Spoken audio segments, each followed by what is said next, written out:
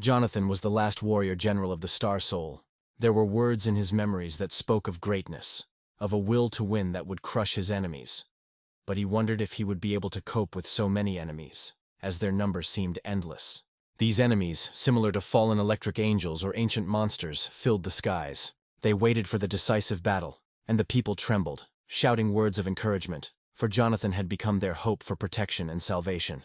For decades, life had been difficult for people, but Jonathan always tried to save as many people as possible. However, the attacks continued, and 1390 marked the beginning of the final battle that would determine the survival of the human race. However, Jonathan lost this battle. Too many portals opened in the sky, and hordes of monsters poured through them, striking terror into the hearts of everyone. The streets were filled with these creatures.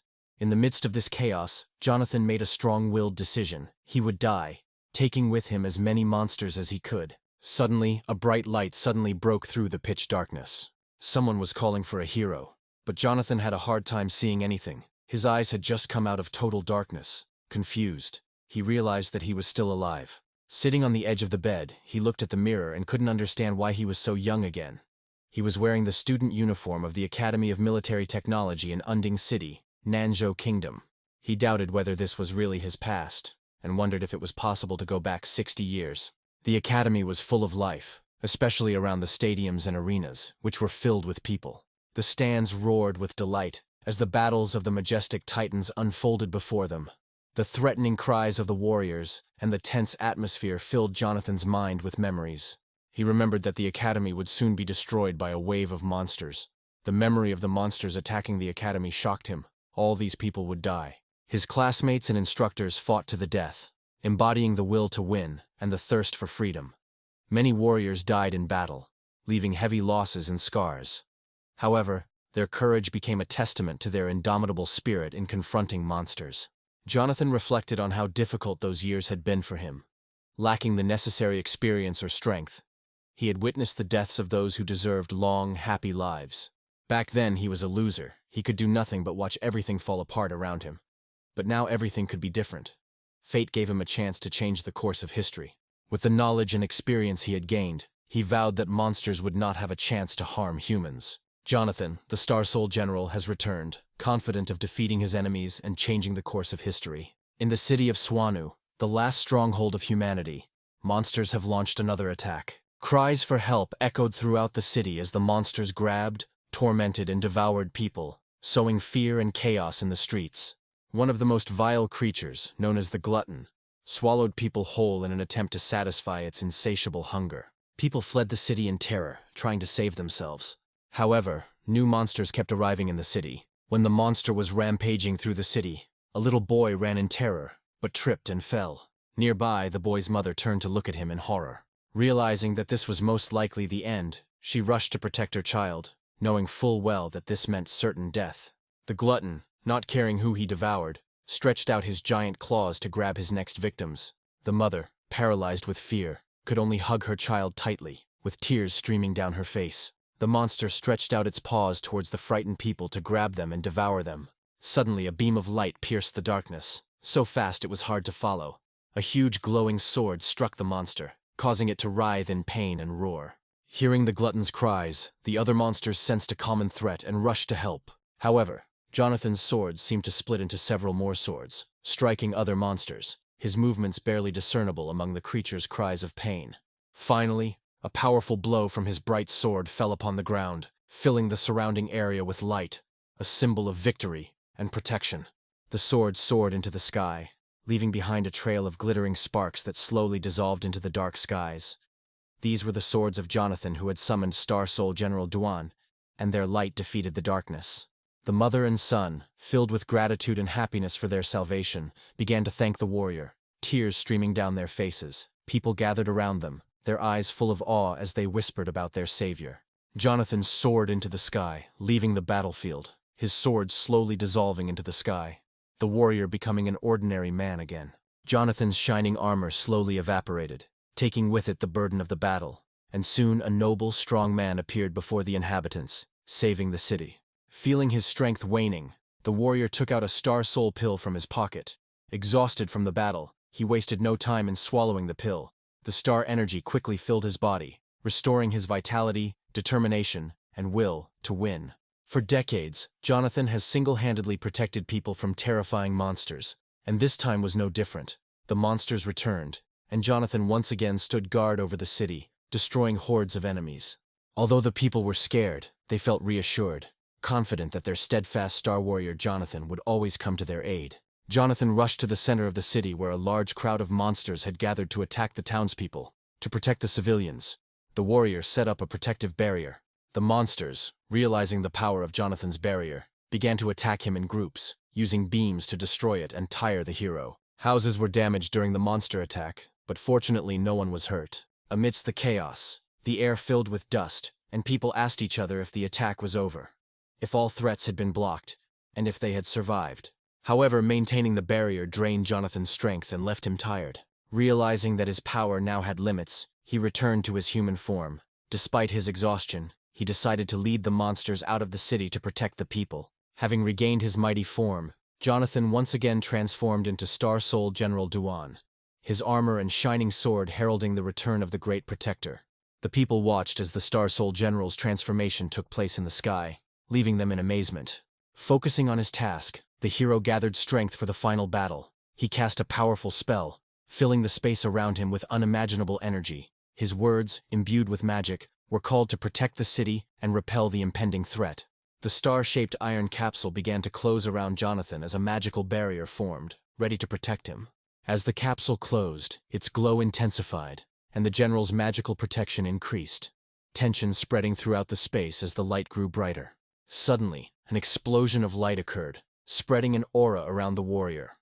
This explosion embodied power and determination, turning into a protective shield for Jonathan. He began his great transformation, becoming stronger as new powers and insane energy rushed through his body. The armor formed around him, as if the light itself had taken on a solid, beautiful form. The general's transformation was gaining momentum, making him the embodiment of star power. He became the greatest warrior and servant of the people, gaining strength and wisdom to fight for a brighter future. Jonathan decided to change the color of his soul, strengthening his armor and becoming a new type of defender. The little boy watching the transformation was full of delight. Jonathan was almost ready to fight. His majestic figure was bathed in light, his armor was flickering, his powerful legs stood on the surface of the sky as if on solid ground. He changed the color of his star and became the Soul Star General Kaujin. The transformation process of his armor began and it continued to evolve. Powerful claws, wings, and a sharp gaze appeared. A phoenix with flaming wings soared in the air above the city, a creature of incomparable beauty, the flames on its wings inspiring both awe and terror.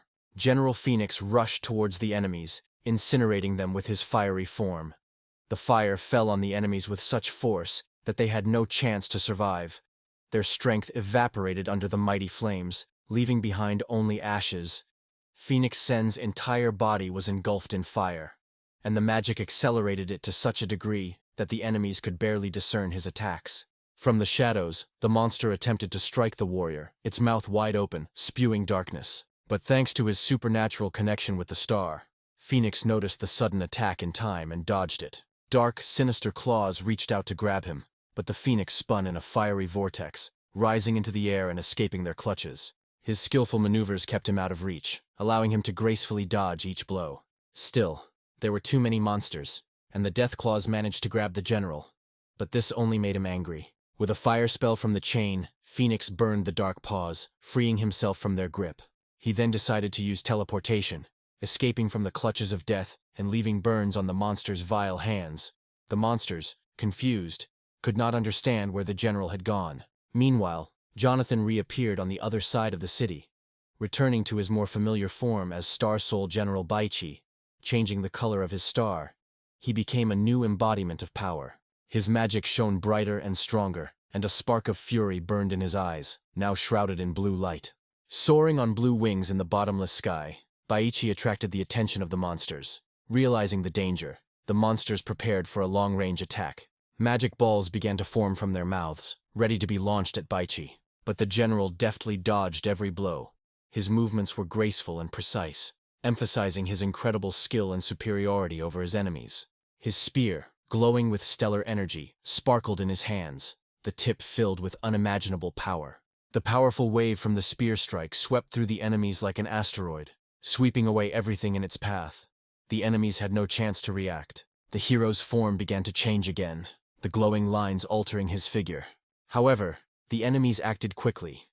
At the vulnerable moment of his transformation, the monsters took advantage of the opportunity and grabbed the general, holding him in their paws. A powerful blow filled with terrifying energy was prepared against the hero. The blow created a cloud of smoke that rose into the air, dark and powerful, spreading tension and threat. The monsters did not retreat, continuing to strike the same area, raising more clouds of smoke. Unexpectedly, the general responded to the merciless attacks. He pierced the monsters with his spear, and when the smoke cleared, his figure became visible. He stood confidently, holding a spear and surveying the battlefield. The general then changed the color of his star again, using Aobing's inexplicable magic. His armor had rebuilt itself, now taking on a new form imbued with ancient dragon magic. The power of the dragon was in the air as the warrior's appearance became terrifying. The dragon's head and powerful limbs emerged from his back, locking onto targets and preparing to deliver a crushing blow. What followed was a deafening attack that burst into a bright light and dispersed into a whirlwind of green magic and natural energy, the magical light spreading to every corner, leaving the enemies no chance. The green strike completely destroyed the darkness that was trying to engulf the city. However, this show of power took too much energy from the general. The flickering starlights around him became unstable as he flew down like a shooting star, gracefully and quickly approaching the ground. As he descended, the general began to chant an ancient spell, and while in free fall, he raised his hand and spoke words filled with magic, calling upon the forces around him. An explosion occurred as the general, enveloped in star magic, reached the surface, and a mysterious figure appeared in clouds of dust and smoke. As the dust settled, the hero's silhouette became clearer, his spear pointed downwards, ready for action. He stood up straight, ready for the next battle. This new form was that of Star General Lu Bu, with armor that shimmered majestically in different colors. The general then took out another pill and swallowed it, knowing that he would need much more strength and magic for the upcoming battle. As he changed the color of his soul, his eyes began to glow with stunning energy. In his new form, Lu Bu, the general rushed back into battle with great speed. The monsters already waiting for him believed that they could withstand his attack. However, when they gathered into a crowd, the warrior's unprecedented strength caused their bodies to rise up, scattering in flight. The general continued to rush through the city, cutting down his enemies without stopping for a moment, his eyes filled with relentless energy as the monsters continued to swarm the city, filling the alleys and drawing closer together, ready to meet him face to face. Gathering their forces, the monsters prepared a massive attack, forming a ball of cosmic energy. When the warrior saw the spell being prepared, he realized that it had to be interrupted at any cost. Without hesitation, he rushed towards the center of the death energy ball. The power of the enemy's spell was so great that it destroyed his armor, scattering energy everywhere. It seemed that no one could survive such an explosion. The outline of the hero was barely visible in the light of the explosion. Considering him defeated, the enemies turned away, ready to continue devastating the city. But behind them the warrior appeared again, taking on a new form. In his emerald gold armor, Star Soul General Guan Yu stood ready to strike. This time he needed a different form, one that would perfectly combine magic and skill. With one powerful swing of his spear, he sent out a wave of air that exploded, knocking down many of the opponents at once. Suddenly he heard powerful sounds from behind, signaling the appearance of another dangerous enemy. A terrible black figure rushed towards the ground at great speed, crashing with such force that it swept away everything in its path, leaving no trace of the surrounding buildings. The general knew he had to prepare and change uniform again, but the effort was taking its toll. Sweat was pouring down his helmeted face, and he knew he would have to take another pill. But it turned out he had run out of star-restoring pills. The battle had lasted so long that the general hadn't noticed he had run out of his supply. Another powerful spell from the enemies was already heading towards him. The general spun his spear so fast it became a blur, and threw it towards the approaching spell. When the spear collided with the spell, a powerful explosion reverberated across the area. But it turned out that it was just a distraction. Too late, the general noticed the dark shackles flying towards him. The shackles pierced his armor, causing damage, and he swayed in confusion, clutching his shoulder. Pain and exhaustion overcame him, and his vision began to darken. The 5 monsters held the weakened general like a puppet bound by their bonds, calling upon the last of his reserves of strength. The general dispelled his current form, everything around him filling with crimson light as he transformed into Star Soul King Dunyuan. The general's new form released countless scarlet blades that flew towards the enemies, tearing them apart with precise strikes. The blades destroyed the enemies and freed the general from their tenacious embrace. Landing on the ground, he fell to his knees, leaning on his sword. His breathing was heavy and almost exhausted. He no longer had enough energy to maintain his armor, and soon it would disappear. The general realized that his remaining energy would only last for a few seconds. The general was in a panic when he saw that the sky on the horizon was covered with new faults. The city braced itself for a new wave of attacks when the monsters burst into the world, their razor-sharp claws already widening the cracks, their terrifying bodies and powerful jaws visible in the sky. It seemed like there would be no end to the monsters. The ugly creatures flying through the sky inspired fear with their very appearance. They were once again preparing spells to bring destruction upon the city, its innocent inhabitants, and the now tired and wounded general. The army of darkness began its advance. There were so many figures in the sky that they blocked the view. People were panicking, trying to escape the city and rushing to the evacuation ships. Among them, a worried child looked up at the sky, worried about the general. He wondered if one warrior could defeat such a crowd of monsters. The situation seemed dire, but the warrior did not retreat. The star armor system offered escape routes, and the general thought feverishly about what to do. The evacuation ships came into view through the armor systems, which were supposed to direct enemies towards these slow, powerful ships, making them easy targets for the monsters. The system showed a close-up of a mother and son, recently rescued from the glutton, who were aboard one of the ships. The hero was shocked by what he was shown and the offer made by his armor. Disgusted by the idea of hiding behind the weak to save his own life, the general immediately refused. He declared his refusal to the system, stating that as a man and a hero he could not do such a thing. There would be no salvation, only a battle for the future of humanity, and for the people who still believed in the rebuilding of the world. The general remembered all those who trusted him with their lives and the future of humanity. Instead of using the tablet to recharge his armor, he decided to use his own soul. Once again, his body was covered in armor that glowed with a powerful light. The general felt his soul being absorbed into the armor, and the system tried to override his decision in an attempt to save his life. However, with just an effort of will, the general created a powerful explosion around himself, scattering bright rays across the battlefield. When one of the beams touched the monster, it immediately exploded, leaving no trace. The whole sky was filled with explosions, roars, and bright light. From the place where the rays flew, smoke poured out, so strong that nothing could be seen clearly. When the dim light and clouds of smoke hid everything, the general heard a voice calling his name. He opened his eyes to find himself in a room with a table, a bed, cabinets and shelves, patterned windows casting a soft light. His eyes, still clouded, stared blankly at the ceiling as he wondered what had happened. Scratching the back of his head, he sat on the edge of the bed, and suddenly his gaze froze on the reflection in the mirror. He realized something incredible. His eyes widened as he tried to understand what magic could have turned him from an old man into a young one. He recognized this body, this uniform of the Military Technical Academy. It reminded him of his past, of events long ago, and yet it was still him. This is what the general looked like when he was 18 years old. Jumping out of bed, he looked around the room, trying to figure out where he was and what had happened. His gaze fell on the calendar. It seemed like a joke, but the calendar showed the year 1330. The news struck the general like a lightning strike. Rushing to the window, he saw the country of Tandu on the eastern continent. Comparing the facts, the hero came to a stunning conclusion. He returned to the world 60 years ago. Before his eyes lay a majestic city, combining ancient architecture with towering skyscrapers. In the very center of the city was the stadium of the Academy of Military Technologies, where the battle of two titans took place. The clashes of swords echoed across the arena as the opponents clashed confidently, their movements accompanied by roars and cheers from the crowd. The spectators were rooting for their favorites, and cries of support filled the air. Among the spectators, there was a boy named Lewis who came close to the edge of the arena. For the first time he could cheer on the Academy students live. The Titans, absorbed in the battle, hardly heard his voice, but Lewis continued to cheer them on. The dual-sword warrior went on the offensive while the red and green shield-wielding paladin struggled to defend himself despite his imposing form. The Titans easily swung their swords and dodged the attacks. One of the warriors decided to use a ranged attack, much to the dismay of the crowd. They were expecting a fair sword fight. As the warrior in blue rushed towards his opponent, swinging two swords in turn, a wave of enthusiastic responses erupted from the crowd.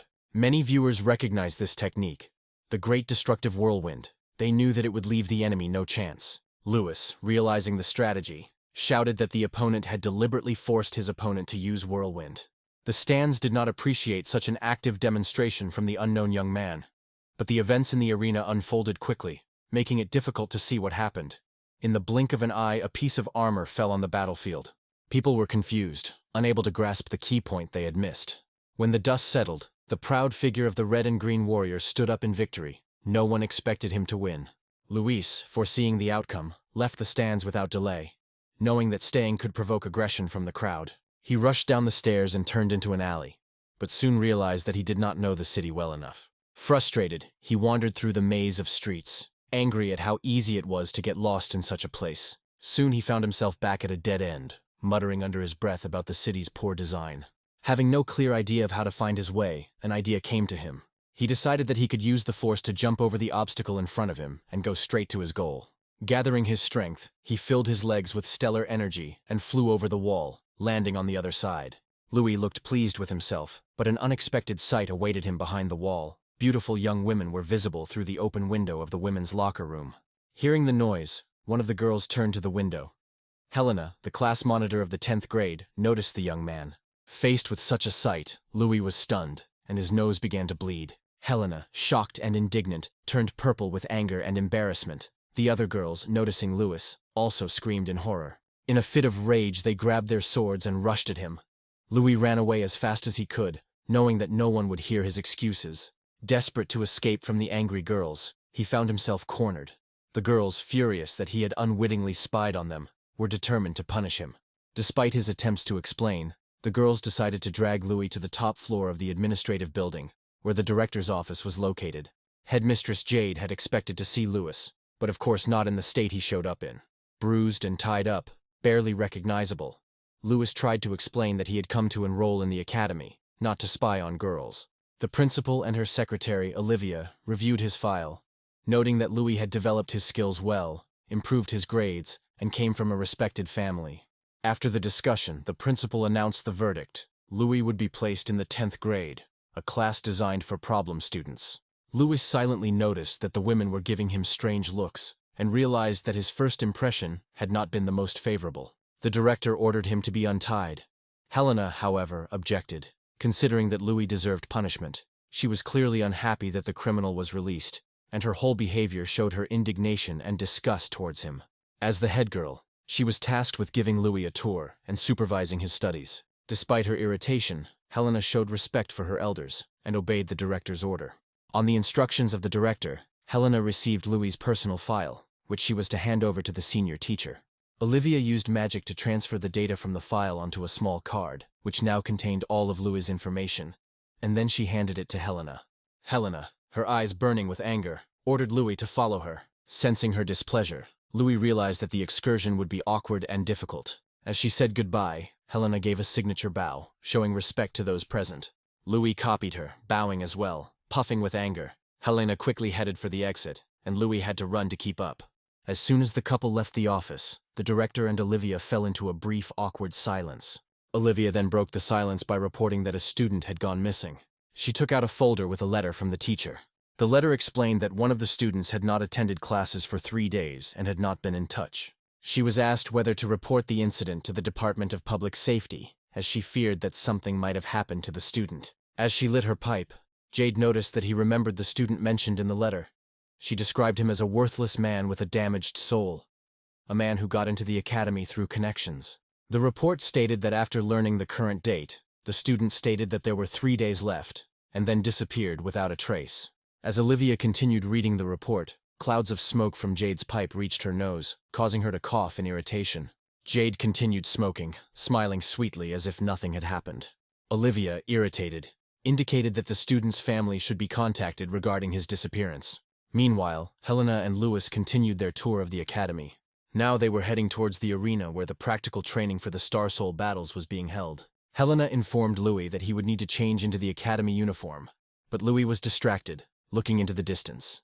Helena, noticing his inattention, stopped and angrily asked why he was lagging behind and not listening to her. She wanted to know what had attracted his attention. Louis stood rooted to the spot, his gaze looking upward in awe and joy.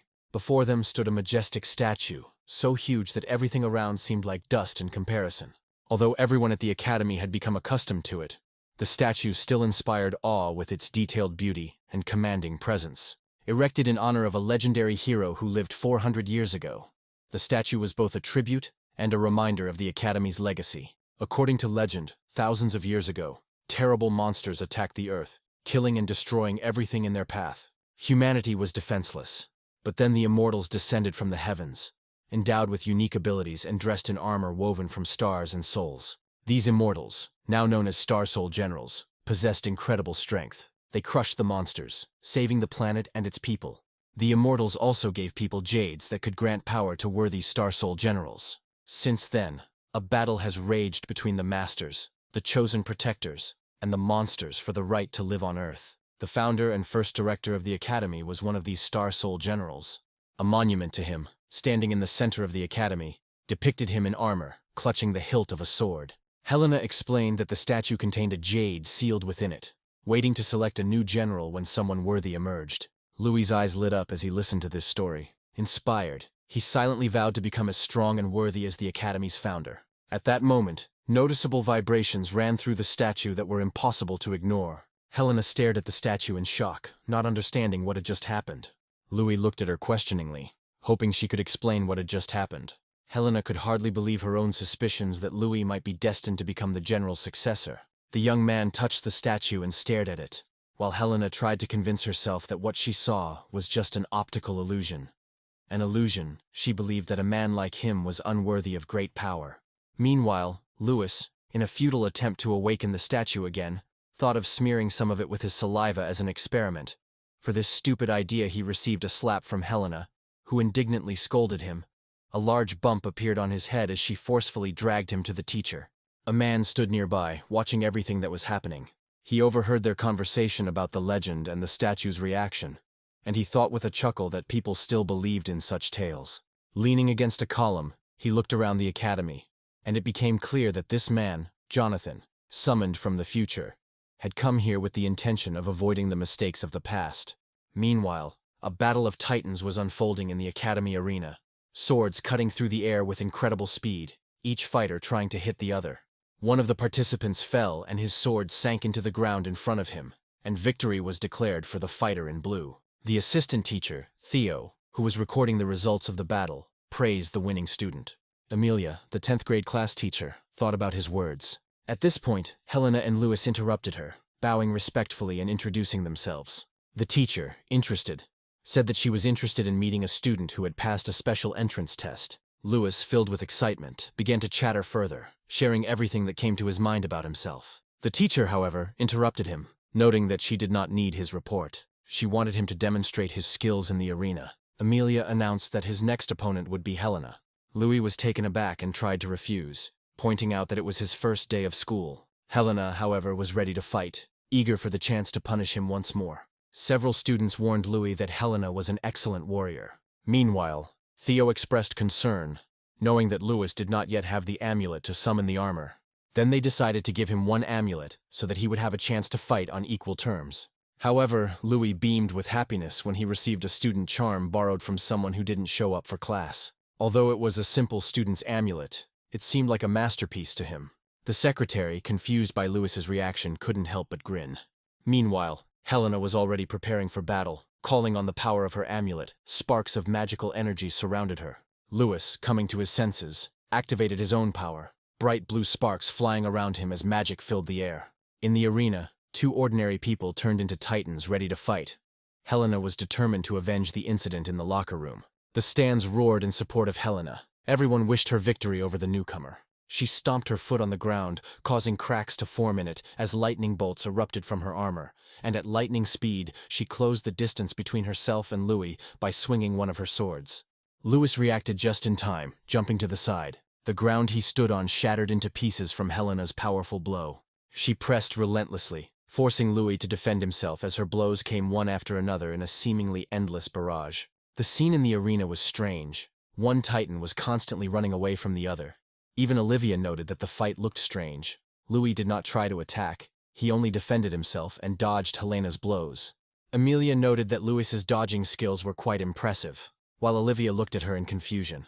Lewis's shield absorbed the blow from Helena's swords, sparks flying into the air. Despite his efforts, he found it difficult to maintain his defense as the difference in their skill levels became apparent. Some students in the stands shouted that Louis needed to increase his distance if he hoped to have a chance. He ran across the arena, trying to find an opening, while Helena began to attack from a distance. It became clear that Helena was stronger in close combat. Louis, however, managed to reflect the energy beams with his shield. This made Elena furious. She was now ready to kill Louis out of despair. Determined to end the battle, she ignited her swords with a bright blue flame. The students in the stands were shocked to learn the move Helena was about to use. Even Theo began to worry about Louis. Emilia, however, remained impassive, simply watching as Helena, with her flaming swords, attacked Louis with great force. Her blue blade struck out, and a roar echoed throughout the arena. Some of the students turned away, unable to watch what seemed like an overly brutal attack on a newcomer. To everyone's surprise, Emilia declared Louis the winner. The confused crowd looked more closely at the battlefield and realized that Louis had his sword pointed at Helena's throat. According to the rules, Louis had won by hitting his opponent's weak spot. Exhausted but smiling, Louis celebrated his victory. Helena, on the other hand, was in shock, unable to comprehend her defeat. The students in the stands were stunned. No one expected such an outcome. When the battle was over, Emilia asked Louis to share his impressions of the battle and his thoughts on its progress. A crowd gathered around, eager to hear his answer. Louis enthusiastically began to praise Helena for her powerful attacks and well-developed armor. However, he also noted that she rarely used long-range attacks, leading him to believe that she was primarily a defensive fighter. The teacher listened to him attentively, noting that Louis was an interesting and observant student. Helena, meanwhile, lowered her face in indignation. Growing increasingly irritated, she finally exploded, shouting that Louis had only won due to luck. Louis, panicking, suddenly became worried that he had broken the amulet during the battle. However, Helena reassured him by explaining that items created from soul energy were impossible to break. Theo mentioned that the amulet he borrowed belonged to a student named Jonathan, nicknamed 3 Minutes. Louis, intrigued by the nickname, asked what it meant, causing everyone around him to laugh. The students whispered and laughed at the fact that the student could not maintain his armor for more than 3 minutes. Trying to stop the teasing, Emilia shouted and sent everyone to the dining room. Suddenly, a bloody stone appeared in the sky, plunging everything into darkness. In an instant, the sky turned pitch black, and goosebumps ran across the headman's skin. It got dark too quickly, and the street took on an ominous atmosphere. Suddenly, the sky began to crack like glass, and monsters began to appear in the cracks. A siren blared over the stadium, and people looked around in confusion, not understanding what had happened.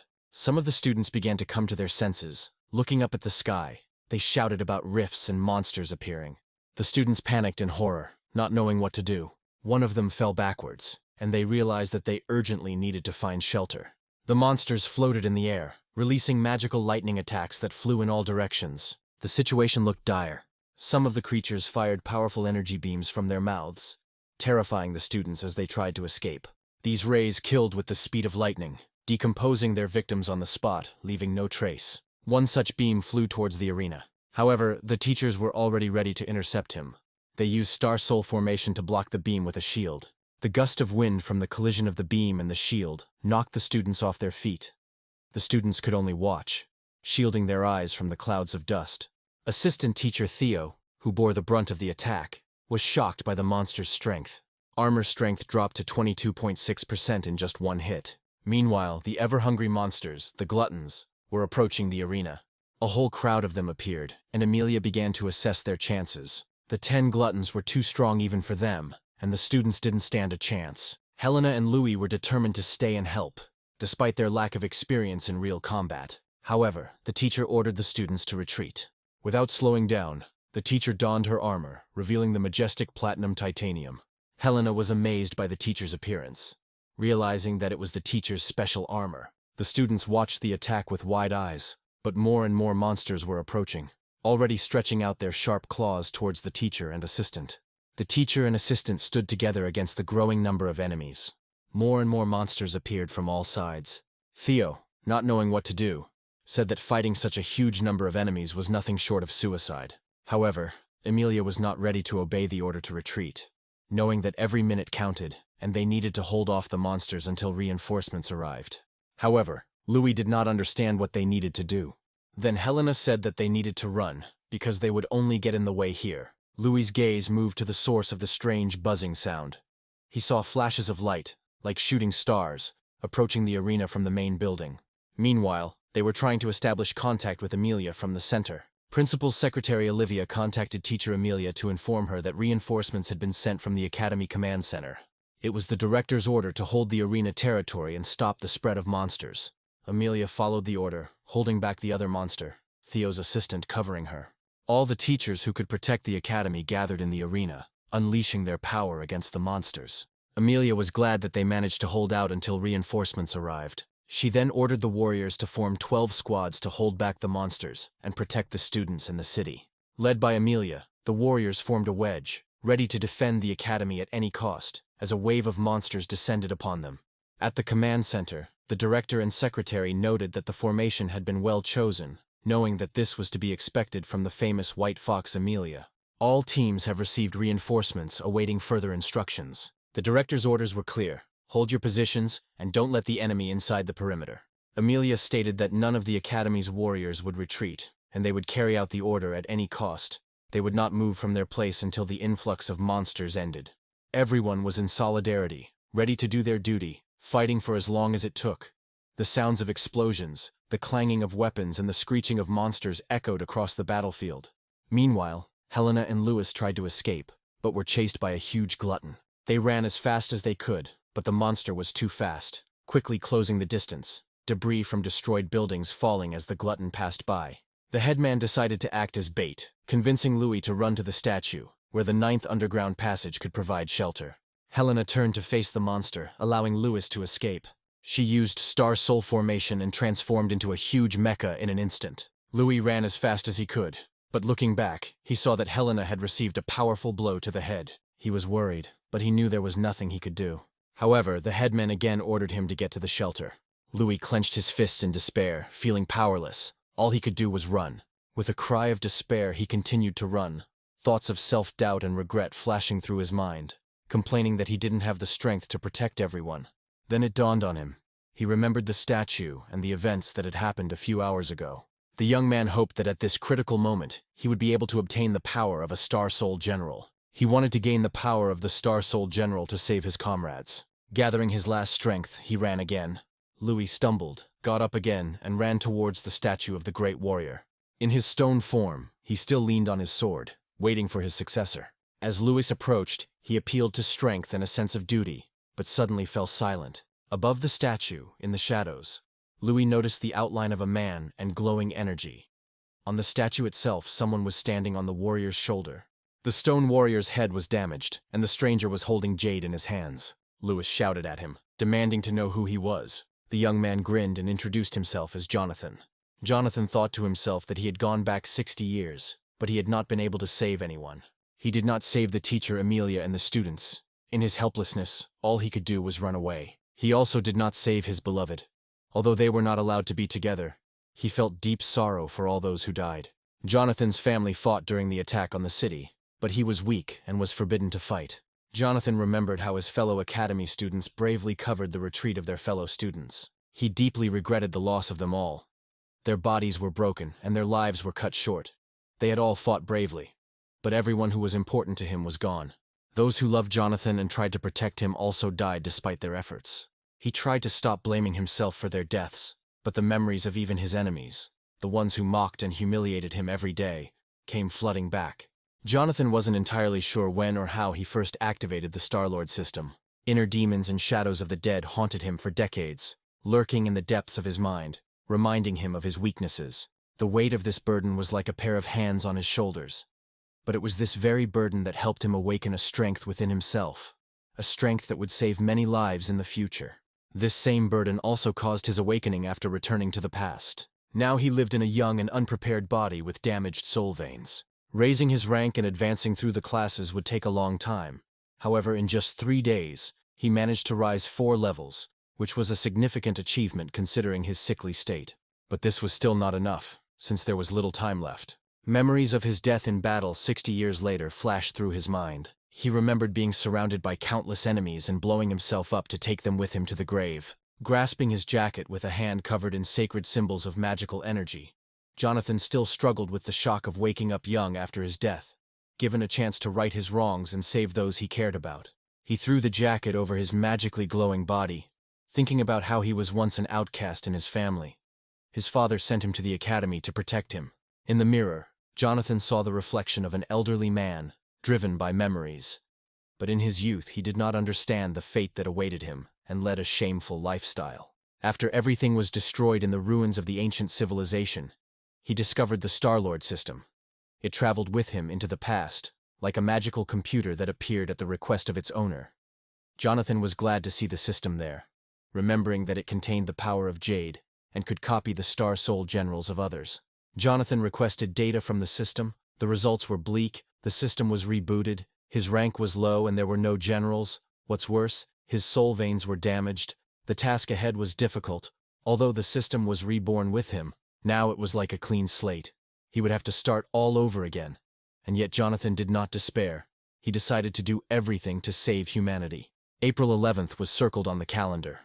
3 days had passed since he woke up. And today was the decisive night. The monsters would attack soon. Jonathan began to prepare. Through alchemy, he had made some progress, but his soul veins were still in poor condition. Although he had partially restored them, it was not enough. He needed to create another pill to completely heal himself. Only then would he be able to use the system to its full potential. After that, Jonathan headed to a drugstore in the shopping district of the southern region. He ordered a heavenly dragon stem, but the seller informed him that the item had not yet arrived and would not be available until later in the day. Jonathan was upset, knowing that time was running out. But there was nothing he could do. He had to wait. Wandering around the shopping district waiting for the message, Jonathan was lost in thought.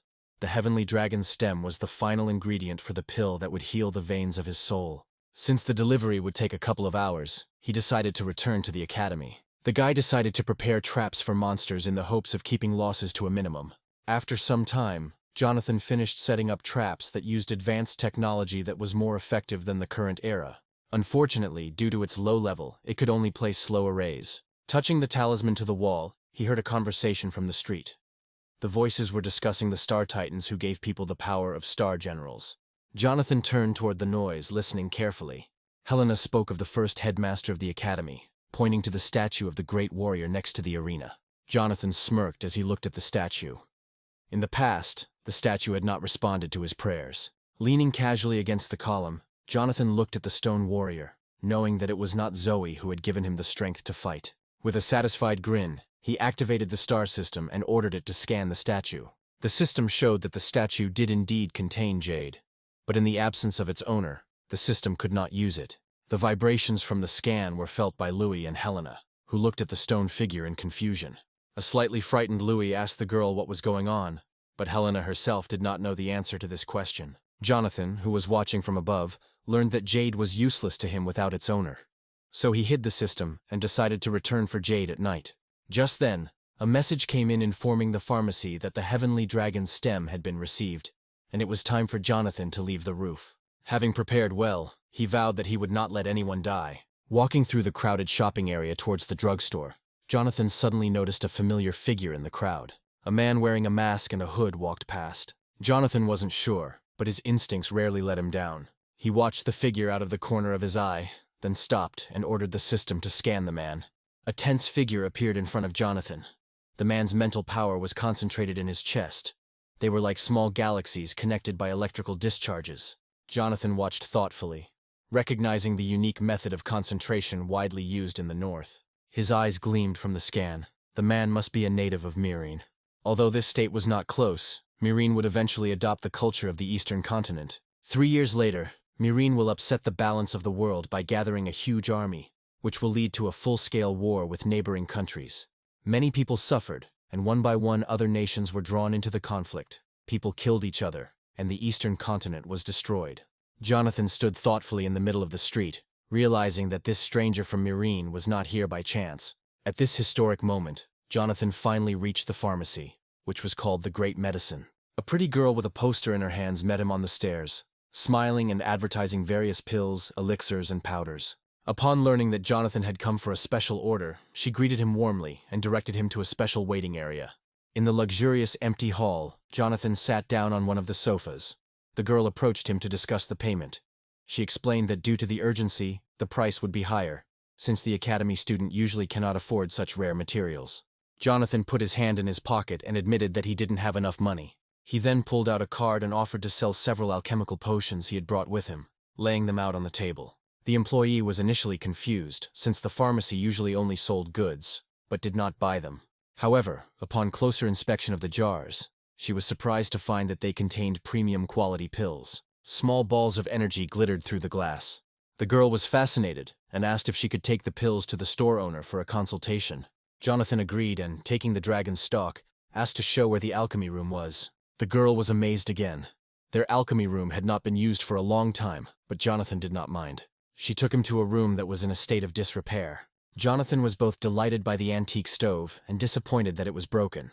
With a heavy sigh, he realized that there was nothing usable in the room.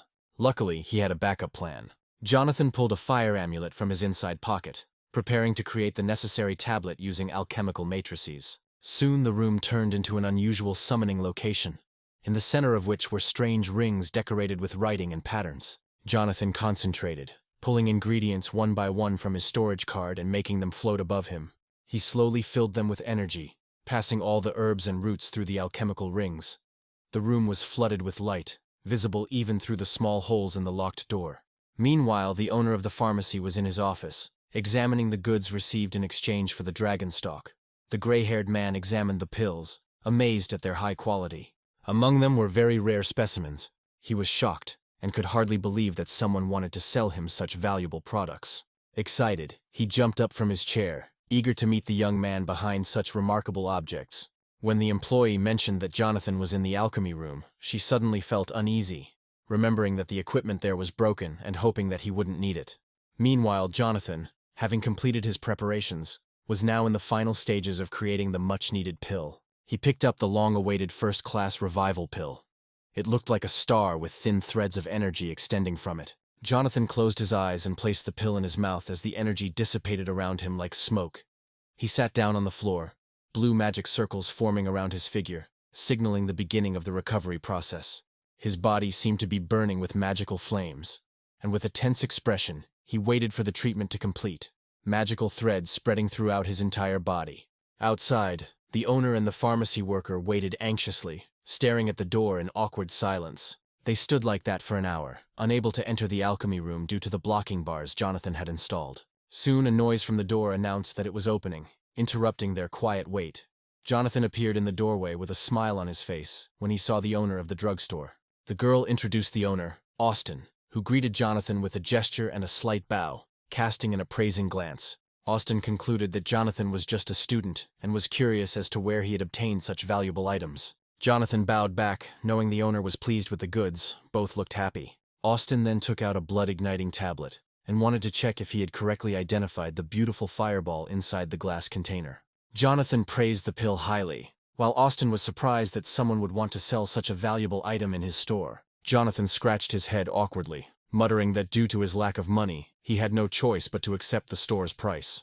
Then Austin, like an honest merchant, remarked that the item could be put up for auction, but Jonathan raised his hand, stopping him.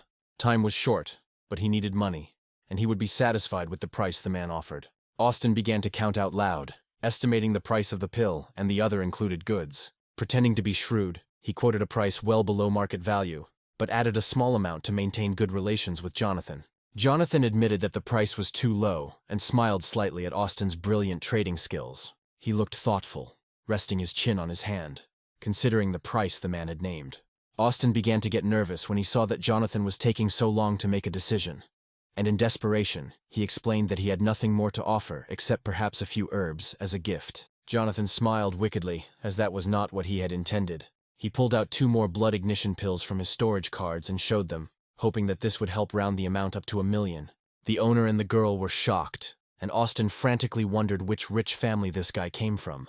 Jonathan was pleased as his plan had worked perfectly, and he waited, watching Austin's delight. The fact is that Jonathan developed a plan to form an alliance with the Austin family, who were engaged in trade over a large territory. His face radiated the understanding that to defeat the monsters, the strength of one person would not be enough. He needed an army, and for that he needed money and connections. Austin then invited Jonathan to continue their conversation in his office over a cup of tea, gesturing towards his office. In the cozy atmosphere of the office, they settled down on soft sofas, ready to discuss their plans for the future. Soon, Austin transferred the payment for the pills. Now it was Jonathan's turn to pay for the dragon stock. Since the owner of the pharmacy was in a very good mood, he smiled and offered Jonathan a discount on the product. The atmosphere was pleasant, and the young man was pleased with the way the conversation was going. The tea was also wonderful. Austin turned to the employee and asked her to bring him the gold card from his desk drawer. Soon the girl brought a box with a card inside and opened it in front of Jonathan. He looked at the box with puzzlement. Austin then informed Jonathan that this was a special jade talisman of the Austin family's trading alliance. He gave it to Jonathan as a token of gratitude, explaining that it would give him trading privileges. Jonathan accepted the card with a good-natured smile. When it began to get dark outside, he left the pharmacy and headed towards the academy. Austin, while talking to a female employee, mentioned that Jonathan might come from a very influential family. He believed that this alliance would be beneficial to both parties, as one person like Jonathan was more important than several saint-ranked masters. However, the girl doubted that there really was a fifth-rank alchemist behind him, since there were very few of them in the entire eastern continent. Austin told her that he had checked the pills, and they were of the highest quality, and had been made recently, and then asked the girl to go and inform the fourth miss about it. Meanwhile, walking along a busy street and studying the map that Jonathan received from the owner of the pharmacy, he suddenly saw someone familiar pass by him. It was only when he turned around that he realized it was someone dear to him. A girl with red hair.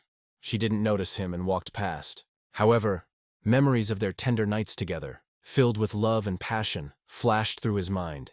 Jonathan shouted her name and without thinking, turned around and grabbed the girl by the hand. The girl, Sarah, turned around, confused and unsure of what was happening or who had grabbed her, her emerald eyes looking at Jonathan in bewilderment. Then Jonathan realized it was really her. The system also informed him about the end of the analysis, confirming the guy's guess. He remembered her strength, the way she fought, and quickly rose in rank, her beautiful, majestic armor, and her attempts to avoid battle. Jonathan met Sarah on the battlefield, and they shared a bed on more than one occasion. One morning, while lighting a cigarette, he woke her up and wanted to know if his beloved had a real name. With a slight smile, sitting on the bed, Sarah told him that she was nicknamed Umbrella because she was destined to be a protector from the gathering clouds. Then he realized that this was her real name. After this, the young people merged into a tender kiss. As Jonathan held Sarah's hand and the crowd rushed past them, the system copied her Star Soul General. Sarah, noticing this, began to look angrily at Jonathan.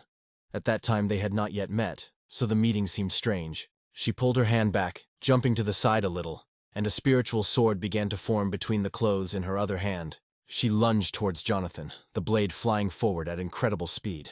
However, Jonathan dodged, and with a sharp movement intercepted her hand with the blade, pulling her hand back and depriving her of the ability to move.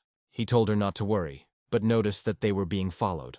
At that moment, several hooded men approached them. While Jonathan was distracted, Sarah hit him between the legs. He screamed in pain and looked like he was about to pass out. Falling to his knees, he buried his face in the ground. Sarah ran, trying to escape from him and his pursuers. Jonathan writhed in pain, but the hooded men came closer. He then tripped one of them, causing the man to fall flat on the ground with blood flowing from his nose. However, the hooded men had no time to be distracted by civilians. Then Jonathan stood up, and without showing his face, accused the man of pushing him instead of simply leaving. The pursuers looked at him menacingly. A man with a mustache, apparently their boss, approached Jonathan and calmly showed him his badge, revealing that the man from the investigation department was stalking his lover Sarah. Jonathan then pulled the edge of a card from his inside pocket, convincing the men that he was connected to them. The strangers looked at each other, realizing that this guy was using a secret code. Then the man in the center continued his sentence and made a welcoming gesture, but it was just a trick. Jonathan introduced himself as an employee of the investigation department. The man in the center, standing in front of Jonathan, signaled to his companions that they would hold Jonathan back and should move on. At the same time he continued the conversation. They were both bluffing. Jonathan made a disappointed face, lamenting the fact that he had not managed to catch the criminal he had been hunting for so long. The stranger realized that since this guy knew so much about Sarah, he really was from the investigation department. The stalker, with a serious expression on his face, told them about the secret operation and the trap, and offered to catch the girl together. Jonathan said he needed to contact his superiors first, but the man asked him not to do so that it would not affect their encirclement operation. Then the hero realized that they had decided to ambush the girl. However, he decided to play along and they both ran down the street in the direction Sarah had run. They needed to catch up with the others to take part in catching the so-called criminal. Staying behind the man, Jonathan took the opportunity to examine him. The man from Myrene seemed very suspicious. Jonathan suddenly realized that the presence of such spies from a hostile country could be connected to the disappearance of the jade from the statue in the near future. As he ran between the people and the sweet stalls, he heard tempting offers. One stall was selling strawberry popsicles, and Jonathan remembered that Sarah loved them.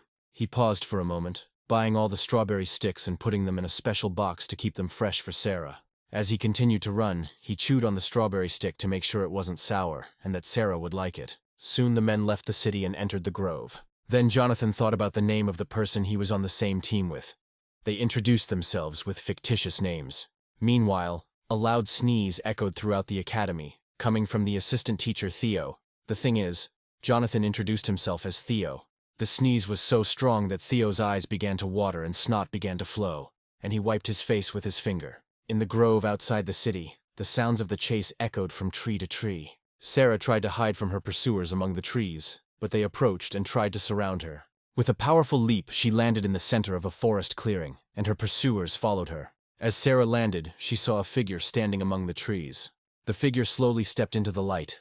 The girl looked at him angrily, while the man smiled contentedly. Sarah looked around and realized it was a trap.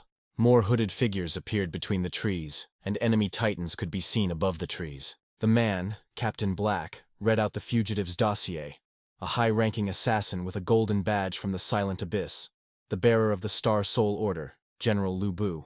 With a grin on his face, he expressed satisfaction that such a valuable catch had fallen into his trap. His men slowly approached the girl, their faces showing anger and the intent to not only seize her, but also subdue her. At that moment, an energy blade flew towards one of them, piercing his skull. Sarah was not one to give up easily, and her presence demonstrated that she was no match for the villains. The men rushed to the attack in horror and anger. At that moment, Jonathan and his temporary companion broke through the barrier. Jonathan was still chewing the candy. There was still a piece left on the stick. He quickly assessed the situation, noting that the spatial system was suspended above the trees, creating a barrier. Its fine mesh was visible in the sky, and he could see the titans fighting in the center of the clearing, the dust so thick that only the patterns of blades cutting through the air were visible. They soon arrived at Captain Black's place and greeted him. Meanwhile, Jonathan continued to watch and chew his candy, despite the large number of opponents. Sarah noticed the new arrivals and recognized the young man. Jonathan waved hello to her and smiled, happy to finally see her again. Suddenly he saw a blade flying towards him at high speed. The hero realized that the weapon was literally a couple of millimeters away from him. He grabbed one of the robbers by the jacket and used it to defend himself. The blade entered the chest of the man, who was confused by what had happened. Sarah glared at Jonathan, not trusting the young man she had seen for the first time. As she fought off the robbers, she wondered who he could be. The leader of the evil gang turned around at the noise behind him and saw Jonathan holding one of his subordinates who was bleeding. The pursuer who was accompanying Jonathan whispered to the leader about everything that had happened. The men then came to the conclusion that they needed to get rid of the young man after they dealt with Sarah. Black gave orders to the 4 titans that surrounded the clearing. One of them went on the offensive, his blade cutting through the air and aiming straight at Sarah. She noticed him in time, effortlessly jumping to the side. The warrior was too slow to keep up with her quick movements. She quickly rose into the air. The energy from her armor began to flow around Sarah, and she activated her Star Soul General. Her stern gaze pierced through her as her body was enveloped in a capsule of pure energy, rising into the sky like a column with blue glowing rings around it. Armor began to appear around Sarah's body. Her helmet was adorned with spikes resembling a crown on her head. Once her armor's formation was complete, she took a stance, the scales of her armor shimmering and shining with spiritual energy. Sarah quickly lunged at one of the titans, piercing its armor with one blow of her sword, causing it to fall. The titans were initially confused by the strength of the seemingly fragile girl. One of them made a desperate dash towards Sarah, but she cut him in half with one powerful blow, leaving a bright trace of her sword in the air. The enemy's armor began to crumble, and the 2 remaining warriors decided to attack together, drawing their swords. Sarah prepared to strike, jumping into the air. With a powerful blow, she sent the enemies flying, and they quickly retreated. The men who fought Sarah before she donned the armor grouped together, realizing that they could only defeat the Star Soul General by taking on the General's form. New titans appeared between the trees, surrounding Sarah, despite being surrounded. Sarah remained unfazed. Her attention was drawn to the situation below between Jonathan and the leader of the bandits. Jonathan, with a confident demeanor, tried to extract information from the bandits. He asked about the barrier. finding that everything happening inside the magical dome was completely sealed off. Even sounds. Continuing the conversation, the bandit prepared to attack. A weapon materialized in his hand and he lunged at Jonathan. However, Jonathan easily dodged and counterattacked with a lollipop stick, hitting his opponent in the back at high speed.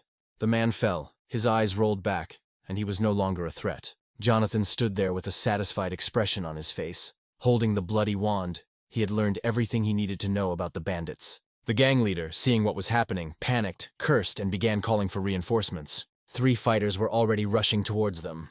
However, Jonathan was ready to attack and took out a weapon card, summoning a sword into his hand. With barely noticeable movements, he rushed between the enemies, delivering fatal blows. With a satisfied expression on his face, he stopped for a moment when the bandits fell dead. Soon more enemies were approaching to help the leader. Jonathan took off running, pursued by the bandits. At this time, he called the system to hack the array. The system began to work, and soon the analysis was completed, and the countdown to the capture of the territory began. At this time, Sarah fought off the attacks of the Titans, surrounded by enemies on all sides. She remained strong, but very tired. The endless waves of enemies were taking their toll, and it was clear from the expression on her face that she would not last long.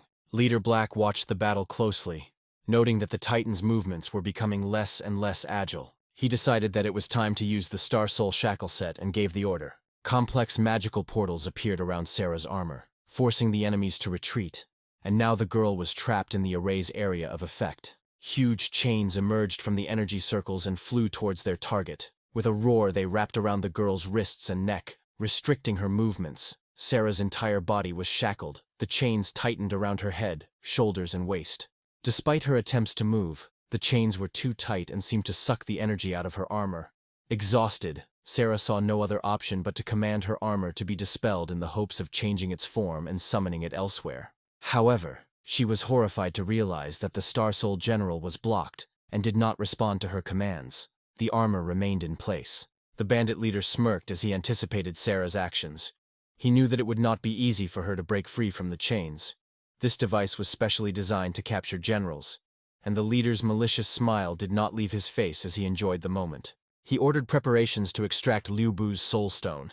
At that moment, the enemy titans closed in on the shackled Sarah, using magic to drag an elongated device towards the back of her armor. As they got closer, the device activated, causing Sarah to panic. The device, resembling a predatory mechanical flower, began to charge with a poisonous green light. The energy was collected and concentrated in the center of the flower. The enemy titans watched with glee, eager to see Sarah's armor come off, leaving her completely defenseless. Suddenly, from where the battle was taking place, a bright light like a pillar shot up. A bright blue light flashed through the titans, knocking them off their feet and destroying their armor in the blink of an eye. The chains holding Sarah fell apart, but she never had a chance to see who saved her. The girl only saw the spear that pierced the mechanism aimed at her. She turned around and was shocked to see before her the star armor of her own General Liu Bu, decorated with emerald elements. Inside the armor, Jonathan's voice greeted Sarah again. He suggested ending the fight quickly since time was limited. Sarah, however, was shocked and could not understand how a second Liu Bu appeared on the battlefield. Jonathan assumed an attack stance, holding his spear out and making a sharp lunge towards her. Tired and confused, Sarah was unable to dodge in time and screamed in surprise and fear. The spear flew under her hand, hitting the titan behind her who was about to deliver the killing blow. The spear glowed with energy as Jonathan struck the center of the enemy's armor, shattering it. The tip of the halberd pierced the man controlling the titan, who could only marvel as blood began to drip from the sharp blade. Jonathan realized that he had miscalculated the blow, trying to kill the enemy quickly and painlessly. Sarah, having come to her senses, pointed her weapon at the self-proclaimed Liu Bu, demanding to know the name of the general similar to her own.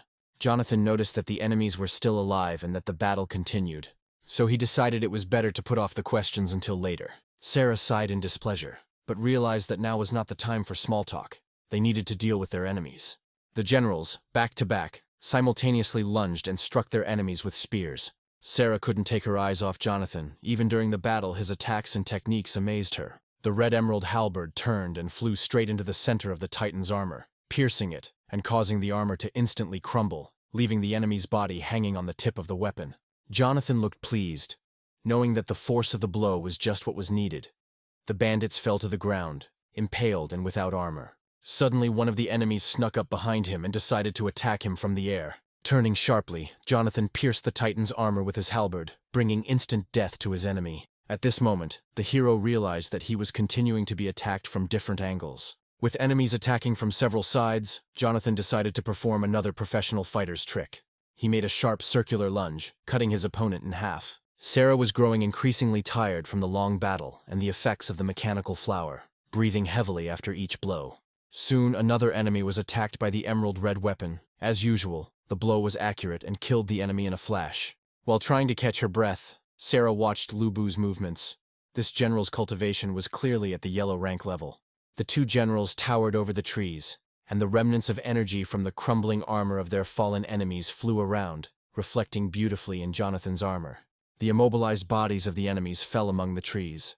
Sarah watched as Jonathan remained motionless throughout the battle, looking at the last enemy with a cold, indifferent gaze, waiting for the Titan to attack. The warrior with two swords stood in front of Jonathan, confused, and realizing that he had no chance. Inside the armor of the last enemy was the bandit leader, who was in a panic, trying to understand how there could be two Lu Bu. The criminal could not understand how someone who was trapped could kill all his men. Jonathan offered the bandit leader to surrender in order to save his life. However, the man denied everything, going crazy from what was happening. He did not believe that there were two Lu Bu in front of him now. The bandit leader's face twisted into a smile as laughter burst out from him. Raising his swords, he charged at the generals, driven by a mad idea. Suddenly his arms and swords flew apart. The attack was difficult to notice. Only the glow in the air and the reflection on the leaves of the trees indicated it. The leader fell and hit the ground with his helmet. Raising his head, he cursed Jonathan, the armor around the edges where his hands had been slowly crumbling. As the generals towered over him like divine statues, the bandit leader felt like a nobody. Jonathan, however, did not want to kill him and decided to interrogate him. He was curious about what the scum from the Sea Kingdom were doing there. Sarah was surprised by this turn of events and could not believe that her pursuers were from the north. She looked at the bandit chief in surprise. Jonathan glanced at her sideways with disappointment, thinking that his lover from her past life should have been smarter and not so naive as to assume that the Tiandu investigation department was hunting her. The girl grumbled discontentedly, feeling embarrassed and ashamed of her mistake. Black stared at Jonathan, wondering how they could have figured out his plans. He laughed maniacally, his face showing complete madness. He screamed and cursed Jonathan, spitting. Lightning began to run across the criminal's armor, covering it with a special yellow shell. The generals realized that he was preparing to self-destruct by means of an explosion. At that very moment, Lu Bu raised his hand, covered in blue light, spreading waves of energy around him, like ripples on the surface of water. Sarah watched in surprise as the second Lu Bu suppressed the self-destruction using the same soul resonance frequency. Jonathan was determined. He extended his general's powerful hand towards the enemy, intending to remove the criminal's dangerous armor. With his hand spreading waves of energy, he struck with all his might, sending the enemy flying. The enemy's armor was enveloped in the general's energy, and the Titan exploded, scattering soul energy around. The man's body fell like a twinkling star from the sky, losing consciousness as he slowly fell into the forest, energy and drops of blood scattering around him. Jonathan took off his armor with a stern face and watched as the man approached the ground. The impact caused the ground beneath him to cave in, and his face was covered in cuts and bruises, with a trickle of blood running from his nose. Jonathan walked up to him, grabbed him by the jaw and pried his mouth open, drops of blood dripping from the battered face as Jonathan lifted the man's head. He examined the bandit's teeth and found a highly toxic poison hidden on his left cheek, near the second tooth. Jonathan knew from experience that Kai's subordinates used this method.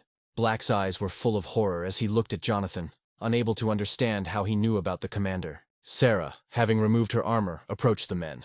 She could not understand how Kai was involved in the attack. There were many stories about him, but the fact was that his armor was terrifying and he was incredibly strong, towering over his opponents like a demon, turning part of his armor into wings. He was a handsome, stately man with long, flowing silver hair and wearing a black kimono. According to history, after his homeland sank, he led his surviving compatriots and became a mercenary leader. Myrine hardened him, and he actively participated in battles, destroying many people at the behest of Myrine. Jonathan's paths often crossed with his on the battlefield, their swords clashing fiercely many times. At that time, Jonathan had to bow down and retreat. Before this enemy, due to his damaged veins, he was unable to defeat Kai. Jonathan touched the scar on his forehead and eyelids, a reminder of his weakness after Kai's last attack. He sank to his knees, head down, lost in dark memories. Sarah began to worry. Pulling himself together, Jonathan stood up, and as if nothing had happened, began to command. He left the leader of the bandits unconscious to Sarah. Frowning angrily, Sarah was not pleased with this turn of events. After the battle was over, she pulled out her blade and pointed it at Jonathan, demanding answers. Jonathan took her hand and smiled slightly, assuring her that he was not an enemy of either her or the Silent Abyss, the secret organization Sarah worked for to prevent wars. Sarah struggled to understand him, finding his explanations vague and difficult, especially considering they had only known each other for a few hours. However, she didn't put up much of a fight, as Jonathan held her hand with an encouraging smile. He convinced her that there was an enemy against which all states must unite. Sarah had nothing to say. She just listened and looked at Jonathan. She was faced with a choice: trust the man who saved her, or kill him for knowing too much.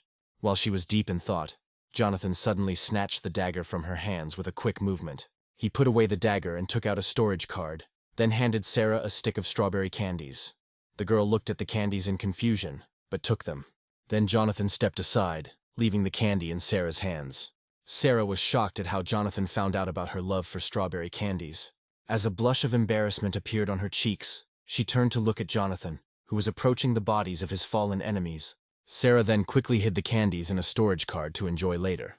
Jonathan later studied the data storage cards of the dead mercenaries and expressed his outrage at their poverty. Sarah was outraged by his behavior, expecting him to bury his enemies, but instead he seemed intent on profiting from them. This revelation shook her perception of him, and she hung her head in disappointment at his actions. Jonathan turned to her suspiciously, worried about what Sarah thought of him. Sarah, clearly displeased, demonstrated her disapproval with her entire behavior, demonstratively turning away while Jonathan searched for money among the corpses. Jonathan sighed heavily, covering his eyes with his left hand, and put the cards in his inside pocket. Living was expensive, and plans for the future involved significant expenses. Then he decided to ask the girl a question about what is the most important thing in governing the world. Sarah looked at him in surprise, not having answers to such questions, but wanting to understand. Jonathan turned to her with a radiant smile and explained that having money makes everything easier. Sarah, however, did not understand anything. Then Jonathan, his eyes shining, began to explain in detail how useful it was to have money. He had never looked so animated before, emphasizing that money could resolve any dispute. It was just a question of price. With a significant amount of money, you can remove any piece from the chessboard, even an important one. Sarah stroked her chin thoughtfully. She didn't quite understand, but she acknowledged that in certain situations money mattered. Their conversation was interrupted by a clap of thunder, and the sky turned black from the ominous lightning that flashed over the city. Despite the evening, it was still too early for such darkness. Jonathan realized what was happening and was shocked to see that time had shifted and the monster invasion had begun. Suddenly Sarah noticed cracks in the sky and looked towards the leader of the bandits, who was already sitting under a tree. She seemed to know whose hands had caused the cracks to appear over the peaceful city. Jonathan, hearing Sarah's suggestion that Miriam was involved, turned and glared at the leader. A mad laugh came from the bandit leader, who, despite having his head bowed in pain, was still grinning at his victors. It turned out that several teams were involved, and one of them managed to fix the malfunction. Jonathan approached Sarah, trying to find out what she might know, as it was important information. The girl remained silent with an upset look. Jonathan excitedly begged her to tell him what she knew. Although Sarah was full of doubts, she decided to reveal the secret information under the guise of gratitude. Jonathan then learned that the Milanese government was indeed behind the monster invasion, using them for military purposes. Sarah found out what the Milanese were doing and how they were carrying out their plans. She was clearly upset that she had fallen into their trap. Jonathan was clearly furious when he realized that the Milanese were behind all of this. The bandit leader, spitting saliva, showered Jonathan with curses and laughed wildly, rejoicing at the death that awaited everyone. Then Jonathan flew up to him and extended his hand with the intention of grabbing the man by the jaw again. His face was dark and angry as he lifted Bandit off the ground, bolts of spiritual energy shooting around Jonathan's body and arms. The enemy, frightened and confused, did not understand what Jonathan intended to do. As the discharge rolled through the enemy's body, Sarah asked Jonathan to stop. His voice was full of fear. The veins of the bandit's soul and body were damaged, and they needed him for interrogation. Jonathan threw Bandit at Sarah's feet. He put a recovery pill in Bandit's mouth to save his life. Turning to Sarah, Jonathan pulled the storage cards from his inside pocket and handed them to her as a token of gratitude and apology. He said that it was time for him to defend the city, and Sarah could not accompany him. However, the girl said her mission was crucial, and many lives depended on its quick completion. Jonathan smiled gently, waving his hand as a sign that no further explanation was required. He understood everything perfectly. Jonathan then logged in to use the Star Soul General Liu Bu's beast. He realized that he would need a lot of energy, and took out a pill to replenish his soul's strength. Knowing that he would need 3 times more, Jonathan swallowed 3 pills at once to restore. Sarah looked at this extravagance with surprise, noting that the pills were expensive. Jonathan then began to summon his armor, which emitted waves of energy, raising dust under his feet. A pillar of light broke through the storm clouds. Sarah guessed what Jonathan was up to as the light began to take shape. Clad in Liu Bu's armor, Jonathan appeared on a massive black mechanical stallion of red flames, composed entirely of soul energy and burning like the flames of a bonfire. Admiration filled Sarah's eyes as she watched the Star General's beast in awe. Few could summon such a creature, which led her to speculate that Jonathan might be the host of Xochi, the giant from the Military Technical Academy. Jonathan pulled on the reins, causing the horse to rear up and slash at the air with its front legs. Compared to Liu Bu, Sarah seemed tiny. She screamed warnings at Jonathan with all her might, knowing that the kingdom of Mirine's goal was tied to Xochi. The girl screamed, begging the guy to be careful. The main character thanked her for the warnings, and disappeared in an unknown direction. Left alone, Sarah wondered where such a powerful man could come from. She sighed and hid her face in her cloak. It was time for her to leave. Soon Jonathan spurred his horse and galloped towards the military academy, quickly covering the distance to the city. He was focused and upset, fearing that the earlier appearance of the malfunctions could be a result of his return to the past. Then he decided to speed up in order to arrive in the city as quickly as possible. Meanwhile, the city was engulfed in flames, sparks and smoke were flying around, and cries for help were heard everywhere. The Xichen area resembled hell on earth with destroyed, burning buildings everywhere. In the middle of the street, a teacher in golden armor was kneeling, holding a sword. He appeared wounded and tired after the sudden battle, and was protected by 3 members of the city's army squad who tried to shield him from the crowd of approaching monsters. Several titans lifted the teacher from his knees. Now their task was to take him to a safe place. Teacher Adrian, a young man with golden hair to match his armor and light brown eyes, could barely stand on his feet and thanked his saviors and commander. A stately warrior in almost classical armor thanked Jonathan for bringing the students to help. The warrior looked sadly at the dead bodies, noting that not all of the students had survived the battle. Many died, and it was the fault of the alien creatures that invaded their planet. He looked at the monsters with hatred, screaming in despair. The huge gluttons approached, and the warriors spread out to hold the line. But despite their efforts, the enemy continued to advance. One of the students noticed that 2 more monsters had appeared on the left and were approaching. Another warrior, from the senior ranks, looked to the right side in horror. He saw the approaching figures of monsters. Sweat was pouring down his face as he assessed the situation.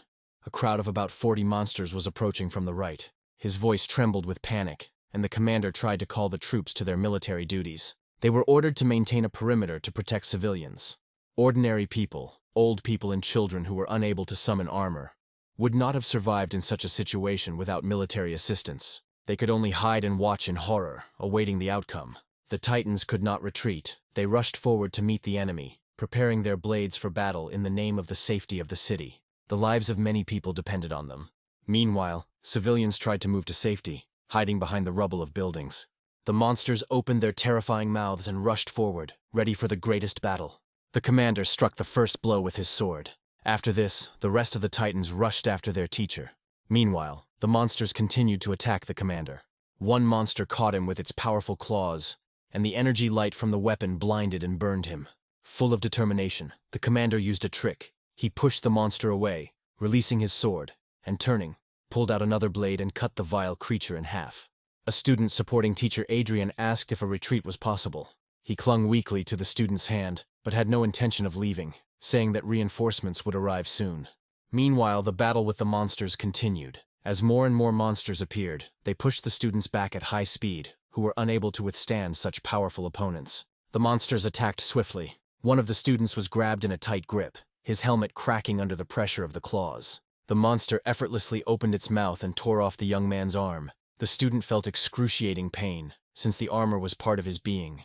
The monster prepared to swallow him whole. Its sharp teeth could easily tear through the armor. The young man had no chance to save himself. But help arrived, a friend supported him by the head, and from the place where the hand was, the energy of the soul oozed. Another student called for help from the commander, who was being dragged through the rubble by several monsters. The commander responded to the call, but was also busy holding back the enemy, pushing the monster's huge mouth away with his sword. The monster swung its paw and threw the man aside. There were too many monsters for the squad to handle. The cries of the wounded could be heard, and the students could not understand where reinforcements were. None of the fighters wanted to die in this battle. The rest of the squad gathered together, even the wounded. Teacher Adrian held his sword and fought off the attacks, but his strength was running out. Suddenly the monster hit him in the chest, causing him to fall. After this, the glutton prepared to hit him with all his might. The students who witnessed this screamed in horror. Teacher Adrian kept their morale up even in such a dire situation. Only a miracle could save him and the entire squad. His eyes filled with tears as he silently prayed for salvation.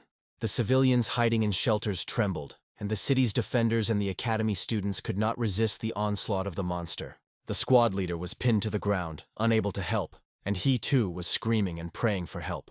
As the monster's hands clenched into a fist, aiming at Teacher Adrian, he closed his eyes and tried to protect his head with his hand, feeling hopeless. At that moment, a light like a spear fell from the sky and pierced the monster's heart. Silence fell as both warriors and monsters were stunned by the sudden intervention. Civilians peering out from their hiding places to see who had protected Master Adrian. Soon the smoke and dust from the battle began to clear. The familiar red emerald halberd was stuck into the ground among sparks, smoke, and the rubble of destroyed buildings. Soon a figure appeared, sitting on a horse. After this, the warrior rode up to his halberd and took it back into his hands. The warrior spun the halberd in his palm, scattering dust and attracting the attention of the enemies. Dressed in red emerald armor, the warrior looked majestic and menacing. His horse, glowing with the energy of the soul, intensified the feeling of awe. The monsters, sensing the strength of the new enemy, growled and rushed to attack. Their mouths were open and ready to tear their victim apart. The warrior spurred his horse and rushed at the enemy. As he galloped, he swung his halberd upward, releasing an energy ball that flew in an arc towards the advancing monsters. The impact sent them flying, the energy setting them ablaze, the monsters that were once feared quickly turning to ash. The city's defenders were speechless, their eyes wide in surprise as they watched the carnage. The civilians looked on in amazement, stunned by the unexpected help. The students asked Teacher Adrian if this was the reinforcement he was expecting, but he was just as surprised. The squad captain, still lying on the ground with his armor shining from damage, watched what was happening, barely raising his head. He noted that their savior was incredibly strong, although he did not dismount from his horse. Soon Jonathan dispelled the armor, and everything around him was enveloped in his soul energy in a protective ball. He slowly descended and stepped onto the ground, allowing everyone to see his face. Civilians peered out from their hiding places but did not appear, while the military detachment watched with bated breath. Nearby on the ground lay a dead man with a flag in his hand. Jonathan raised the flag, the scarlet banner fluttering above his head, sparks flying around. He shouted a slogan for Tiandu's victory. Everyone began to repeat the slogan, raising their hands in victory. People began to realize that the threat had been defeated and that they were safe. The air was filled with joyful cries, and tears of happiness appeared in the eyes.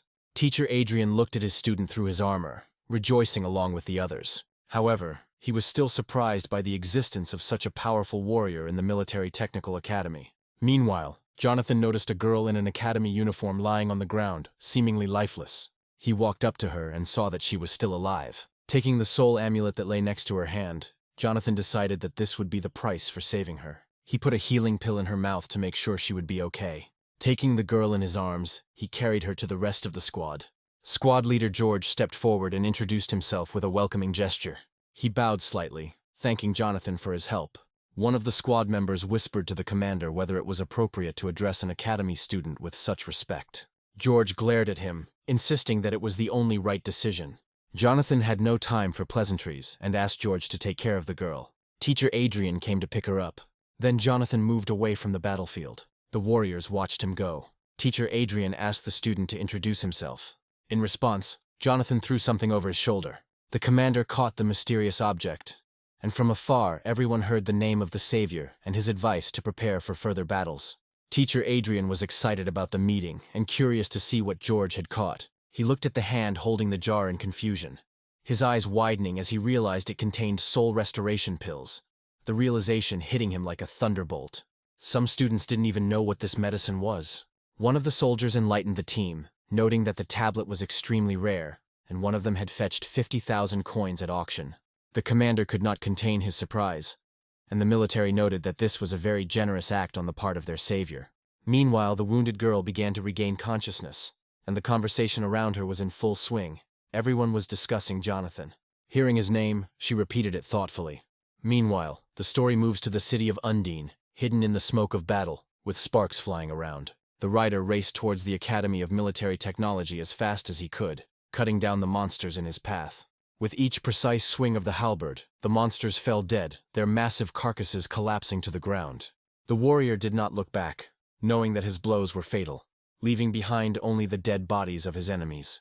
He didn't notice the civilian who had climbed up part of the building and was watching him with interest. The man looked down at the carcasses of the monsters and smiled, intrigued by the strength of this man. Meanwhile, the story moves to the Academy of Military Technology. The work at the command post never stopped for a second. Director Jade, Secretary Olivia, and the others watched the battles, assessing the losses. The screen showed that many fighters had fallen ill. Several units had lost more than half of their soldiers and were in need of reinforcements. The director adjusted his glasses excitedly, wondering what was going on inside the academy. The secretary reported that conditions inside were better, thanks to the slowing systems, and there were no casualties. At this moment, the secretary received Teacher Adrian's report. The perimeter in the 3 o'clock direction was completely cleared by the unknown Star Soul General. Olivia watched the screens closely, noting that the 4 and 5 o'clock teams had also detected the unknown and sent an image. A picture appeared on the screen depicting a horseman in the armor of a general, riding a black horse, racing through the city past several troops. Jade, moving closer to get a better look, was surprised to see that the rider was holding a halberd, a rare weapon for a man in armor. She guessed that it might be Soul Star General Lu Bu. The girl was shocked because it was an incredibly rare Star Soul General. Olivia, reacting to this, turned around and began to wait for an explanation. The director explained that Lu Bu was once a brave commander renowned for his strength and skill, and his signature weapon was a halberd. It was assumed that a machine like this could have similar power. Meanwhile, Olivia, having made calculations on the computer, announced that the general was heading towards the Military Technical Academy. Jade, deep in thought, repeated the secretary's last words.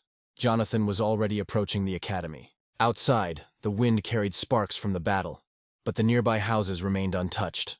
This indicated that the academy's defense held. The academy teachers did not release the enemy.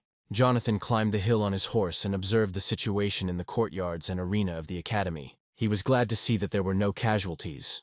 Apparently, the pre-arranged formations had improved the defenders' positions and helped them to hold their ground. This meant that he still had time to complete his tasks. He spurred his horse, turned left, and jumped over the academy fence. As he jumped, he pushed off the horse to jump even further, and then scattered it. He landed right behind the statue, the impact causing the path beneath his feet to split.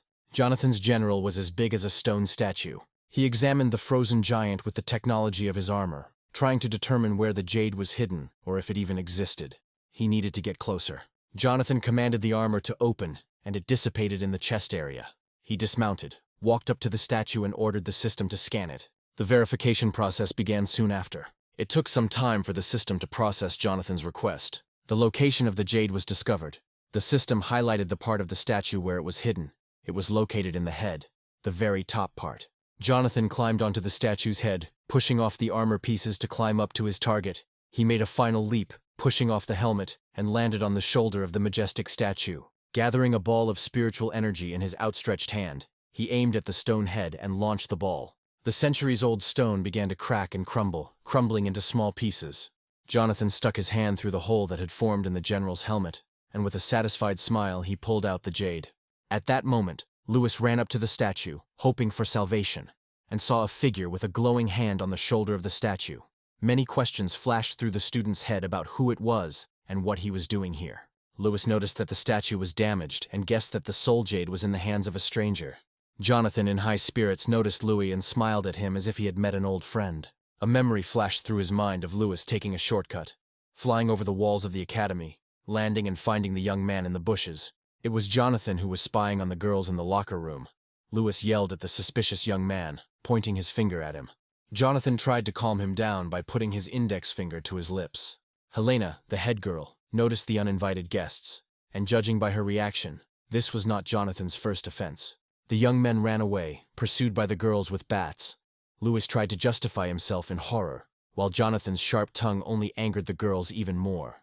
Both boys ended up in the principal's office, tied up and beaten. Louis was eventually admitted to the 10th grade. Jonathan recalls giving the newcomer a tour and telling him about the statue. Louis was put into the arena as Jonathan's opponent in an exhibition fight, giving Jonathan a chance to get even for being caught as a spy. At that moment, Jonathan thought that Louis's first sentence was exactly the same as when they first met. Louis, lost in his thoughts, remembered where he had heard this name. He pointed his finger at Jonathan, calling him 3 minutes. This was the same nickname that the students used. But while Louis was remembering how he knew the stranger's name, Jonathan disappeared from the statue. Instinct told him that Jonathan was already behind him. The boy didn't have time to react before Jonathan struck, and Louis fell face down on the ground, unconscious. Jonathan didn't want to hurt him, so the blow was as gentle as possible. Mentally apologizing, Jonathan knew that Louis would disappear that day, becoming an experimental host in Myrine. Louis will go gray and will always wear a mask under the codename Zero. Later, his shackles will be removed and he will join his rescuers. Their group will become the basis of peace and order in many territories. Jonathan, thinking about Louis lying on the ground, realized that now history would take a different direction. The soul jade that was now in Jonathan's hand would not go to Myrine, and therefore the newcomer would not be captured. Jonathan looked closely at the crystal, remembering the soul armor that Zero had and resembled a statue. He looked at Louis thoughtfully, knowing that his life would change. There would be no great Zero, no suffering in captivity. Then Jonathan activated the system, trying to copy the general. On one side of the imaginary scale he held his mechanical assistant, and on the other, Jade, hovering above his palm. However, a system failure occurred, making the action impossible. Jonathan sighed and put the jade away, knowing he would need to find a suitable owner. Admiring his red armor with emerald details, he admitted that he was lucky to have received it so quickly, although it was not ideal for appearing in the center of the academy. He thought it would be too ostentatious to just go and appear in front of everyone in this armor. Jonathan dispelled the general, leaving only a shimmering haze that gradually disappeared. He hid the talisman in the inside pocket of his clothes, knowing that he would need it again. He then asked the system to copy Vayu's machine. However, after analysis, the system responded negatively. Jonathan then came to the conclusion that the system could only copy the original generals. The civilization's fakes were unsuitable. With no other choice, he worked with what he had. Holding the summoning talisman in his hands, Jonathan spoke the sacred words to summon the armor.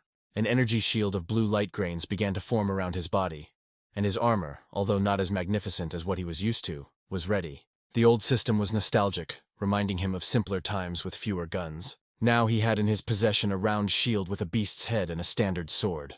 He had forgotten how limited the equipment of the academy students was. Resigned to the situation, Jonathan summoned a crossbow in one hand and a sword in the other. The guy decided it was time to join the fight. He remembered that he had left Louis unconscious, but he thought that he would be safer here than anywhere else.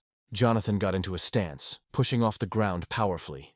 The Titan soared into the air towards his enemy, leaving behind clouds of dust. Meanwhile, one of the Titans was attacked by a giant black paw, which rushed to crush her head.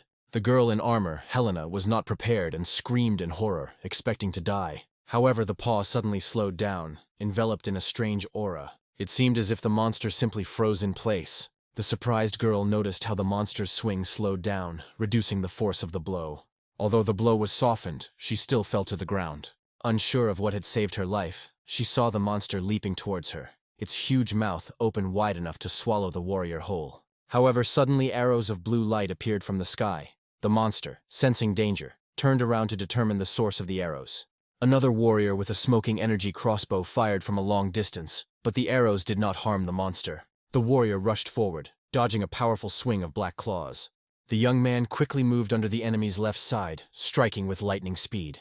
The monster began to bleed, trying to strike back. However, the man once again dodged his attack. After that, he began to shower the monster with a hail of blows, not giving it a chance to respond to his attacks. The warrior then jumped back and performed a maneuver, rising into the air above the enemy with his blade ready to strike. After that, the hero jumped to the side, watching the dying monster. The monster was defeated, and the girl he attacked looked at the hero with admiration. The warrior noticed that the student's armor and weapons were weak. With a downcast face and a grin, he asked the system for a halberd. The weapon began to materialize in his hand, shrouded in a blue glow. The warrior's figure stood proudly in the middle of the battlefield, resting part of the halberd on his shoulder. He noted that this weapon was more suitable.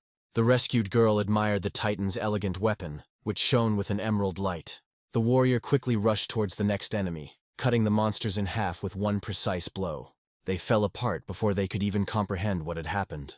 Helena looked at her savior with bated breath, having no idea who was hiding under the student's armor and amazed at her fighting power. Jonathan made sure the girl was okay, her eyes shining with admiration. Helena thanked her savior, but the guy said it was nothing. After that, the young man pushed off and disappeared into the sky, heading towards the epicenter of the battle. The girl realized that she was confused and did not even recognize who was hiding in the armor. Helena noted to herself that she knew this young man. His voice was familiar. Meanwhile, in the area next to the hostel, the battle was in full swing. Students and teachers had to occupy a defensive zone to hold off the monsters as long as possible. The student Melanie, eager to fight, was not stopped by any arguments. Her armor, decorated with the desire to kill monsters, made her look like a messenger from the stars. She jumped towards the monster, and screams of hatred towards monsters were heard. The defending students told the teacher that it was useless to try to calm the class monitor down. This girl was crazy, but strong. Her green eyes sparkled as she charged into battle. Her hair pulled back into a ponytail to keep it out of the way, and she charged with a smile. Everyone was worried about her. Someone shouted at her to turn around, because the monster was rushing towards her, stretching out its black paws. She could dodge a few, but she couldn't handle the crowd alone. A powerful blow landed on her back, but she was not so easily broken. Melanie was thrown back by the powerful blow and looked menacingly at the monster that had hit her. The girl spat out blood and cursed. She then wiped the blood from her nose, preparing for the next attack. One of the monsters jumped on her armor from above, and the crowd approached the brave warrior. The student defenders began to worry. The monster's mouth opened, and even if one of the rank and file had rushed to save her, they would not have reached her before the powerful jaws closed. The girl stared in horror with her mouth open when suddenly an unknown warrior appeared in the sky above them with a halberd much larger than his own. He swooped down, plunging his weapon into the enemy's back. Then he struck the next monster, who flew apart from his blows, dropping to one knee. He made a circular slashing attack so fast that the halberd was practically invisible as it moved. The girl, still kneeling, watched what was happening with awe. It seemed as if an unknown warrior had captured her heart. She couldn't look away. Her eyes were shining with love. Her cheeks were burning, and her heart was pounding wildly. The students looked at the newcomer in confusion, but were happy that their senior comrade was saved. Everyone admired the strength and skill of the unknown fighter, but they were still trapped, surrounded by monsters. At this point, the system warned Jonathan that his remaining soul power was 5%. He sighed uncomfortably, noting that the halberd was too heavy for such armor. Student Melanie, in the midst of all this chaos, tried to at least get to her feet. It seemed inappropriate to her to lie down in the presence of such a strong warrior. Then Jonathan came up to her and, like a true knight, extended his hand to help her up, and the girl's heart began to beat faster again. Despite the chaos around her, he wanted to find out if she, as a warrior, could participate in the battle. Through the armor, it was visible that the girl had blushed again. She hesitantly and softly answered that everything was fine. The students were shocked at how the usually rude girl could be so polite. The teacher called out to Jonathan, suggesting that they might need the help of such a strong ally. Hearing this, the young man rushed to help. As he approached, he sighed, concentrated, and repeated his spinning attack to destroy as many enemies as possible with each strike. The halberd danced in the air, cutting through the bodies of the monsters. Finally, the academy team was able to break through their defensive line. Teacher Theo thanked Jonathan, and now everyone could return to the fight. The order was given to change formation for a counterattack, with orders to follow the student with the halberd. No one objected. The students ran to quickly take their places in the line. They formed a beak shape with 5 columns on each side, a formation that was effective in resisting monsters, their swords raised and ready to attack. One of the students, unable to squeeze through the ranks, began to count the fighters, discovering 1 extra. However, no one listened to him, and everyone rushed into battle. Surprisingly, it was this late student who turned out to be the odd one out. Another straggler, Melanie, came up behind him, calling on him to fight her and cover her rear. Eager to join the battle, she finally cheered up the upset student. He was at a loss, touched by her caring words. Despite her unusual behavior, Melanie looking scary and out of it made the student worried. Meanwhile, Jonathan destroyed another group of monsters with a powerful blow. His halberd hovered in the air like a pen on paper in the hands of an experienced writer. Teacher Adrian ordered the right flank to get ready. The students were ready to wait for the signal to attack. Their task was to surround and kill the separated monster that was not hit by the swing of the halberd. The teacher and students surrounded the prey and, swinging their swords, cut the enemy's body, loudly chanting about the destruction of their opponents.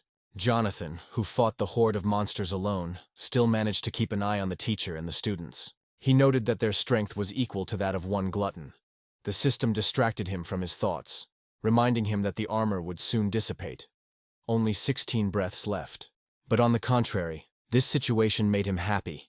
Having restored his spiritual veins, he was able to use the armor of his current rank for more than twice as long as before. He smiled contentedly as he assessed his cool armor and soul-replenishing pills.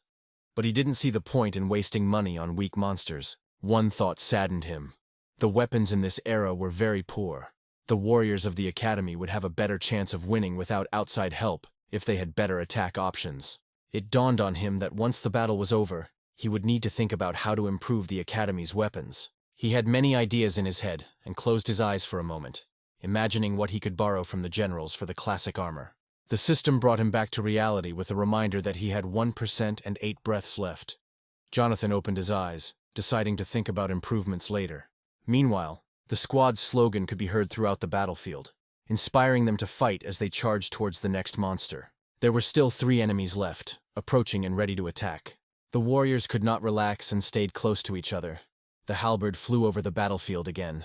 The system once again informed the hero that he had only 6 breaths left. After that, his halberd flew towards the next enemy. Jonathan was running out of mental energy, only 4 breaths left. He estimated the distance to his target, filled the halberd with energy and swung it, sending it flying at high speed. The weapon crashed into the monster, knocking it onto its back. The warrior himself jumped onto the protruding part of the body, driving it deeper into the enemy, and balanced in the air on the tip of the spear.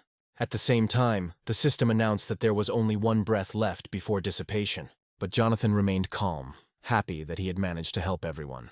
The teachers and students could finally breathe easy, without worrying about themselves and their friends, and they looked with admiration at the warrior standing on the halberd. Jonathan's armor structure began to dissipate. Everyone watched in surprise as he plunged into the blue light. The young man landed on one knee, particles of energy emanating from him, creating an epic landing. Some students, recognizing the person who came to their aid, could not believe their eyes. When the Titans realized that one of them knew this guy, they asked him who he was. The Titan replied that Jonathan was a complete loser. The reactions were varied. The teacher was very surprised when he realized who Jonathan was. While Melanie was delighted to know the name, she was beaming with happiness. Jonathan said he was very tired. He continued to kneel for some time, giving himself the opportunity to rest. The command staff was watching everything that happened. A close-up image of a tired Jonathan was shown, leaving Olivia and Jade puzzled. They didn't understand that a malicious criminal could save the academy and many lives at a crucial moment. The monitor showed tired titans and slain monsters. The secretary summed up that the warrior with the halberd destroyed 23 targets, and the remaining 9 were destroyed by the squad of remaining titans. Director Jade adjusted her glasses, still unable to believe what had happened. She couldn't understand how such a disciple could be so strong and wondered if he was hiding his talent. She thought that perhaps Lu Bu was also under his control. Suddenly, her face tensed up as a guess related to Star Soul General Xochi appeared in her mind. She remembered the powerful titan whose statue stood on the school grounds, who, according to legend, could change his appearance at will and create illusions to confuse his enemies. She bit the tip of her finger thoughtfully, pondering Jonathan's strength, which resulted in her deciding to call the young man in for questioning. Meanwhile, Olivia checked the security situation and Jade gave the order to search the area. Meanwhile, the warriors of the academy remained on standby, and the teacher reported to them everything that had happened. Everyone was ordered to take off their armor. The battlefield filled with sparks of blue light as the armor slowly disappeared. The students landed in the arena, exhausted and in need of rest. One of the girls was running somewhere. The teacher then announced that everyone should restore their mental strength before the next wave. Jonathan could be seen in the distance, sitting in the lotus position on the ground and looking at the talismans to activate the generals. It seemed like he was refining them and had achieved great success. He noticed someone approaching from behind and his face became serious. The man thanked him for his help and asked him to introduce himself. Jonathan stood up, hands in his pockets, and introduced himself with a satisfied smile. The students resting on the ground released thin streams of energy that emanated from them like steam. And upon hearing that they had been saved by a freshman, they began to whisper among themselves. The girl he had saved in the middle of the battle approached him, introducing herself as Melanie. She shyly covered her face with her hands and thanked the young man. Jonathan was stunned when he heard her name. He wondered if this was the same woman he knew. She was a cunning and powerful opponent, a traitor to her country with a powerful general's soul. If not for luck, the hero would have died at her hands. Unexpectedly for everyone, he approached the girl and grabbed her hand. The young man stood next to him, looking gloomy. The girl sighed loudly in surprise when he pulled her closer. He looked at her carefully, while the students began to worry and get indignant. One of them even adjusted his glasses in surprise, thinking that Jonathan wanted to appropriate such a strong-spirited general for himself. Meanwhile, Jonathan looked at the girl, who looked away in embarrassment and blushed.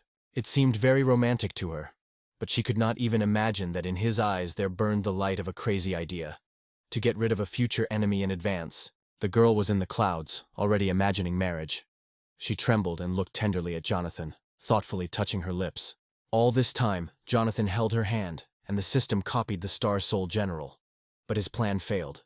There was no general in this body. Jonathan glanced at his hand in surprise, realizing that the system must have made a mistake. He pulled the girl closer to him and asked the system to restart the analysis.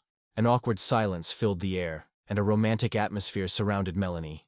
She looked at him kindly and tenderly, waiting for his next move. However, the system gave out guesses as to why the girl did not have a general at the moment. Apparently, the Longju Soul Jade has not yet been discovered in this world. Jonathan's face turned stern again as he remembered that the general would only appear after Melanie's family had explored the secret kingdom of Sinba, which was supposed to happen in 10 months. Everyone around them looked at them as a couple, and Jonathan finally realized the awkwardness of the moment. In the heat of his passion for the mission, he had not thought about it at all. Letting go of the girl, he scratched the back of his head and assumed a confused look with an awkward smile. He asked for forgiveness and asked if he had hurt her. The girl turned away sweetly, her smile and blush remaining on her face. She excitedly accepted the apology and wanted to know if they had met before. The unwitting spectators were puzzled by this scene. The appearance and voice of the usually rude high school girl were unusual for them. Jonathan, trying to get out of the situation, spoke about his confusion after the fight, actively waving his right hand and continuing to scratch the back of his head. The students around him didn't believe what he said and puffed in displeasure. It was obvious to them that he wanted to get closer to Melanie. Then Jonathan reached into the inside pocket of his jacket and pulled out a bottle of blue pills. He asked Melanie to extend her hand, gesturing that he was waiting for her. He smiled slightly. Melanie, feeling herself blushing even more, slowly and gracefully extended her hand. She stood with her eyes closed, a sweet smile and a blush on her face. Jonathan looked puzzled, not understanding her muttering, and had to explain, so Melanie turned her hand palm up. After that, Jonathan finally placed a sky-color pill from the jar on her palm. The small ball was beautifully shiny, shimmering like a pearl. Melanie looked disappointed when she realized that it was a soul restoration pill. Teacher Theo, having overheard part of the conversation, came over to look at the pill. His excited cry showed that he recognized the pill as a very valuable item, which made Melanie smile. She looked at Jonathan in confusion, asking if this was really the pill for her. The young man bowed his head and confirmed, explaining that this would replenish her strength for battle. He decided that he needed to look after her until she got General Longju. Suddenly, Melanie popped the pill into her mouth, a wave of unbridled energy filling her body, spreading magic into every cell like ecstasy. She was enveloped and pierced by the light of energy that spread around her. Her jacket was blown off by the vortex of energy as she floated in the air for a while, with a look of delight and amazement on her face. She had never tasted such quality products before. The threads of soul energy were still floating in the air. The teacher, with his hands folded in a prayerful gesture, awkwardly and embarrassedly asked Jonathan for spare pills for the others. However, Jonathan, who had only a few pills left, refused. However, the teacher's refusal did not stop the teacher, who approached Jonathan, put her hand on his shoulder and quietly asked for a pill, or at least half a pill. With a distant look on his face, Jonathan announced that there were no pills left, but he could offer something else. He took the talismans out of his pocket. Everyone around him waited to see what would happen next when Jonathan activated the cards. They sparkled, rose from his palm and whirled with the magic of a great magician. He threw the cards up, and a sheaf of sparks stretched from his hand. Everyone looked up as a talismanic circle formed over the battlefield, leaving bright traces in the air, and dust like snowflakes rose from the edges as they spun. Energy fell into the circle formed by the talismans, showering the students and teachers and accelerating their recovery. The people looked up and saw the sky covered with falling glowing grains of sand. One of the guys identified it as a special array of many stars. They had never seen such beauty before. Jonathan soon prepared to leave, noting that not all the monsters had been destroyed yet, and that he needed to take care of the other units. In addition, he also needed to restore some strength to this formation. Taking out the summoning amulet, he put on his student armor again and placed Liu Bu's halberd on his shoulder. One powerful teacher and students far behind in a cloud of dust. The girl wanted to go with him, although she was not yet fully recovered, but was ready to follow him into battle. She took out the only talisman, quickly formed armor, and with a powerful jump moved away from her squad. Before anyone could say anything to her, the teacher shouted after the student, but she was already far away and did not hear him. Meanwhile, the story moves to the battle arena of the Military Technology Academy. Amelia's department, located in the very center of the academy, held the defense. There were no losses, but everyone was already tired. She and Teacher Theo periodically replaced students in the line to avoid overexertion, which made them easy targets. Thanks to their coordinated work, the squad coped well with the waves in their area. There was still one monster left. The teacher distributed the tasks among the squad. 4 students were on defense, and 4 were helping her in the attack. Surrounding the monster, everyone rushed at it at once, their swords piercing the hostile creature. Amelia sped up and jumped to increase the power of her strike. Hovering above the monster, she raised her sword in free fall, enveloping her armor in energy, her blade seeming to be engulfed in flames. After giving the students a break, she herself was very tired and tried to catch her breath. She ordered a change of formation. The Titans stood in 2 rows at the rear, ready to strike again. Suddenly the sky was filled with falling stars. Amelia determined that it was an artillery salvo, and announced that they urgently needed to disperse. The entire area was filled with light and explosions, throwing the warriors in different directions. Amelia shouted for the situation to be reported, as she was in charge of all the students, and started checking if everything was okay. It was difficult to see anything because of the rising clouds of dust. Gradually the dust settled, revealing that new enemies had appeared, but were keeping their distance, smoke pouring out of the open mouths of the monsters. Amelia assumed that the monsters were deliberately avoiding approaching due to the slowing effect in the area, which put them at a disadvantage. Meanwhile, the monsters switched to long-range attacks, forming balls of negative energy in their wide-open mouths, preparing for another volley. The students prepared their shields for defense, but Amelia shouted at them not to try to defend themselves, but to disperse. She quickly explained that the machines were not designed for this type of combat, and would not be able to withstand the firepower of the monsters. She was interrupted by a strange anomaly. A column of several layers of different energy rose above the houses in the distance, and flew towards them. A blue beam flashed across the sky, piercing the monster's body and crashing into the building, splitting the wall in half. The beam, shaped like a halberd, immediately crumbled. The enemies became more ferocious, growling and showing their terrifying huge mouths and sharp teeth. They again formed energy balls to attack. Amelia and the students spread out around, trying to figure out what kind of attack it was, and who was capable of destroying the building with one blow. Jonathan was already there and ready to fight. He felt relieved that he had arrived on time and that everyone was alive. He extended his hand to the right and materialized Liu Bu's halberd. The weapon slowly collected particles of energy from the air. Many of the monsters were firing beams of energy from their mouths, and it was clear that fighting Jonathan was their main goal. Amelia noticed the student who had distracted the monster and screamed at him to get out of there. Jonathan lunged forward, dodging the deadly beams but continuing to advance towards the enemies, lunging and cutting through the monsters. The teacher noticed that the warrior's legs were filled with energy and was amazed by the complex technique that allowed him to glide through the air. She watched as the unknown student flew towards the other monster, waving a halberd. The enemies tried to run away from him in horror.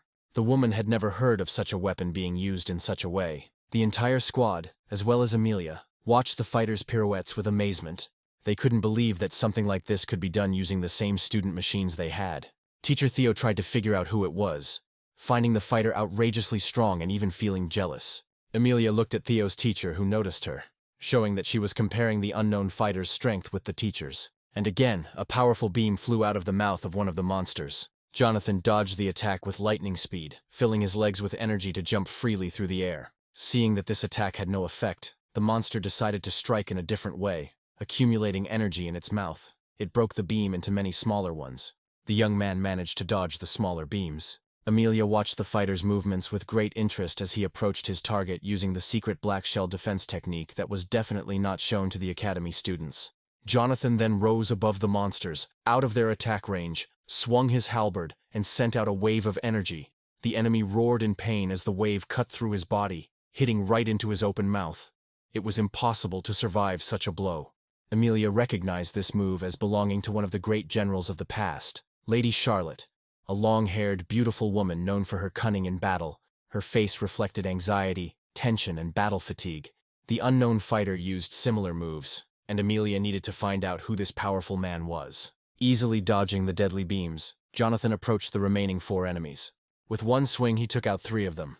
Another swing sent the halberd flying in his hands like the brush of a skilled artist. Teacher Theo was delighted that the warrior had dealt with a dozen monsters, and wanted to be strong enough to attract the attention of the director's secretary. Despite the armor, his face turned red with embarrassment. Emilia, without looking up from her observation, awkwardly asked him to repeat his muttering louder. The awkward situation making him realize that he had admired the secretary's attention and dreamed about it out loud.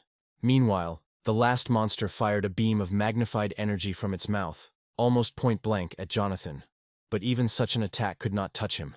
He raised his halberd and made a final swing, cutting the monster in half with a powerful swing. Jonathan stopped before his energy ran out, the system notifying Jonathan that his armor was about to dissipate. Emilia, deep in thought, calculated that even 50 warriors with the strength of Teacher Theo would not be able to compare with the unknown fighter. Suddenly, another student rushed towards the battlefield. Not wanting to leave his lover, Melanie ran up to him, shouting his name. This caused great surprise to both teachers. Since Jonathan had never shown any special talent, his performance amazed them. Their eyes were wide as they repeated his name questioningly. The students did not understand who they were talking about and what he was famous for. They could only assume that this was the name of the strong guy who dealt with everyone here. Then Emilia angrily and decisively approached the savior, drawing her swords. Jonathan looked in her direction in confusion, coming closer. The woman pointed her blade at the fighter's head, demanding to know who he was. At that moment, his armor evaporated like a soap bubble, leaving behind the outline of a male figure. After a few moments, everyone present saw a guy in an academy uniform. Finally, he slowly descended and touched the ground. The students began to whisper among themselves when they saw the uniform, amazed that a student could be so strong. Teacher Theo was shocked. As if struck by lightning, he stood there, unable to understand how this was possible. Emilia was silent, trying to comprehend what she saw. She wrinkled her forehead, and her face began to turn red from the tension. Jonathan, not knowing how to defuse the situation, simply looked at the teachers. Jonathan greeted the teacher with a slight smile. The cry of surprise echoed throughout the academy, and was probably heard even outside the school. Shouts of amazement came from all over the arena as everyone gathered in the center to watch the great warrior, considering Jonathan's armor had dissipated, making him seem tiny compared to the Titans. The teachers bowed their heads over him, watching him carefully. Theo pointed a stern finger at the young man, scolding him for disappearing without a trace for 3 days and skipping classes. More importantly, Theo was very offended by the fact that the student had demonstrated such power during a training session, where he could only maintain the armor for 3 minutes. Jonathan spread his hands amiably, trying to appear innocent and convincing the teachers that nothing had changed and that the armor had crumbled over time, as usual. He looked at his hand, playing with his soul energy, and noted to himself that the armor's maintenance time had increased by about 20%, his body adapting to the restoration of his soul veins. Teacher Theo continued to point his finger at Jonathan, clearly unconvinced by the explanation. He exchanged glances with Emilia, seeking help from someone more experienced in combat. Emilia called the student to account, and Theo's teacher echoed her displeasure. He was not satisfied with Jonathan's answer, and wanted to hear a more plausible answer. Emilia guessed that the disciple had previously deceived everyone by pretending that the soul veins were damaged and hiding his strength, and she was outraged by this attitude. Because Teacher Theo was distracted by repeating Emilia's phrases, he didn't notice that the demands and questions had changed, and his angry expression turned into surprise again. He asked what exactly Emilia meant, but she didn't pay attention and continued to address Jonathan. The young man was confused by the pressure and scratched the back of his head, trying to think of how to respond to the accusations. Suddenly, his expression changed dramatically as he looked up and fell silent. Something was approaching, and it could be felt in the air. A moment later, the others noticed a luxurious lavender titanium armor, adorned with an elegant belt, land in the arena, cloak fluttering behind it, and clouds of dust rising from the landing. Jonathan covered his eyes with his hand, trying to see the warrior. Soon the warrior landed on one knee, and the cloak slowly fell, fluttering slightly. The armor resembled that of a general. The Titan did not come to fight. The dispersal happened with light movements. The woman landed, and everyone could see the newly arrived man. Recognizing her as Principal Jade, the teachers also removed their armor, as her arrival indicated that the threat had passed. They bowed in greeting, folding their hands in a friendly manner. But the principal did not even turn around to greet them properly. She approached the young man, calling him by name. Jonathan stood motionless and waited until the distance was reduced. Then he bowed, greeted the director, and smiled kindly. The principal arrived in person to thank Jonathan for saving many people, and also curious about how and why the student hid his power. She looked at him carefully over her glasses. Jonathan was confused. He remembered what family Jade was from, but he wasn't sure if she was an enemy or a friend. Seeing the young man's confusion, the director called up her system and quickly typed something into the system. A barrier formed around Jade and Jonathan, its size calculated to easily isolate the two generals. The young man noticed that the extraneous sounds had disappeared, indicating that the director had created soundproofing. Jonathan took a closer look at the system monitor, which showed that the director had installed 2 layers of Star Soul films. The air between the films was blocked, preventing the transmission of sound in both directions. Jonathan knew that Jade was smart enough to spot a lie right away, so he tried to point out that answering her questions could violate his privacy. The barrier extended even beneath their feet, the woman's voice soft as she explained that she respected the student's personal space. She approached Jonathan, expressing her interest only in information about the Star Soul General Zochi. Jonathan was embarrassed by her closeness. She wanted to directly determine whether her assumptions that Jonathan had feigned weakness and infiltrated the academy to obtain the Soul Jade were correct. Jonathan, now flushed, did not understand what the woman was talking about. He knew that he had Jade, but he stated that the director had drawn the wrong conclusions. Jade began to get angry, believing that Jonathan, as the host of Zochi, had disguised himself as another general and participated in the battles. Jonathan was completely confused, as this was the first time he had heard that General Zochi had the ability to create illusions. The Titans remaining behind the barrier watched and waited with interest. No one heard what was happening inside. Melanie had been trying to overcome the barrier all this time. Usually she managed to do it faster, but the director made the task more difficult. The girl was looking closely at the monitor, eavesdropping on the conversation. Meanwhile, Jade showed footage of Lu Bu during battle and moving around the city. She stated that Zochi can copy not only appearance, but also movements. Walking close to the young man again, she pointed her finger at him, noting that he was still using illusion to hide his true level. Teacher Theo and Amelia were also inside, but they did not participate in the conversation. They only listened with surprise to the reasoning of the head of the academy. Even Jonathan almost believed the director's story. Suddenly, a plan began to form in the young man's head, and a sly smile appeared on his face. He had no intention of hiding his skills, but since the director had come up with a story for him, it would be easier for him to go along with it. He pretended to admire the woman and raised his hand, loudly praising the director's insight. He admitted that he had obtained the Soul Jade of Zochi. Jade smiled contentedly, crossing her arms over her chest. She had figured out the Song family's plan, but there was no reproach in her words. Even when it came to the theft of Jade, she thoughtfully discussed the possible scenarios and smiled at the young man. Jonathan, in turn, was worried about how this conversation would end. In the background, Teacher Theo was visibly moved and shed a tear. Jonathan became a very kind and righteous man who put the lives of others above his own goals. The young man rubbed his forehead, feeling awkward about the situation. He should have agreed with all of the director's reasoning, since it was logically structured. However, the director's face darkened when she mentioned that all the jades from such generals were registered by the state. If someone obtained a jade without notifying the Starry Sky Administration archives, they might face serious trouble. Jonathan knew this situation could turn out badly. He wasn't even aware of such subtleties. Avoiding eye contact, he tried to justify himself by talking about his family, but Jade wasn't interested in his excuses. She looked at him sternly and offered to make a deal. Jonathan realized that the director had planned this from the very beginning. When he heard this, he angrily asked what she meant by a deal. The woman turned to the system again and carefully studied the pattern of malfunctions. According to the academy, the faults were created artificially, and there was a supposed place where they could appear. The screen showed dots on the map showing the locations of the battles. The director planned to personally lead a research team to take control of these dangerous areas. Jonathan, looking at the monitor, asked what was required of him. The woman sternly told him that his assignment would be a rescue mission. He would need to protect a specific person. Jonathan became more serious as he looked into the director's eyes. The person she wanted to save was probably very valuable. The woman then spoke of the need to protect a member of the royal family, Prince Tanda, Ethan. It was clear from her face that she was not joking. Jonathan did not personally know Prince Tandu. According to history, the prince demanded a military special operation against Myrine. In his past life the prince died, and his son was persecuted. He was considered a murderer. Jonathan thought about the situation. Considering the various possible outcomes, it was unlikely that Sarah would be involved in royal life. He realized that these were all people from Myrine. Suddenly the headmistress interrupted his thoughts, explaining that the deal was that if he saved the prince, the academy would ensure that Jonathan was legally recognized as the owner of Xochi.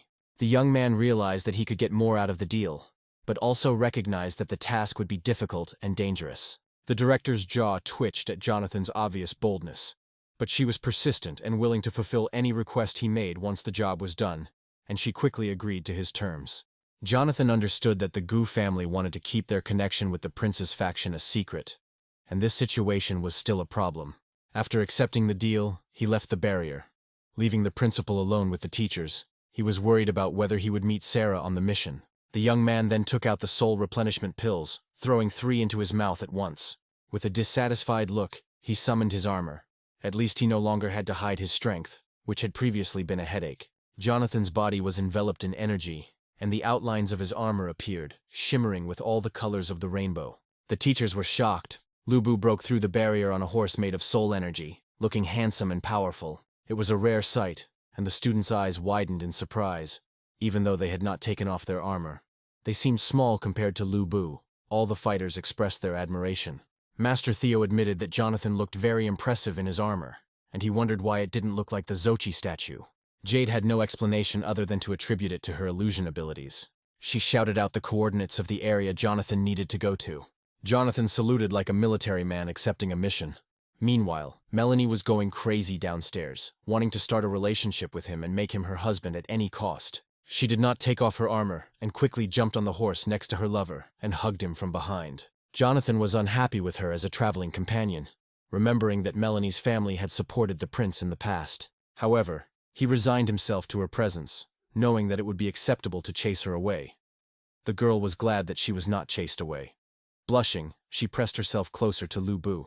Soon, Jonathan spurred his horse, which soared into the sky, leaving everyone below in a cloud of rising dust, leaving the academy far behind in one leap.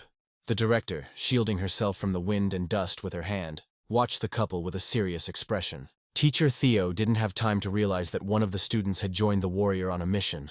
Worry showed on his face and in his voice, but there was no time for that. Then Jade turned around abruptly and ordered the troops to be assembled within half an hour, to move forward to eliminate the instigators of the malfunctions. Teacher Theo and Amelia obeyed, bowed and went to gather their troops.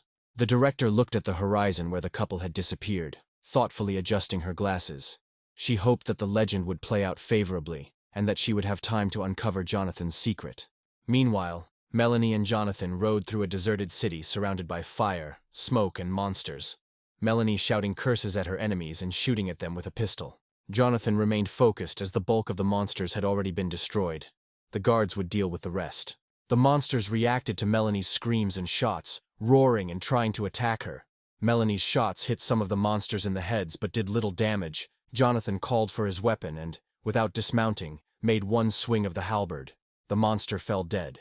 Melanie continued to scream and shoot, but her presence was ineffective. It was Jonathan who defeated all the monsters in their path. The young man, who was already tired of waving his halberd in all directions, asked her to calm down. Her behavior only added to his troubles and slowed him down. The girl apologized, admitting that in the heat of battle she had not thought about those around her. Jonathan glanced over his shoulder at Melanie with satisfaction, admiring her resilience and determination to survive in any situation. Despite this, he decided to keep a close eye on her. Although he valued her spirit, he remained committed to his plan to copy her general, and if necessary, kill her. He hoped it would not come to that, but he was prepared. Melanie, inspired by the opportunity to help Jonathan, was eager to fulfill his every wish, but her thoughts were leaning towards more vulgar directions. Jonathan told her to behave herself as they left the destroyed part of the city. He explained his plan to save the prince. Meanwhile, the story moves to the location of the Rift Core in the Bachan region. The Titans grouped near the center of the rift and guarded several members of the royal family. Among them were a girl and a boy. They were standing on the palm of one of the Titans. The young man was kneeling and supporting the wounded man's head. The man, despite his serious appearance, looked handsome with his green eyes and chiseled chin. It was 22-year-old Prince Ethan. He noticed that Commander Lincoln, who was in poor shape, was asking for forgiveness for his carelessness. Ethan expressed his anger and disappointment by cursing his enemies from Mirene. Lincoln hoped to find evidence of their conspiracy, but instead he fell into a trap. He slapped his knee in despair, lamenting the fact that he had not discovered the plot in time, and the fact that someone dear to him was dying in his arms. Trying to calm the prince, Lincoln said it was his duty, but began coughing up blood. Ethan, worried and unsure of what to do, asked his companion Iris for reinforcements. Iris, who was both his maid and part of his security, reported that Jade had sent help. The prince extended his hand, asking her to give him the last healing pill. The girl reluctantly reached into her pocket for the medicine that was kept especially for the prince. Commander Lincoln tried to refuse, saying that the pill would not help his wounds and that the prince would need the precious potion more. But Ethan, unwilling to listen, snatched the jar from Iris, who had no choice but to submit to his will. The prince put the pill in the wounded man's mouth. Suddenly, the noise of approaching monsters filled the air. Unable to command the squad on his own, Ethan ordered Iris to take command. She immediately complied, jumping into the air and summoning her armor, which emitted a golden glow. Taking her Titan form, she ordered the Titans to take up a moon formation, standing in a semicircle to block the prince and prepare to attack, their armor gleaming gold. A roar was heard from the roof of the building, as many two-headed monsters jumped down in front of the warriors. The monsters growled, revealing many teeth, and huge hands with teeth on their palms reached out to their victims. Another enemy appeared in the haze, his figure looking terrifying against the smoke. A black crack with neon lightning split the sky all the way to the ground, creating swirls of ominous clouds over the city. Director Jade, dressed in her purple armor, stood on one of the buildings, watching the rift, her cloak fluttering in the wind. She ordered her forces, hundreds of city guard vehicles, teachers and students to line up. She assigned roles: guards lined up to protect, teachers to attack suddenly, and students to cover the rear. The Titan army, ready to defend their homeland under Jade's command, focused on the crack from which the gnashing of teeth began to come. A dark figure flew out towards the Titans, prompting the director to order everyone to prepare for battle. The soldiers in the rear loaded their crossbows and took aim, awaiting orders. Meanwhile, in another area, under the third fault, a small detachment was waiting. In the center stood an elderly man without armor, slightly illuminated by a white aura. A monster appeared before him, roaring with two mouths and spreading out monstrous arms. The wind and dust raged around them, but the old man remained motionless and smiled slightly. Seeing the enemy, the monster opened its mouth and roared loudly. All the Titans shielded themselves from the dust and stones that flew at them, but the man stood motionless. He pulled out a battered amulet with a broken edge from his pocket. He looked at it tenderly, addressing it as a friend and urging it to fight the Titans. The other Titans discussed the futility of intervention. They noted that at the heavenly rank, the old man could defeat the monster with his bare hands. They chose to remain where they were and watch as the man was consumed by the light of the heavenly soul caused by the armor. At this time, the voodoo-type hellhounds were arriving in large numbers at high speed in the area where the prince was located. They approached the squad like otherworldly hyenas, voodoo, hunting lone survivors or scavenging the remains. One of them climbed onto a ledge and howled into the sky, signaling an imminent attack. Surrounded on both sides, the royal guards panicked. Indignant phrases about imminent death could be heard from their ranks. The Titans, ready to sacrifice their lives for the prince, turned to Lady Iris May with a proposal to distract the enemy so that they could escape to a safe place. Lincoln, in critical condition, knew that his strength was running out and was ready to die in battle so that the prince could live lying on his back. He looked at the enemies and doubted the captain's hasty decisions. Moreover, Ethan sensed that the aura of the approaching enemy was not that of a monster, hoping that perhaps an ally was approaching. Iris looked up in surprise towards the opening from which the figure was approaching, her beautiful lilac eyes full of hope and despair. Meanwhile, the monsters prepared to attack, with one of them developing a massive blade-like growth instead of an arm.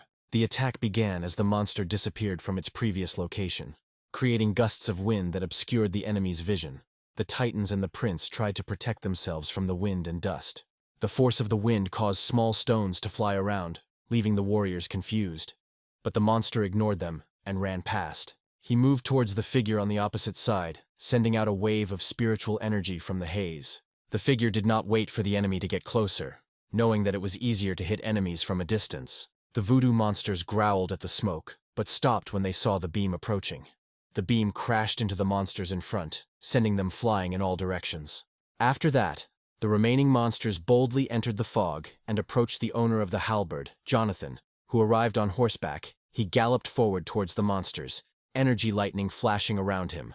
Iris looked at the unknown warrior from the Military Technical Academy with curiosity, noting how strange he looked. Ethan, who had never seen such armor before, especially on a spirit titan, looked at General Lu Bu with disbelief.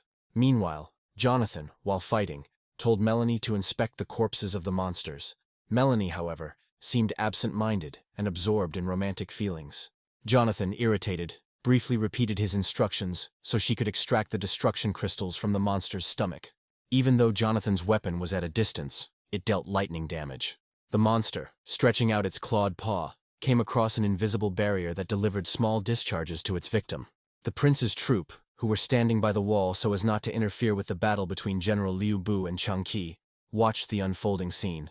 It was clear that the monster had fallen into a trap. Ethan watched in surprise at the barrier the monster was hitting, wondering if it might be an array. Iris, unable to believe it, remembered that at one time, arrays were not so developed and were not widely used in battles. Impressed, the prince suspected that the blocking system was linked to the weapon planted in the ground in front of the enemies. The Titans discussed their options, with some suggesting retreating while others chose to remain by Lu Bu's side. Ethan, more observant than his guards, assessed that the barrier would not hold for long, and suggested that it was simply a ploy to buy time. He noted that the creator of the barrier may soon retreat. Meanwhile, Iris watched as Melanie tore apart the monster's shell. No one understood what was happening until Iris saw Melanie pull a purple stone out of the enemy's corpse. The prince, shocked by what was happening, determined that it was a broken stone. It remained unclear why Melanie was spending time on this. The fact is that the stones were used to create storage talismans, as well as talismans for Star Soul generals, which made them quite valuable. Iris felt a surge of irritation and disgust, suspecting that the warrior was trying to profit from their misfortune. Jonathan, meanwhile, was channeling his soul energy into maintaining the array, his bright hand burning from the monster's attempts to break through the barrier. However, his strength was running out. He understood that the spiritual prison array would not be able to stand for long. An exhausted Jonathan downed another dose of pills to replenish his mental strength and called out to Melanie, inquiring about her progress. Covered from head to toe in monstrous blood, Melanie ran up to Jonathan to show him the 3 huge crystals she had managed to pull out. Jonathan, who needed more crystals for his plan but had to make do with what he had, sent energy from his hand through the air to Melanie. The crystals rose into the air and flew towards him. Melanie was once again amazed by Jonathan's knowledge and abilities. Then Jonathan, galloping towards the barrier with monsters and rift crystals flying behind him, prepared to go on the offensive. As he rushed past the prince's guards, they parted, leaving gouges in the ground. Ethan watched the majestic sweep of the armor from close up. Jonathan turned to look at the prince and met Ethan's gaze. Recognizing the armor of the Star Soul general, Ethan saw a knight of a different color. Jonathan soon dismounted, unharnessing his horse and pulling back his halberd. The weapon appeared in his hand again, and the monster, now free of the barrier, gathered energy in its massive mouth. He fired a beam into the sky towards Jonathan. However, the guy deftly dodged the beam, which flew just centimeters from his armor. The monster then decided to close the distance by jumping towards Jonathan with powerful leaps. But General Lu Bu was not afraid. He swung his halberd, calculating the moment when the monster would be within reach.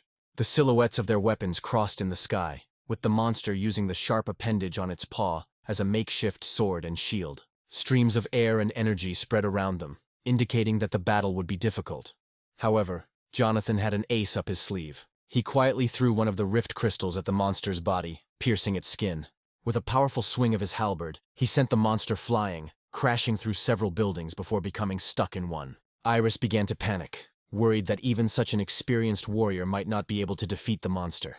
Although the monster quickly came to its senses and returned to the fight, Jonathan, although out of breath, did not lose spirit. He was determined not to give up, even despite the monster's terrifying roar and the significant difference in levels between them. Jonathan gave the signal to detonate the crystal attached to the monster. Energy sparked from the monster's leg, spreading like lightning throughout its body and causing terrible pain. There was an explosion, and a flash of light illuminated part of the monster's body. The only visible reaction was the monster howling in pain with both mouths. Ethan was confused. Even though he had been watching the battle closely, he couldn't understand what had happened. The monster, now missing a chunk of its left side along with its paws and blade-like appendage, glared at its enemy. Jonathan stood up proudly, holding 2 more crystals in his hands, realizing that he couldn't win with strength alone, so he resorted to trickery. A cry of satisfaction echoed through the area as the trick had worked, giving him a chance to defeat a monster far stronger than himself, and cries of delight came from the royal guards. The prince, recognizing the strategy, admired Jonathan for his clever use of the energy in the crystal to cause the explosion. Ethan straightened up and applauded, his face reflecting satisfaction and happiness. Such a performance was not seen every day. Iris turned to the prince, asking if it was true that Jonathan had used such a valuable rift crystal. The prince confirmed this, noting that defeating a sky rank monster while at yellow rank justified the destruction of the crystals, as there were no previous records of these crystals being used for explosions. Iris, shocked and panicked by the news that their reinforcements consisted of several yellow-ranked warriors, turned around again. Ethan confirmed this by gauging General Lu Bu's strength level. Meanwhile, Lu Bu stood in front of Commander Lincoln, who was also watching the progress of the battle. The maid struggled to understand how the difference between the three kingdoms could be leveled out during a battle. It seemed incredible to her. Chanzi, accompanied by 5 voodoo monsters, attacked the general again, raising clouds of dust. Their roar echoed throughout the area as the dogs growled with hungry throats. Jonathan turned to face them, preparing to perform his signature move. He made a full turn, cutting down the enemies with his halberd at high speed, parts of the dogs, heads, paws, and chunks of flesh, flying in all directions. Jonathan himself looked exhausted. His breathing was uneven. He realized that the monster was trying to wear him down with small hounds. The young man took 3 more recovery pills, maintaining a safe distance. Meanwhile, the monster prepared to attack, and the death ray again illuminated the battlefield and directed energy to his feet. Jonathan barely managed to dodge, sliding under the beam. Ethan continued to be amazed by Jonathan's talent and flawless execution of defensive moves in the black shell. The monster, sensing Jonathan's fatigue, approached with a huge paw. However, Jonathan managed to dodge and strike the enemy's throat from below. But the halberd, unable to withstand the tension, fell apart. Jonathan didn't have the strength to withstand Lu Bu's armor and powerful weapon, especially against a heaven-rank opponent, sweat streaming down his face as the halberd disintegrated. However, before it completely fell apart, he managed to attach another rift crystal to the monster and activate it. Thus, he caused another explosion that damaged the right side of the monster. However, this was not enough. Taking the last crystal, Jonathan prepared for the final clash. The monster, enraged and in pain, rushed at Jonathan with its mouth open. A moment later, Jonathan was thrown aside as the monster managed to tear off Lu's arm.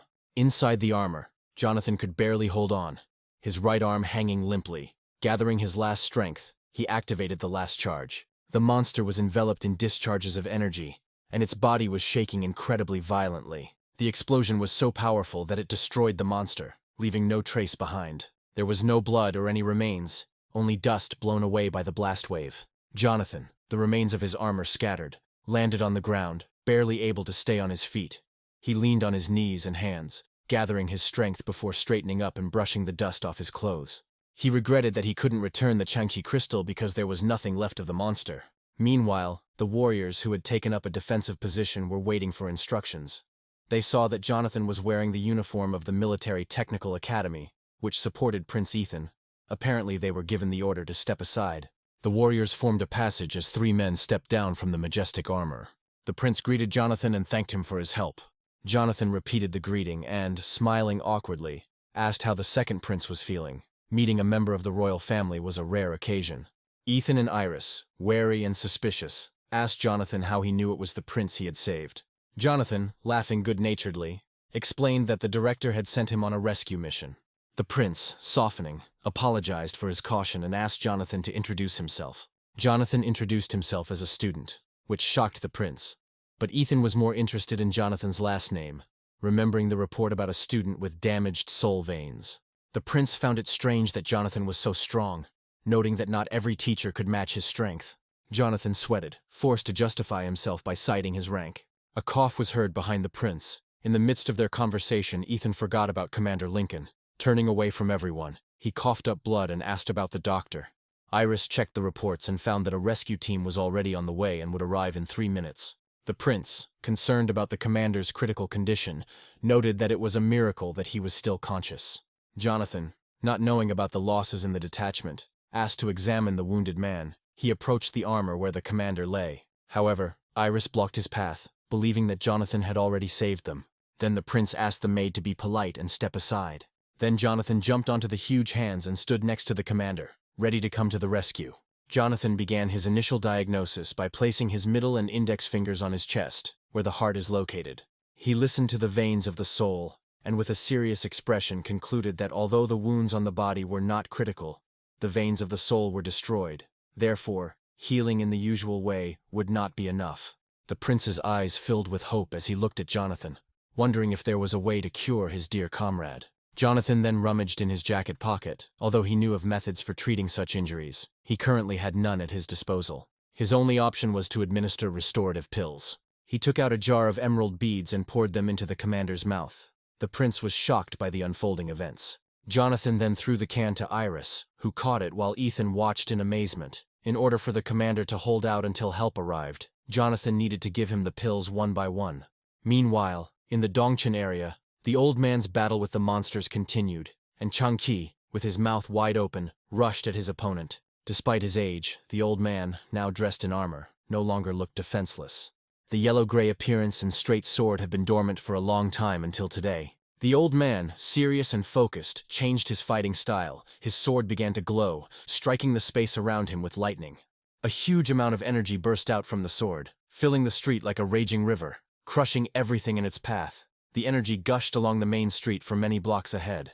The monster, stunned by the energy, merged with it, becoming part of the raging flow. An explosion followed, and the explosive crystal burst like a balloon. The river of energy gushed out, leaving only its remnants swirling around the street. The warrior watched as the drops of energy dissolved into the air. The other warriors watching from above were amazed by the old man's strength, and they whispered among themselves about the great heaven-rank warrior, noting that even at his old age, he could easily defeat such powerful monsters. One of the fighters, recognizing the old man, informed the others that Old Man Joseph was not only a heavenly rank master, but was also on the verge of saint rank, and the warriors trembled at his strength. When they looked down again, the old man had disappeared. They were too busy chatting instead of doing their duties. They turned their heads in all directions trying to find the warrior, but he was nowhere to be seen.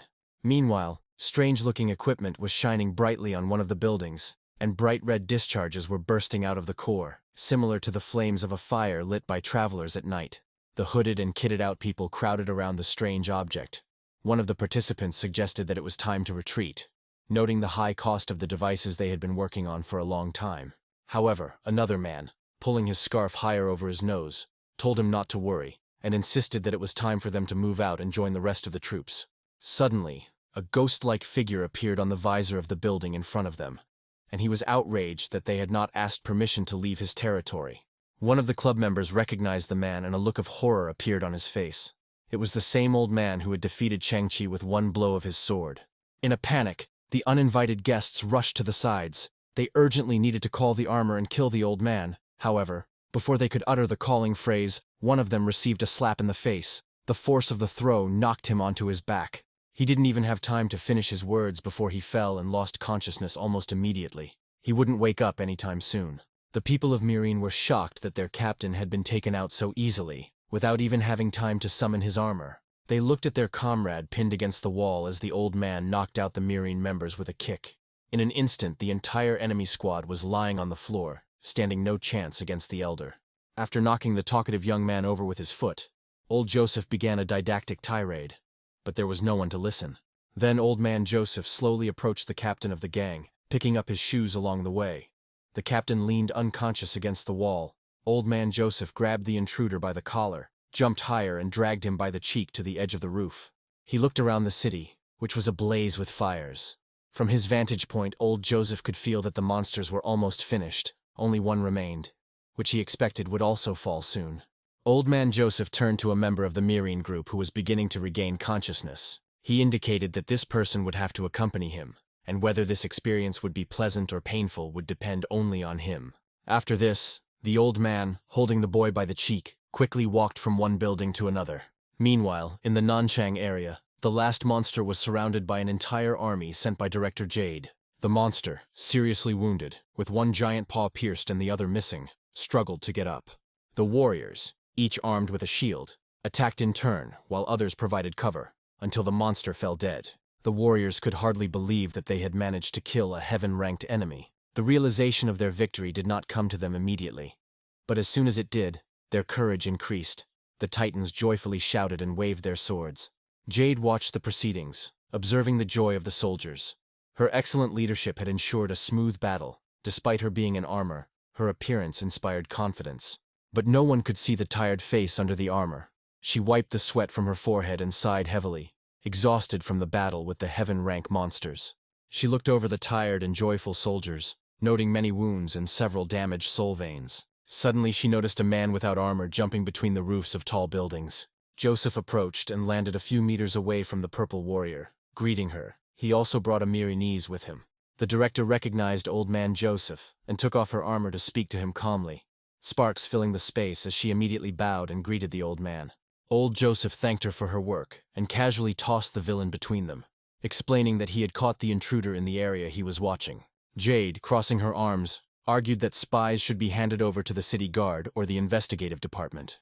The old man interrupted her, pointing out that such bodies could also contain spies, which was why he had brought the Knight of Marine to her. At this point, their enemies, watching through binoculars, noticed two important targets in one place and decided that they needed to be eliminated immediately. One enemy aimed his gun at old Joseph, but he turned around with a displeased expression on his face, as if the distance between them was insignificant. Yusef, dressed in armor designed for long sieges and heavy lifting, held a massive sniper rifle in his hands, and, realizing he had been spotted, he prepared for action. Old Man Joseph, keeping a calm expression on his face, asked if any help was needed.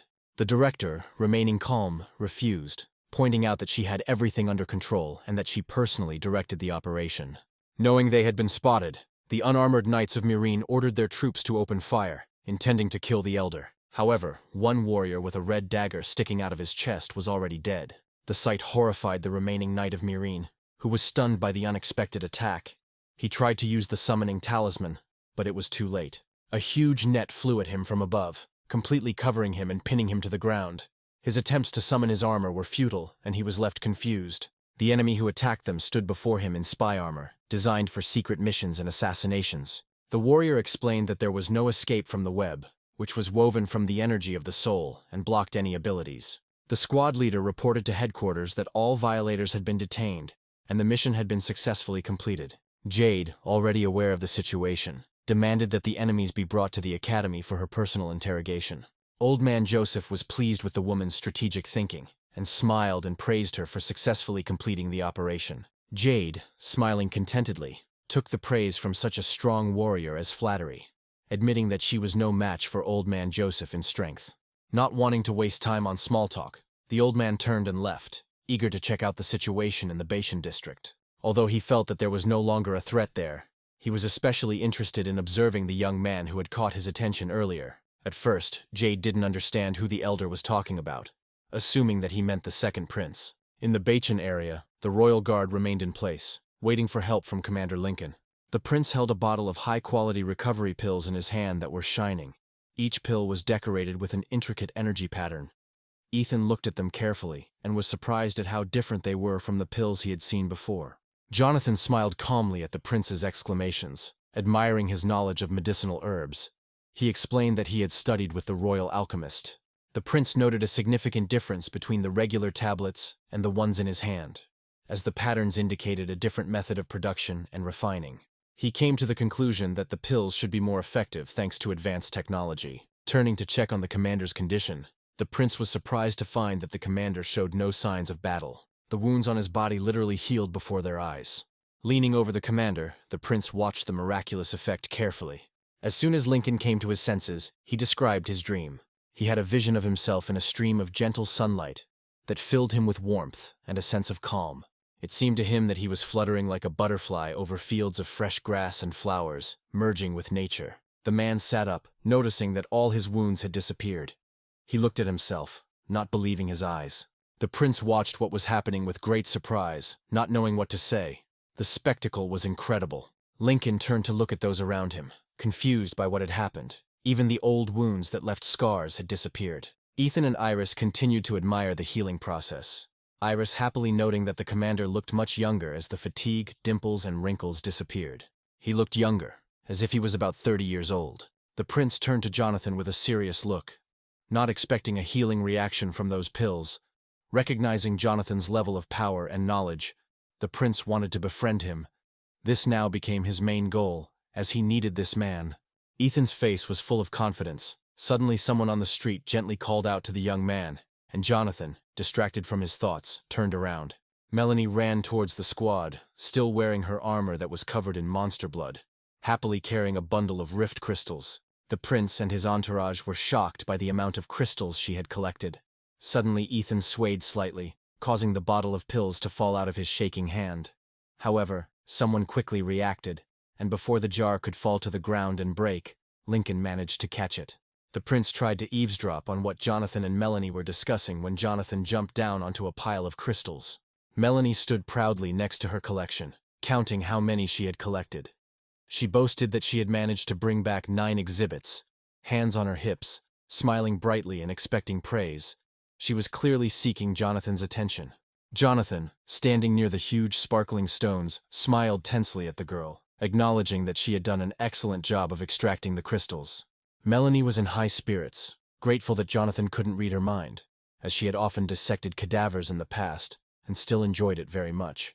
Meanwhile, Ethan jumped off his armor and walked up to the pair, now feeling less concerned for his safety and trusting both fighters. He got their attention by bowing to express his gratitude for the miraculous rescue and for the medicine that saved the commander. However, his real purpose was to ask for the rift crystals. Jonathan, knowing their value, could not afford to give away such precious materials, even at the prince's request. Melanie, realizing that the second prince himself was addressing them, was shocked and stared at Ethan in surprise. The prince, sensing that his request might seem unusual, explained that although the rift crystals were spoils of war and belonged to the royal court, he had no intention of taking them for free, as that would be unfair. Jonathan, who appreciated people with a business mind, rubbed his hands, smiling as he waited for the prince's proposal. Ethan then tried to hint that the crystals, being strategic materials, should be sold at a reasonable price, gesturing to lower the price tag. However, Jonathan, an experienced negotiator, made it clear that he would not be influenced and would set his own terms, knowing that the prince would use his personal funds rather than those of the state. While the two men were enthusiastically discussing the deal, Melanie, wanting to introduce herself to the prince, took off her armor, still feeling confused about the situation. She couldn't believe that they saved the prince. The energy in her armor slowly dissipated as she landed, kneeling down and bowing her head, respectfully greeting the royal family. Given her family's position, familiarity was out of place. She introduced herself and waited for permission to rise. Jonathan chuckled awkwardly at her sudden formality. As it turned out, the prince learned her last name, mentioning that he knew her father and that her family had good relations with the royal family. Melanie confirmed this as she stood up slowly, explaining that both her father and brother had served under His Highness. The prince smiled softly, recognizing her as someone he could trust and feeling more comfortable discussing the terms of the deal in her presence. Given Jonathan's close association with Melanie's family, the prince, in good spirits, offered a higher price. But Jonathan was still not satisfied. Hearing this, Ethan decided to demonstrate his influence by promising to promote Melanie's brother 3 steps. Melanie was delighted and jumping up and down with excitement, thrilled at the prospect of her brother's promotion. Meanwhile, the prince leaned over and whispered to Jonathan that he had no more funds, hoping that Jonathan would meet him halfway. Melanie, her eyes shining with joy, looked pleadingly at Jonathan, and he finally agreed. Beside herself with joy, Melanie could hardly contain herself. The prince thanked Jonathan for his flexibility and left to get the money, leaving the couple alone. After this, Jonathan looked thoughtfully after Ethan, not realizing that Melanie admired him. Considering that the prince survived, Melanie felt that her family had no reason to betray their homeland. She moved closer to Jonathan, eventually standing right in front of him, forcing him to acknowledge her. She grabbed his clothes and hugged his chest, creating an awkward moment. Melanie then asked for a rift crystal, but Jonathan was puzzled, not understanding why she would ask for it when she could easily extract them from corpses. Making a cute face, Melanie shyly folded her index fingers together, her eyes sparkling and her lips pouting like a child's. She explained that these were all the crystals she could collect, lowering her head and fidgeting. She searched all the monsters and brought him the undamaged crystals, hoping that he would give her at least one. Meanwhile, the prince, surrounded by guards, tried to get money from Iris. The maid, clutching the card to her chest with tears in her eyes, hesitated, not wanting to part with the funds they had saved for so long. She looked at Melanie and noted that since her family had served the prince faithfully, Melanie could have personally killed several monsters to get the crystals for him. Commander Lincoln attempted to calm the maid down by patting her on the shoulder and explaining that while it was possible to obtain the crystal, it was difficult, and it was not easy to kill the monsters without damaging the stone inside. The prince, glad for his commander's support, admitted that killing the monster was difficult, but killing it while keeping the crystal intact was even more difficult. Tears streamed down Iris's face as she turned away, feeling insulted, and handed the locket to the prince. The prince, embarrassed, took the card, trying to lift his spirits with a shy smile.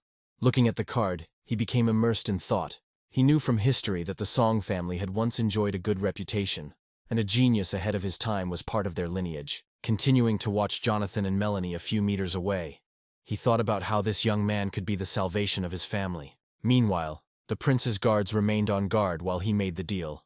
Ethan handed Jonathan a bank card with money. Despite the fact that Ethan had saved up the money for so long, he did not mind parting with it. The talisman contained $500 million in Zishui currency. Jonathan was pleased to be paid immediately and slightly surprised. He was clearly excited, his eyes wide and his expression hungry as he looked at the card. The prince was pleased with the deal and proud that he had managed to surprise the young man. Crossing his arms over his chest with a proud expression, he noted that currently, Zishui coins were worth more than the currencies of other countries. Jonathan smiled at the prince, praising him for his cautious approach, mentioning that because the Shishu tried to remain neutral, their currency remained more stable. Then he placed the card in the inside pocket of his jacket. Ethan, enjoying the praise, thought that caution had become his constant companion when he noticed several pairs of eyes watching him. He asked if Jonathan would like to count the money, but Jonathan, trusting the prince, politely declined. He admitted that counting the amount would take too much time and decided to take the prince at his word. Ethan expressed gratitude for the trust and urged the soldiers to retrieve the rift crystals. Jonathan then reached into his pocket and pulled out some strange colored cards. They were purple with fancy patterns on the outside. He made them float in his hand, catching the eye with a bright pink lightning bolt. With a pleased look on his face, he told the prince that it was a free delivery service, just like in the store. Ethan, confused by what was happening, watched with his mouth slightly open as Jonathan tossed the cards into the air. The cards began to circle over the rift crystals, forming bright patterns. Commander Lincoln watched the spectacle, amazed at what Jonathan was doing. He recognized the formation as a spatial array, realizing that Jonathan was using the array to compress the crystals along with the space around them, making them easier to transport. The rift crystals emitted spatial energy, so it would not have been possible to place them in a normal storage talisman. Jonathan skillfully sealed the crystals into cards, which glowed in his hand as the lightning died down. Jonathan then handed the cards to the prince, who stood there dumbfounded, staring at the young man's hand. Jonathan explained that transporting the crystals this way would attract less attention than dragging larger crystals with the generals. He assured the prince that the cards were disposable, and gave him the code, reminding him to find a spacious place to store the crystals. Ethan carefully took the precious cards, sweat running down his face from the unexpected solution to his transportation problem. Jonathan, feeling that his task was accomplished and the prince was safe, waved goodbye. The prince, incredibly pleased with such a resourceful acquaintance, respectfully folded his hands together and said goodbye to Jonathan and his companion. He promised that, no matter what happened, he would always come to the aid of the young man. Then Jonathan, turning to bow back, thanked the prince for his good attitude. He knew that soon he would have the opportunity to ask the prince for help. When the couple had moved a decent distance away, the prince's face darkened. He thought to himself that if Jonathan did not become his ally, then he should do everything so that he did not become an enemy. Jonathan was also lost in his thoughts.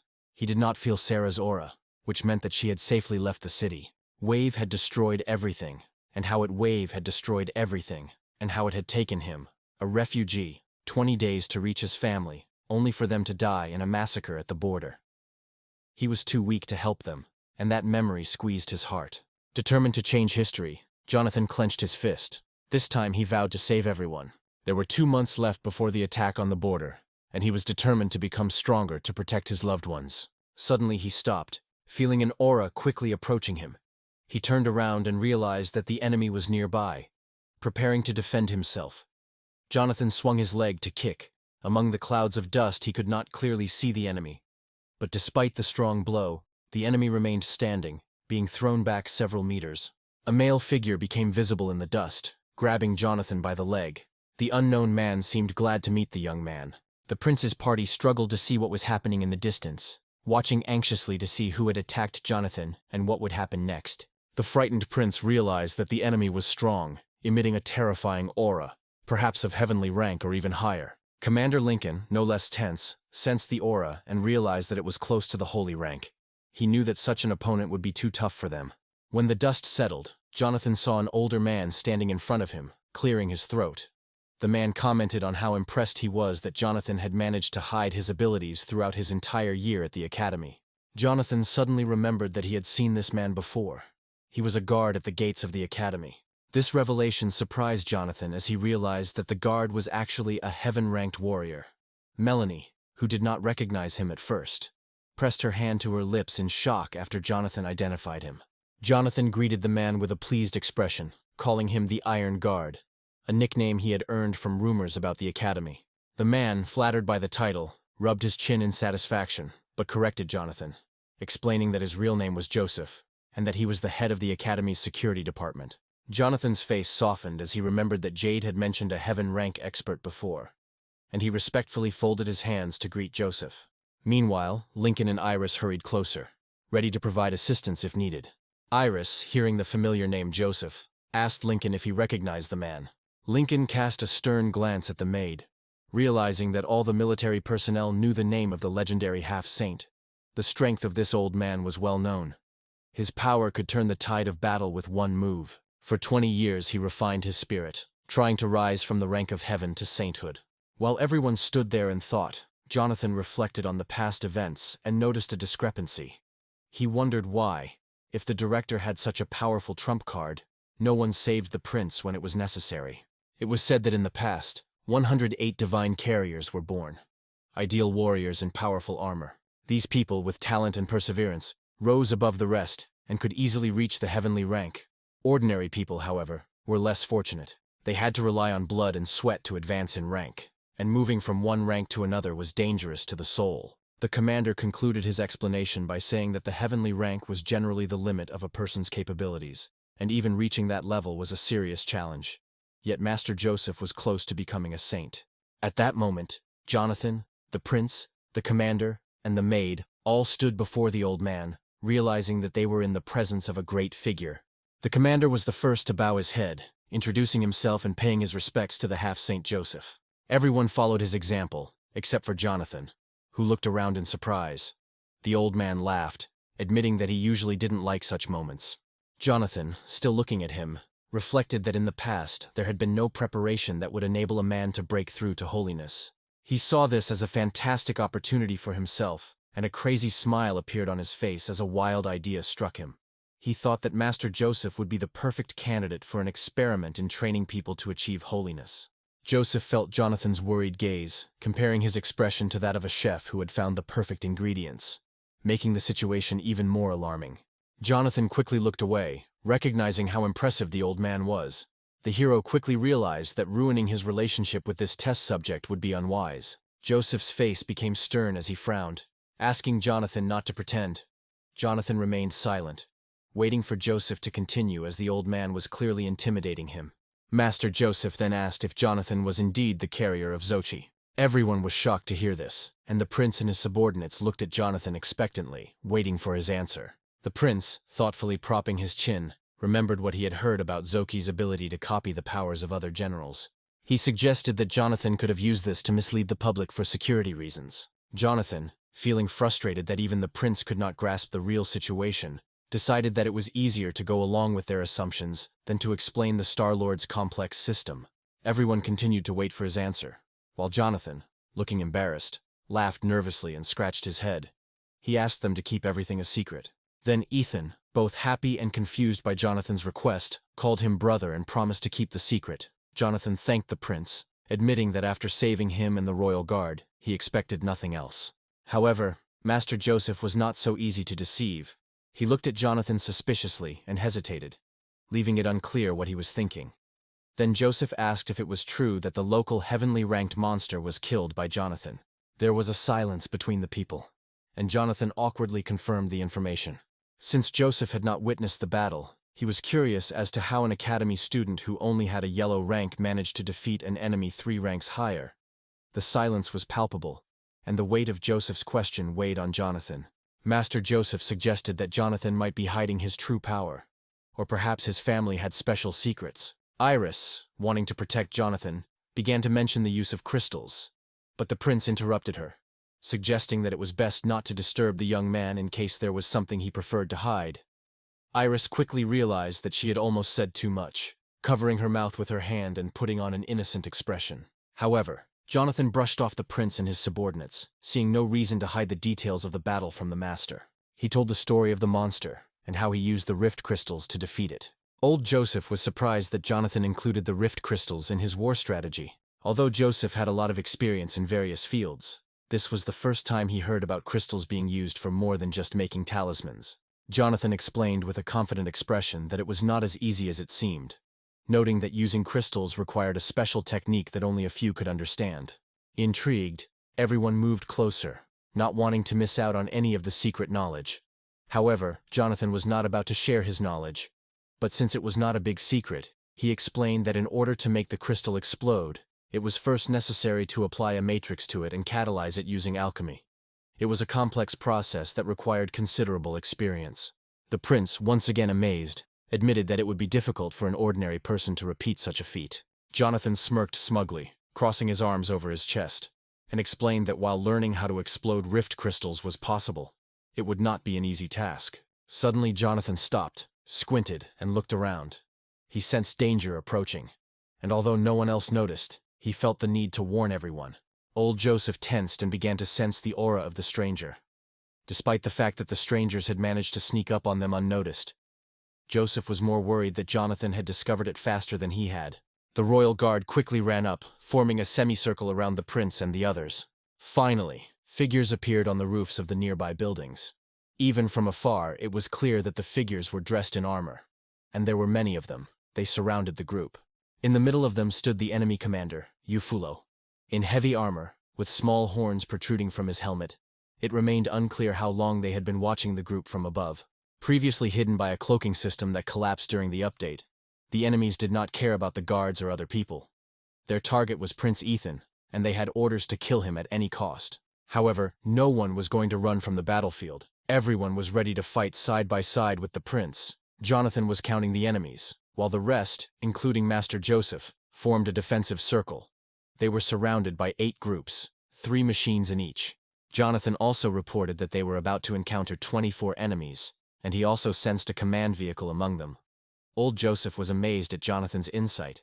The young man smiled and looked at the prince, noting that the kingdom of Marine was determined to destroy the royal family. The prince, displeased with Jonathan's remark, suspected that his elder brother, the heir to the throne, might be involved. Jonathan then became more serious, explaining that while the ordinary opponents and their commander did not pose much of a threat, he sensed another presence, the aura of a heaven-ranked Star Soul Master.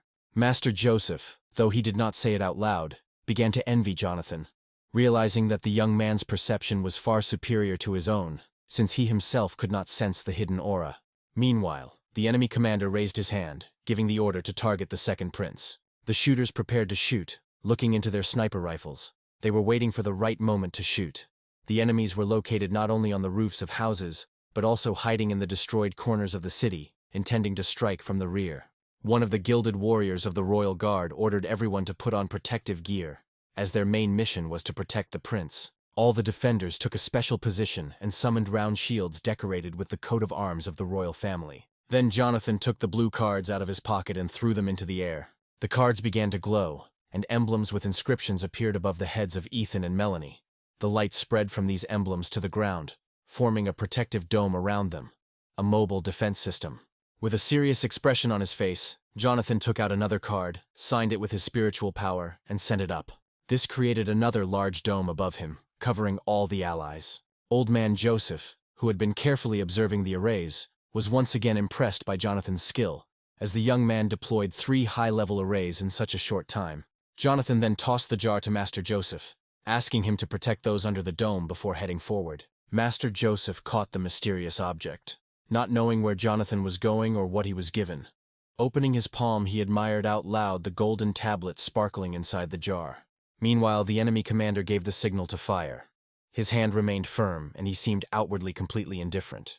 His subordinates began to shoot at the prince, beams of spiritual energy flying out from their rifles at high speed. The attacks followed one after another, raising clouds of dust that almost reached the rooftops. The defenders huddled around the prince and his allies, trying to stay as close as possible, covering him. Finally, the attacks stopped. Iris, who was protecting the prince among the titans, turned around excitedly to check on everyone. At this moment, the prince was amazed that his dome could absorb the enemy's spiritual power. As soon as the shelling stopped, Jonathan left the dome and rushed towards the enemies. Using enhanced jumps, he took off from the ground and even jumped onto Iris's armor. She screamed in surprise. The girl was furious that Jonathan dared to touch her armor with his feet. Walking away from the squad, Jonathan gave instructions. He asked Master Joseph to take care of Prince Ethan and Melanie. At this time, Commander Lincoln, who had a heavenly rank machine, asked his master for permission to join the battle. Lincoln, fully recovered and full of energy, received the prince's permission, who also gave him some parting words. An excited Lincoln immediately charged towards the enemy using his enhanced jumps, needing to distance himself from the titans to summon his armor. Inspired by the upcoming fight, Lincoln used Iris's helmet for one of his jumps. Furious, Iris cursed loudly, insulted that her armor had been used in such a way. Lincoln, however, ignored her as he flew higher and summoned his golden armor that matched the royal guards. At this moment, the enemy commander sensed Lincoln's presence and noticed his heaven rank machine. However, he did not realize that Lincoln was currently in excellent shape and expected to defeat him within 10 turns.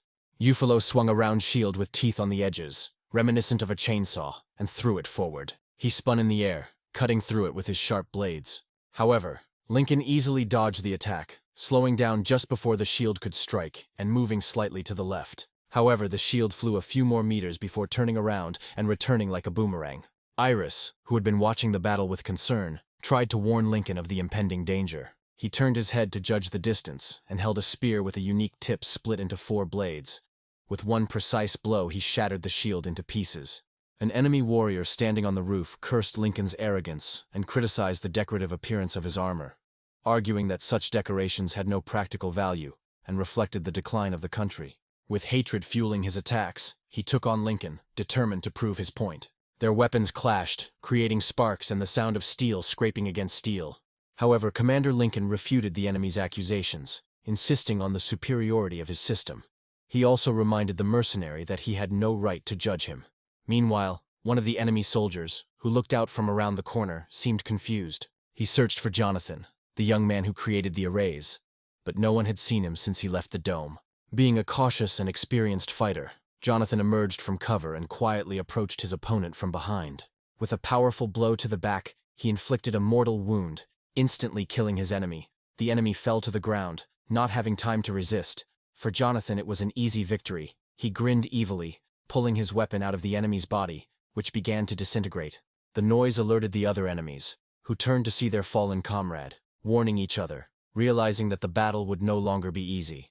All the soldiers pointed their pistols at Jonathan, deciding that they needed to eliminate him quickly.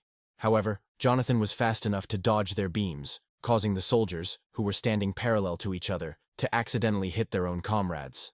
As the enemy approached, one of the fighters urged the others to engage in close combat, believing that this would increase their chances of defeating Jonathan. But before they could materialize their weapons, Jonathan struck again.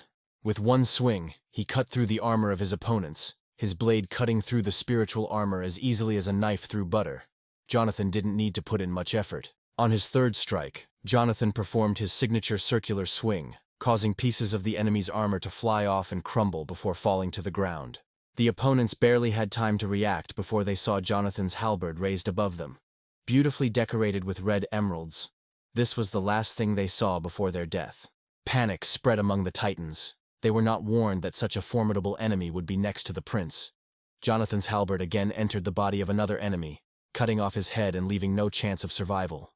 Exhausted, Jonathan realized that using his halberd, Lu Bu, required great strength, so he quickly swallowed several soul-replenishing pills to restore his energy. Meanwhile, the most fierce battle was unfolding in the center of the street, where the commanders clashed. They gracefully crossed blades, skillfully dodging each other's attacks.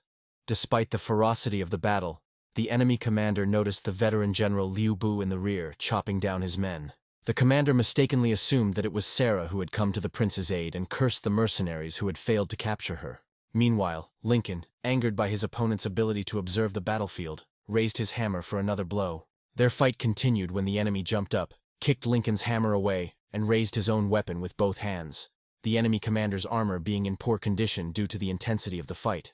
Meanwhile, on the rooftops, Jonathan was quickly dispatching the remaining enemies, his third blow landing on another soldier in the chest, piercing his armor, leaving the soldier's body hanging on the tip of Jonathan's weapon. Nearby, other soldiers, overcome with panic, hastily loaded their weapons and pointed them at Lu Bu, knowing that if he came any closer, they would be doomed. Jonathan, leaving the wounded man on the street below, rushed to his next target. The wounded man fell at the feet of Prince Ethan, who was watching the battle. He watched with ease as his guards fought, knowing that these soldiers were no match for him. Ethan then gave orders to his guards, telling them to cover Jonathan while he cleared the area. Realizing there was no point in remaining on the defensive, the guards complied, materializing crossbows in their hands. Staying close to the prince, they provided support to Liu Bu over long distances. The King's Guard opened fire on the Milanese soldiers, who were now unable to even look out from their hiding places to assess the situation. Meanwhile, Jonathan calmly flanked the enemy, moving stealthily, while the soldiers of Mirin watched in horror. They shot at Jonathan, but none of their shots hit their target. Jonathan, warming up his legs with spiritual energy, effortlessly dodged their attacks. He switched to a technique that was different from the one he used before, and the prince noticed this. The prince noticed that such movements were characteristic of the Black Shell Guards, a group of 6 talented heroes who had risen through the ranks early. Their leader was once a member of the Song family. Unfortunately, the 5 heroes were killed 16 years ago, leaving the new leader of the group, who remained neutral, as the only survivor. The prince wondered if the Black Shell leader still maintained contact with the Song family, but knew that he remained loyal to Tangdu. Meanwhile, Jonathan jumped high above the building and released a beam of spiritual energy, sharp as an axe. The beam hit the enemies with a powerful explosion, destroying part of the roof and destroying their armor, body parts flying in all directions. One of the wounded soldiers crawled along the roof, shocked by the overwhelming force of the defenders. Then Lu Bu landed on top of the soldier, finishing him off with a blow to the chest from his halberd. The prince noted that Jonathan had used the Black Shell technique again, and wondered if his friendship with the young man would be able to sway the Black Shell group to their side. While the prince was deep in thought, Jonathan approached another rooftop. An enemy soldier, seeing him approaching, froze with his weapon in his hand, too stunned to react. However, Jonathan, not intending to spare his enemy, cut him with his halberd from shoulder to stomach. However, this time Jonathan got tired faster due to the numerous dodges he had to make. He drank more pills to replenish his supplies while continuing to attack. At the same time, he noticed that the enemy expert who was hiding had not revealed himself yet. This made him suspicious as he wondered if there was some kind of trap set here. At this time, the battle raged around the defensive structures, with defenders on the rooftops firing in all directions, preventing Liu Bu from attacking effectively. Master Joseph tested the operation of the grids, noting that enemy beams entering the outer dome were dispersed, and their energy was transferred to the inner grids. This simultaneously restored the outer dome and strengthened the protection inside. Realizing that their long-range attacks were ineffective, and that Lu Bu was quickly breaking through their lines, the soldiers switched to close-range weapons, and the royal guards began to worry, fearing that they would not be able to protect the prince from the overwhelming numbers of enemies. However, Jonathan kept a close eye on the battlefield, confident that the responsibility for the soldiers lay with him. The halberd flew straight at the enemies, pinning one to the ground, while the other soldier managed to survive. The alarmed young man tried to warn Master Joseph of the danger, while he rushed as fast as he could towards the line. The old man and the soldier stood facing each other. The enemy, armed with heavy weapons, intended to crush the old man and only then deal with the royal person. However, Master Joseph seemed unusually calm and contented. He laughed as he looked at his opponent, as if he was tired of standing aside. Suddenly, a pillar of light pierced the air, stretching from the ground to the sky, raising dust, steam, and spiritual energy particles around them. Commander Lincoln was busy repelling the enemy attacks, but he glanced sideways at the mysterious pillar. He could not see anything clearly, and what was happening to the arrays remained unclear. Iris, worried about the prince, frowned, trying to figure out the situation. As the clouds slowly cleared, it became clear that the prince's protective dome was intact. The enemy was on one knee, his blade touching the ground, sweating in horror. What he witnessed left him in shock. Master Joseph caught the blade with his bare hand, holding onto the tip of the blade, his clothes fluttering as if caught by an invisible wind. But the old man remained calm and relaxed. Smiling, He made a caustic remark about how the Soul General had the audacity to attack a defenseless old man who was contemplating moral decline. The soldier, unable to respond, froze in a pose to deliver a perfect strike. He still couldn't comprehend that Master Joseph was so strong that he could stop a soul weapon with his bare hand. However, Master Joseph, seeing no point in explaining himself to someone who was soon to die, allowed the bolts of spiritual energy to spread around him, his eyes blazing with anger and overwhelming power, as he continued to hold the enemy blade with just a few fingers of his right hand. Finally, the soldier began to sense the old man's true aura. Without knowing it, the soldier had attacked a half-saint-ranked expert, and now deeply regretted it. Master Joseph then rose into the air, stopping in front of his opponent's helmet, a lightning-fast trail stretching from where he had just stood. Pushing off the enemy's armor, causing it to crack, Joseph rose higher, surrounded by sparks and lightning. He concentrated a powerful stream of spiritual energy in his right hand. The lightning that circled around him concentrated on his right side.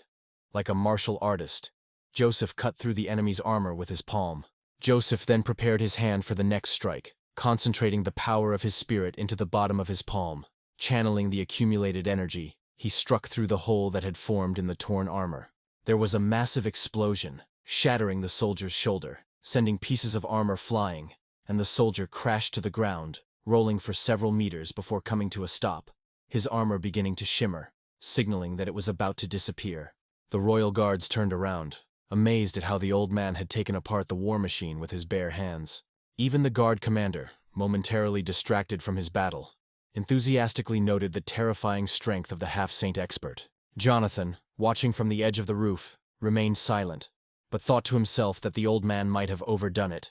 However, he smiled, believing that Master Joseph's plan was to provoke the hidden expert to reveal himself. Meanwhile, Lincoln's fight continued. Knowing that the prince was safe, he could now fully focus on his enemy. He pushed back his opponent, who was still shocked by Master Joseph's display of skill. The commander, ready to strike, rushed at his opponent, raising his axe. The enemy did the same, and they rushed towards each other screaming, knowing that only one of them would survive. Lincoln swung his axe from below, hitting the enemy commander with such force that he flew back several meters, hitting the ground several times before crashing into the wall, causing pieces of it to fly apart. Crawling through the hole in the wall, the enemy commander, now outraged, could not understand why Lincoln was stronger than before. According to reports, Lincoln should have been seriously injured. Surveying the battlefield, the commander saw that the presence of Lu Bu and the half-saints had ruined their plans. Falling to his knees, he raised his hands to heaven in prayer, letting out a cry that echoed across the battlefield. He begged the holy ambassador to come to his aid. Suddenly everyone turned to the source of the scream, not understanding who the commander was referring to. Perhaps it was the figure that Jonathan had sensed earlier. Then a figure appeared on the roof of one of the dilapidated buildings, completely enveloped in a red aura resembling flames, with lightning dancing around it. It was Amara, dressed in a red dress and a black fur-lined cloak that fluttered in the wind, her face hidden by a horned mask made from an animal skull. As it turned out, she was an inspector of the Pingtian sacred sect, an expert at the peak of the heavenly rank. When Amara looked at the soldiers with displeasure, the prince immediately recognized her mask. She was from a demonic sect, a formidable and insidious enemy. Iris shuddered, feeling uneasy, as she recalled the demonic sect's ruthless reputation. Old man Joseph, whose plan had worked, looked sternly at Amara, knowing that her presence meant a serious disaster. Jonathan was also stunned by the woman's appearance. He recognized her clothes as those of the Pingtian sacred sect, which was called demonic due to its dark history. According to historical records, the eastern continent was once ruled by emperors of divine rank. The king of Myrene turned the emperor's illegitimate son into his puppet, while the emperor's daughter escaped and founded the kingdom of Sishui. When the emperor's son grew up and escaped the king's control, he waged war against Myrene and eventually founded the kingdom of Tanda. After the death of the king of Myrene, a figure of divine rank came to his defense, which led to the creation of a new dynasty in the northern regions. Thus, the continent was split into 3 states that have been in conflict ever since. Pinchin, who founded the demon clan for the glory of the new state, was the one who saved the king's life. The warrior's appearance with huge horns and spikes on his armor inspired fear in everyone who saw him, making him look like a fiend from hell. There were rumors that this monstrous figure was still alive, sitting on a throne in a dark dungeon, surrounded by the skulls of his enemies. Jonathan thought about these stories, thinking that in his past life, He had never seen a god-ranked ancestor fight in the Tangdu capital. Perhaps it was because the troops had managed without him, and there was no need to show such overwhelming force. Soon after, Lu Bu and Amara exchanged glances, and the young man realized that in this new life, he still had many secrets to uncover. The situation was much more complicated than he expected. To provoke Amara, Lu Bu sarcastically remarked that she stood there for so long that her underwear could be seen. Amara's eyes flashed with hatred, and her facial muscles twitched with indignation, clearly outraged by the arrogant warrior's attempt to mock her. She pulled the glittering ruby talisman from her chest, smiling contentedly, determined to test her new armor on the ignorant fool. Standing at the very edge of the roof, she raised her leg as if she was about to step into the abyss. Her beautiful clothes fluttering in the wind and her shoes reflecting the sky, she rushed past the broken windows, muttering the spell to activate the armor.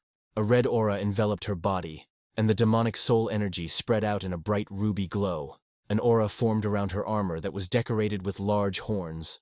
Her majestic and massive armor captivated with its beauty. Suddenly, with a furious cry, Amara began her attack. Commander Lincoln, who was watching the sky with concern, saw her disappear from sight, only to be struck by her furious attack. The ground around them was engulfed in ruby flames. His hammer was sent flying and Amara pinned him to the ground with her foot. In her armor, she resembled a colossal mechanical cyclops, with a ruby eye shining on her helmet, and a long train of feathers hanging down between her horns. Pleased with herself, Amara believed that it would not take much effort to defeat the enemies of her country, and the first of them was already lying at her feet. The prince narrowed his eyes in concern, realizing that the commander, a strong fighter, had been incapacitated with just one blow. Jonathan was also worried. He did not expect to see the new generation machine of Myrine so soon. The surprise took him by surprise. Meanwhile, the royal guard took up position behind Amara's titan. As the prince's protectors, they had no choice but to stand their ground. Amara turned her head, giving them an angry, burning look, her fierce determination obvious as she pulled out the swords attached to her armor, hiding them behind her back, and then rushed towards the prince. In a panic, Jonathan shouted to Master Joseph to cover everyone, knowing that he would not be able to take off in time to protect the people. However, Master Joseph was already prepared. He had his old talisman ready and intended to use it. Meanwhile, Amara approached, raising both swords behind her back, ready to deliver a powerful blow. Infuriated by the old man's calm, she put all her fury into her blow, bringing her swords down on him with a scream. Meanwhile, Master Joseph had already donned his armor and parried her blow with his signature short broadsword. Their collision sent a powerful shockwave across the battlefield, knocking the royal guards off their feet. Ethan and Melanie managed to stay on their feet thanks to the protection of the bars, but even they had to shield their eyes from the gusts of air and dust. The prince, amazed that someone could match the power of a half-saint, realized that with her machine, Amara was able to suppress even the elder Joseph. As the dust settled, the prince noticed cracks in the dome, but Amara did not attack the structure directly. The sheer energy surge from their collision nearly destroyed the defenses.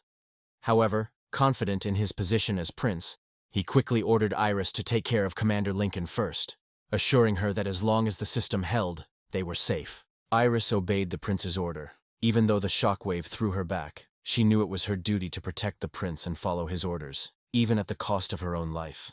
The dark threads of Amara's energy intertwined with Master Joseph's energy, spreading throughout the entire space like acid, corroding the array. The prince, frightened by this sight, screamed in horror. In a panic, he did not notice how Lu Bu appeared in front of him and Melanie. The young man had no intention of leaving them to be torn apart by the enemy and ran as fast as he could. He extended his palms to them, helping them to climb up. His main goal now was to get them to safety before returning to the fight. However, Master Joseph interrupted Lu Bu's thoughts, convincing him that now was not the time to think. First they needed to find shelter, and then they could think about their next move. Lu Bu obeyed, and instantly disappeared behind Joseph, leaving behind only a haze and a faint glow of spiritual energy. Meanwhile, Amara, furious that the old man had gotten in her way, declared that his place was in an antique shop, not on the battlefield. Master Joseph, not interested in continuing the conversation, remarked that Amara, in his opinion, was being too loud. He pressed his right foot into the ground so hard that it cracked, strengthening his position. Charging his sword with spiritual energy, he rushed at her with a powerful attack. Although Amara was thrown back by the blow, she did not lose her composure. Joseph, leaving behind a pink energy trail.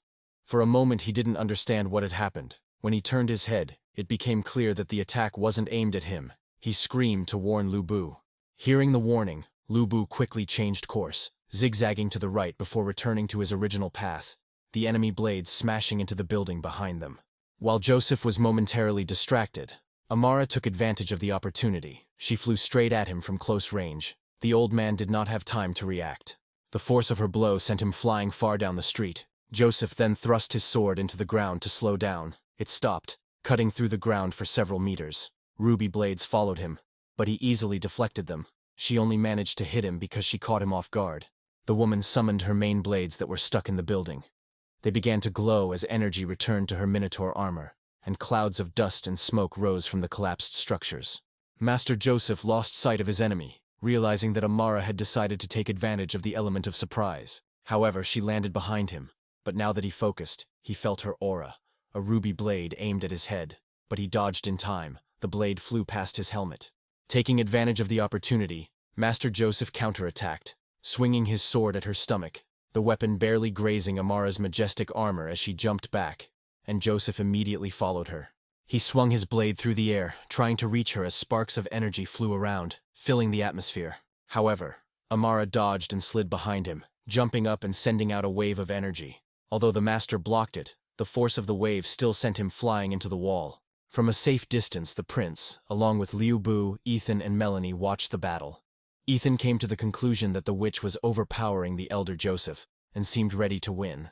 Jonathan agreed, adding that although the elder Joseph was at a higher level, Amara's machine gave her an advantage. Nevertheless, Jonathan knew the old man had a hidden card to play.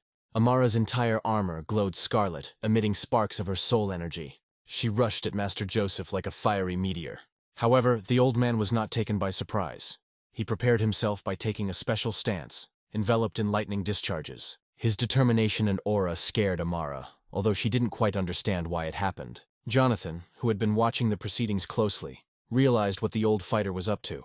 With complete confidence, Master Joseph stood ready, knowing that she would not be able to avoid his next blow. He raised his blade high, and a pillar of bright golden light shot up into the sky, illuminating the battlefield. Amara, floating in the air, suddenly saw a huge lightning bolt approaching her. Although fear flashed in her eyes, it was quickly replaced by a mocking smile. The prince noted that if the most powerful blow missed the target, there would be no hope of victory. Melanie, in disbelief, exclaimed that a half-saint could not have made such a serious mistake. The prince also began to panic, unable to believe that someone of Joseph's rank could waver. Only Jonathan seemed to remain calm, knowing that the elder Joseph was far from finished, and that his true intentions would soon be revealed. Master Joseph continued to release energy into the sky, his armor shimmering with gold and acid colors, strange vapors swirling around him, and green lightning crackling. This technique was meant for another enemy. The sword in his hand crumbled, merging with the flow of energy as the release of soul power intensified. Magical clouds swirled above him, and golden lightning poured down like rain. Amara tried to dodge, but the lightning seemed to follow her, driving her into a corner. More and more lightning bolts fell, mercilessly aiming at her. Suddenly, a powerful charge formed in the sky. Amara, realizing that there was no salvation, covered her body with her hands. She knew that this would not be enough. Her curses were drowned out by the thunder, as her armor was enveloped in golden light, the silhouette of her body barely visible among the lightning. Explosions were heard everywhere, and the collapse of buildings left the royal guard in awe. They had never seen such devastation in their lives. Their eyes widened in shock as the lightning storm finally stopped. Nothing was left untouched. The entire area was destroyed. Buildings were either toppled or completely destroyed. In the center of the battlefield, a figure stood in the dust. It was clear from the silhouette that she could barely stand. Amara's armor was torn to shreds, as if it had been devoured by wild animals. Her arms hung motionless at her sides, but it was amazing that she remained conscious. Those watching were amazed by her resilience. After such a devastating blow, death seemed inevitable. But Amara refused to give up. Ethan and Melanie were equally amazed by the demonic expert's endurance. It was no wonder she was considered Myreen's trump card. Jonathan, however, gritted his teeth in disappointment. He had hoped for Master Joseph's absolute victory, but he knew that Amara's armor had protected her. Although she was in great pain, she did not take off her armor. Her body was burning with pain, but she admired her enemy. In desperation, her hand reached for the control panel. A round system unit appeared under her fingers. and in front of her was a monitor with strange symbols. It was clear that this was access to the hidden settings of her armor. Amara didn't want to resort to such a method, but the thirst for victory overwhelmed her. She activated the Heavenly Demon's disintegration mode. As the system started up, her appearance became truly demonic. A mad smile spread across her face, and her eyes glowed bright red. Flames engulfed her armor, seething with soul energy, filling the gaps left by the damage, beams of energy shooting out from her head. The prince, watching in horror, realized how terrifying an opponent she was. Beads of sweat running down his face as Amara's aura completely overpowered the elder Joseph's. She laughed wildly as the swords appeared in her hands again, her entire posture expressing her superiority over her master, claiming that in this state she was much closer to the rank of saint than he was. Jonathan, upon hearing her explanation, could not believe his ears. The experimental technology allowed her to increase her combat power by an entire level, posing a serious threat to all surrounding states. Despite the significant damage that Master Joseph had inflicted on her, he was now struggling, exhausted, out of breath. He still wanted to show that he could continue to fight. In the blink of an eye, Amara disappeared from the sight of those around her, leaving behind only a bright trace of energy. Her demonic armor suddenly materialized in front of Master Joseph, causing him to recoil in fear. Master Joseph was unprepared for this turn of events. It had been a long time since he had faced an opponent superior to him in strength, which left him confused. Amara swung her leg, completely covered in aura, so much so that her armor was invisible. The force of the kick sent the old man flying at high speed. He saw himself moving away from his opponent as a shockwave emanated from her. Amara, determined to kill the half-saint, disappeared, and instantly appeared above Joseph with her weapon raised. She struck him from above, causing him to fall down. He was unable to react to such fast attacks. Another blow sent him flying upwards through the ruby energy. He took the beating in silence, and if it weren't for his armor, one would think he had passed out. Those below couldn't keep up with the general's strikes and movements. Master Joseph was flying through the air like a volleyball, all the while thinking about how to avoid this mess. He knew he had to find a way to counterattack, an idea coming to him when Amara raised her leg to kick again. Joseph grabbed her leg and their auras intertwined, spreading onto his armor. They hung in the air like two scarlet demons. Joseph thought that by holding onto his opponent, it would be harder for her to dodge. However, he didn't have time to attack before Amara's blade was aimed at his unprotected chest, piercing straight through the armor, the tip of her blade exiting his back. Despite the mortal wound, Joseph sighed weakly, but did not let go of her leg. Then Amara grabbed Joseph's helmet with her left hand, looked him in the eye, and raised her weapon for the final blow. With a quick movement, she cut his helmet off, causing sparks of energy to appear at the site of the cut. Holding his head, she watched as his body disintegrated and fell towards the ground. She wanted to ensure victory for herself, so she prepared to deliver the finishing blow. She turned around and punched him in the chest, his armor instantly disappearing, and Joseph crashed into the ground with such force that cracks formed underneath him. Amara landed and walked over to Joseph's body, holding his helmet in one hand and her sword in the other. She paraded the helmet in front of him with a mad look and mocked him, calling him trash. Pleased with her false victory, she clenched her fist, crushing the helmet, Joseph's soul energy dissipating around her hand. She laughed maniacally, intoxicated by the sheer power, her laughter echoing through the ruined streets of the city. Master Joseph, still alive but in critical condition, was coughing up blood, making it difficult for him to breathe. Slowly, with trembling hands, covered in bruises and abrasions, he reached into his pocket and took out the treasured jar with the golden pill that Jonathan had given him. It was his last hope. Joseph wanted to save it and return it, knowing that it was extremely expensive. The transcendental pill allowed lower-level earthly masters to advance an entire level. Jonathan looked at the monitor, hoping to get a better look at the master. He knew that in Joseph's case the effect of the pill would be weakened, but it would still increase his strength and partially restore his powers. Jonathan, always cautious, was glad he had given the pill to the elder in advance. The man sat on the ground looking at the elixir, knowing what it was, but never having seen such a pill in person. He had only read about them in books.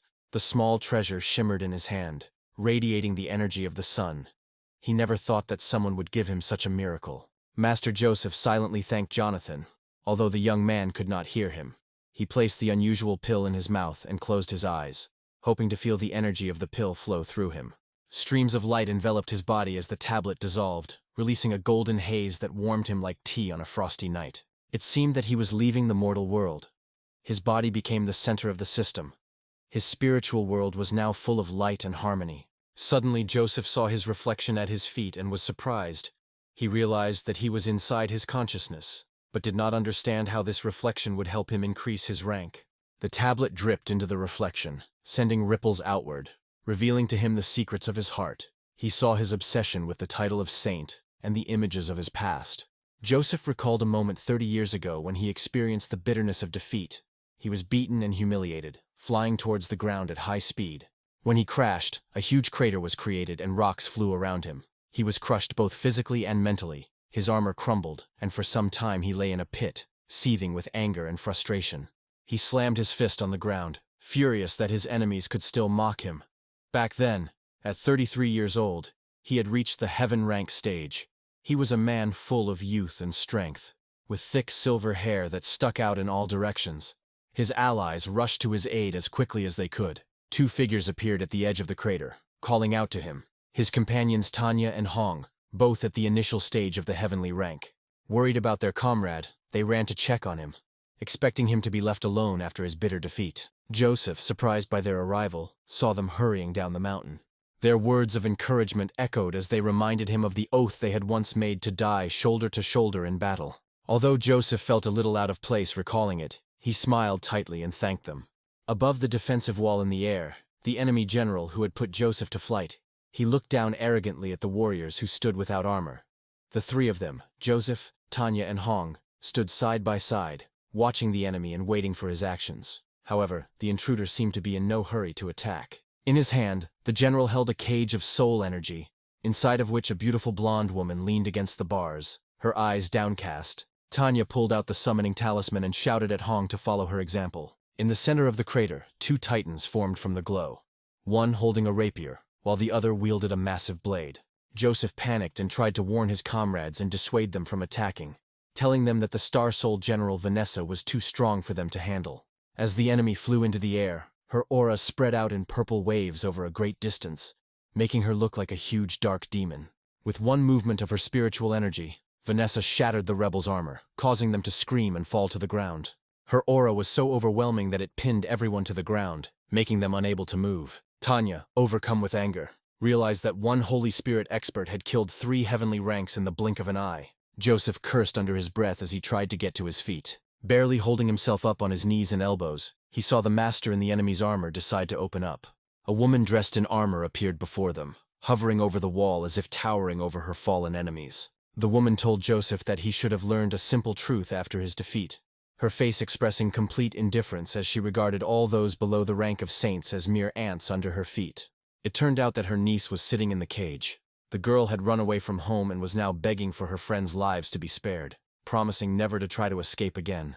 Joseph cried out her name, his face showing such deep pain as if losing her was worse than death itself. They exchanged glances from afar, perhaps for the last time, the girl's eyes full of bitterness. Her aunt, predicting a great future for her niece, told her that as a talent of the Huang family, she was destined to achieve the same rank and protect their country, ensuring the prosperity of the family for 100 years. She looked down on the 3 warriors, comparing them to insects, stating that in time not even ashes would remain of them. However, she explained that Joseph's talents were different. They lived for centuries, retaining their youth. The girl, realizing that mere mortals meant nothing to the saints, fell to her knees with tears in her eyes, begging her aunt not to kill Joseph. However, her aunt ignored her pleas, judging the situation to be that Joseph had stolen the daughter of Huang's house and was trying to escape. But out of concern for her niece's mental state, the aunt decided not to kill Joseph. However, she made it clear that she would only spare the lives of his comrades on the condition that his foot never touched the ground of Sishui again. Bending down, Joseph gritted his teeth in indignation. His hand reached for the knife hidden in the hem of his clothes. Slowly and with great determination, he took hold of the handle and pulled out the weapon. The girls looked at him with worried expressions, knowing that their lives depended on his next move. Any rash action would ruin all their efforts. Then Joseph raised the knife over his head with a stern face. Then, with his left hand, he gathered his hair into a bun, and in one swift motion, cut off his thick silver locks. Holding his top knot high for all to see, he made a sacred oath, vowing to give his life to reach the rank of saint. Only after reaching that rank would he return to Shishui to ask for the hand of the youngest of the Huang family. His face contorted in pain as he released his hand, letting the wind blow away the cut hair, and as he said goodbye he asked the girl to wait for him. With tears in her eyes she agreed, promising to wait as long as necessary until they could both be free. These precious memories burned within Master Joseph's soul, his eyes shining with sunlight as the energy flowed in waves through his body. His power began to spread outward in an endless stream, destroying Amara's aura. It was terrifying in its power. But Joseph's aura had completely transformed, now shining with a beautiful sunlight that gave life, but also brought death. The energy emanating from it spread around, and the enemy tried to defend themselves from the blinding light. This aura was so unusual that the pressure from it made everyone feel heavier, pressing them to the ground. Amara became even more angry, unable to understand what caused such a transformation in the old man. She realized that it was the aura of the saint rank. The pressure was taking its toll on Joseph's allies as well, with Commander Lincoln lying on the ground, struggling not to be blown away by the gusts of wind coming from the master. Meanwhile, Lu Bu protected the prince and Melanie from the rocks and wind that flew in all directions. The prince, recognizing this aura, no doubt realized that this was the presence of a saint. Melanie looked at her lover's helmet, realizing that it was because of the pill that Joseph was able to break through to the rank of saint. She still found it hard to believe. Jonathan, meanwhile, was glad that Joseph was able to temporarily break through to the saint rank. Although the effect was temporary, it would be enough to neutralize the enemy. He smiled softly, confident that this inequality between carriers and mortals on the battlefield would be eradicated through his efforts. However, he also believed that one tablet would not help Joseph reach the saint rank forever, so he would need to talk to the master and share some tricks with him. Master Joseph, now overflowing with energy flowing through his veins, had long dreamed of feeling such power. Now he understood Vanessa's point of view, who saw others as nothing but ants. Reaching out to the side, he felt his talisman lying on the ground. It was now rising under the influence of his holy energy. The talisman floated towards Joseph, sparkling with small lightning bolts. He tensed his fingers, through which lightning bolts of spiritual energy crackled, as if he was already holding something. The talisman soared into his hand, sparkling in the air. The old man noticed this, and now his whole appearance inspired horror. An angry expression was frozen on his face, and traces of blood were visible on his lips. He looked sadly at the tattered talisman, an old friend who had accompanied him through many trials. His opponent's hands were also shaking. The witch who once seemed so powerful could only stand still, too scared to move. The master's aura was so overwhelming that she couldn't take a single step. She stood there, terrified of what would happen next. Joseph seemed to be standing in the center of a blazing fire, flames engulfing him as he prepared to summon his Star Soul General. It seemed as if he had merged with the sunlight, and every cell of his body was absorbed by its power. His armor, still shining, seemed majestic due to his shining aura. Amara, feeling the Sun Warrior's gaze on her, wished she could sink into the ground to avoid the humiliation of being defeated by her once defeated enemy. Master Joseph enjoyed the moment. Looking at his armored hands, through which energy was oozing, the power of a saint was truly enormous. As memories of Vanessa came back to him, he now understood why she had seemed so formidable. Amara tried to move away in horror. Frightened by the majestic appearance of the saint, she began to beg him not to come closer. Joseph, however, looked at her without compassion, his stern demeanor suggesting an imminent attack. His hand pressed to his chest as he thought about his only previous encounter with the saint in combat, when Vanessa had floated over him, shattering his dreams with a simple wave of her hand. Then Joseph swung his weapon, sending out shockwaves that made the enemy tremble in fear, waves of shock spreading from every movement the general made. And Amara froze.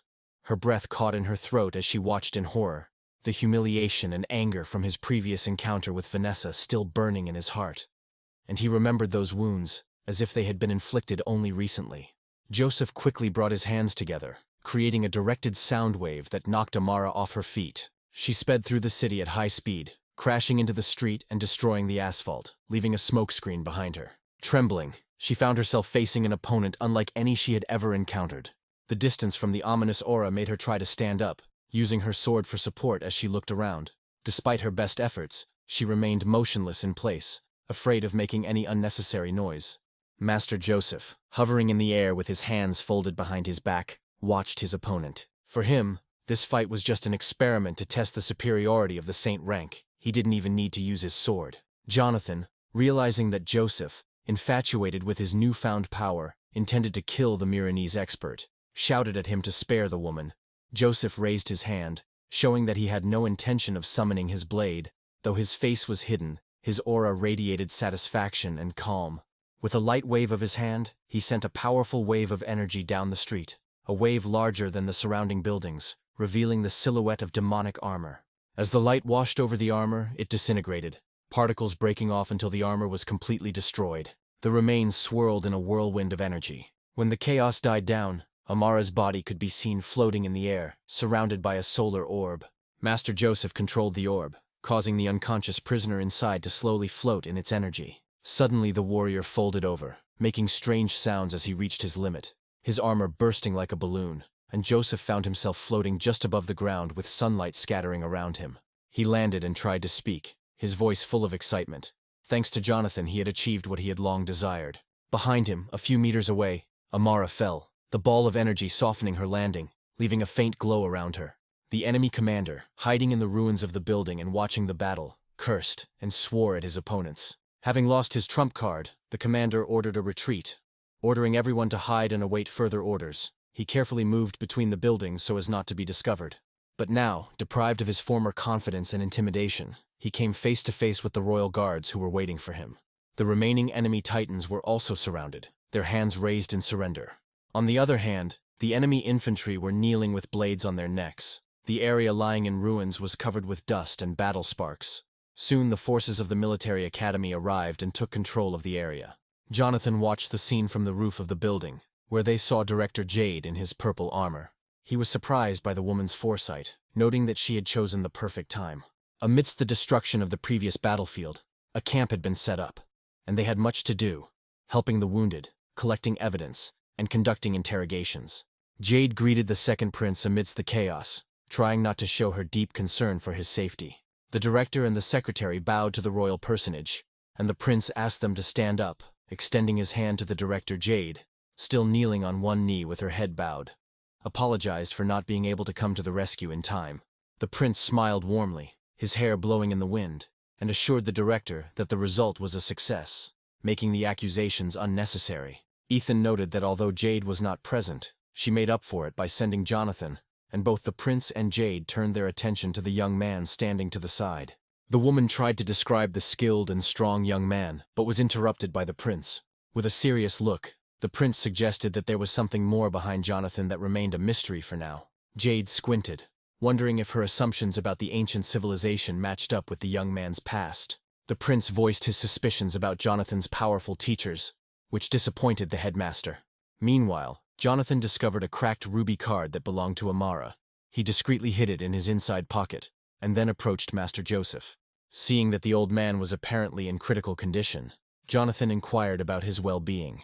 Master Joseph waved his hand to indicate that everything was fine, indicating that there was nothing to worry about, while at the same time he was shaking slightly, a side effect of the pill he had taken. The young man explained that Joseph would be better in an hour, still holding his hand. Then Master Joseph bowed his head, mourning the missing pill.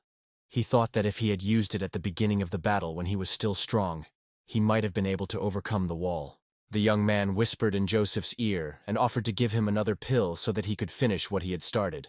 Joseph's eyes widened in surprise, and he let out a worried cry, realizing he had spoken too loudly. He looked around anxiously to see if anyone had overheard them. Joseph leaned closer to the young man and whispered to confirm if he had heard correctly about another unique drug. The young man answered evasively, looking away, and mentioned that although the pill was not there, he had considerable experience and could prepare it himself.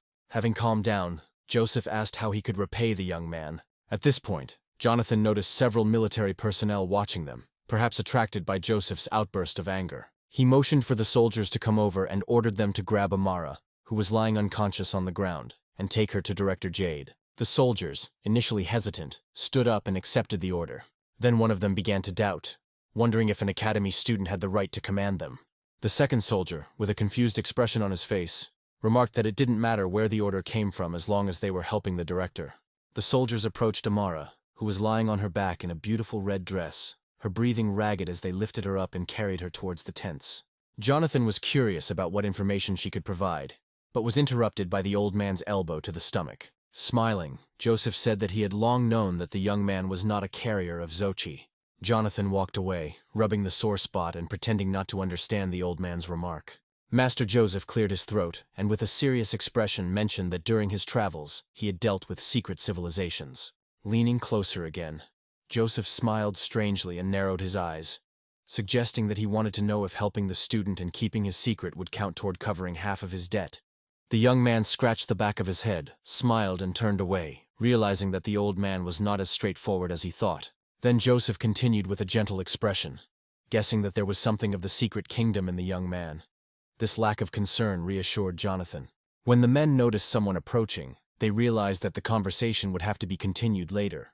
Olivia slowly approached them, greeting with a bow. The men looked at her carefully. The old man, worried that she came alone, tried to ask about Jade's whereabouts. However, Olivia ignored the question and got straight to the point, telling the master that they now had a device that caused cracks in the sky. She also mentioned that the second prince and the director went to check the device. The girl asked if they would like to continue the examination. Despite the damaged roads, she was still able to call the airship. Master Joseph, inspired by his previous conversation with the young man, declined, stating that he was tired and wanted to return to the academy. Jonathan, following Joseph's example, straightened his shoulders and complained about his assignments. Olivia smiled and said that she would still organize an airship that would take them to the academy. She emphasized that Jonathan had to stay at the academy because the director was organizing a celebration to announce that Jonathan had become a carrier of Xochi. Master Joseph nodded approvingly, noting that rest was what tired people needed to boost their fighting spirit. Suddenly, an airship appeared in the sky, filling the surrounding area with bright light. The ship arrived quickly, landing slowly and sending dust down the street. The ship's heavy hatch opened, and a ladder extended, signaling that it was time for them to return home. When Jonathan looked back with a sad expression on his face, the man asked if something was wrong or if he had forgotten something. Jonathan, walking slowly across the bridge, looked around and scratched the back of his head. Feeling awkward, he pretended to be lost in his thoughts and turned away. Soon the engine started and the ship soared above the city. The secretary waved his hand as it turned into a small dot in the sky. Once the ship was high enough, it accelerated and disappeared into the clouds. Melanie appeared from the departure direction, holding a white box with a seal on it, frantically searching for Jonathan, causing a commotion in the tents as people waited for bandages and help. Frustrated, Melanie ran to the tents, remembering her duties. Meanwhile, restoration work was underway at the academy. Dressed in special technical construction armor, the students were busy moving materials, patching up damaged walls and restoring the statue, which stood covered in patches and dirt. The academy's residential buildings were not damaged in the attack. Jonathan's dorm room was filled with endless system alerts. Jonathan, sitting in the lotus position above his bed, was enveloped in an energetic flame. The talisman was flying around him as the system messages rang out. He was deep in concentration, his body tense, beads of sweat running down his face. He clenched his hands impatiently, glancing out of one eye every now and then to check the time remaining, the veins on his face trembling with tension. On the floor in front of the bed was a pile of empty cans and bottles with various labels and descriptions. Jonathan had to put up with all this in order to achieve his goal. He finally completed the exhausting task. For the first time that day, his feet touched the floor. Despite the fatigue, Jonathan was very pleased with the result. In just 3 days, he rose to the initial stage of the Earth rank. The price of this progress was the constant draining of his soul's energy, leaving him completely exhausted. Jonathan realized he would need to order additional supplies. He took the system watch from the table and immediately put it on his left hand. In 3 days, he had completely lost the habit of technology, and now he felt awkward. He turned on the screen and looked through incoming messages and missed calls, and during the workout, he turned off devices to avoid distractions. He had 21 missed calls and 99 unread messages, indicating that someone was very concerned about his absence. Jonathan was surprised by the numbers and looked through the list of messages carefully. Almost all of them were from Melanie, which made him feel tense. He clicked on her photo and went to the settings to select the block option. Although he understood that a girl in love could be persistent, he found her persistence inappropriate. He sighed with relief when the system confirmed that Melanie was blacklisted. Then Jonathan saw a message from Director Jade. He became curious about what the head of the academy wanted. Decided not to delay, he initiated a video call. When Jade appeared on the monitor, she looked unhappy and stern. She started screaming so loudly that it seemed like she was about to crawl out from behind the monitor and slap him. She complained that she couldn't get through to him. However, Jonathan looked distant and hurt, picking his nose and glancing sideways at her. He remembered the ceremony where, in a large hall filled with students and teachers, the principal forced him to attend, and announced to everyone that he was the bearer of the star-souled General Zochi. Jonathan cursed the headmistress, his irritation evident in the way his face turned red. Due to his fame, he was denied access to certain areas, forcing him to lock himself in his dorm. Jade tried to defuse the situation by explaining that adding Jonathan to the official announcement list was for his own good. Jonathan looked at her with disbelief, raising an eyebrow. He supposed she might have her own motives, but he admitted there was some truth to the idea that publicity could be beneficial. Jade, now calmer, changed the subject and informed him that his machine was ready to be shipped. Jonathan was surprised. He did not expect the armor, the plans for which he had recently provided, to be ready so quickly. The armored vehicle factory was destroyed during the attack, but the academy temporarily sheltered its workers, which allowed the vehicle to be quickly prepared. Jonathan was pleased with this news, and said that he would be there soon. He ended the call and rolled up the monitor, returning to the system clock. Jonathan thought the director was an intelligent woman, making her intentions difficult to guess, and with a stern face he thought about it, and decided it was time to leave. He planned to reach Saint Rank within a year, so he saw no point in worrying about others' plans. Leaving his room, he walked around the dorm, looking at the destroyed city. The inhabitants were alive, and Mirine's plan was thwarted, which changed Jonathan's fate. He was lost in thoughts and memories of the recent days. Sarah was safe, and the things he took from her pursuers were now with the prince. Ethan visited him at night to say goodbye, which woke Jonathan up. The days had been hard, and he had bags under his eyes from lack of sleep. In an attempt to say goodbye quickly, he gave the prince a bag full of Mirine's storage cards that the prince might find useful. Jonathan also remembered that Master Joseph had woken him up in exchange for covering his tracks. Melanie was the last one to wake him that night. She came to say goodbye, but he only handed her the frame with the breaking crystal and announced the price. Meanwhile, Jonathan was walking along the main road of the academy, and his gaze fell on two titans building a monument. He paused to watch the workers trying to precisely position the stone with names inscribed from top to bottom. He walked up to the monument with a sad look, feeling small in comparison. It was a monument to the dead. Jonathan looked at the names with sadness, thinking about the losses. Despite having witnessed many deaths, he could not get used to this loss. He was so absorbed in his thoughts that he did not notice someone approaching from behind. Teacher Theo, saving him from his heavy thoughts, put a friendly hand on his shoulder. Theo looked at the monument with understanding. Understanding why Jonathan was so sad, he encouraged the young man, reminding him that no matter how strong he was, he could not save everyone. After talking about the yellow rank of the student, they fell into an awkward silence. Jonathan glanced sideways at Theo, sensing that something was wrong. Then Theo's teacher realized what was going on with a displeased expression on his face and jumped back indignantly. Jonathan was already at the mid-stage black rank, even surpassing Theo, who was at the initial stage. Theo seemed heartbroken. He had worked for years to reach his rank, only for Jonathan to overtake him in a matter of days. Theo loudly expressed his disappointment, trying to reveal the secret of Jonathan's rapid progress.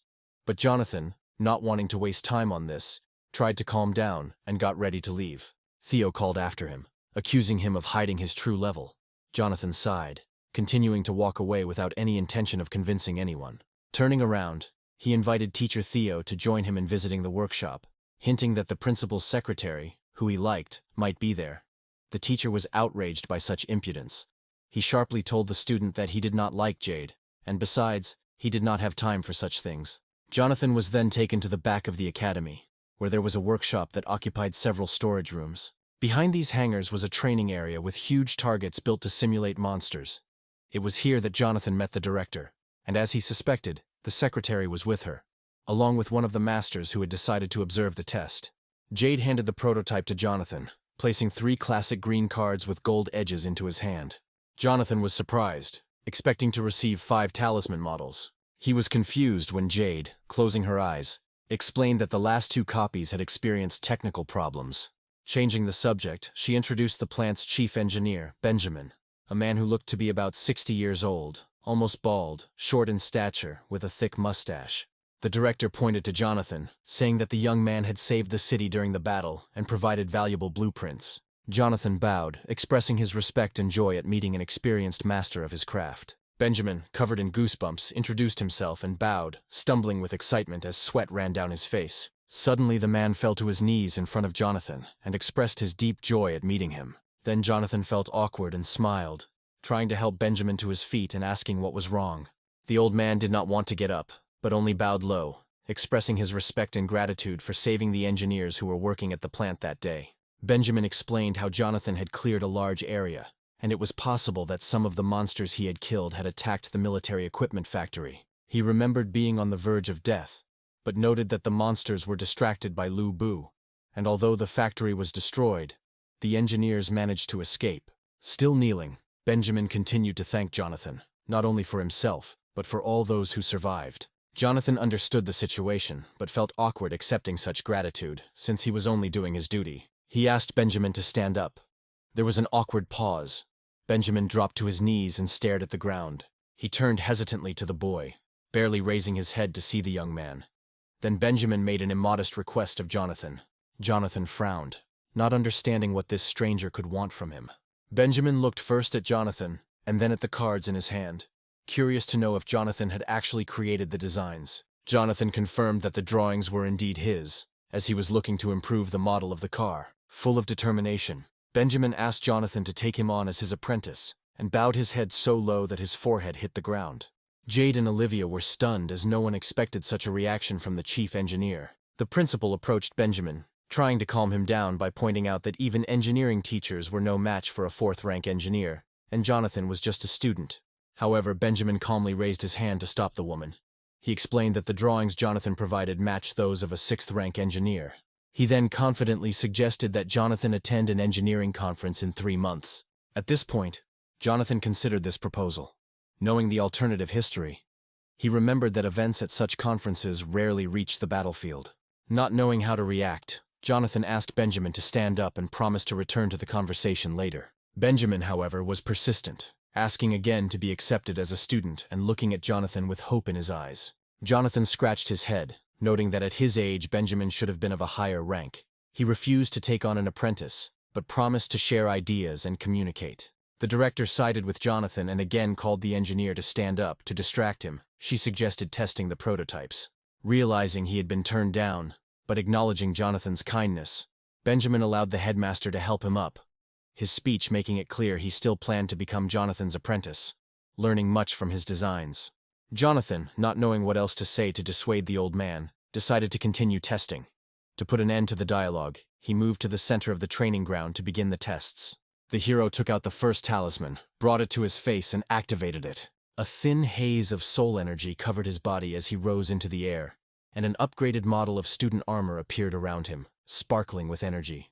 The armor, now equipped with several guns on the back and shoulders, performed well, but Jonathan needed to test the weapons in combat. The cannon on his right shoulder loaded, preparing a powerful salvo at the enemy dummies. A volley followed, sending a powerful beam in an arc towards the targets. The explosion destroyed at least 10 enemy figures, scattering debris and smoke. Jade and Olivia watched in amazement as the cannon's power rivaled that of the ship's artillery. Jonathan himself was impressed by the power, noting that the handling and durability were beyond praise. Then Jonathan tested the grenade launcher on his left shoulder. The device rose, the latches opened, and the signal lamp came on. The target was aimed and the salvo signal sounded. 6 missiles shot forward, leaving behind a trail of spiritual energy, and simultaneously crashed into one target, causing the space around it to tremble. The director was surprised that the rockets did not explode immediately, indicating that they acted like grenades. Jonathan waited for a moment, and then enthusiastically snapped his fingers to detonate the remote charges. Explosions followed, each blow so powerful that fire and smoke hit everything. Jade froze at the sight, realizing that such a weapon could easily destroy monsters and pose a significant threat to enemy armored vehicles. After observing the targets, Jonathan came to the conclusion that the machine consumed a lot of soul energy and was only suitable for those who could quickly restore energy. With a satisfied expression on his face, Jonathan pulled out the second card. It was time to test the next model. He dispelled the first armor, still floating in the air among the sparks of energy, and summoned the second student armor. This model had 4 blades on each arm, designed for flying swords. However, Jonathan was disappointed to find only 8 swords. Deciding to test them, he disconnected the swords from the manual controls. Guided by the blue light of the soul energy, when the warrior identified his targets, the swords flew away from him at great speed. Jade watched the scene with wide eyes and mouth in surprise. A sensor-controlled weapon powered by soul energy was attached to the student's armor. Completely focused, Jonathan kept his head down and waved his burning arms as if conducting an orchestra, the blades moving gracefully and dangerously around the targets, creating intricate patterns in the air. The speed of the sword sent a wind through the area, and Jade, covering herself with her hands, voiced her thoughts that such a weapon in the hands of an elite fighter could easily destroy opponents of the same level. When the dust settled, everyone saw that the targets had been completely destroyed, leaving no trace of the original images of the monsters. Now they were just broken pieces of wood. Jonathan realized that the weapon was flawless for elite users, but unmanageable for students. He decided to demonstrate another example. Changing his armor again, he appeared in the form of a warrior with a shield and a cannon. Benjamin noted that this model, which combined a shield and a weapon, did not feature new technology, but offered the user more tactical options. Jonathan asked the director to create moving targets using a matrix. Jade, her head tilted slightly in surprise, didn't immediately understand what was required. Jonathan explained that he needed small, agile monsters for the demonstration. Jade understood the request and called a group of experts, asking if 3 voodoos would be enough. The warrior had already prepared his stance and weapons, stating that at least 10 opponents were needed to fully demonstrate the capabilities of the armor. The woman warned Jonathan that, although the monsters were merely residual energy, he should not be careless. Smoke began to rise from the site, and monsters surrounded by a green aura appeared above the warrior. They landed on the platform, bones glittering, and rushed towards Jonathan. Jonathan then grabbed the lever at the base of the shield and switched to buckshot, at the same time activating an energy shield that spread out in a large circle, completely covering the fighter. Switching to close combat mode, he began to shoot at the enemies like a machine gun. Fire burst out from the center of the shield, and he destroyed the monsters one by one. But the dogs tried to break through the shield, opening their soulless mouths. Jonathan then directed fire along the edges of the shield, sending enemies flying into the distance where he could easily blow them to pieces, the flames engulfing the enemies, destroying them all. Jade felt a thrill of excitement, impressed, as she thought about how such models could replace the usual frontline defenders, perfect for use on the battlefield. At this point, Jonathan thought about it, noting that while the armor had little mobility, it was enough for attack and defense, but one such machine was not enough. His thoughts were interrupted by an urgent call. Austin, the owner of the drugstore and a valuable acquaintance, contacted him. The cheerful face of an old man appeared on the monitor, informing that the tracks had been restored, and the tickets Jonathan had requested were ready for immediate use. Jonathan thanked Austin with a smile and made another request for additional $100 million worth of the elixirs he had already purchased earlier. The old man was puzzled, noting that the market price had risen due to Jonathan's frequent purchases of medicinal herbs and elixirs. However, Jonathan knew that time was of the essence, and offered to add another $50 million to speed up the order. Austin, accustomed to Jonathan's generosity, promised to fulfill the request as best he could. As the men said their goodbyes, the onlookers were amazed at what they had witnessed. Benjamin turned to Jade, pointing out that she should now understand why he wanted to become Jonathan's apprentice. Jade thought deeply, realizing that the capabilities of these machines could impact every aspect of military life and potentially turn the tide of battle. While everyone was looking at the use of the prototypes, Jonathan took off his armor and approached them. He returned the cards to the engineer with praise, emphasizing that the next task was to mass-produce such machines. While Benjamin tucked the talisman into his inside pocket, Jonathan went to see the director to discuss finding suitable users for the new armor in the near future. Jade frowned, puzzled by Jonathan's insistence on working with production and military personnel. Jonathan, with his hands folded in a pleading gesture, wanted to take advantage of the favor the director had promised. He explained that the line of defense in the wasteland would soon need support, and that it would require assistance. Jade then gave an angry look, noting that such information about the defensive line was not publicly available, and the attack was confidential. However, Jonathan chose not to go into further details, saying that the academy would be under renovation for 2 months, and he would like to return home. He said goodbye and left the arena waving his hand. Benjamin also said goodbye to him and bowed. The women remained silent as Jonathan walked away. The director's brow furrowed angrily, clearly disappointed with the young man's actions. Olivia, not knowing what to say, remained silent throughout the meeting, simply watching. Meanwhile, Jonathan arrived at the airport, where a huge plane was already hovering over the building, and loading operations were underway. There was noise and chaos everywhere, reflecting the bustle of airport life. As he walked through the lobby, he noticed the commotion below, with some flights being delayed and luggage being lost. His attention was drawn to a girl in a red dress with red hair pulled back into 2 ponytails. Jonathan was captivated by her face with soft, deep emerald eyes that seemed familiar to him from a past life. He remembered with horror that last moment when he held part of her fragile body, when the city was on fire and there were monsters everywhere. The destruction was colossal. Only exhausted and wounded people remained in the city, who had lost everything. In the midst of the chaos, the girl was a ray of kindness. Jonathan remembered fleeing a devastated area where people were tired and desperate, having walked a long way through the desert, hoping to avoid further attacks.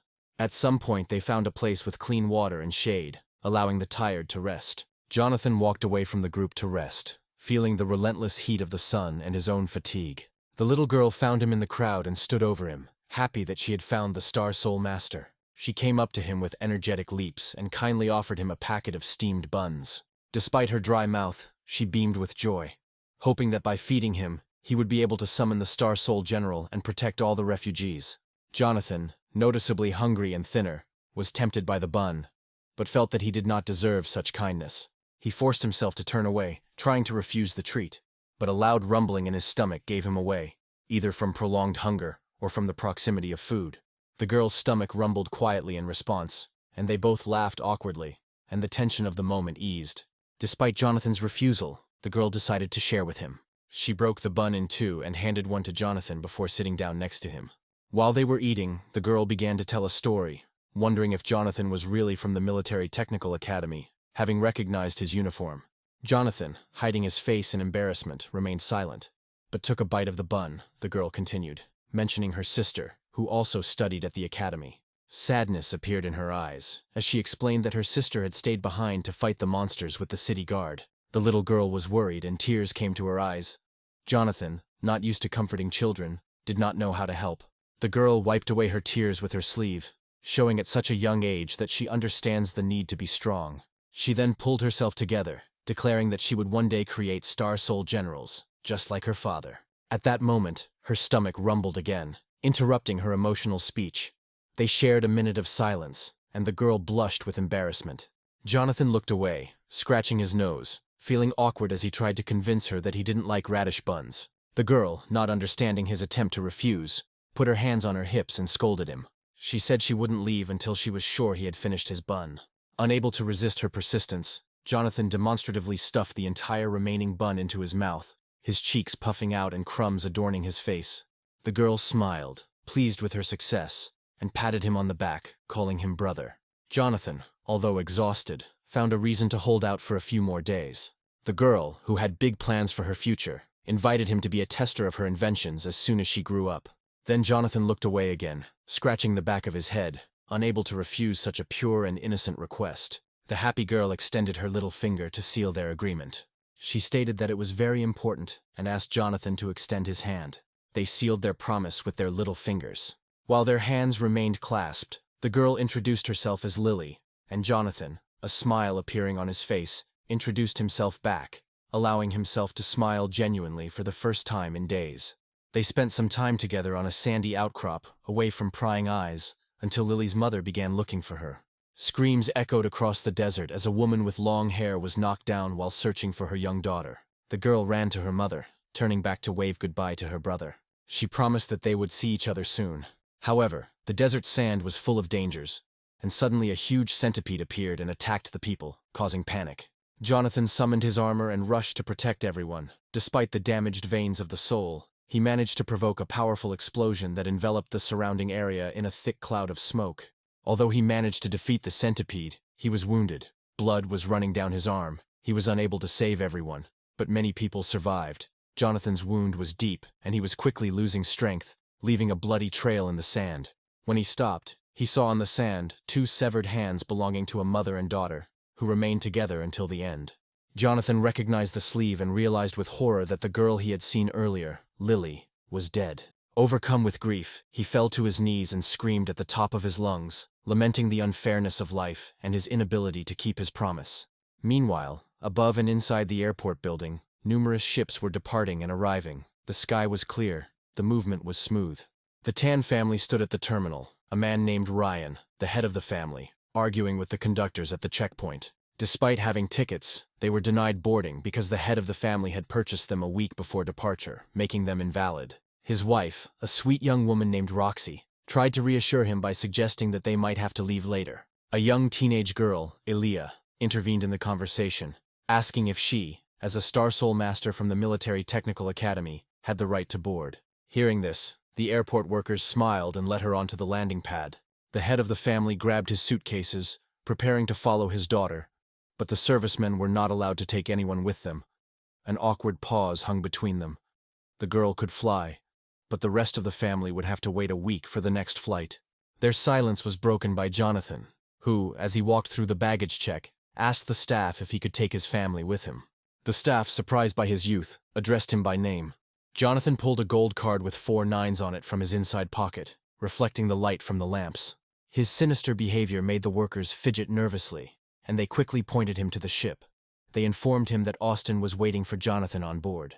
The young man walked casually through the terminals, while staff bowed and wished him a pleasant flight. The Tang family remained silent. Shocked by this scene, Roxy pulled her husband back, asking how he could have such powerful friends. Ryan, sweating and adjusting his glasses, found it hard to believe he knew anyone with an Austin Union honorary member card. Meanwhile, Elia turned away and told her aunt and uncle that she knew this young man. Her face flushed with embarrassment. And then Lily looked at her with happy eyes, wondering how she knew Jonathan. The girl asked uncomfortable questions, so Elia asked her to shut up. She watched Jonathan walk away, thinking about how much he had helped her. If it weren't for the commotion and the armor, she might have recognized the girl he had saved during the attack on the academy. Ryan looked at his relative in confusion, while his wife covered her mouth with her hand from laughter. Meanwhile, one of the employees, at Jonathan's request, called the family to the VIP passage. They hurried down the beautiful ramp, worried about being late but relieved that they had hit the jackpot. From above, the ship resembled an imperial palace with luxurious buildings, classical roofs, and a central garden. Jonathan's cabin was on the upper level, accessible by a spacious and comfortable elevator. A few moments later, he arrived at the right floor, where he was greeted by a pretty employee in a red dress. The Tang family tried to keep up, and the employee walked up to one of the doors, opened it, and bowed, indicating that her work was finished. Manager Austin was waiting for Jonathan inside. The room was decorated with crystal chandeliers that cast a beautiful light on the luxurious furniture. Seeing the long-awaited guest, Austin stood up and bowed to Jonathan, greeting him as if they had not seen each other for many years. Jonathan returned the greeting, smiled and thanked for the good cabin. The Tang family, except for Lily, followed his example and also bowed. Austin was surprised that Jonathan considered the best cabin on the ship merely good, but he tried not to show his disappointment. Jonathan then introduced his companions to Austin, who greeted them with laughter. He said he was promoted to general manager thanks to his successful deals with Jonathan. Ryan was shocked to realize that the general manager had as much power as the mayors. Jonathan and Austin exchanged pleasantries before the manager invited them into a private business discussion. Jonathan then informed his companions that he would be away for some time, and advised them to make themselves comfortable. The head of the family, his wife and niece bowed, feeling awkward in such a luxurious setting among important people. At that moment, Elia's cheeks flushed with excitement as she thought about how impressive this young man was, especially how well he could communicate with someone as important as Austin. When Austin opened the door, it revealed a simple but impressive room. He waited for Jonathan to join him, and as they disappeared through the door, Lily peered out from behind her mother, surprised at the lack of audibility. As it turned out, the room they entered was sealed off by a magical field and was not as ornately decorated as the others on the floor, but it was a great place to discuss business matters. Jonathan complimented the manager on the space, explaining that it was the perfect place for him to spend time making pills without disturbing others. Austin then handed Jonathan a memory card with the elixir he needed. Jonathan examined the card and its contents, then thanked the manager, mentioning that payment would be made later, as they had established a trusting trading relationship. Austin, not caring about immediate payment, smiled and bowed, also saying goodbye to Jonathan's companions and promising to visit them during the flight. Meanwhile, the Tang family was at a loss again. The attention from such an important person had confused them. When their meeting came to an end, they bowed and said goodbye. In the elevator, as the doors closed, Austin informed them that service personnel would be arriving shortly to make their journey easier. Lily waved her small hand at the interesting man, peeking out from behind his mother. Soon the elevator reached their floor, and a girl dressed like a maid arrived to meet them, her peach-colored hair matching the wolf ears on her head. Jonathan looked sternly at the girl and thought that she looked like a werewolf. As she stepped out of the elevator, the maid dropped to one knee and introduced herself as Sophie, saying she would be serving them for the rest of the flight. Jonathan, using his soul energy to get a better look at the maid, realized that she was a werewolf, which he had not seen for over 30 years. Then, after Tiandu's defeat and being sucked into a spatial rift, he found himself on the southern continent. There, in the forest, he was found unconscious by several ladies in beautiful clothes. He remembered seeing bunny ears on one girl with silver hair, and the second girl also had bunny ears and a short, wheat-colored haircut. The southern continent was a place of harmony where werewolves and celestials lived peacefully, rarely visited by outsiders. Jonathan was taken to the main palace gate, and was met by a girl who was supposed to take him to the ancestor of the Dronzer clan. There he gained much knowledge and power and eventually became the clan's 5th disciple, although his soul general was sealed by the 5 elements array, preventing him from copying generals. However, he still made a significant contribution to the clan. While visiting a tavern, he heard a legend about a reborn man who was destined to save worlds and protect his home. One elf told him this story in quite some detail. Jonathan spent quite a lot of time with the girl, listening to her story.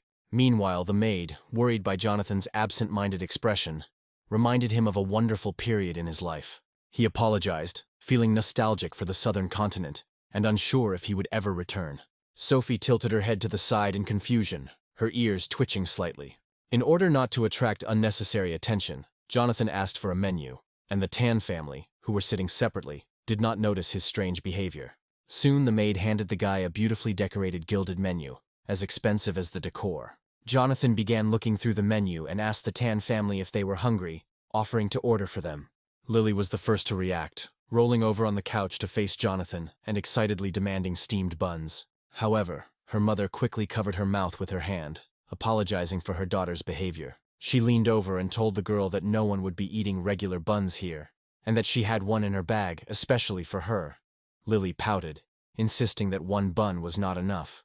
However, Jonathan, ignoring the family's argument, turned to the maid and asked for 5 servings of steamed buns. Sophie, looking confused and with her ears drooping, awkwardly tried to explain that buns were not on the menu.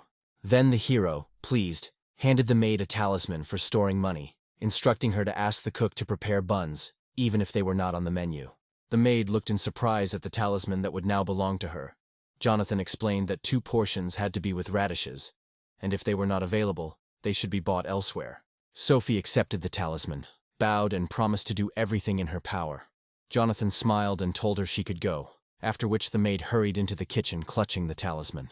Finally able to rest, Jonathan leaned back on the sofa, putting his hands behind his head. At this moment, Lily sat down next to him, tugging at his clothes to get his attention. She wanted to know if he liked radish buns. Jonathan, who had never liked the taste of them, admitted that although he had not liked them before, he now found them not so bad. The girl enthusiastically rummaged through her cute duck-shaped handbag, repeating that radishes were nutritious and healthy. Her family did not share her enthusiasm, loudly declaring that only she liked this dish. However, having found her treasure, the little girl settled herself more comfortably on the sofa, looking sincerely at the young man and holding out a bun to him, offering to share the meal with him as a token of gratitude. Jonathan took the soft bun, feeling the warmth filling his heart. He remembered how once upon a time it was this girl and this bun that saved him from loneliness, despair, and the desire to give up. He removed the wrapper, smiled, and leaned toward Lily, offering to split the bun in half. The girl was delighted with the offer, her eyes closed as she smiled, during which time she managed to get hungry. Jonathan then used a thread of spiritual energy to cut the bun in half, finding that the dough was soft and easy to separate. He handed part of the bun to the little girl and kept the other part for himself. He could only dream of sitting next to her and eating a steamed radish bun.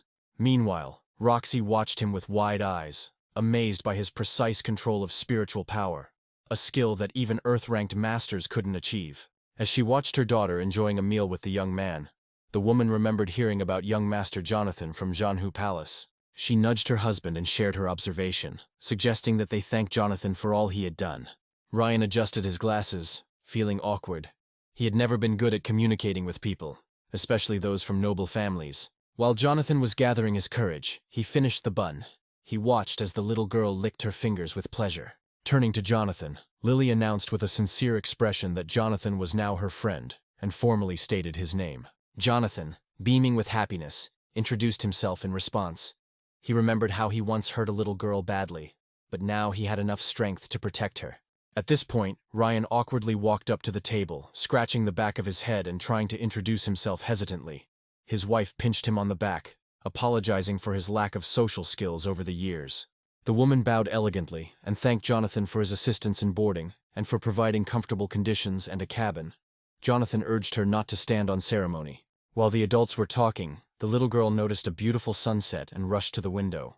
She stood by the glass with burning eyes, having not seen such beauty for a long time.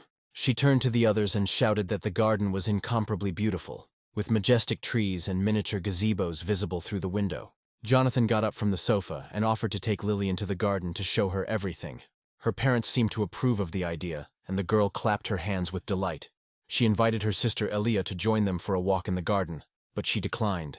Meanwhile, in another part of the airship, a girl with short silver hair admired the beautiful scenery. She turned to the young man behind her and asked him to walk with her in the garden. A young man, also with silver hair, sat on a chair, twirling a summoning talisman decorated with patterns in his hands.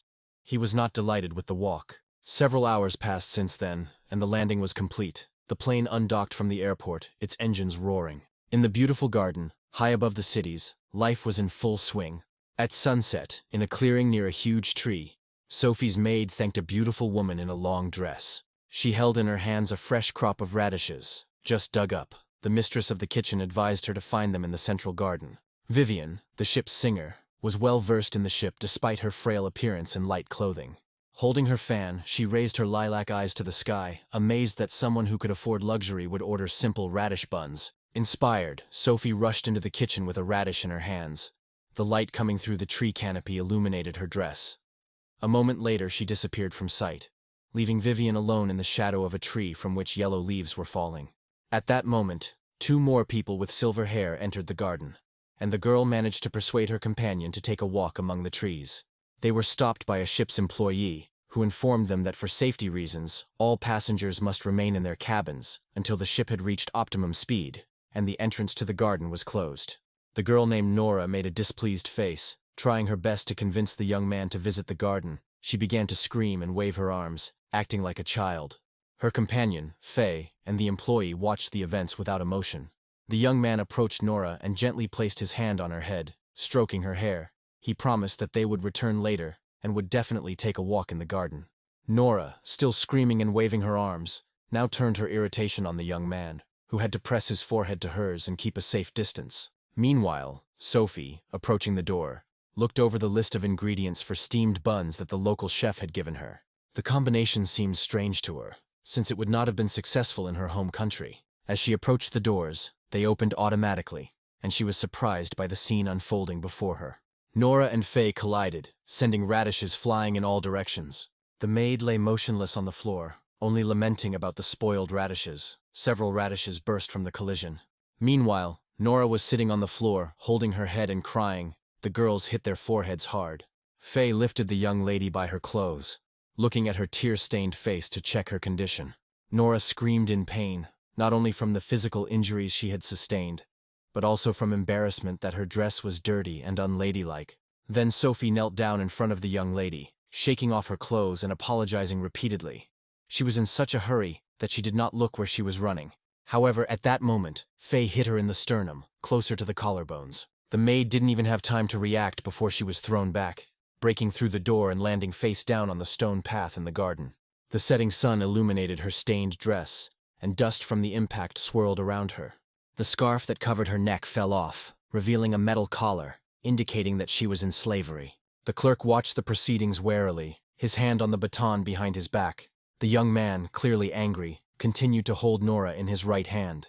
His yellow eyes were full of hatred, and he felt disgust towards the long-eared slave, believing that she was unworthy of touching the noble lady of the Samarin family. The girl in his arms began to resist and protested, declaring that she did not want to spend money on compensation for the death of a slave. In anger, the young man deliberately crushed the radish lying at his feet, breaking it into several pieces. Sophie, raising her head and with difficulty opening her left eye, plaintively asked him not to trample the food intended for the young master. Then Faye stepped through the crack where the door had been a few moments ago, heading towards the maid, cursing and insulting the werewolf race. He came across another radish, which he also crushed under his foot, showing no concern for who the slave was carrying the food for. Rolling over onto her stomach, Sophie crawled towards the young man, trying to beg for forgiveness and save at least some of the food. She grabbed him by the leg of his trousers and asked for forgiveness again, tears streaming down her face. traces of blood visible at the corners of her mouth. Veins appeared on Faye's face, twisted in a grimace of disgust. He was outraged by the audacity of the werewolf who grabbed him by the clothes. Without hesitation, he kicked her again with the leg she was holding onto, blood spurting upward as he kicked her in the head. The servant and Nora stepped aside, making no attempt to stop the madman. The servant wanted to intervene, but was stopped by the girl, who grabbed him by the shoulder and smiled kindly, showing a card with a large sum of money. From the girl's explanation, it was clear that the young man's family had been killed by werewolf slaves, and now he was overcome with rage whenever he encountered them. Since the girl didn't mind if Faye killed the maid, they would compensate the owner for the damages if necessary. Meanwhile, the young man prepared for further action, screaming as he wanted to hit her, although he initially wanted to keep his hands clean. He didn't notice someone approaching him from behind. Jonathan, unable to remain indifferent after witnessing this scene, now held the young man's hand tightly. Faye was initially distracted when his arm was grabbed and glared at the young man. It turned out that Jonathan's grip was incredibly strong as he immobilized a black rank expert. Thinking about this, he continued to hold the girl by the dress. Jonathan's gaze was stern and dark as he set out to find out who dared to attack his personal maid. Eventually, Faye came to his senses and began to resent Jonathan's interference, the white-haired youth threatening Jonathan, knowing that no one around him would dare challenge him and that he was superior in strength to most people. However, Jonathan was ready to take on the challenge, ready to see what this young man could show him. Given Faye's recklessness, he was prepared to activate his Star Soul General right here, pulling out the activation talisman, aware of the potential destruction and loss that it would cause. However, at that moment Nora approached the men, seeking an explanation. She handed Jonathan a wallet containing 50,000 Yahello coins. The young man looked at the money suspiciously, took the card, and then turned his gaze to the strange couple. He remained silent, but did not touch the narcissistic Faye, just waiting for them to leave. Faye cursed under his breath and crumpled his numb hand, expressing his dissatisfaction. He didn't want to leave without saying the last word. Nora, interrupting his indignation, hit the young man on the head with her fist, her feelings telling her that he would not be able to win here, given the young man's earth rank. His eyes widened in surprise. He did not examine the aura, thinking that the intruder was no older than 20 years old. The angry girl put her hands on her hips and demanded that Faye apologize to the elder. Faye did not like this demand. His distrust and indignation were obvious, not used to asking for forgiveness. He crossed his arms over his chest and bowed his head as a sign of respect. Jonathan, however, ignored the boy and walked over to the maid, who was still lying curled up on the sidewalk. Hearing his voice, Sophie relaxed a little but was unable to get up due to her injuries. Despite her attempts to reassure Jonathan that she was okay, he looked at her sternly. The odd couple bowed behind Jonathan, Nora asking permission to leave.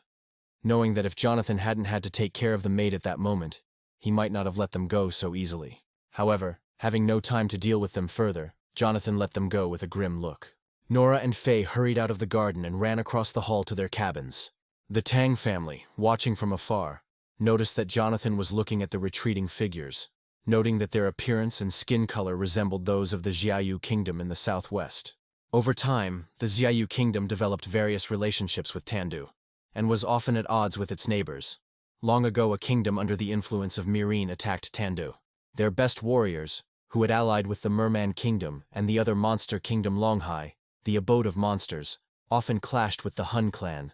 The generals from the Zuyai kingdom and the Hun clan were complete opposites, like fire and water, and they fought with intense hostility. The kingdom of She was notorious for capturing slaves, often werewolves, who were auctioned off like livestock. This cruel treatment led to the inhabitants viewing werewolves as mere commodities. Now Sophie was lying beaten on the ground, her appearance reminding Jonathan of his past life and the girl who once risked her life for him.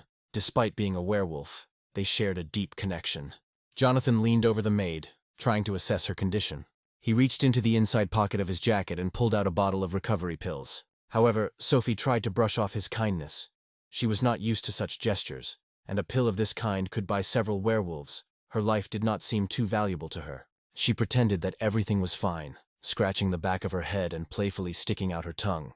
The maid was accustomed to beatings, and often exaggerated her injuries to make her tormentor leave her alone.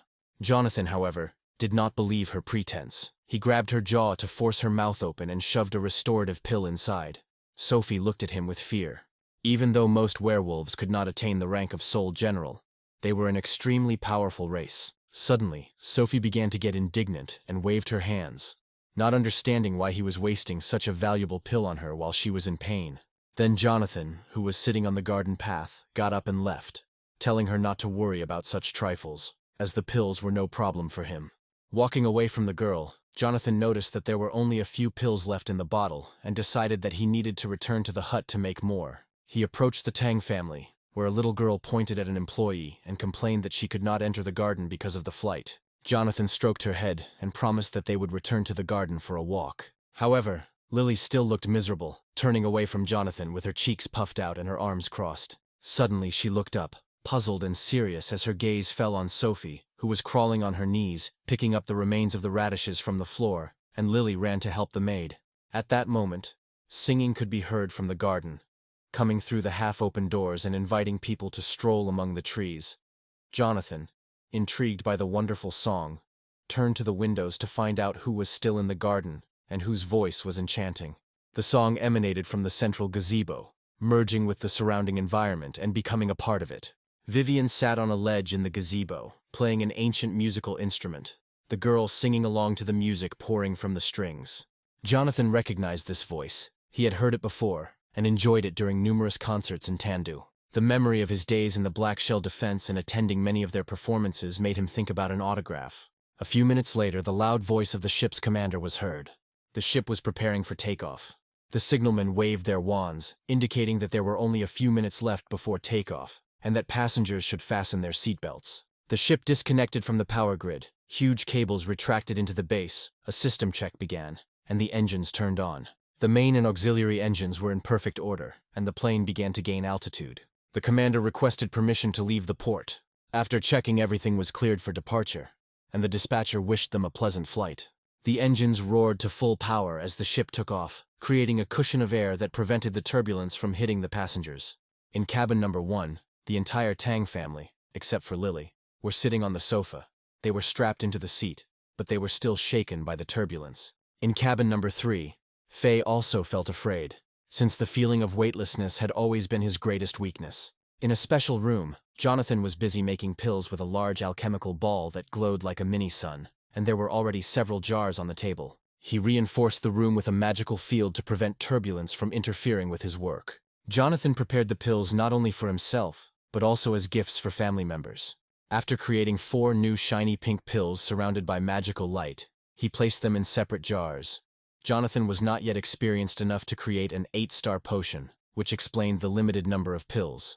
With its engines running at full power, the plane roared away from the airport, accelerating to high speed, its nose creating an air cushion to protect passengers from the turbulence.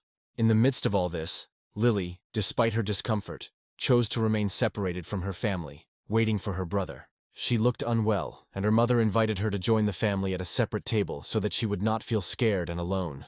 However, Lily chose to remain where she was, preferring to wait for her brother rather than join her mother. Soon, Jonathan decided to take a break, leaving his special room for the common area, and Lily immediately forgot about her recent disappointment. She patted the sofa and motioned for her brother to join her, her face lit up with a wide smile. Jonathan noticed the cheerful expression on the girl's face and smiled back, pleased that he was being waited for. He headed towards the table, while Roxy looked at the young man in surprise. Jonathan calmly walked through the ship, not paying attention to the shaking around him. Aaliyah, a student at the academy, watched Jonathan with no less surprise. She realized that he had adapted his muscles to the movements of the ship, a sign of great experience and self-control.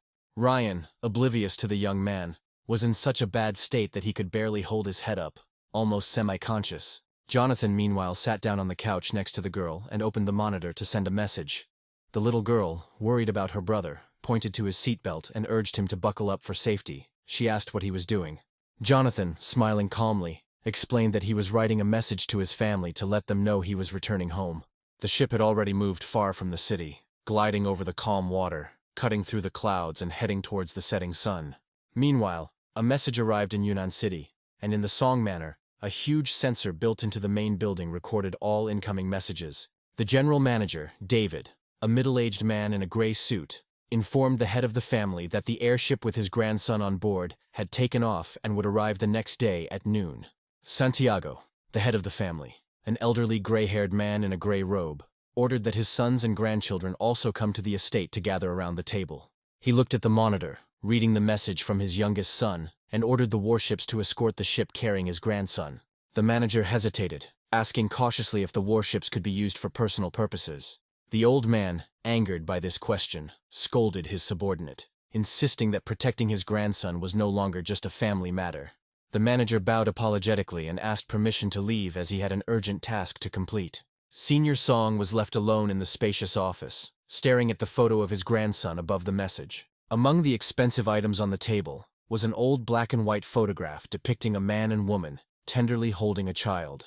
Santiago picked up the framed photograph and studied it carefully, thinking about how this little boy had grown up, healed his damaged veins, and gained great strength. Meanwhile, the ship Jonathan was on board stabilized and flew smoothly across the sky, and the captain announced that the passengers were free to move around. Sophie finally delivered the order to the first cabin, bringing 2 trays on a trolley. She placed 1 tray in front of Jonathan and Lily.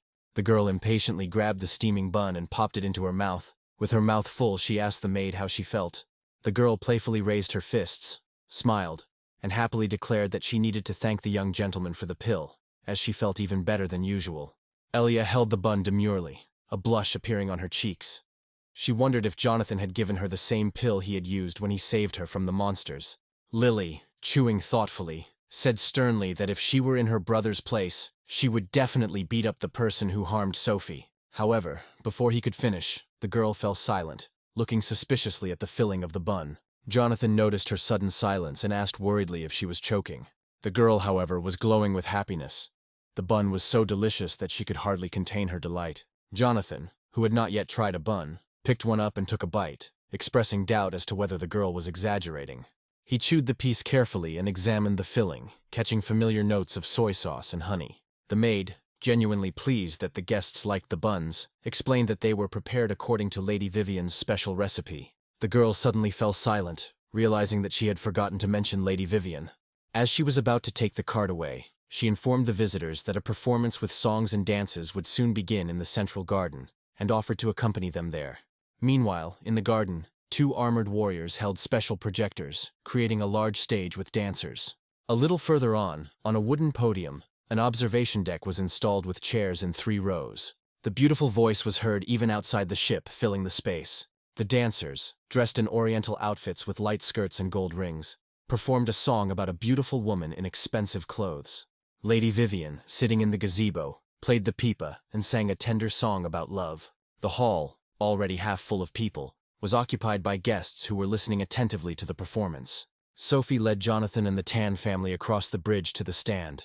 She found a place for them where the passengers in the first cabin were given the best seats in the middle of the first row. A plump young man, Jack, from a wealthy family, noticed them and looked at them suspiciously. It seemed strange to him that such simply dressed people occupied the first cabin. Nora also noticed the arriving guests. As Lily tried to climb onto the chair, she recognized Jonathan and tugged on Faye's sleeve. Faye, distracted from singing, looked angrily in her direction. He was trying to enjoy the dancers and the beautiful song. Nora assumed that there were important guests from the Austin Trade Union sitting in the Diamond Zone. It seemed that the young man was someone important, so the Samarin family should befriend him. Her companion, however, did not understand the conversation and directed his stern gaze in another direction. Sophie noticed the intense gaze directed at her and turned to look at Faye. She was surprised to realize who was watching her so intently, and her hair stood on end like a cat's. Jonathan noticed the suspicious couple and, judging by their seats in the front row, he assumed that they were not ordinary citizens of the Kingdom of Q. He turned to the maid, inviting her to sit in the chair next to him, and the maid gratefully accepted the offer. At this point, the dancers' performance had just ended, and the host announced the beginning of a new show based on a true story, the play. The Battle of Undine was about to begin.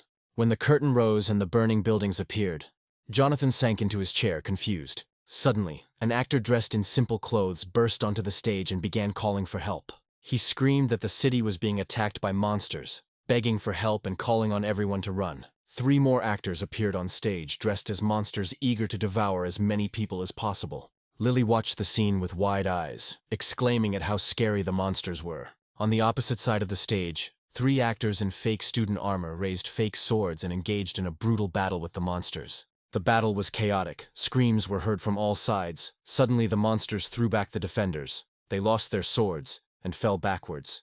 The enemies stood over the immobilized bodies with monstrous grins, wielding huge claws. Lily screamed in fear, covering her eyes with her hands, as she had never seen such a performance before. Suddenly, an unusually dressed man appeared on the stage. His gray armor was different from that of the students, and looked larger. He assumed the pose of a heron, introducing himself as the Star Soul General Xochi, and shouted for the monsters to hear. The guests in the hall began to whisper and discuss the hero's appearance. The lead actor struck a provocative pose. At that moment, a sheet fell on him, causing him to disappear and spin. Some guests stood up from their seats to get a better view of the performance. Lily's face showed surprise and delight in anticipation of a miracle. When the actor removed the canvas, his outfit turned into a warrior costume in red emerald armor and a long red cloak. It was Lu Bu. A young man in the back row stood up and shouted that he recognized Lu Bu when he saw the general in the city. The actor extended his hand, and the extras, blending into the background, slowly brought him the halberd. Lu Bu then summoned a horse, and 2 other extras attached a fake horse to his lower torso. In this form, the main character chased monsters around the stage, who tried to run away from him in horror. Jack clapped his hands with shining eyes, believing that this was a true example for their generation of Star Soul Masters. Lily's eyes also sparkled as she greeted the majestic hero. Jonathan, feeling uneasy, tried to distract himself with hot tea. On stage, a beautiful girl was being comforted by a warrior among cardboard buildings who promised to protect her. Hearing this, Jonathan choked on his tea, imagining the actor waiting for the second prince.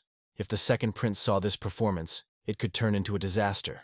Suddenly, the monster appeared on the stage surrounded by voodoo dogs, Liu Bu covering the second princess. The cloud of steam simulated a battle, and cries for help could be heard through it. Jack cried with delight, continuing to applaud the actor, in whom he saw a role model. After defeating the monsters, the princess asked the hero to marry her, but the general rejected her offer, saying that it was his duty to protect the country. Aaliyah burst into tears, touched by the performance that echoed her memories of her own rescue. As the general said goodbye to the beautiful girl, she collapsed on the stage in tears, begging him not to leave. Jonathan was overcome with embarrassment. He slumped in his chair and tried to remain inconspicuous, ashamed of his performance, which he found far from flattering.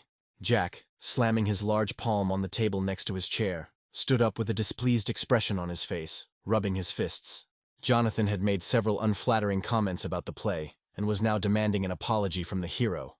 Jonathan looked at him as if he were crazy. In front of the man stood 2 burly guards, one young and one older, with a mustache and beard, staring at Jonathan and demanding an apology. Jonathan didn't want to start a confrontation on the Allied ship, so he had to apologize. Nora turned to her companion with a sly smile, seeing this as an opportunity to make friends with the passenger from the first cabin. Faye looked at her with displeasure, wondering if she was trying to start a fight. The girl stuck her tongue out at him, thinking that a fight was unlikely since she could rely on the guy from the first cabin. Meanwhile, Jack continued to be indignant, considering the apology insincere and wanting to hear more sincere words. Then, little Lily took Jonathan's side. She didn't like that someone was bothering her brother. She pointed at the fat man and indignantly shouted that they had already apologized. Jack, deeply offended by being called fat, shouted back and insulted Lily. Meanwhile, Nora teased the rich man by sticking out her tongue. Then Jack, with a serious expression on his face, warned that if they wanted to fight, they would get it. Displeased, Faye pointed out that the fat man had ruined their enjoyment of the show and was ready to punish him. He pulled out his beautiful summoning talisman from under his clothes. One of the older guards, with an angry expression on his face, pointed out to the savages from the Jiayu kingdom that they shouldn't be so arrogant. Faye showed his disdain for such arrogance with his behavior, confident that he could quickly deal with both guards. The senior guard pulled out his card from the summons, believing that he could punish the impudent boy. Jack tried to defuse the situation with a few words. At that moment, the host's voice was heard asking the guests to give the floor to the beautiful lady standing next to him. Everyone turned their attention to the stage, and most people froze in surprise when they recognized Lady Vivian herself. She stood next to the host in her usual soft peach-colored outfit, with her wheat-colored hair falling over her left shoulder. Jack, feeling awkward, bowed shyly, realizing that the author of the play had come onto the stage herself. Faye was also happy to see the girl up close. His cheeks turned pink and his eyes reflected admiration. Jonathan looked at the beautiful lady with a nostalgic smile and tenderness, knowing that in 3 years she would become famous throughout the kingdom. Lady Vivian began her speech by explaining that she had heard the quarrel from her gazebo and had come out to make peace with her guests. Jack scratched the back of his head awkwardly, closing his eyes and asking the lady to continue her speech. The girl first thanked everyone for their love for her work, but noted that the story, based on a legend, was a literary work, and not a reflection of the truth. Turning to Jonathan, she acknowledged that he might have been involved in the real battle depicted on stage, and she could only humbly accept his corrections. She also mentioned that some changes were made for commercial reasons and apologized for this, bowing from the stage as she spoke, a blush of embarrassment appearing on her face. Jonathan felt awkward and scratched the back of his head, trying to defuse the situation. He noted that the play was not so bad. Lady Vivian smiled back and asked the audience to enjoy her singing as well. Jack, now realizing that he had become too excited, asked forgiveness from the lady and everyone around him. Meanwhile, Lily continued to tease the fat man by sticking her tongue out at him. Then Faye finally threatened the guard by holding his finger to his throat, indicating that next time could be fatal for him. The old man frowned and walked away with the rest of the guards, casting an angry glance at the impudent young man. Meanwhile, the host, smiling, announced that the audience would be treated to a wonderful composition performed by Lady Vivian called Statue of the General of the Star Soul. The girl sat in front of the audience on a small chair, holding a musical instrument in her hands. Her hands began to slide softly over the strings, creating beautiful music, as she closed her eyes and began to sing. The air around her seemed to fill with flickering lights, and the wind died down. The audience remained silent, enjoying the beautiful voice. It seemed that even nature had frozen, and only the leaves were slowly falling to the ground. Jonathan closed his eyes, feeling that the world had ceased to exist. It had been a long time since he had last heard the voice of his singer, and he felt nostalgic. Behind Lady Vivian, the curtain parted, revealing clouds of steam, and beautiful girls in red and green dresses appeared, gracefully dancing, the girl playing and singing exquisitely. After finishing the song, the singer and dancers took a bow, and the audience responded with applause, demanding an encore. Everyone really enjoyed the performance, and Lady Vivian was pleased with their reaction. She agreed to perform another song, but was not sure which one to choose. Jack happily shouted from his chair that he had heard rumors about a new song, Burning Star, that the singer was working on, and he expressed a desire to be one of the first to hear it. Vivian tried to explain that the song was not ready yet, but the audience began chanting the title of the new song. Then Lady Vivian, agreeing to fulfill the wishes of the public, was pleased that her work was so well received. She hoped that even without the ending, the song would be a success. Jonathan watched the scene with satisfaction, remembering that Burning Star had brought fame to the prima donna, although he had no idea that the song had been written so long ago. The singer sat down on a chair and touched the strings with a gentle expression on her face. Her beautiful lilac eyes looked somewhere over the hall as she began to sing to the unknown hero. Jonathan, absorbed by the beautiful voice, closed his eyes and began to sing along, knowing many of the girl's songs by heart. The song resonated with him, reminding him of times in his life and the battles he had gone through. Although sometimes he forgot the words due to time, he continued to hum with his eyes closed. As he sang one line, he began to think that his new life had begun and that he could correct his past mistakes. When he opened his eyes to applaud, he was struck by the deathly silence around him. Even Lady Vivian was silent, and Jonathan was confused by the unexpected silence. He looked around, searching for an explanation. All the spectators in the hall stared at him, and the girls covered their lips with their fingers. Lady Vivian stood on the stage with her head down, her hands, still holding the instrument, shaking. At that moment, Sophie leaned over to the young master and whispered that the singer had not finished the song, and the last lines were missing. But Jonathan sang them himself. Jonathan was horrified to realize that this could negatively affect the singer's career, since it was this song that made her popular. Lady Vivian, with a peaceful expression on her face, thanked the young man, explaining that the words of the song resonated with her feelings. She felt like she had met a soulmate.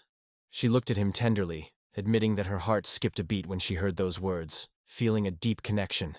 Jonathan felt awkward and looked away, feeling like he had cheated on an exam. He had never imagined that his attempt to enjoy the evening could end like this. Huge gray clouds began to gather around the ship, which moved through them as if riding the waves. Lady Vivian looked at her hands in surprise. Her body and clothes were covered in emerald flames that reached towards the sky, seeming to evaporate. Suddenly she realized that she had broken through to the next rank. Gentle whirlwinds lifted her clothes and hair, and a blush appeared on the singer's face along with a gentle smile. Although she had been at the top of the yellow rank for a long time, the young man's words caused her soul to break through. Suddenly she screamed as if in ecstasy.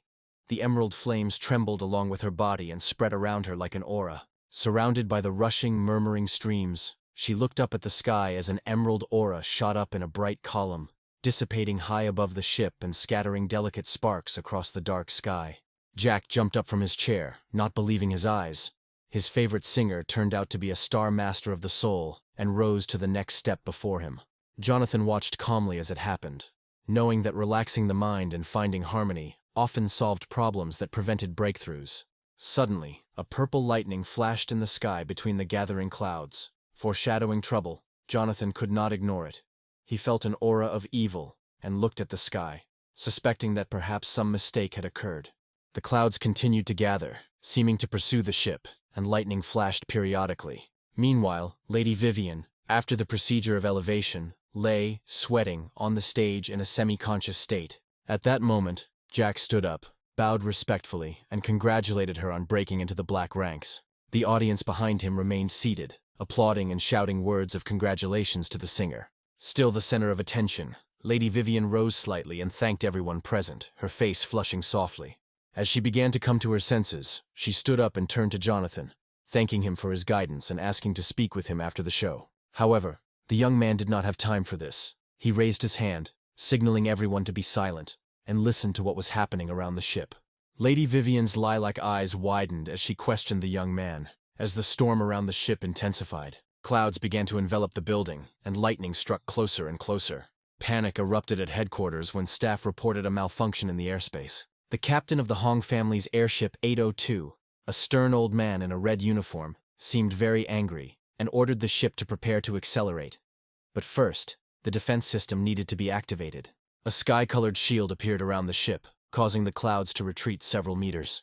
Alarms blared throughout the ship, signaling that passengers were in danger. Sirens echoed in every corner of the plane, and guests in the garden heard a message from the ship's staff, informing them that the ship needed to speed up as monsters had been detected nearby.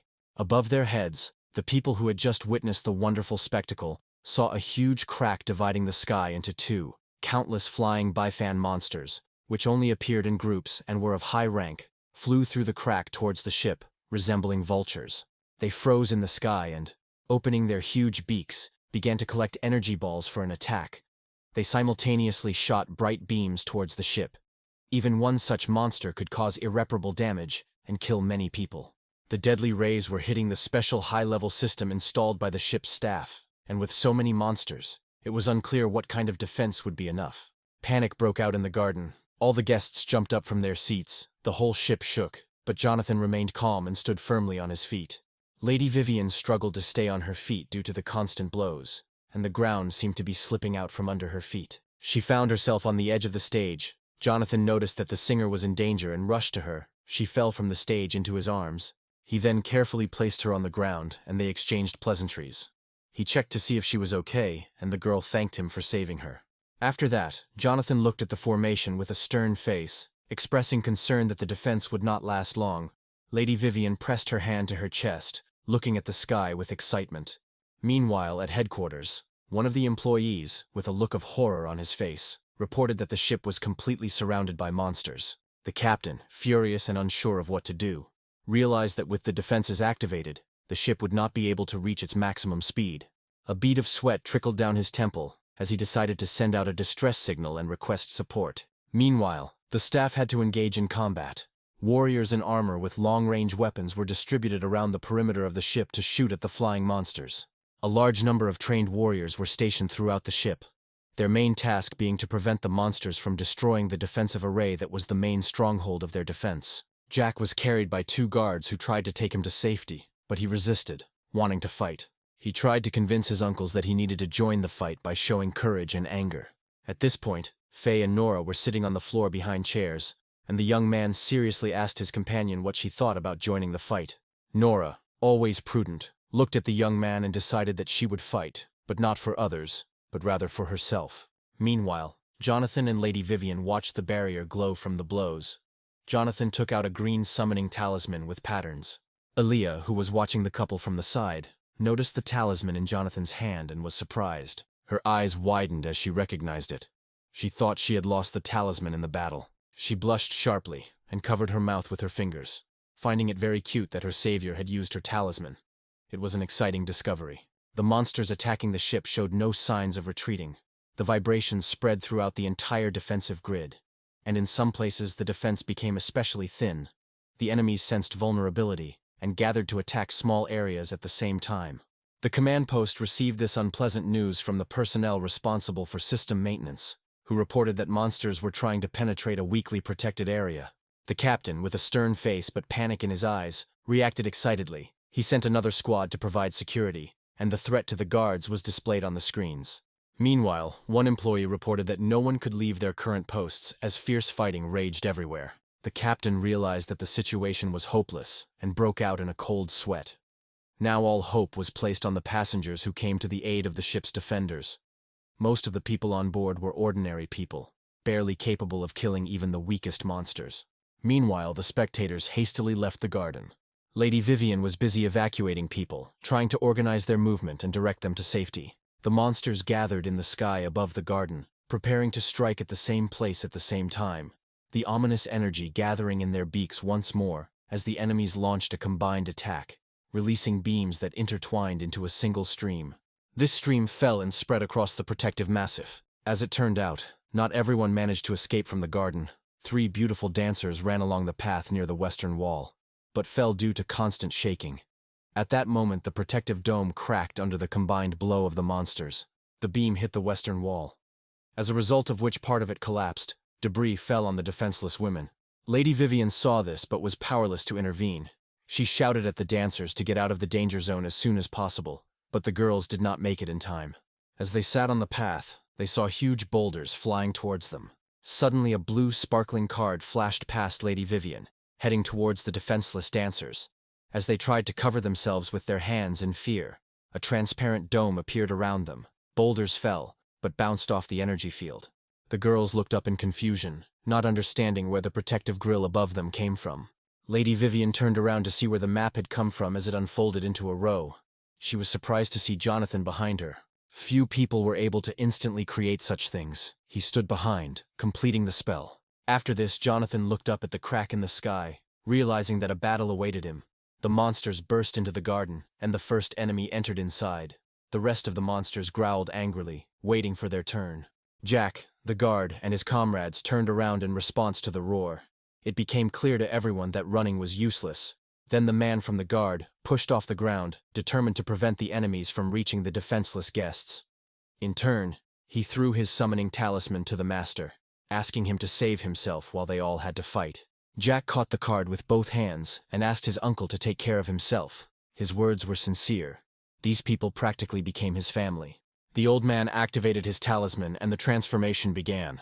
He continued running, putting on his armor, which was quite simple and unadorned. Steel flashed brightly as he raised his battle axe, his classic simple weapon striking the monster's hard carapace, sparking brightly like steel striking steel. The man's blood boiled as he swung his axe, trying to break through the enemy's defense. Sparks flew in all directions, leaving bright streaks in the air. The monster still couldn't move. While everyone was watching the battle between the man and the monster, Jonathan was distracted by a message from the system and stepped aside. He listened carefully as the system recommended leaving the area due to increased danger.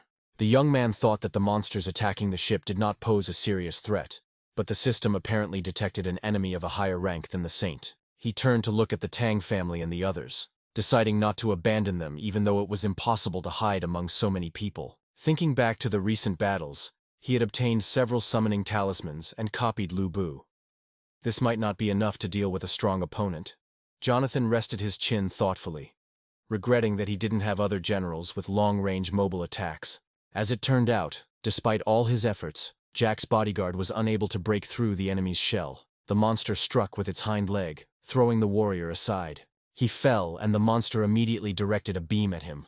The man disappeared in a cloud of energy and dust. The people recoiled from the rising wind. Nora and Faye watched the fight.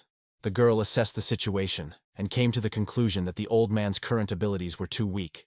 She sent the young man to fight the monster. Faye glanced sideways at his companion and took out his talisman, seeing this as his chance to demonstrate his superiority. He summoned armor that was completely different from Jaeyu's machines, the more angular shape making it look more like a cyborg than a warrior. As it turned out, the bodyguard was still alive, cursing and trying to get to his feet. The monster hovered over him in the air, preparing another beam from its open beak. At that moment, a beam of yellow energy flew at the enemy, crashing into his head and preventing him from shooting at the fallen guard. The man turned towards the noise, trying to see what had saved him. He looked towards where the beam had come from, and saw Fei standing there with his hand outstretched, covered in bright yellow energy, circles spreading out from the shot he had just fired.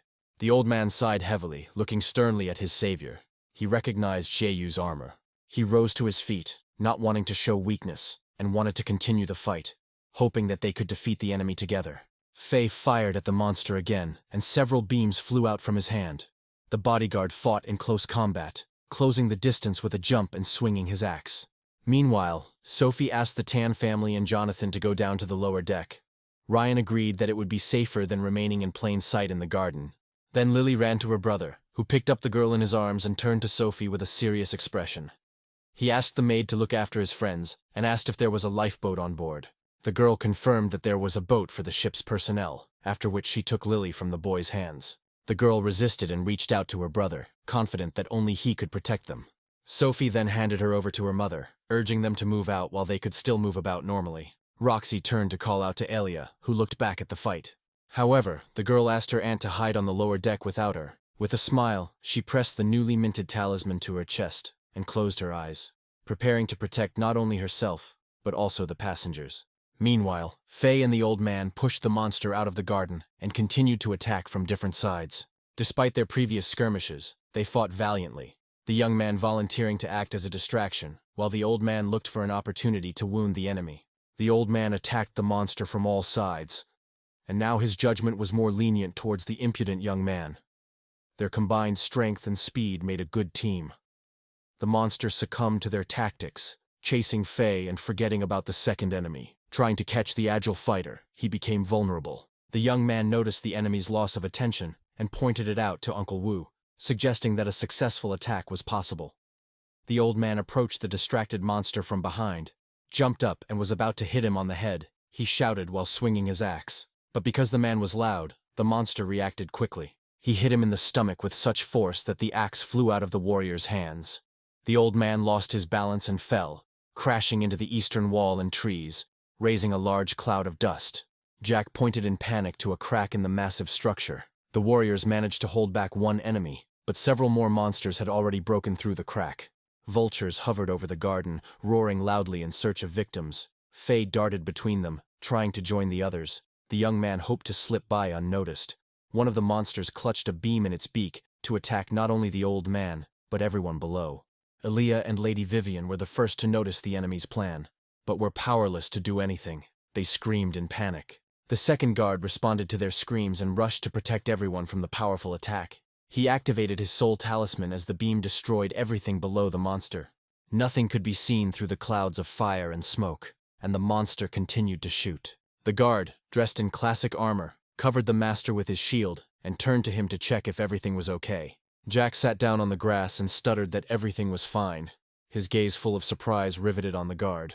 Elia, protected by her student shield, and Lady Vivian, who were standing a little away from the attack zone, were able to cover themselves with their hands.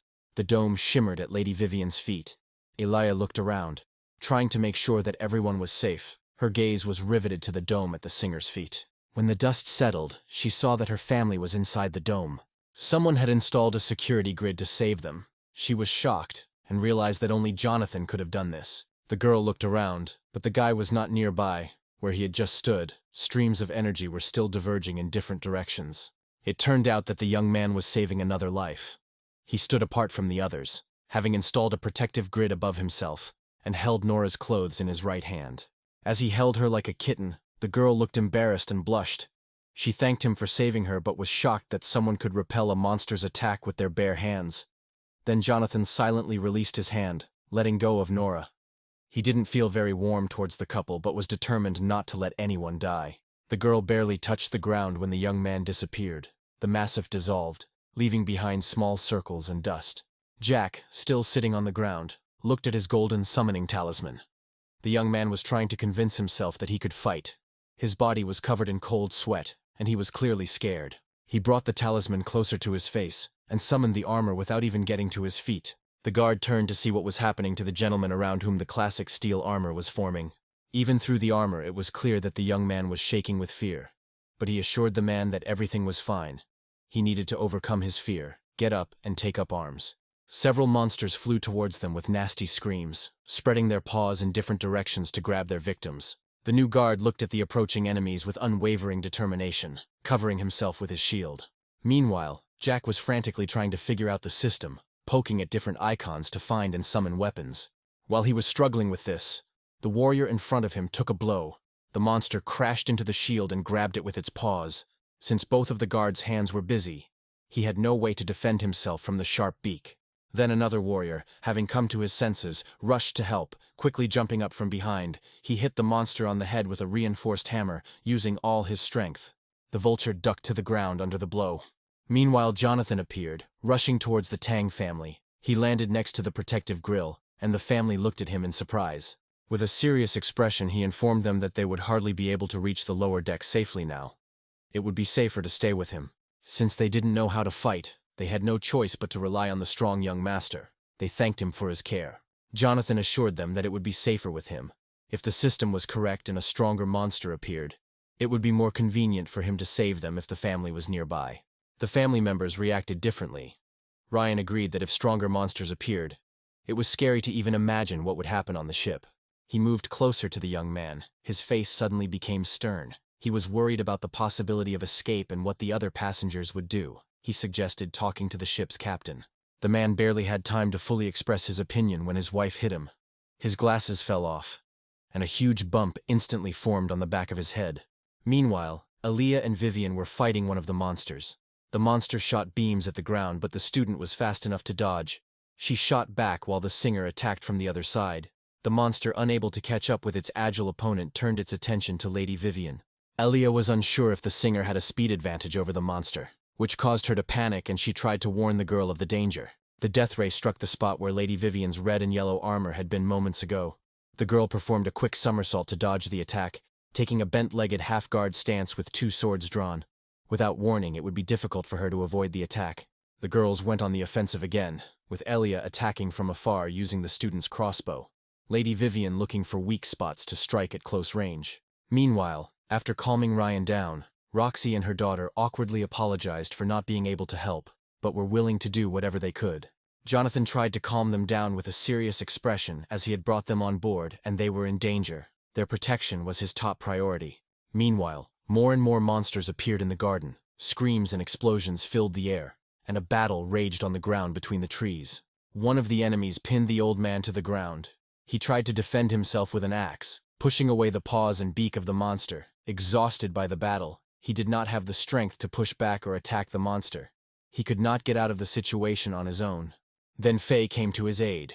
The young man appeared above the enemy's back like a ghost, his blades ready to attack. He intended to jump on the back of the flying monster to prevent it from fighting him off with its paws or tail. He plunged his left dagger into the enemy's spine.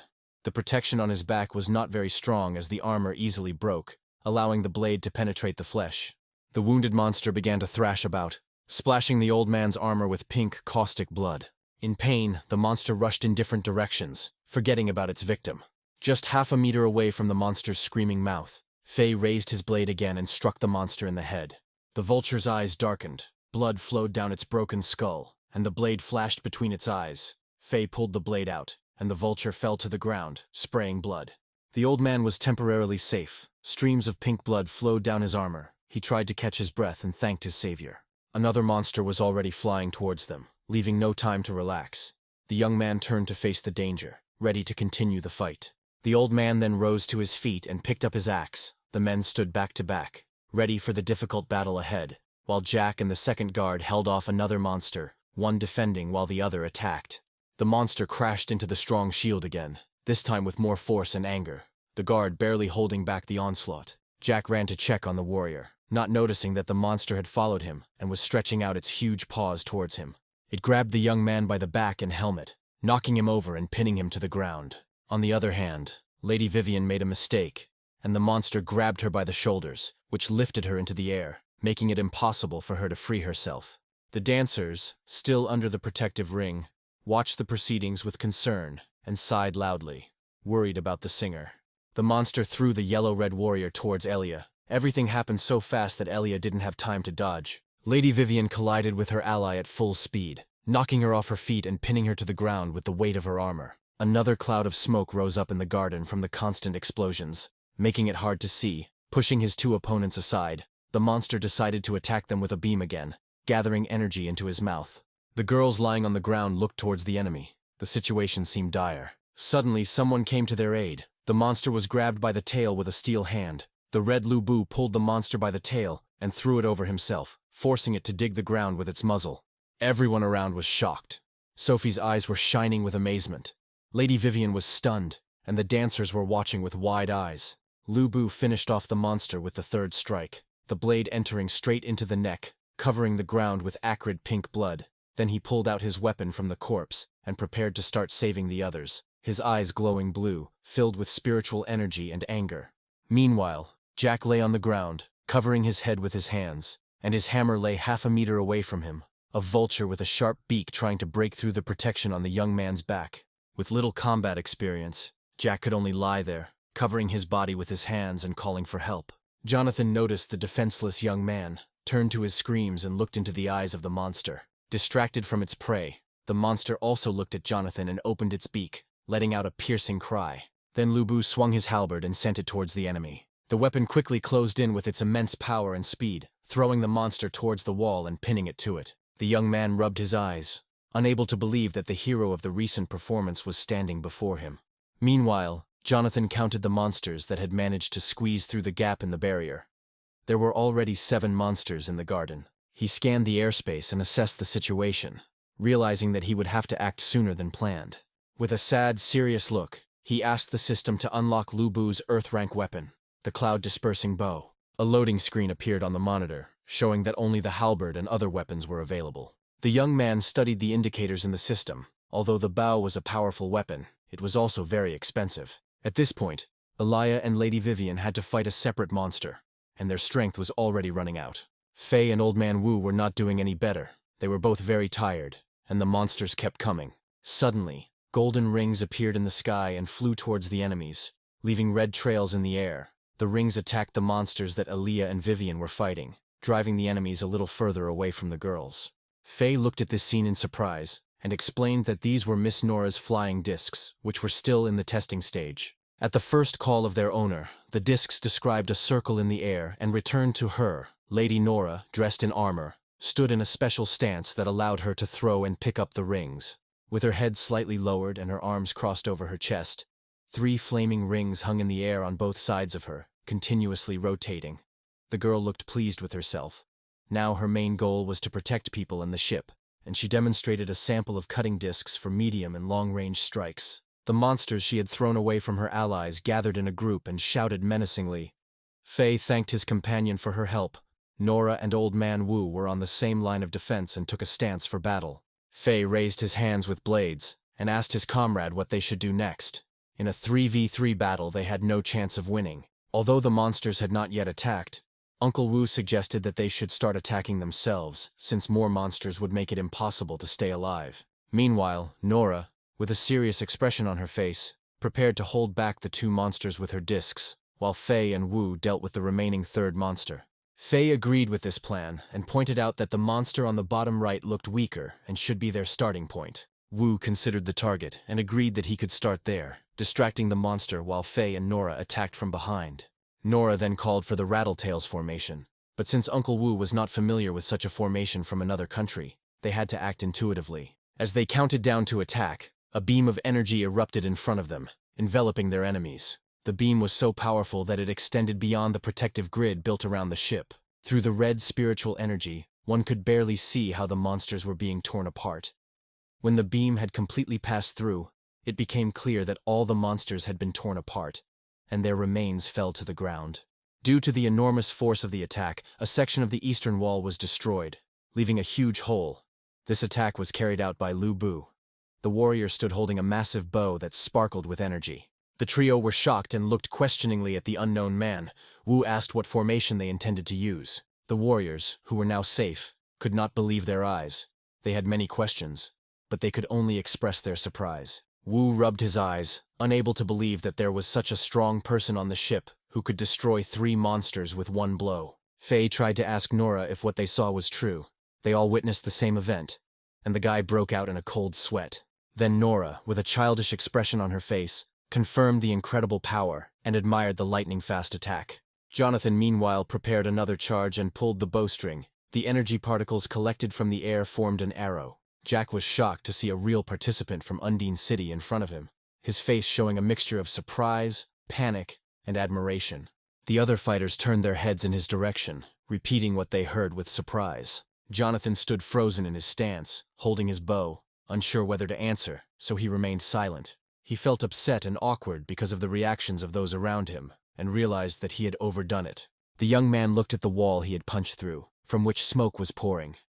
There were residential buildings on the other side, and he hoped that there were no people there anymore during the attack. At that moment, Lady Vivian brought him back to reality. She shouted at him to be careful. Jonathan reacted quickly, turning his head to see 3 monsters approaching him, their beaks open in a menacing manner, and they screamed. Realizing that he would destroy everything here with his bow, Jonathan asked the system to unlock another weapon, the claws that ripped the sky. The system began processing, and an image of a strange weapon appeared on the monitor, resembling a hand with 3 long fingers. As soon as the system finished its work, Jonathan began to change weapons. Suddenly a strange weapon resembling a spider appeared in the air. The gray part of the device was stuck to his hand, while the red and emerald-colored half was moving away from it. Lu Bu took a stance, his claws dug into the ground for support. He charged his weapon with soul energy and lunged, cutting the nearest monster in half. An arc of energy and enemy blood formed in the air. The next monster, seeing the death of the first, stopped and hovered in the air. Jonathan turned his head towards it, noting that it was within attack range. He then plunged his sky-rending claws into the monster, ripping open its stomach and causing blood to gush out. The third monster tried to retreat, screaming and writhing in the air. Lu Bu, holding the corpse of the monster he had just killed, quickly closed the distance and jumped onto the back of the third monster, grabbing it with his claws. He knocked the enemy to the ground, dragging him along with him and striking him with lightning from his soul. Lady Vivian, flushed and wide-eyed, was amazed at Jonathan's strength and suggested that he might be able to help her. Elia also looked at the hero with fear and trepidation, covering her mouth with her hand. In her eyes, Jonathan seemed even stronger than before. Jack, delighted, clenched his fists in excitement, his eyes lighting up at the chance to see in person the hero he had admired for so long. Meanwhile, Lu Bu stood silently at the edge of the garden wall, holding the charred corpse of the monster, which was still smoking, in his right clawed hand. He threw the lifeless body down, and it fell to the ground with a crash, raising a cloud of dust. Then Lu Bu rose above the garden. Jonathan looked around the area with a stern expression. The main threat the system had warned about had not yet manifested itself. Meanwhile, Lady Vivian and Faye watched as Nora, surrounded by rings, approached them. The young man asked if Nora was really a passenger from the first salon. The girl bowed her head and smiled awkwardly, confirming his assumption. Faye looked at the warrior in horror, relieved that he hadn't caused any more trouble, and retreated. Nora noted with a sarcastic smile that if their argument had continued, Faye would have ended up in a coffin. Wu did not understand the girl's teasing, and with a serious expression explained to the young man that he would have died in a battle with Jonathan. Faye, unwilling to listen, focused on the crack in the grate, but the enemies continued to appear, leaving no time for distraction. Dozens of monsters hovered over the garden, trying to tear the passengers apart. The headquarters where the staff who controlled the array and the ship lived was also surrounded by monsters. Panic began inside. One of the staff informed the captain that the array was unstable and would soon shut down. The crew and passengers had no choice. The captain then ordered that distress signals be continued, expressing his disappointment at the lack of support. At that moment, the monster looked into the window of the headquarters, frightening the employee closest to it. The monster began to knock on the window with its beak, like a bird trying to get a larva from a tree. Although the window was reinforced, it would not last long. Cracks appeared on the glass, and the employees, led by the captain, left the bridge in panic. Suddenly a scream was heard from outside the window. The captain turned around and saw that the monster had abandoned its attempts to get inside. Lu Bu grabbed the monster by the neck and pierced it with his halberd. Blood spurted from the enemy's back. The blow was fatal, and Lu Bu decided to ensure the death of the monster by tearing its body in half. He threw one piece on the ground and held the other in his hand before throwing it away. The captain and crew watched the fighter through the cracked window. Seeing his back turned, his helmet and back visible, the old man was shocked. The attendant pointed to the window, muttering that he recognized the Red General in the garden, protecting the passengers and crew. The captain realized who he saw and cried out with pride and excitement. The hero Undine himself was on his ship. His daughters were admirers of the warrior. He turned to the clerk and enthusiastically ordered him to get 2 autographs from the hero as soon as everything calmed down. Realizing that 2 would not be enough, he began counting on his fingers how many he needed for his daughters and wives. The employee silently watching the ridiculous situation before exploding emotionally. He yelled at the captain, insisting that he would get more autographs, maybe even a photo for himself, before suddenly leaving out of jealousy and resentment. He bit the hem of his coat, whined about getting a promotion, and vowed to have 8 wives. Meanwhile, the ship's guards were completely exhausted. The warrior and the guard commander discussed the overwhelming number of monsters and the injuries among their comrades. The guard commander pointed out that they could not retreat because the lives of the passengers depended on them. The warrior continued shooting, but doubt appeared on his face, and he hinted that he needed to take care of his 80-year-old mother.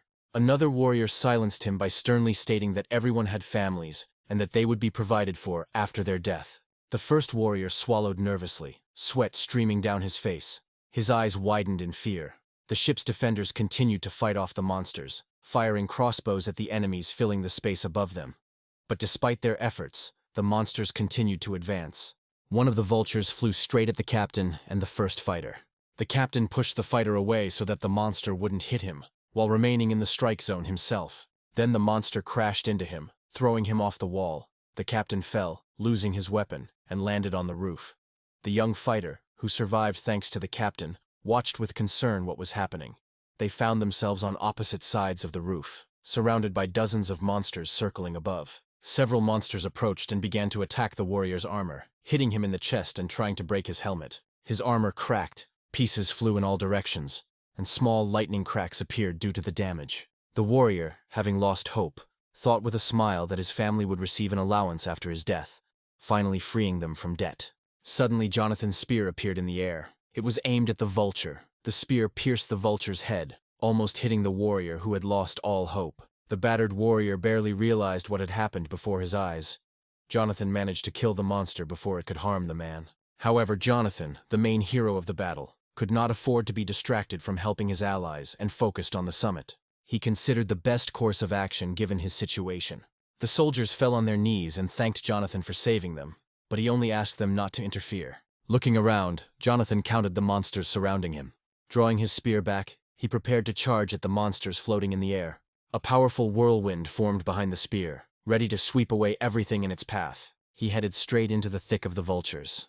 The wounded soldiers on the roof watched in disappointment as the attack failed to hit a single monster.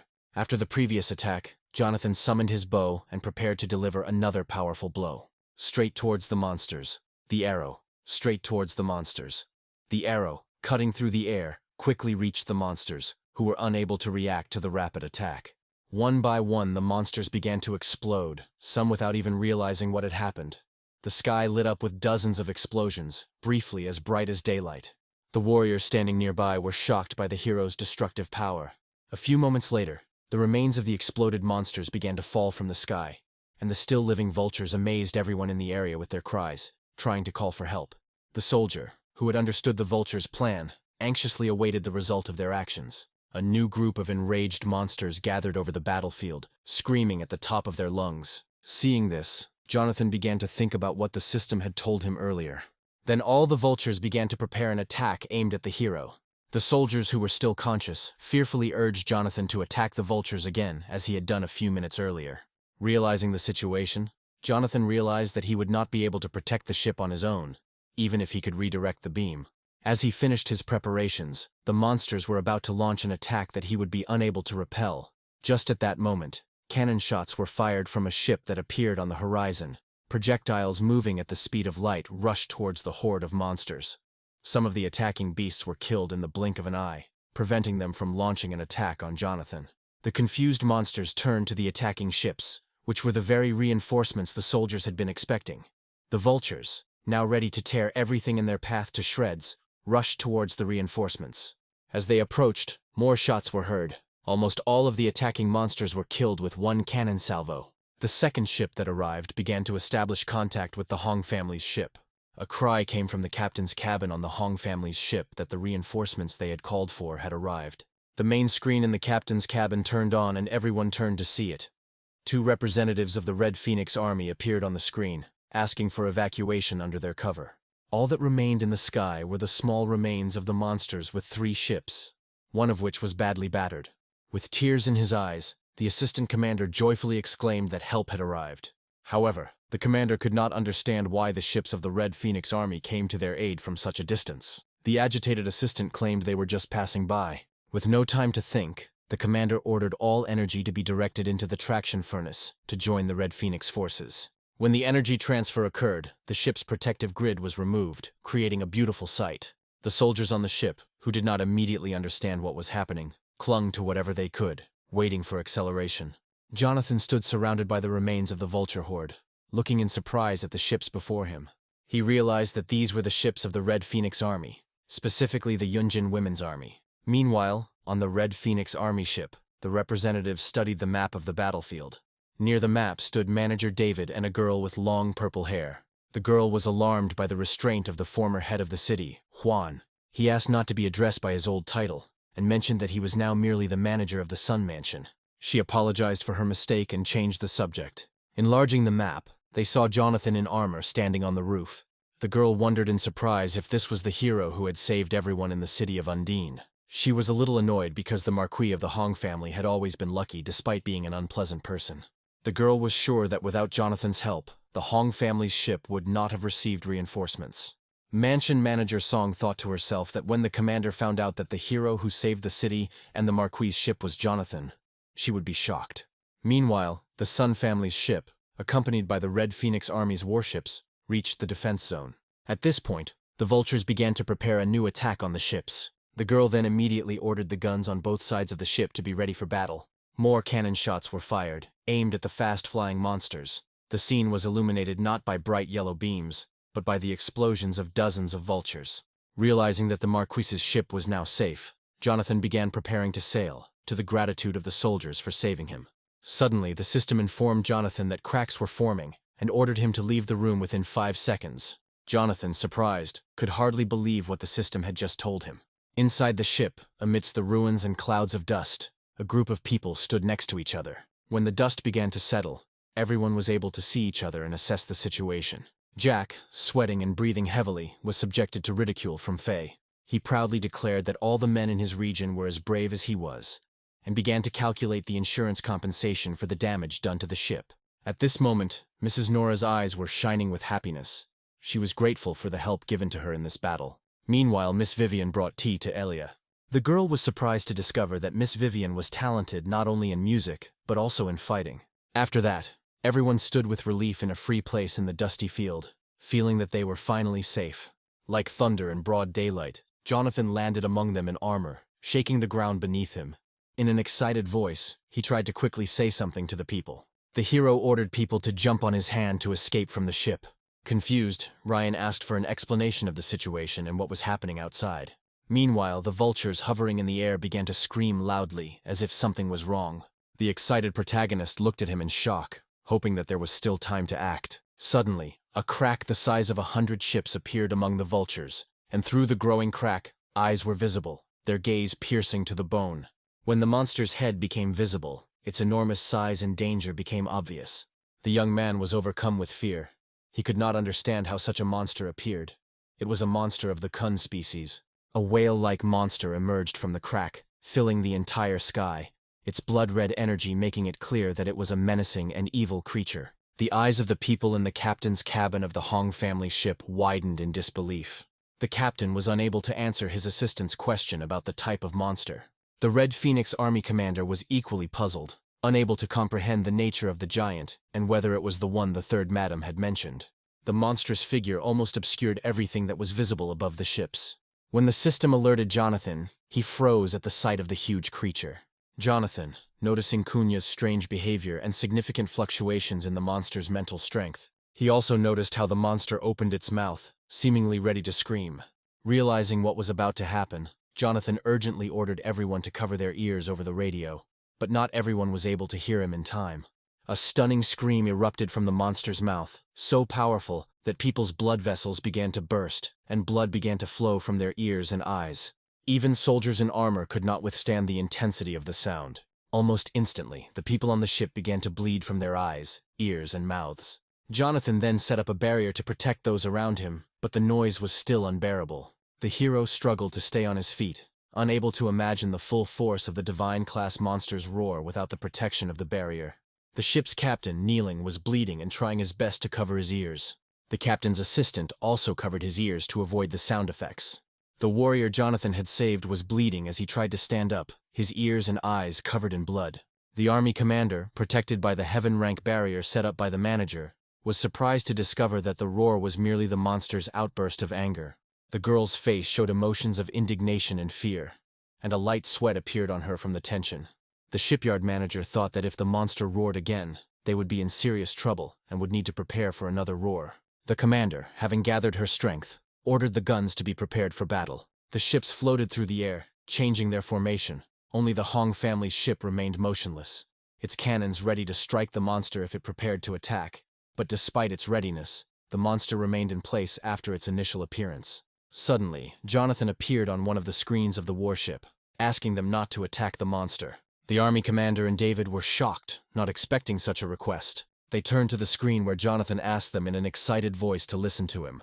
David reacted faster than the young commander, and the girl was surprised by Jonathan's presence. She did not expect to see him in such a situation. Jonathan was no less surprised to see David on the ship.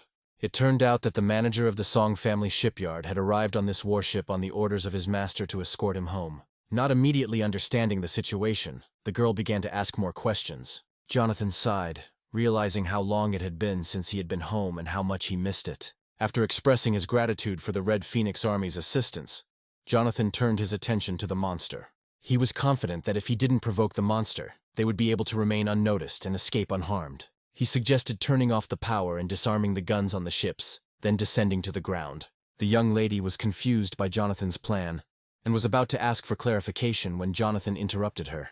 The hero proposed a difficult adventure, knowing the outrage it might cause. But there were no other viable options for survival.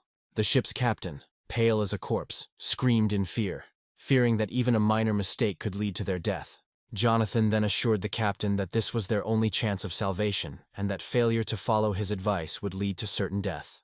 Everyone was stunned by Jonathan's previous statements. On the warship, David ordered to follow Jonathan's instructions. Jonathan then began the countdown to shut down the engines and disperse the Star Soul generals. For several seconds, all ships were in free fall from a height of 3,000 meters, rapidly descending under the pressure of gravity. As the speed of their fall increased, so did the tension among everyone. At this point, almost all the people on the ships began to scream, fearing the worst. Many did not understand what was happening due to the lack of warning.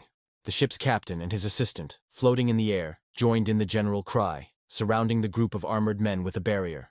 Jonathan attached himself to the surface of the ship while it was in free fall. He counted the time until they touched the ground, noting that they were descending quickly and getting away from the monster as quickly as possible. Hundreds of vultures rushed towards the falling ships, which had already forgotten about the monsters. When the impending threat became obvious, panic began among the people who did not know what to do. The horde of monsters was approaching the ships, which were falling faster and faster. Jonathan, in a state of extreme tension, counted down the last moments before they reached the ground. A moment later, he ordered the engines to be turned on at full power. Everyone complied, directing energy into the ship's engines. As the vultures approached the ships, all three ships suddenly headed towards the horizon. The three ships flew faster and faster away from the vultures.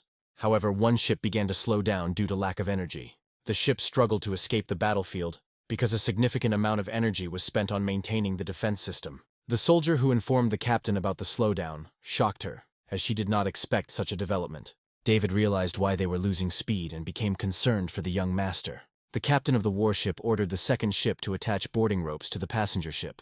Dozens of hooks protruded from the side of the ship and were firmly attached to the Huang family's ship. In a state of panic and confusion, hundreds of people rushed away from the side where the hooks were attached. The captain, confused and alarmed, ordered the guns to be prepared for battle with a potential enemy. Noticing that their speed was increasing, one of the captain's assistants informed him about it.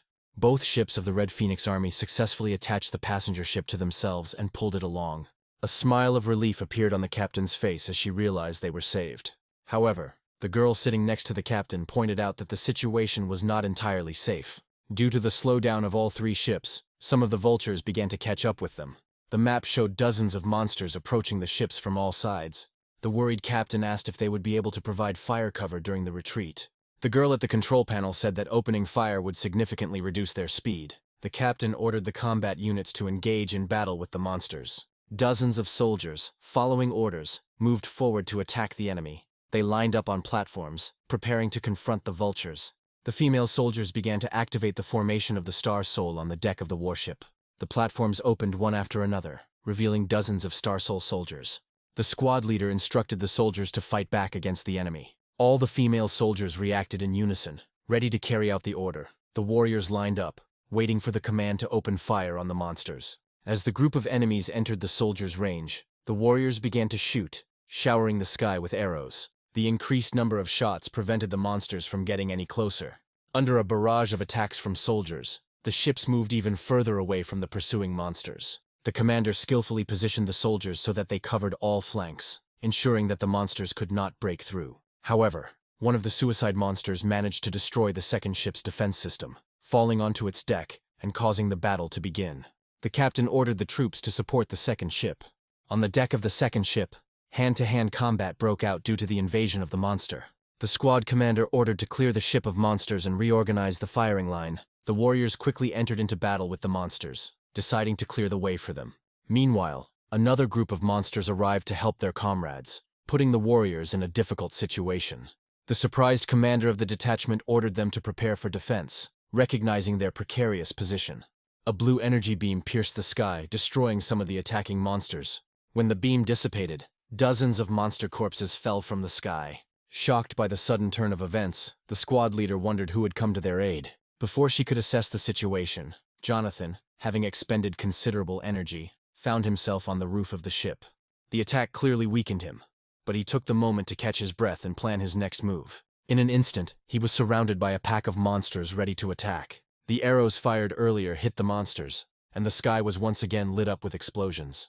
The ship's captain and David, who were watching what was happening, looked at Jonathan with admiration. The captain's eyes showed some confusion as to the source of Jonathan's enormous fighting power. Amidst the explosions, one of those Jonathan had saved was heatedly discussing the need to help the hero. The soldiers who had fought earlier decided to split into groups to support Jonathan from the rear. Nora asked to lure the monsters closer so she could attack them with her discs. Her partner agreed to help with this task. As the monsters approached, Nora launched her discs at them, leaving behind a glowing trail, yellow as the sun. The discs moved towards the monsters. Suddenly the monsters stopped attacking and focused their gaze on the creature standing behind the ships. The soldiers, not understanding what was happening, were puzzled as to why they had stopped acting. The monsters' actions had left them stupefied and unsure of what to do. Hordes of vultures took to the skies, further confusing the humans, and a moment later, the hellishly loud roar of Kunya could be heard from afar. Suddenly the monsters began to retreat, as if the roar had been a signal. The girl who was monitoring the situation informed the captain of the warship that the monsters were retreating. Feeling relieved, the captain allowed herself to close her eyes and relax for a moment. Watching the vultures retreat, Jonathan seemed to be anticipating this moment. When he finally relaxed, he realized that they could still escape from Kunya. Shouts of joy and relief swept through the ships. Many could not believe that they had escaped certain death. More and more people shouted victory and raised their hands in the air in joy. Tired but in high spirits, they continued to celebrate with pride. The warriors standing on the heavily damaged roof of the ship also rejoiced at their victory over the monsters. David calmly admitted that they survived thanks to Jonathan. The captain, having calmed down, asked how the hero knew about the monsters' habits. Jonathan, who clearly did not want to discuss this, avoided answering under the pretext of fatigue. Before cutting off the connection, he mentioned that they would discuss everything after they had some rest. Soon after, an exhausted Jonathan came out to the people he was protecting on the deck of the Marquise's ship. He was carried to the cabin to rest, accompanied by those who were on deck, because of the loud screams of Nora and Lincoln. The girl carrying Jonathan looked at them with fear and made it clear that they needed to calm down. Vivian, who was watching this scene, tried to suppress her laughter. Before entering the cabin, everyone stopped and bowed their heads to Jonathan, expressing their gratitude for saving them. Several hours later, the ships approached the city, the warship continuing to pull the passenger ships behind it. Jonathan, awakened by the noise from the loudspeaker, opened his eyes with difficulty. He saw a sleeping girl who had probably been there all this time. As soon as he looked at her, she woke up, rubbing her eyes. Then Jonathan went out onto the balcony and saw that they were flying towards the city. From their vantage point, he could see tiny buildings below, partially obscured by clouds. Meanwhile, one man, who was on the surface of the earth, watched the ships flying above him. Stretching and yawning, he admired the beautiful day. People who approached him began to apologize, addressing him as a boss. The man, however, asked them not to address him in this way as they were not bandits. Looking at the sky, he noted its destiny, to become the strongest soul master. He then picked up the ring, addressing it as an old man named Du, asking when he could obtain the rank of Star Soul General. The city of Yunnan was surrounded by a wall, and the districts within it were also divided by walls. It marked the border of 3 countries, 2 of which had signed a joint border agreement. Upon arrival at the airport, the warships separated from the Hong family's ship and flew off in their own direction. The delighted captain went off to sign autographs for his daughters and wives, his eyes sparkling. Soon David approached Jonathan and asked how he was doing. David's face showed some excitement. Turning to David, Jonathan greeted him with a wide smile and rushed into a hug. The hug was so tight that David found it difficult to breathe. Jonathan noted with a smile that although not much time had passed, enough time had passed for David to miss him. David replied that enough time had passed for him to become bored. Suddenly, Jonathan began to notice that David was suppressing his self-improvement. This fact shocked him very much. The fact that David was at the heaven rank level made Jonathan feel ashamed, realizing that he had failed to understand the strength of his guardian in his past life. His thoughts were interrupted when David asked about his companions. Jonathan introduced his friend and her family, who were standing next to her. He then introduced them to the manager of the Song family's Eastern Court. Bowing her head to David, Roxy introduced herself and her niece, Elia. At first glance at David, Roxy could tell the strength of the man standing in front of her. The man, after putting together the information, came to the conclusion that Roxy's father was the head of the Shen family. The woman confirmed this in her own words, stating that her father was indeed the head of the family. Then David kindly offered them a flying boat to take them home. The woman, with a smile on her face, refused, saying that their driver had already arrived. Turning to Jonathan, Roxy invited him to visit their family if possible, and thanked him again for saving them. Jonathan accepted the thanks, and asked if the woman had written down his contact information. Lily patted her bag with a smile and assured him that she had written everything down. Jonathan invited the girl in a soft tone to join him for dinner. With a happy smile, Lily said that she would be happy to have dinner with him. She also asked if she could take Aaliyah with her. The girl was embarrassed by this request, but Jonathan assured her that she could bring whomever she wanted. Interrupting the conversation about dinner, David mentioned that their flying boat had already arrived, and it was time to leave. After saying goodbye, they went their separate ways to their boats, Jonathan silently waving goodbye to his friends as they left. David then asked Jonathan to use the emergency exit, where a compartment was waiting for them. After this, the main character and David headed towards the platform. However, before Jonathan could enter the inner passage, he was stopped by Mrs. Vivian, a girl who was running as fast as she could, asking him to wait and not enter the corridor. Surprised by Vivian's persistence, Jonathan froze as she approached. Handing him a piece of paper, she asked him to meet her during her stay in the city. Blushing and hanging her head, she expressed a desire to get to know Jonathan better before rushing off without giving him a chance to respond. Jonathan, puzzled by what had just happened, was interrupted by David, who mentioned the banquet hosted by the head of the family. David also noted that his fiancée Karen will also be there. Hearing this, Jonathan thought seriously. In his past life, after he miraculously survived in the desert of death, a girl came to him, who now interfered with his thoughts. Then David said again that it was time for them to go. At that moment, Jonathan realized that his uncles and brothers, who had treated him badly, would also be at the banquet. When they stepped onto the platform, 3 flying boats were waiting for their passengers. A fair-haired, one-eyed man stood by one of the boats. Bernard looked up and saw the approaching passengers, greeting them with a smile. Jonathan greeted a man he hadn't seen for a long time. The servant opened the door for Jonathan and greeted him formally. Jonathan then turned his gaze to the driver, who bowed his head respectfully. Bernard, the driver, asked Jonathan if he was happy with everything, or if any changes were needed. Jonathan, clearly displeased, walked inside and said he didn't want anything. While driving, Bernard asked about Jonathan's level of development and whether it was true that he had failed to reach the Earth rank. However, Jonathan remained silent while David asked the driver to focus on the road. Bernard fell silent and turned his attention to the road, clearly ashamed of his questions. Jonathan immediately felt that the driver was also a heaven rank. Bernard's comments about the Earth rank suggested that he might know something, and this theory was confirmed by David's prompt intervention. This suggested that David might know more than he was letting on. Meanwhile, Jack continued to sleep soundly until Uncle Wu called out to him and woke him up. Jack, still sleepy, remembered the time when he fought side by side with heroes and idols. Suddenly realizing something, He jumped out of bed with the intention of inviting the hero to dinner to become friends with him. However, upon learning that the hero had already left, Jack burst into tears. Determined not to let this matter go unnoticed, he ordered Uncle Wu to investigate, insisting on a report even if it was just a pendant. Jack reflected on the amazing power hidden in the family that had been demoted to the border. He realized that the stronger a family becomes, the more dangerous it becomes, and the risk of extermination increases. While Jack was pondering this, Jonathan, the hero, asked his companions when David arrived. The butlers, trapped in uncertainty, tried to handle the situation without causing panic. Jonathan felt relieved when he saw the measures taken, including the use of military secrets to calm the public. Jonathan then took out the card Vivian had given him and asked David to find out about the 2 prisoners he had met on the passenger ship. David, looking at the card, immediately understood its origin. This design was commonly used by the 6 nobles of the Sia kingdom, a kingdom controlled by the barbarian king. These 6 nobles were divided into 3 factions to balance power. The moderate faction led by the Samaran family, which controlled 70% of Siuga's technology and economy.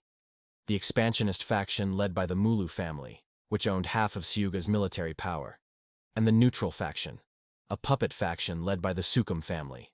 The protectionist faction, created 400 years ago to save the empire, opposed Mulu's hegemony and rejected Tendu orthodoxy, always dreaming of restoring the glory of the Guangfu Empire. After sharing this information, David turned to Jonathan, noticing that he was distracted by the note Vivian had given him. The note specified a meeting in the restaurant's upper suite, and David, noticing this, cleared his throat and remarked that Jonathan's fiancée, Miss Karen, would probably have something to say about the situation. Jonathan, realizing the implications of his words, interrupted David, saying that he had the matter under control. Despite his composure, Jonathan expressed concern to David about the possibility that the Kingdom of Sia was secretly collaborating with the state of Myrene to attack them. Dvoretsky dismissed the idea, noting that it did not fit with the core strengths of the moderate and neutral factions unless the previous leadership was no longer in power. Soon after they returned to the Song Dynasty mansion.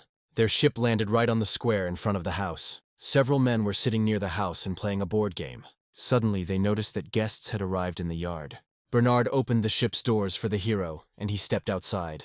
On the way home, he met an old man in a wheelchair and several younger men. As it turned out, the old man was Mason, the gatekeeper of the Eastern Song Mansion. The main character greeted him, saying that they hadn't seen each other for a long time. Jonathan quickly stepped forward to help Mason. As they shook hands, Jonathan noticed sweat on his face. He realized that Grandpa Ma was also a powerful fighter at the middle stage of the Heavenly Realm. As Jonathan prepared to go to the East Court for a rest, Mason suggested that they visit the Old Lord and play cards. However, Jonathan politely declined. He mentioned that he needed to see the Marquis first. He apologized to Mason and promised that they would play another time. Mason smiled kindly at him and told him he could go about his business. At that moment, Bernard approached the old man. When Jonathan left, the driver informed him that the young master had already reached a new level of power. The old man nodded in acknowledgement of this news, adding that Jonathan had not only restored the pulse of his soul, but also seemed to have penetrated into the heavenly realm. The sudden change in Jonathan astonished them. Jonathan, deep in thought, wondered why so many people hid their level of development. When he met the old man, he immediately recognized Jonathan's breakthrough to the first level. Mason not only taught him all sorts of chess tricks, but also taught him how to pick locks. Although he appeared to be a black ranker on the outside, he was actually a mid-stage heavenly rank expert. Soon they arrived at the entrance to the house, where the Marquis was already waiting for them. Marquis Sergio, seeing the guests, chuckled mysteriously. Jonathan told him with a smile that he was finally back. The old lord patted Jonathan on the shoulder and invited him into the office to tell him what had recently happened. Jonathan, touched by the old man's wisdom, realized that he had been hiding his own immense power as a semi-holy source of strength. The more Jonathan thought about the hidden power of the Song family, the more he realized how significant their influence was. With 1 half-saint and 3 mid-stage celestial beings, their power was enormous. However, Jonathan was worried that his current preparations might not be enough to change the situation, given that even this strong family had been destroyed in the southern wilderness in his past life. Suddenly, Jonathan felt the presence of a saint-ranked power source. Although the aura was weak, it was unmistakable, like the remains of bamboo in the wind. He wondered if Sergio had really been hiding such a figure, and realized that despite his best efforts, he might still not be ready for what was to come. The story soon shifts to a study in the central courtyard of the Song family mansion. Jonathan, who had just returned, was summoned by the old Marquis to the study for a game of chess. Although Jonathan had improved his chess skills, the old man still won, praising Jonathan's achievements, but acknowledging that the overall situation was already decided. After this, the old Marquis invited the manager to leave the room. Soon David disappeared behind the door. After he left, the Marquis suggested replaying their match. Jonathan wasn't sure what the old Marquis was trying to get across, so he quickly changed the subject. He mentioned that the old man must have received a message from Undine. Then the old Marquis slowly remarked that he had heard of Jonathan's great achievements, restoring his damaged soul vein, breaking through to the earthly cultivation level, and becoming a layman of Xochi. The Marquis expressed his joy for Jonathan. Although the old Marquis did not press for details, Jonathan was left wondering how to explain his sudden rise to power. He could not tell that he had moved the journey 60 years into the past, as it would be too shocking for everyone.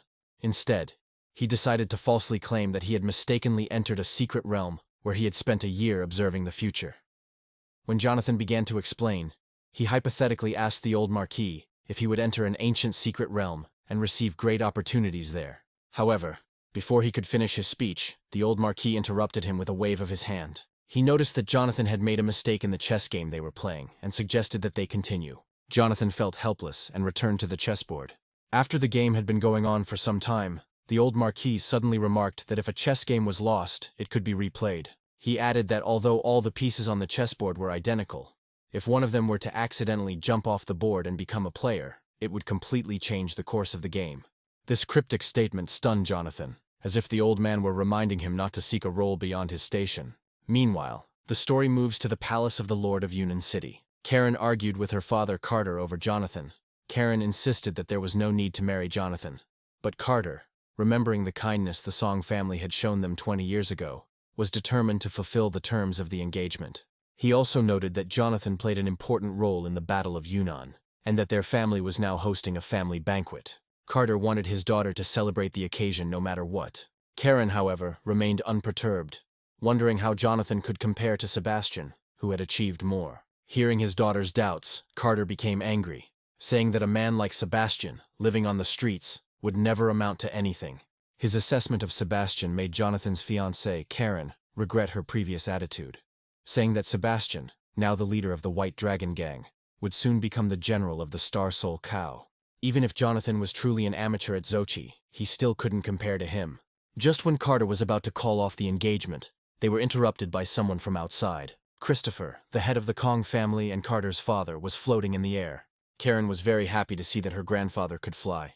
Christopher quickly corrected her, explaining that true flight was a technique only achievable in the divine realm. He simply broke through the bottleneck of the heavenly rank and was able to take a step into the air. His family was delighted when they heard this. After recovering his strength, Christopher was invited into a room where he was asked about his current abilities compared to the old Marquis of the Song family. He thought for a moment, noting that although the old man had spent many years in the early stages of the heaven rank, this was probably his limit. Christopher, having just broken through the heavenly realm himself, felt confident that he could challenge the old Marquis. Karen then suggested that he go to the Song family to break off the engagement, and if anyone disagreed, he would deal with them. When Carter urged his daughter to speak more respectfully, Christopher brushed him off.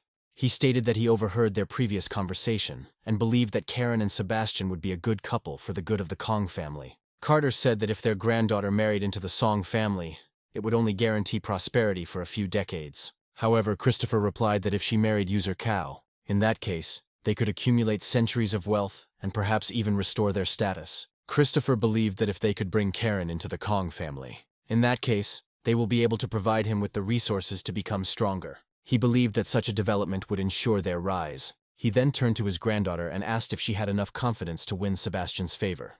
The granddaughter blushed and replied that they had been together for a long time in different aspects of life, but decided not to develop this topic further.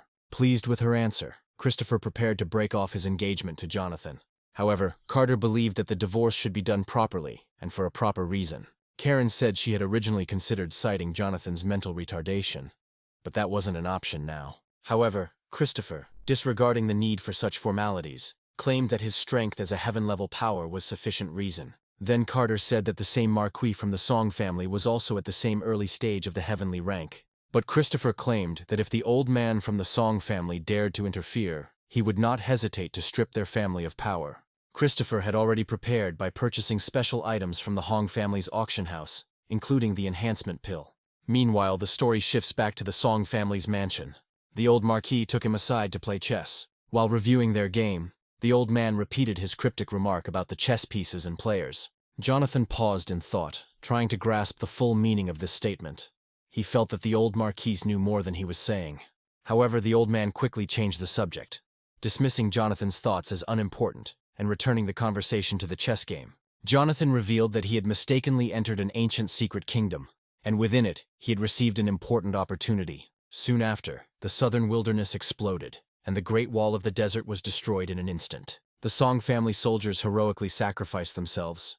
Later, a wave of monsters invaded Yunnan and rushed north. The final battle at Tendu City ended in a catastrophic defeat, and Jonathan went into exile in the country of Sishui, where he secured the patronage of the Empress. Meanwhile, outside the door, David obediently took his master. He noted that 4 hours had already passed since they arrived here. Suddenly he heard someone approaching him. Harry, the head manager of the central courtyard of the Song family mansion, rushed into the office. He asked if Mr. Howard was in the room. Seeing the steward in such a panic, David asked what had happened. The steward breathlessly replied that Mr. Howard's condition was unstable. He insisted on meeting with him immediately. However, when the steward tried to enter, David stopped him. Harry didn't understand what he was talking about. David then explained that Marquis Sergio had important matters to discuss with the young master the previous evening, and that it would be best to talk again later. Meanwhile, in the study, Brother Marquis and Jonathan discussed their final destination. He spoke about the last stronghold of the human race on the northern continent. Coming out of this fog, he smiled and admitted that his story sounded incredible. He was afraid that the old man might think he was making it all up, but even he was confused, wondering if he had been trapped in a fantasy formation, or had actually time-traveled 60 years into the future. The old Marquis, muttering softly, seemed surprised that it had taken Jonathan so long to explain this. He asked Jonathan to elaborate on this system, specifically mentioning that Jonathan had said that the new basic system had been replicated, and that other hobbyists had begun using the generals. After receiving confirmation from Jonathan, the old Marquis thought about what his daughter-in-law had once mentioned, about the two-way insurance. He did not expect that this young man would live to be 60 years old before his death. Thinking about the future, the old Marquis reminded Jonathan that the Star-Lord system was of great importance and should never be revealed to anyone else. As for the cover, the old Marquis thought it was quite clever and told Jonathan to continue pretending to be a Xochi carrier as a disguise. Jonathan immediately nodded in agreement, acknowledging that the old man was his true source of luck at this time. The old Marquis suddenly stood up and told Jonathan to follow him, as it was time to give him something his mother had left for him. He explained that everything he knew came from Jonathan's mother. She predicted that one day Jonathan would suddenly become exceptionally powerful, or that his soul meridian could heal itself, or that he might claim to have traveled through time and space. Jonathan was stunned when he heard this. At this moment, the Marquis took out a wooden box from a secret compartment. He advised Jonathan not to be surprised and to trust what he was told. The Marquis handed him a wooden box and reminded him of the laws of this world, warning that within the framework of the Star Network, one cannot violate rights not related to human resources, which operates similarly to the game of chess. Jonathan, deeply shaken, wondered what his mother knew about the Star Network and her connection to it. However, the old Marquis ignored his reaction and simply reminded Jonathan that the game they were viewing was modeled after his mother's design. What lessons could be learned from it would depend on Jonathan's intelligence. Suddenly, halos appeared in the sky, and both Jonathan and the old Marquis sensed the mutation. Jonathan softly noted that the faint aura of Saint Rank had appeared again. By this time, the old Marquis ran out into the street, where an elderly man was coughing violently. Surprisingly, the cough was so strong that it almost knocked those present off their feet. If it weren't for their timely reaction, they would have been injured by the old man's strength. It turned out that not long ago, after the old Marquis handed over the mysterious wooden box to Jonathan, halos appeared in the sky. The old Marquis immediately realized that something was wrong and persuaded Jonathan to go with him. On the way, Jonathan couldn't help but think about Jing, the Grand Administrator of the Intermediate Court of the Song Dynasty. It was said that Howard was like a brother to David, but his cultivation level had only reached the peak of the mysterious level. Jonathan became curious about what was special about the East Courtyard of the Song Mansion, and who they meant. At this point, Manager Harry turned to Jonathan and asked if he would go with them. Although the old Marquis said nothing, deep down he decided that it was time for Jonathan to learn some secrets. Soon they arrived at the courtyard of the Song Mansion. Jonathan looked at the elevator skeptically as he entered. He wondered if there was a deeper underground space than the secret room. When the elevator clanged open, his suspicions were confirmed.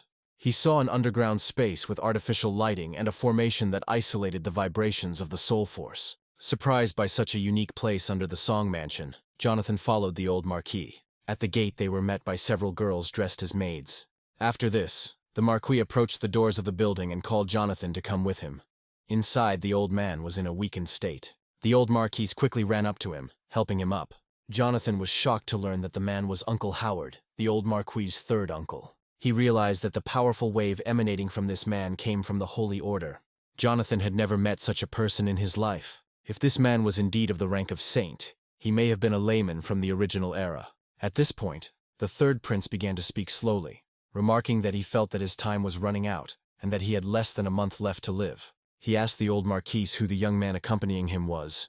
The old marquis quickly replied that the young man was his grandson Jonathan. Hearing this, the third prince looked at Jonathan and asked if he was the son of someone with a damaged soul pulse. Jonathan quickly dropped to his knees and introduced himself, admitting that he had met the third prince before.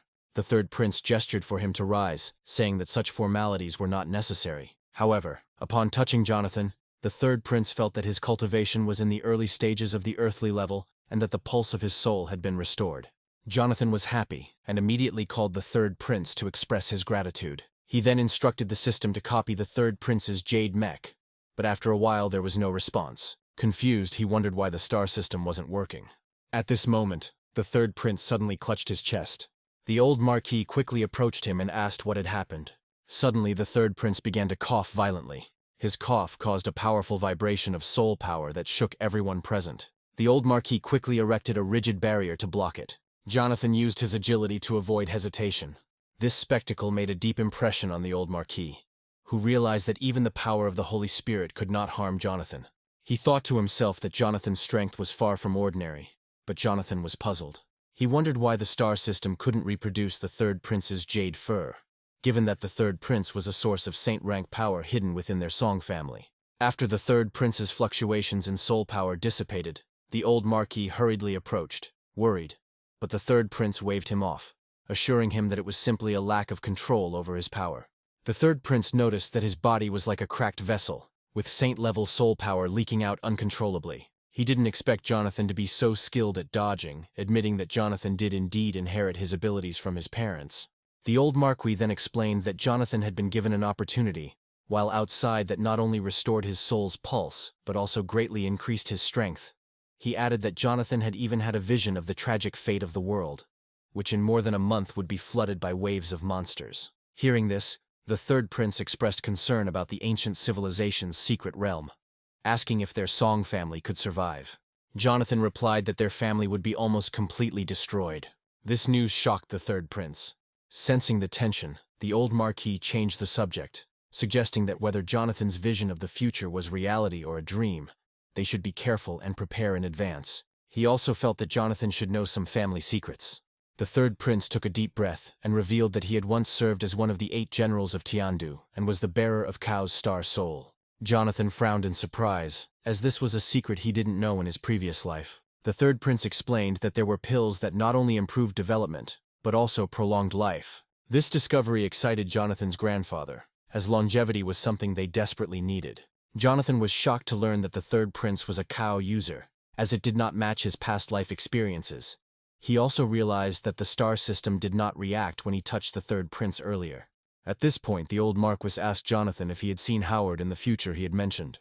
Jonathan explained that in the future, the third prince never appeared, and that Cao passed on his legacy to a young man named Sebastian.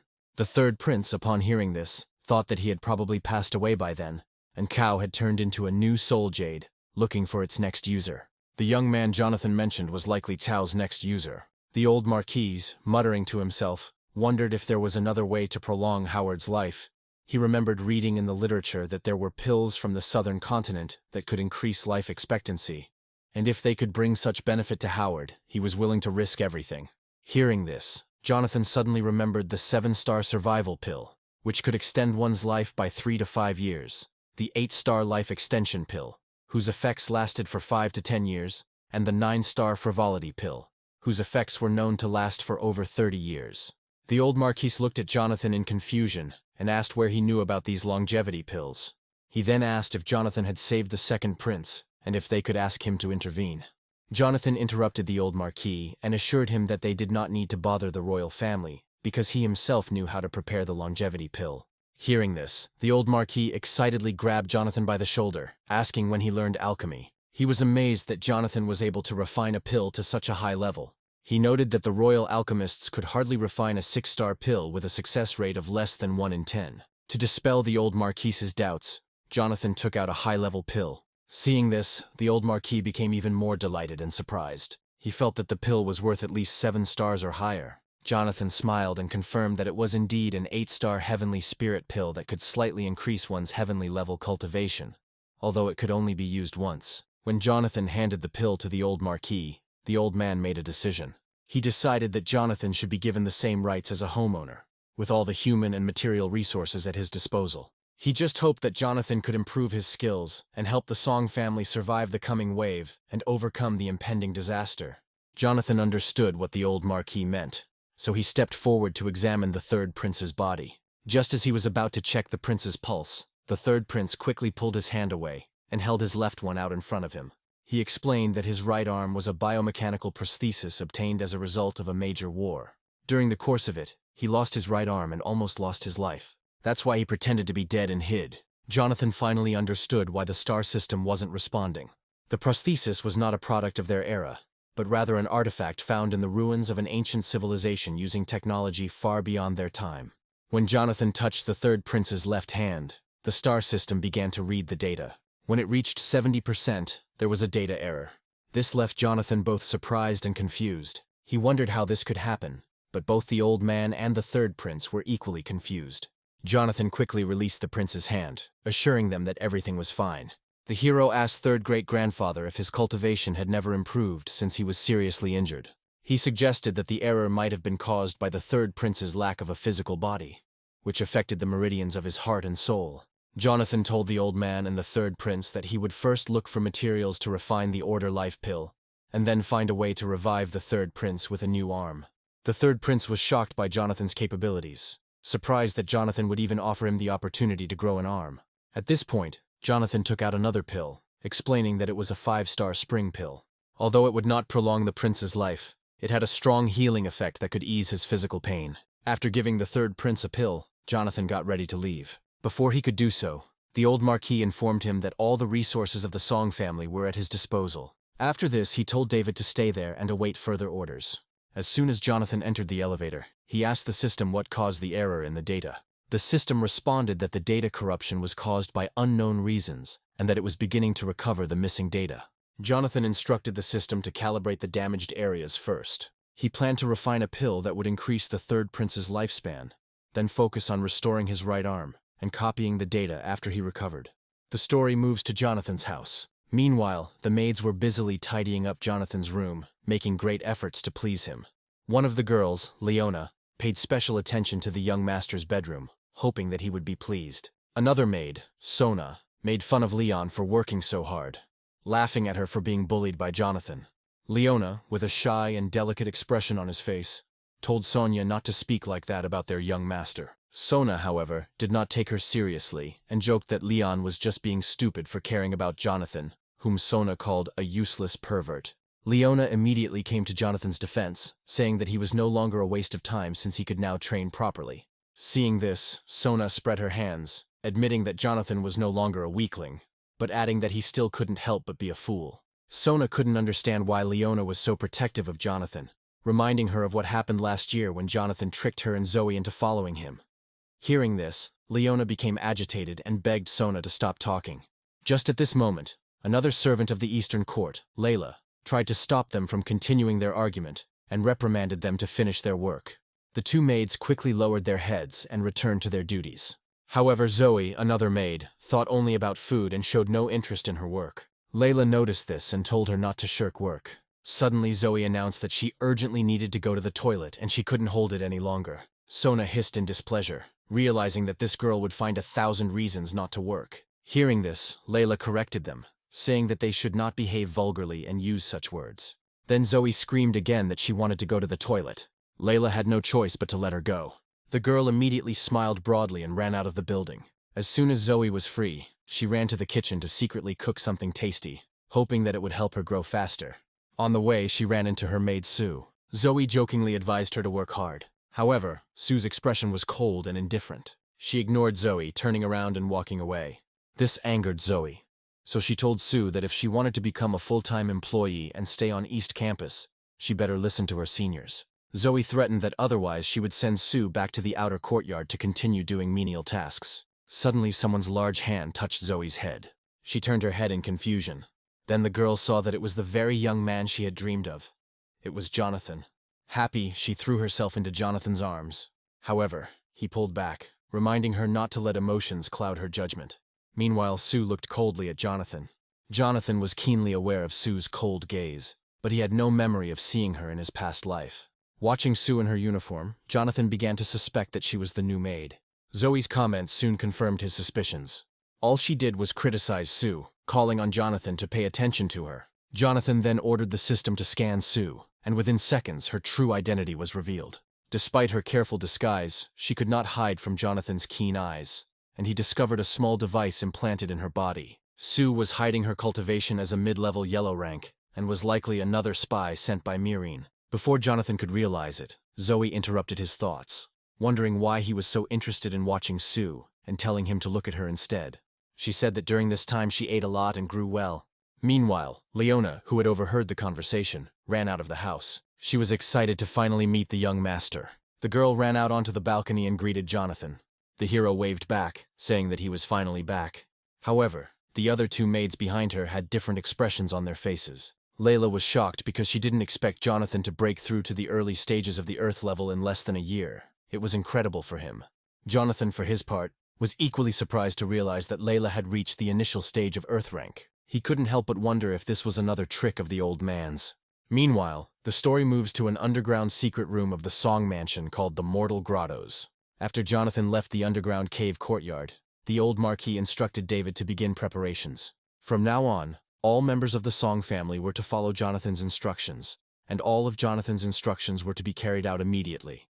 In addition, hidden guards were to be assigned to ensure Jonathan's safety at all times. David immediately understood his intention, confirming that this meant transferring even the command of the guards to Jonathan. The old lord believed that only by handing over command of the guards to Jonathan could he realize his full value. Meanwhile, the story shifts back to the main building of the eastern courtyard of the Song Mansion, Jonathan's residence. At this moment, the maid Zoe was serving Jonathan tea in his room. The feeling of being waited for so long made him feel like he was living a life similar to the carefree life of a rich young man. Then the girl asked the gentleman to drink the drink while it was hot.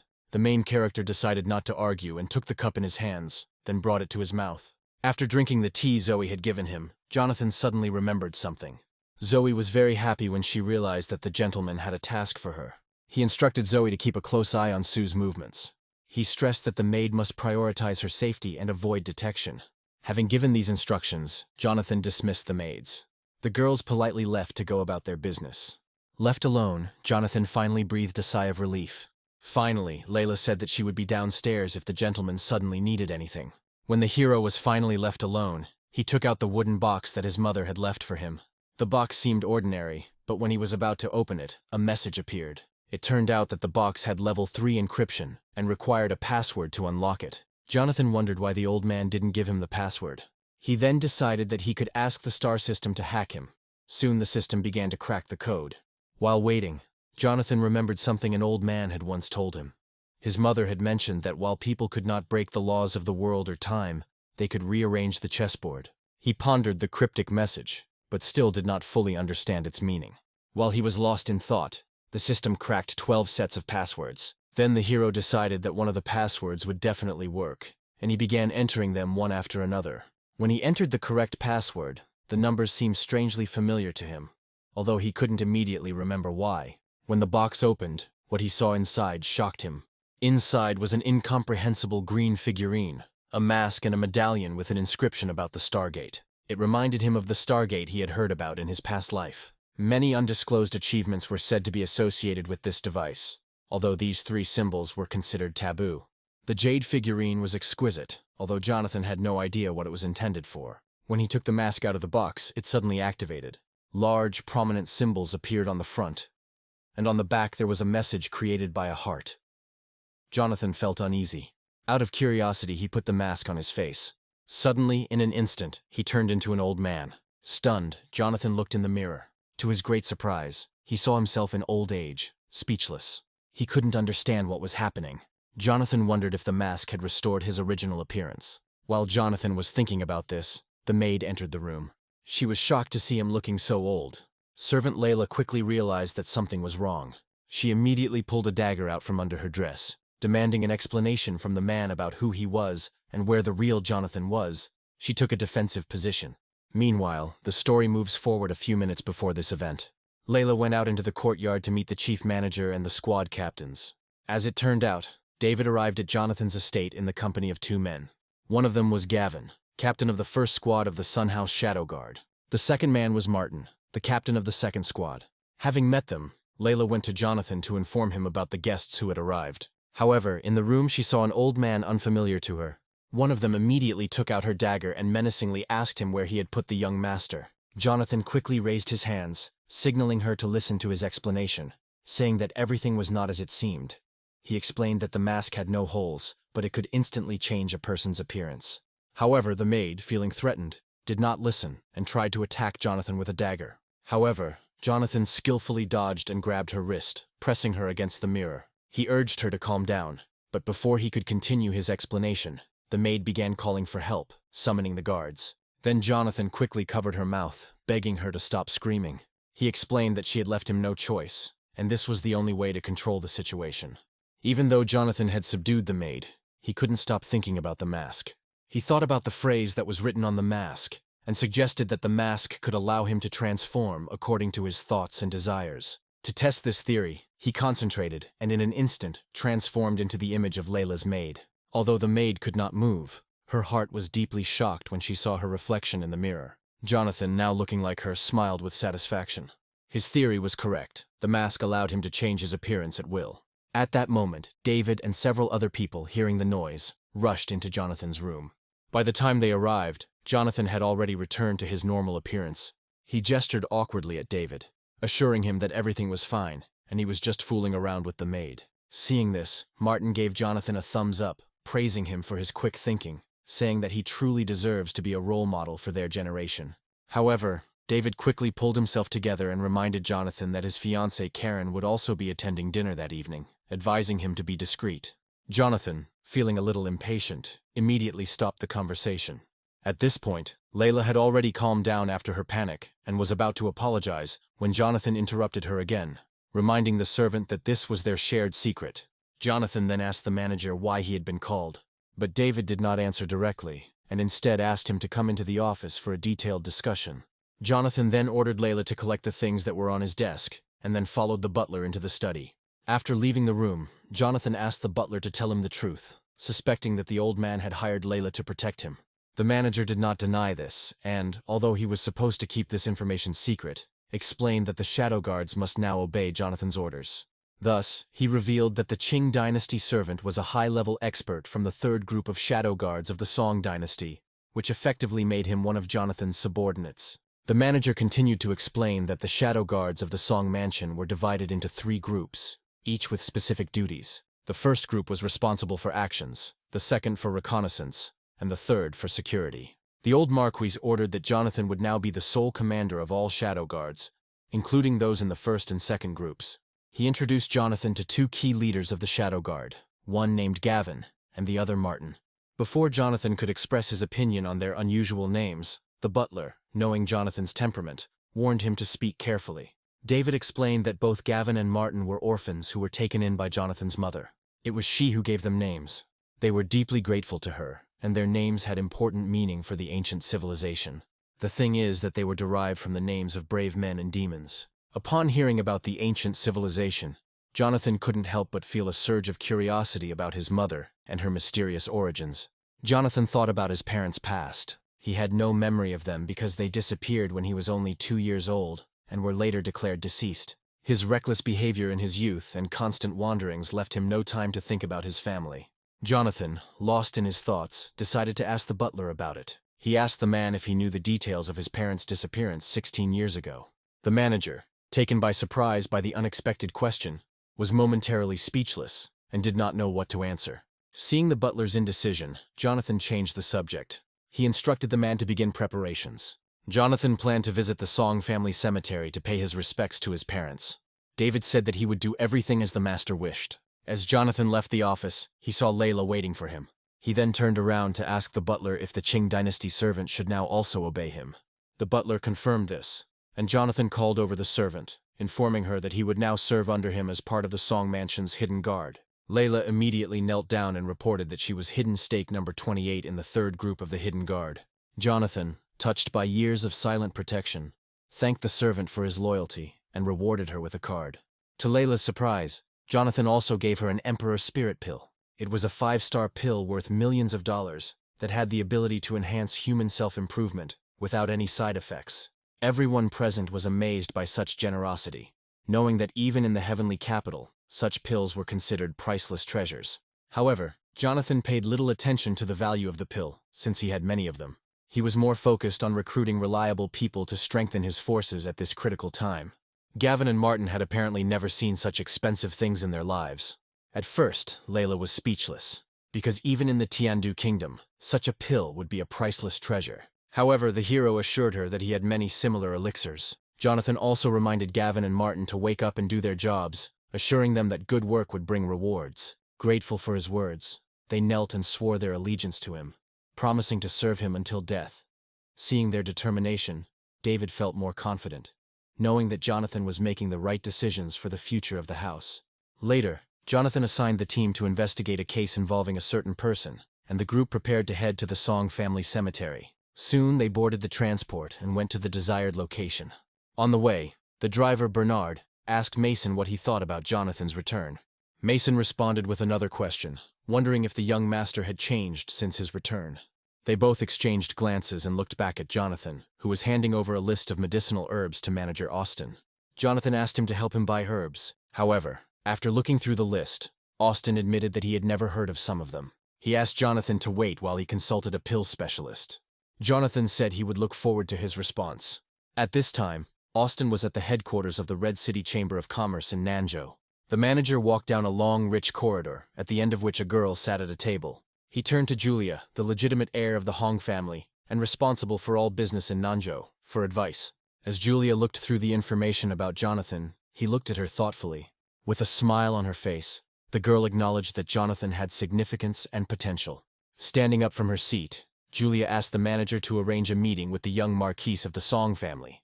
Meanwhile, somewhere above the river, a heavenly motorcycle was passing by. Sarah was sitting on it, and every now and then she asked someone for permission to enter. Soon the system informed her that she had passed the test. After that, the girl headed to the building, which was located right behind the huge waterfall. She drove through the open door and turned her motorcycle sharply, trying to slow down. When Sarah finally stopped, the system greeted her and congratulated her on her return from the mission.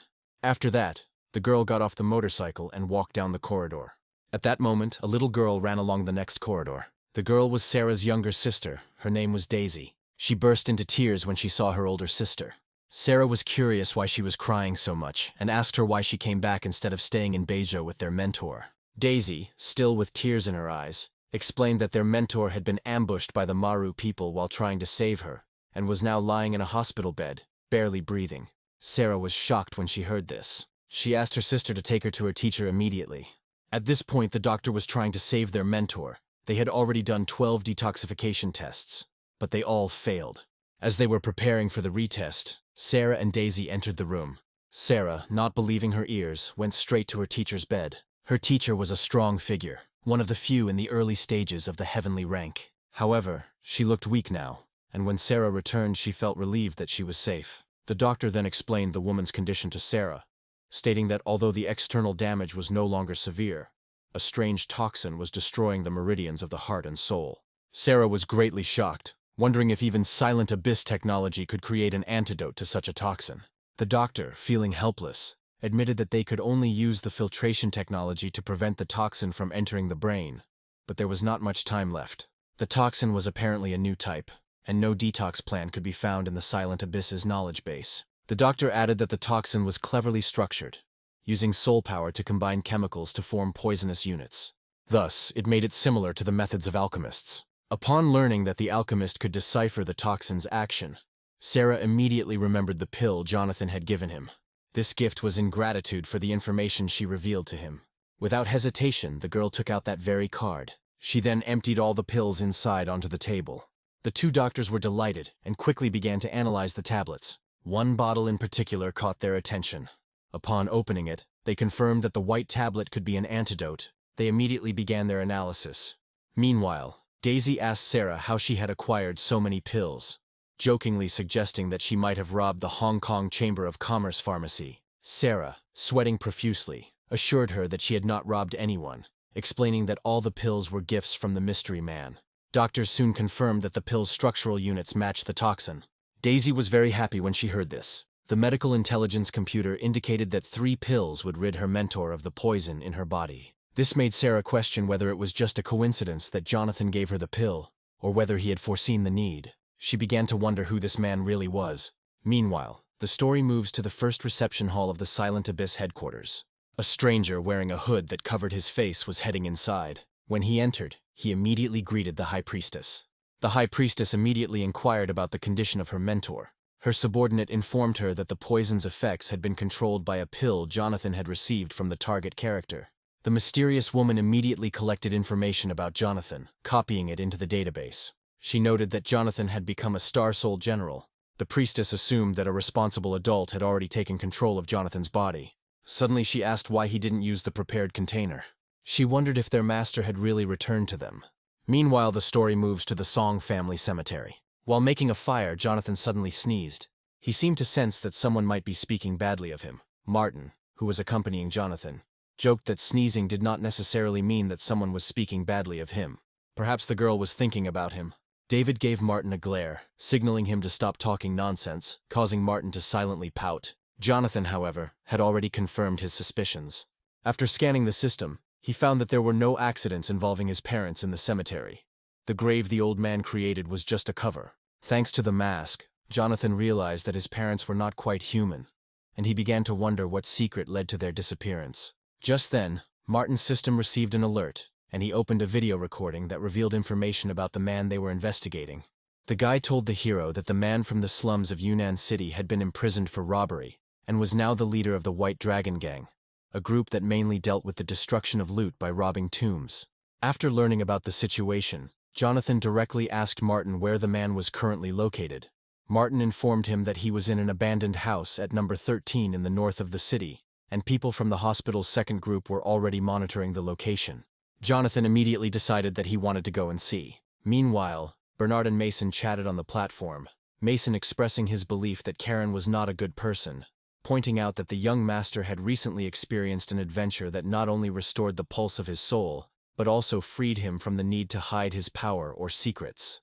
Mason commented that it would be unwise to marry a bad woman who had only her own interests at heart. But he felt that the old lord would never agree to such a step, because the old marquis would not tolerate such betrayal. After thinking it over, Mason agreed. Although he added that there might still be a solution, he suggested that young Master Joe from the second master's family, who was secretly in love with Karen, might be involved, and that they could move the engagement to the West Court to allow Joe to deal with it. As soon as Mason finished speaking, Jonathan and his companions approached the platform. Mason and Bernard quickly fell silent and greeted Jonathan respectfully. Together they went to Dagu Street in the city's North District. Meanwhile, the story moves to the very house where the heroes were heading. Bob, Sebastian's younger brother, carried a large bag of belongings into the abandoned mansion. He excitedly reported to his boss Sebastian that they had collected a variety of things that day. Sebastian rose from his bunk and cursed at his brother, telling him not to address him as some kind of bandit. At this, Bob just laughed. Then he laid out the treasures and motioned for Sebastiana to look. With a worried look, he asked his older brother what he thought about it. Sebastian looked at the objects with a thoughtful expression. Then he decided to ask for help from the old man who lived in his ring to determine which of them were valuable. Old Man Du pointed out the valuable items to him without further ado. Sebastian then instructed Bob to keep the valuables safe. He reminded him that according to the White Dragon Gang's rules, selling items without permission would result in a 70% deduction from the sale price, with monkeys also having to report shipping costs. Bob was concerned that the gang leader was still withholding monthly payments for the goods, but Sebastian dismissed the concern. As Bob left to carry out the assignment, he stated that since he controlled the distribution channels, his word was law. If his subjects do not comply, he will withhold their payment for another month. At this moment, Jonathan and Martin were lying on the roof, watching what was happening. A curious Martin was impressed by the invisibility formation used by Jonathan, noting that it not only insulated sound, but also blocked soul force fluctuations, making it a powerful tool for infiltration and assassination. Suddenly, Jonathan decided to take a closer look. Martin sweated with anxiety, fearing that getting too close might attract attention. Before he could voice his concern, Jonathan had already jumped off the roof. He left Martin no choice but to quickly follow him. Meanwhile, Sebastian slowly leaned back in his chair and asked Du if any of these items could improve his cultivation. Receiving a negative answer, Sebastian shrugged, noting that although luck was not always on his side, reselling the goods could still easily bring in more than 100,000 yuan. He noted that without the privilege of meeting Du, he would not have achieved success so quickly. Sebastian wondered out loud if he could really become the owner of Chao's Star Soul. Du assured Sebastian that as long as they worked together, capturing Chao would be easy. Du mentioned that he could already sense that Chao's current host was nearing the end of his life. At that moment, Jonathan's heart was filled with doubt.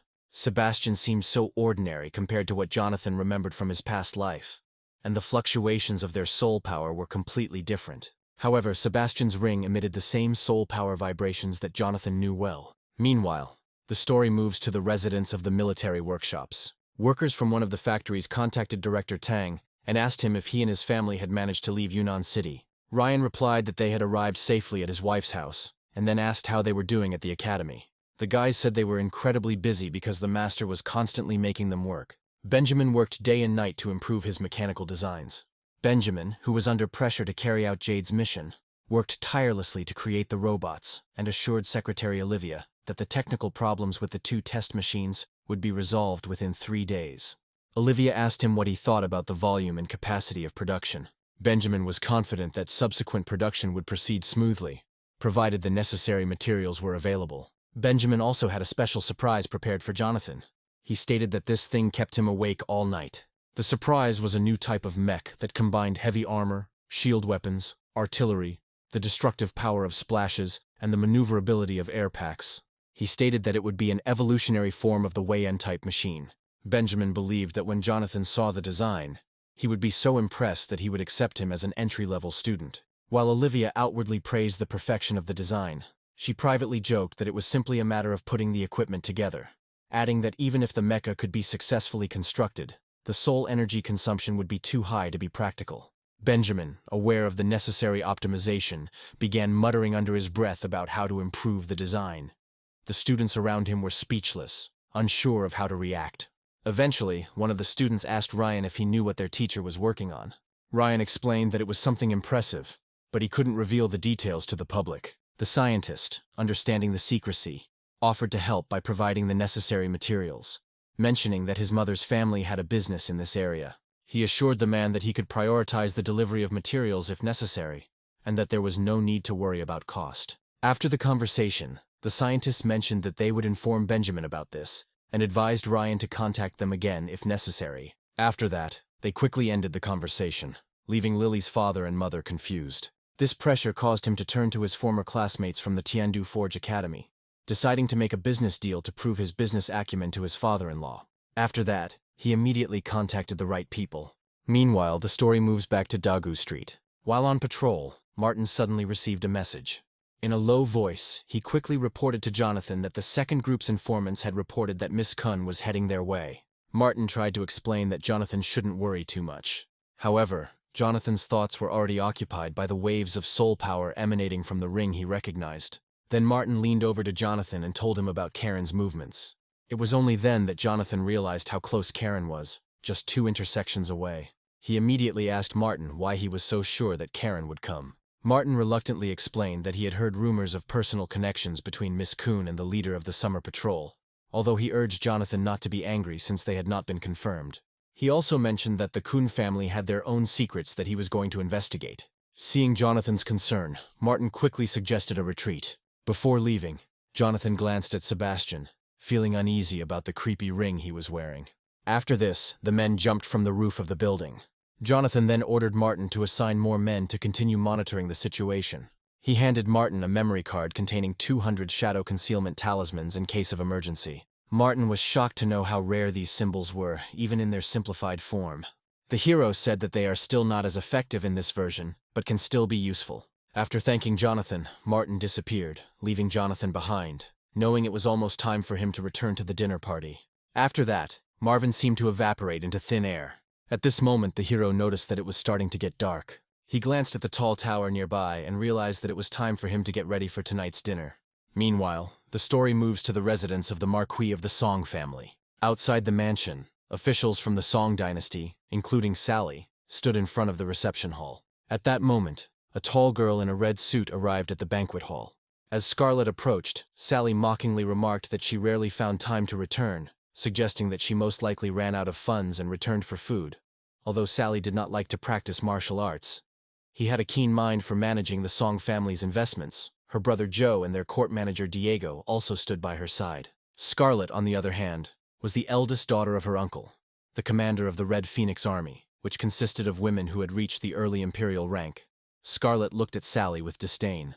The story then moves to the eastern courtyard of the Song mansion.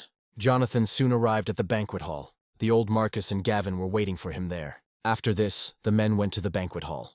The Marquis and several women were already sitting at the table. Noticing the absence of his eldest son, the old Marquis inquired where he was. Aunt Heather responded quickly, explaining that he was busy with military matters and would return at the end of the month when he had free time. The old Marquise, satisfied, asked about the absence of his second son.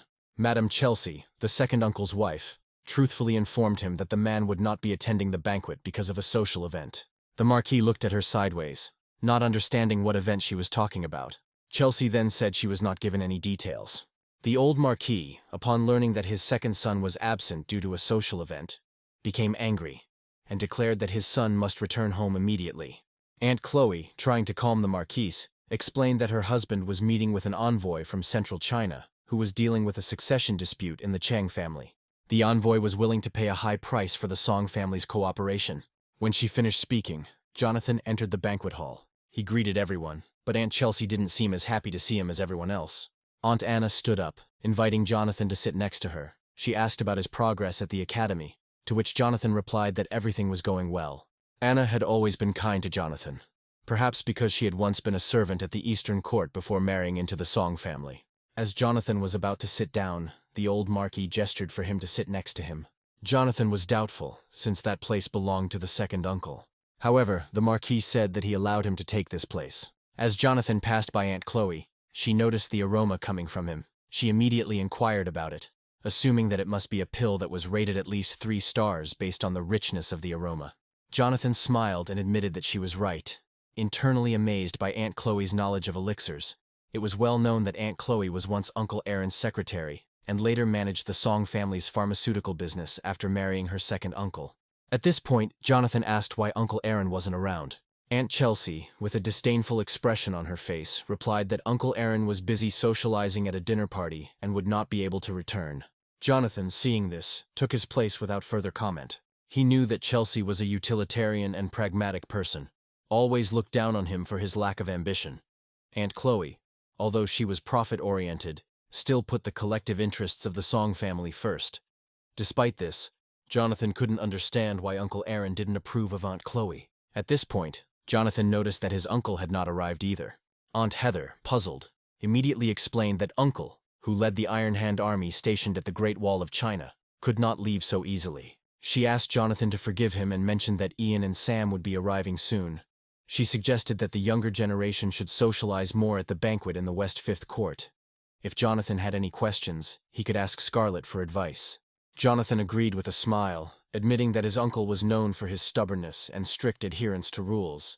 His impression of his uncle was that he was a tough and honest soldier. Jonathan, familiar with such behavior from his past life, found it somewhat contemptuous. He suspected that his uncle's strictness was just a facade covering deeper problems. Aunt Heather was also a stickler for rules. At that moment, Sam came into the banquet hall. Aunt Heather immediately scolded him for wearing flashy clothes and asked him to change. However, The old Marquis intervened, saying that it was simply a family banquet that did not need to be too formal. After this, Sam greeted Jonathan, addressing him as a younger brother. Jonathan corrected Sam with a slight smile, suggesting that he call him brother, since Sam, an exceptionally talented young man, had reached the early stage of the Earth level at only 16 years old, a talent that made him arrogant and contemptuous of others.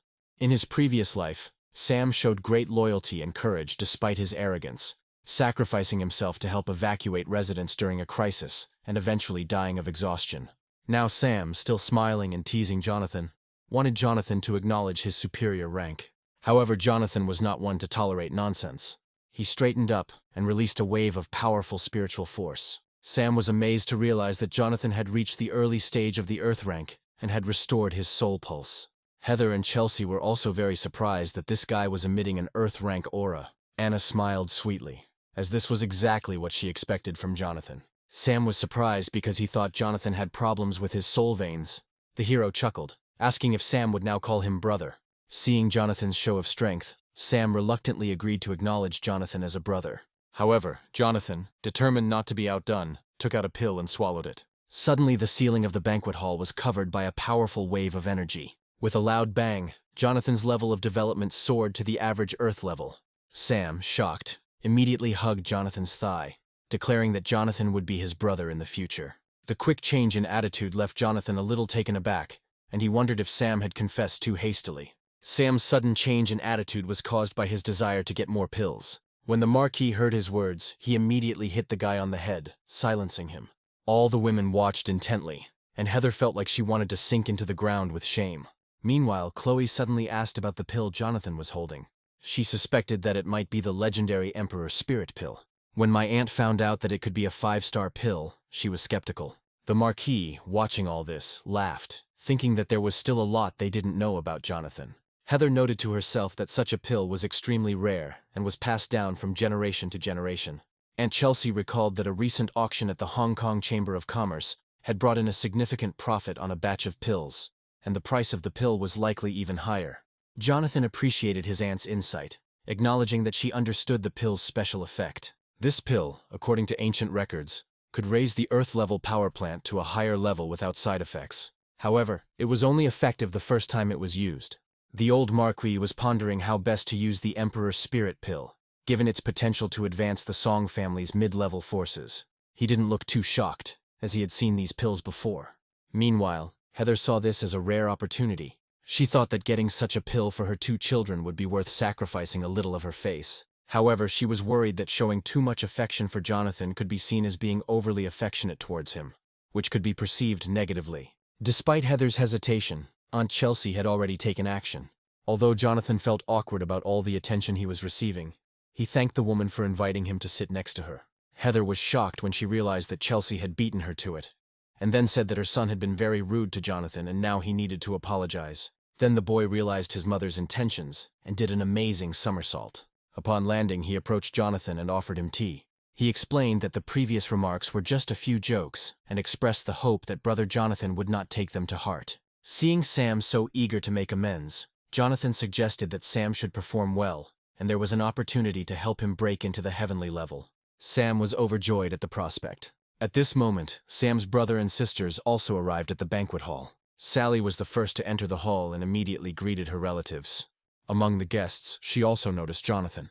Sally soon noticed that the atmosphere had lightened and was puzzled by the presence of a man she had considered insignificant sitting in his father's place. Despite the old man's favoritism towards her, it seemed unreasonable that his mother had also changed her attitude. Sally was puzzled how her mother, who had always been powerless to change, could be so polite to someone else. Without waiting for Sally to comment, Joe immediately entered the room and began shouting at Jonathan for sitting in his father's seat. Upon hearing this, Sally immediately shut her brother's mouth. Joe's bad mood was used as an excuse to calm Jonathan, who was advised not to take it personally. Jonathan, not particularly concerned, watched Sally with a feeling of disdain. Although Sally did not like to practice, her intelligence and understanding of current affairs made her similar to the cunning foxes. However, Sally's genuine talent and attempts to maintain his genius image contrasted with his difficult relationship with Jonathan. In his past life, Jonathan witnessed Sally's arrogance and experienced hardship during the war. Jonathan remembered the last battle at Tiandu.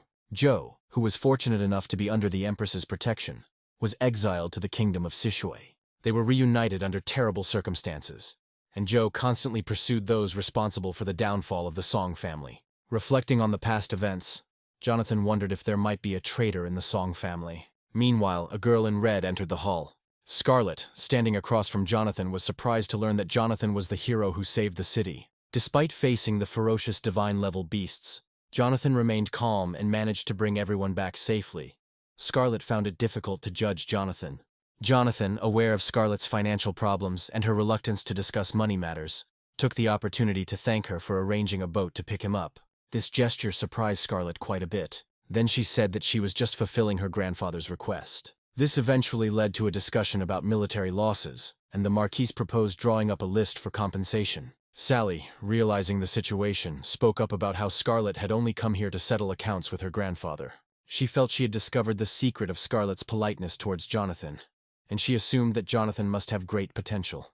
Meanwhile, Jonathan was shifting the blame onto the old Marquis, suggesting that he should bear the costs. However, the old Marquis was not stopped by the bill of several million.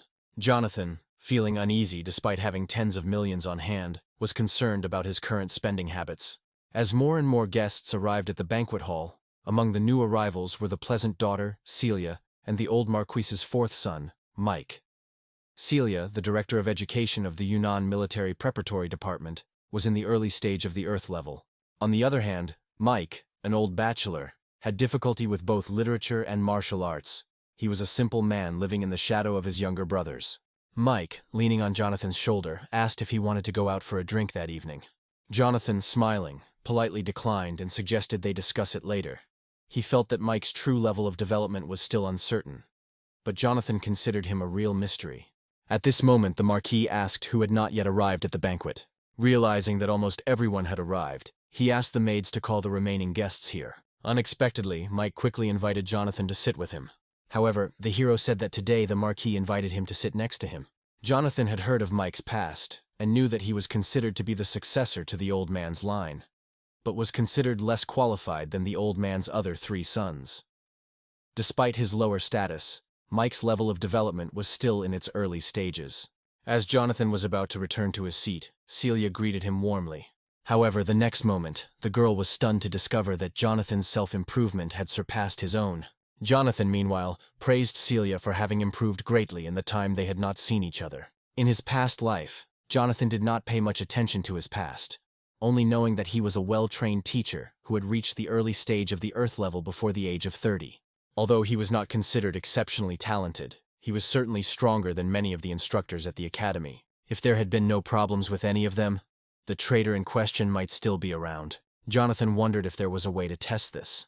Before he could do anything, Yuna suddenly appeared and threw herself into his arms. Jonathan, who had always been closest to Yuna since childhood, gently stroked her head. The girl was only 7 years old. She was the youngest at this banquet. At this moment, another young girl of 13 years old, Unity, approached the hero. She came over to greet Jonathan. Jonathan responded with an awkward smile, finding it difficult to talk to the withdrawn Unity. Seeing this, the Marquis asked them to sit down first and then talk. Out of affection for Yuna, Jonathan invited her to sit next to him, but Yuna declined the offer. She warned Jonathan to be careful and not to get into a bad situation, which embarrassed the old Marquis. At that moment, the old man realized that everyone had finally arrived at the banquet. Trying to change the mood, the old Marquis asked everyone to raise their glasses in honor of their victory.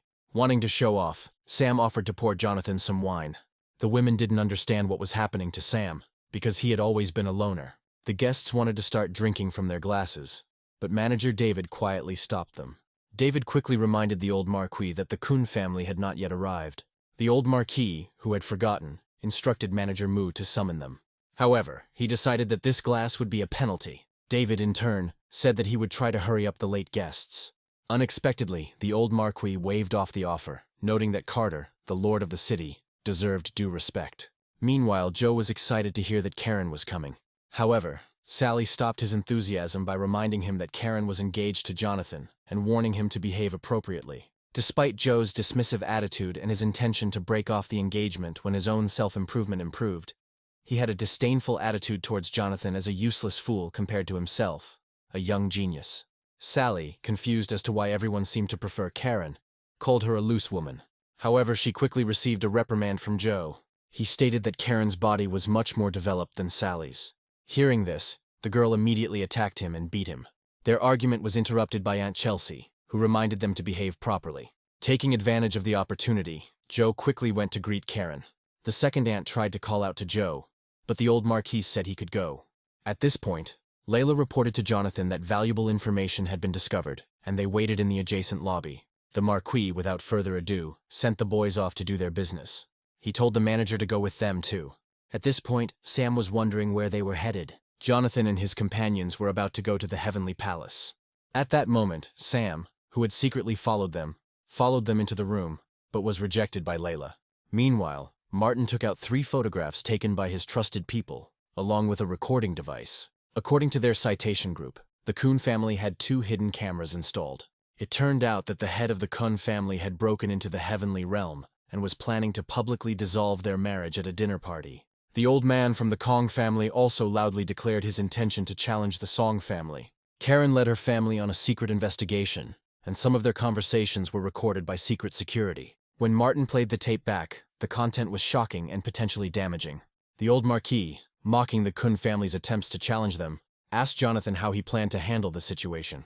He offered to reveal the Song family's cards if Jonathan was willing to keep the engagement. However, Jonathan firmly refused, expressing little interest in the engagement. He preferred to avoid complications and saw no need to reveal the Song family's secrets. The old Marquis, feeling that his family had been humiliated, was determined to intercede for Jonathan. However, the hero had some cards up his sleeve. Jonathan had already planned to cultivate 3 heaven-level experts and then challenge Carter. Meanwhile, the story moves back to the banquet hall. At this point, Sam, who had been eavesdropping on Jonathan and the others' conversation, was disappointed by the isolation formation set up in the side room. While he was silently seething with anger, Scarlet scolded him for his behavior and ordered him to sit down. Sam, in pain, complied. Suddenly, a strong fluctuation in soul power erupted in the heavenly hall, shocking all the guests. Despite the muffled noise, it was clear that a breakthrough had occurred.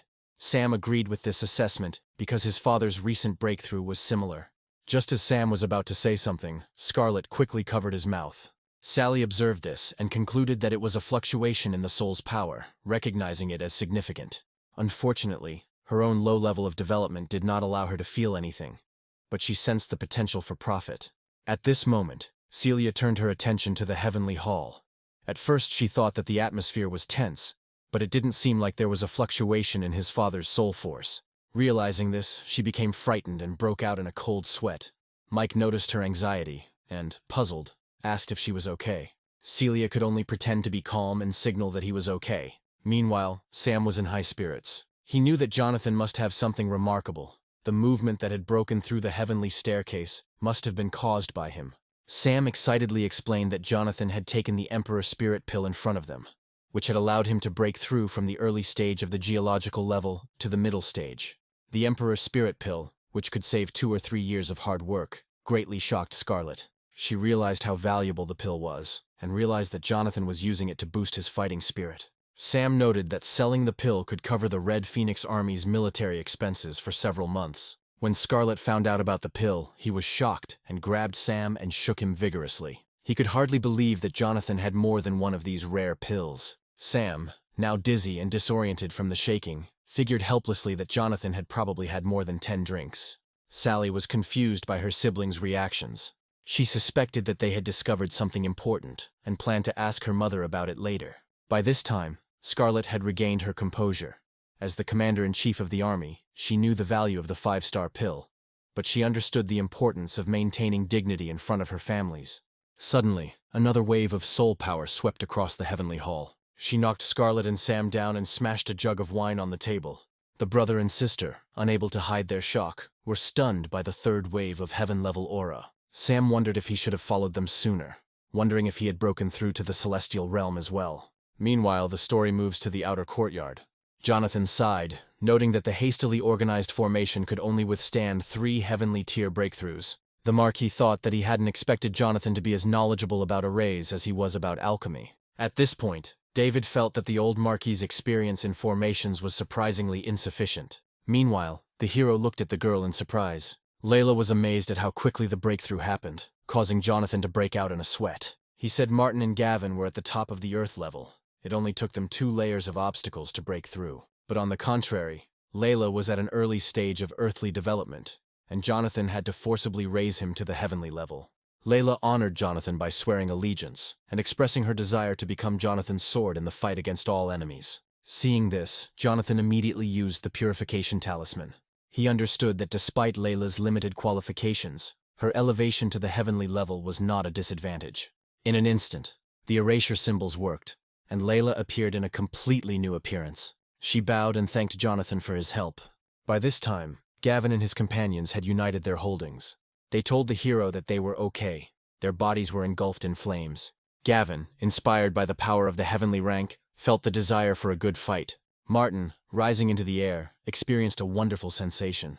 Jonathan cautioned them against overconfidence, reminding them that they were still in the early stages, and that the real goal was to become saints.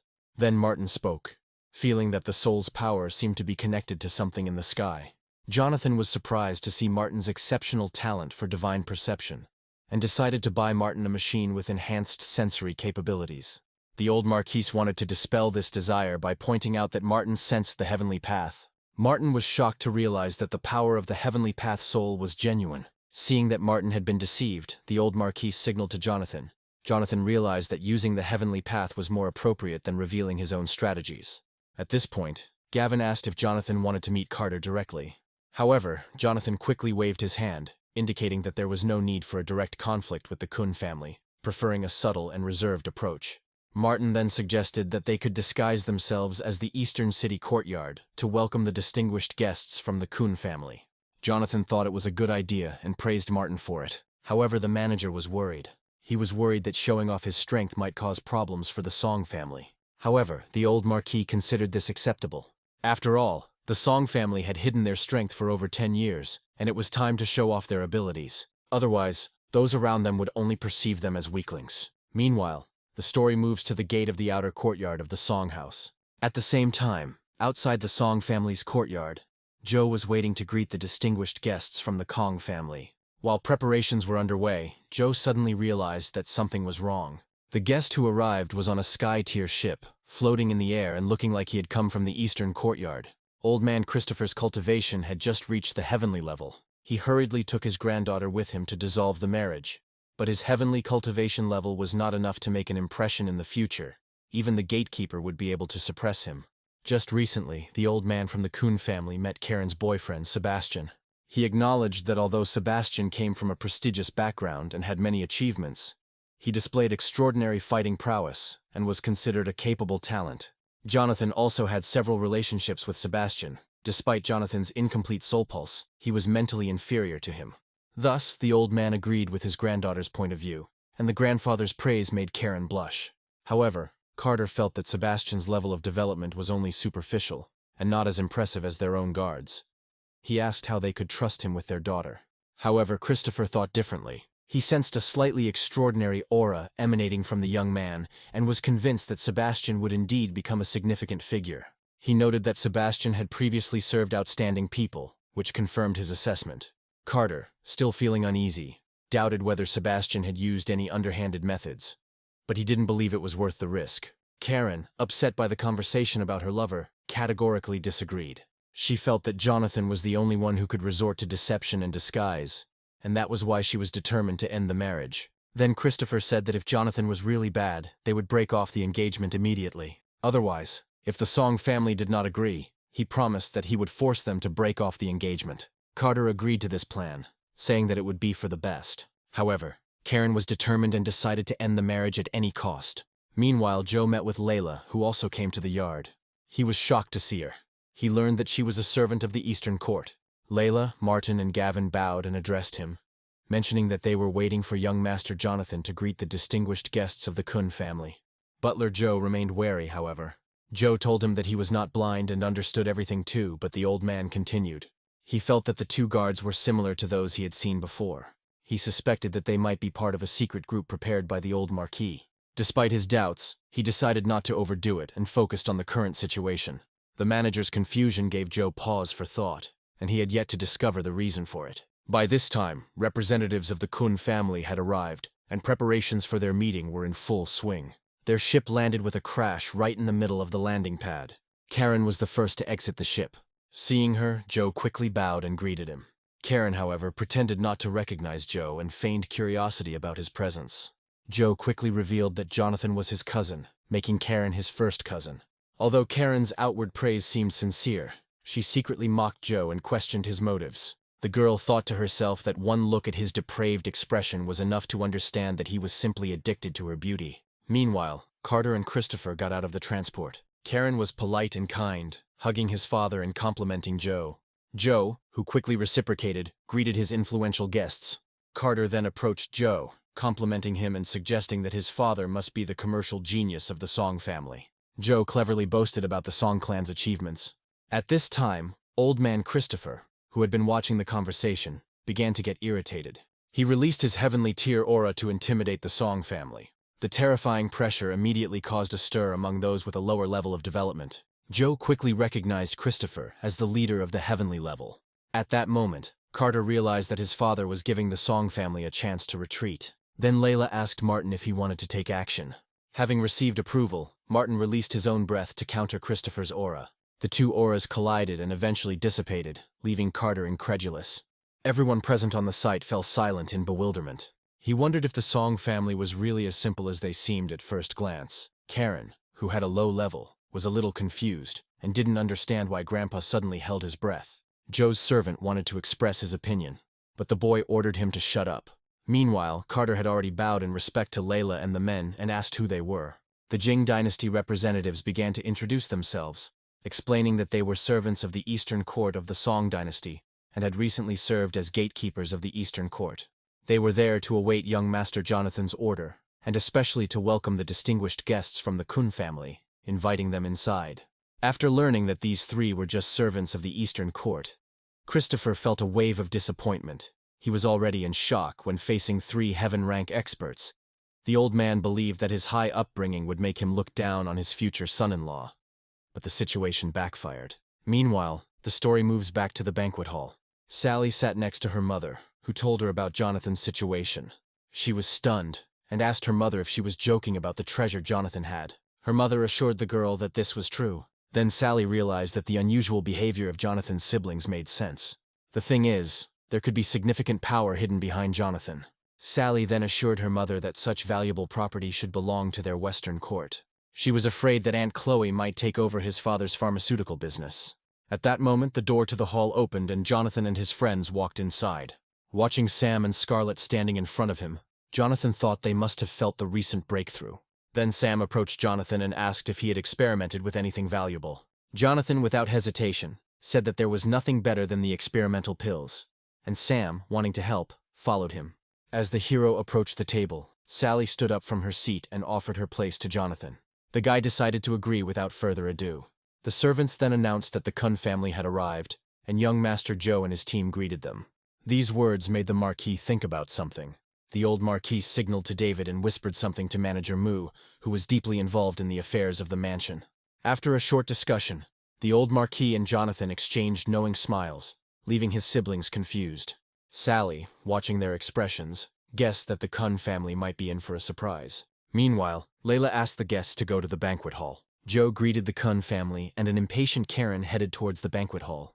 She soon realized that her father and grandfather had not followed her, and asked why they were still standing. Before going after his daughter, Carter decided to ask his own father for approval. However, Christopher was still in shock, unable to believe that there were three heaven-level people in the Song family. He thought they must have used some kind of magic to deceive him.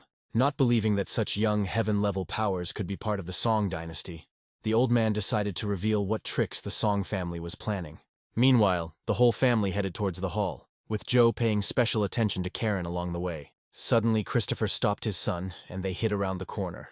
On the way, he gave Carter a talisman to ensure his safety, and instructed him to be vigilant for any unexpected changes. Christopher wanted to see if there were any hidden dangers. Suddenly, he saw someone standing near the pavilion. It was Bernard, the driver from the Song family. One look at him instantly scared Christopher, causing him to drop to his knees and lose his composure. Carter rushed to help his father and inquired about his well-being. The old man said he was fine, but when he looked back at the pavilion, Bernard had disappeared. This left him speechless. At that moment Karen came up to them, not understanding what had happened, and then he picked up the dropped talisman. The old man turned to his son, asking him to help him get up. After that, they all went further into the hall together. But Christopher still couldn't come to his senses, not understanding where a person with such strength came from here. At that moment, a man in a wheelchair appeared around the corner of one of the houses. This made Christopher break out in a cold sweat. The man was Mason, the gatekeeper, who stared at the old man with a cold gaze. Christopher, greatly shocked by this sight, vomited blood and fell to the ground, his heart aching incredibly. Carter and Karen quickly came to his aid and asked why he was bleeding. He explained that he accidentally bit his tongue when he fell. When he tried to make his way to the corner where the figure stood, he found it empty. Meanwhile, Layla looked at the distant roof and realized that the people there were far from ordinary. She had felt uneasy before and recognized the unusual methods that Bernard and Mason used. Although the Marquis had instructed them to restrain Christopher in a discreet manner without causing alarm, it seemed that more drastic measures were needed. Mason said it was necessary to maintain the dignity of the court and to solve the problem of the old man's behavior. At this point, Christopher was convinced that what he had seen was real. He believed that the Song family had indeed been harboring numerous experts, and he decided to report this to the court upon his return, claiming that the Song family had been involved in deliberate misconduct. He thought that the court would surely punish Song for plotting a rebellion. However, upon reflection, Christopher realized that although two strong men had captured him, they had not alarmed anyone else. This situation suggested that the intention might be to prevent him from returning alive. He was left wondering how to handle the situation further. Even though he was a powerful heaven-ranked person who usually didn't pay attention to the world, he was shocked to find himself in a position of fear and uncertainty. He was especially surprised to find out that there were so many influential people hidden away in the Song family. Fearing that attending the banquet might bring him even more misfortune, he thought about finding a way to escape. With this thought in mind, he took out a pill from his sleeve. The greed for life and fear of death made him think of using the palace strengthening pill, which would allow him to appear as if he was a star soul floating in the air, making it difficult for the Song family to capture him. However, just as he was about to take the pill, David suddenly appeared behind him, causing him to drop the pill in shock. David informed him that their master was waiting in the banquet hall and asked Christopher to follow him. While Christopher admitted that the newcomer was a formidable individual, he was surprised to learn that the man was even stronger than the two mysterious individuals he had encountered earlier. He inquired about the identity of the new arrival, and the steward truthfully gave the information, at the same time signaling Christopher to go inside, whereupon Christopher reluctantly agreed. Meanwhile, in the banquet hall, Layla was preparing to receive the distinguished guests from the Kun family.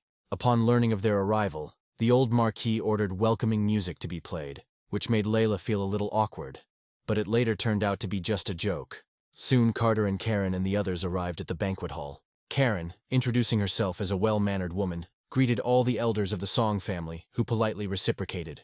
After this, Carter also greeted the people who invited them to visit. After exchanging pleasantries, the old Marquis asked his eldest son to seat the guests of the Kun family. It seemed that only Carter and his daughter were present. The old Marquis was surprised by the absence of the elder of the Kun family. At that moment, everyone saw Christopher waving, smiling and reminiscing, as if meeting old friends. Carter watched his father's sudden change in behavior with suspicion. Ever since their arrival at the manor, Christopher had been acting strangely. Carter wondered if his father's behavior was due to him relying on the divine sense of the heavenly tier powerhouses, and if he had noticed anything unusual in the Song mansion. The old Marquis seemed to have discovered something, for he was full of energy, and his gaze was intense. At that moment, Christopher felt like he was in an ice cave. Suddenly he stumbled, falling to the ground. All the guests present looked at him in surprise. Karen feigned disgust, mentally cursing her grandfather for seeming weak and embarrassing himself. Jonathan, who was watching the scene, joked about Christopher's self-punishment. His words caused general laughter at the table. The old Marquis waved his hand to stop the teasing and pretended to show concern for Christopher. Christopher, having stood his ground, explained that he had simply tripped. He then rose to his feet, excitedly greeting his older brother. He then asked David to help him retrieve the dropped item. David assured him that nothing would be lost at this banquet without reason. He then shouted to his servants that whoever found Christopher's lost thing would receive a reward. At this point, the old Marquis asked if he had put up any array at the door. Jonathan, smiling, did not deny it. He knew that both he and the old Marquis were simply playing. Once everyone was seated at the table, Jonathan announced that it was time to serve wine and food. Soon the maids arrived in the hall with trays. They poured wine for each guest, although Christopher and Carter were very awkward at the table. Karen looked at her grandfather and father doubtfully, wondering why, despite their previous intention to end their marriage by force, they were now sitting down to eat. Deciding to get to the bottom of this, she stood up to explain the reason they had come here today. But Christopher stopped her. Christopher didn't want his granddaughter to interfere. Carter then persuaded his daughter to sit down and have a snack, suggesting that they first observe the situation. During this time, Christopher apologized to the old Marquise, fearing that he would face destruction if he displeased him.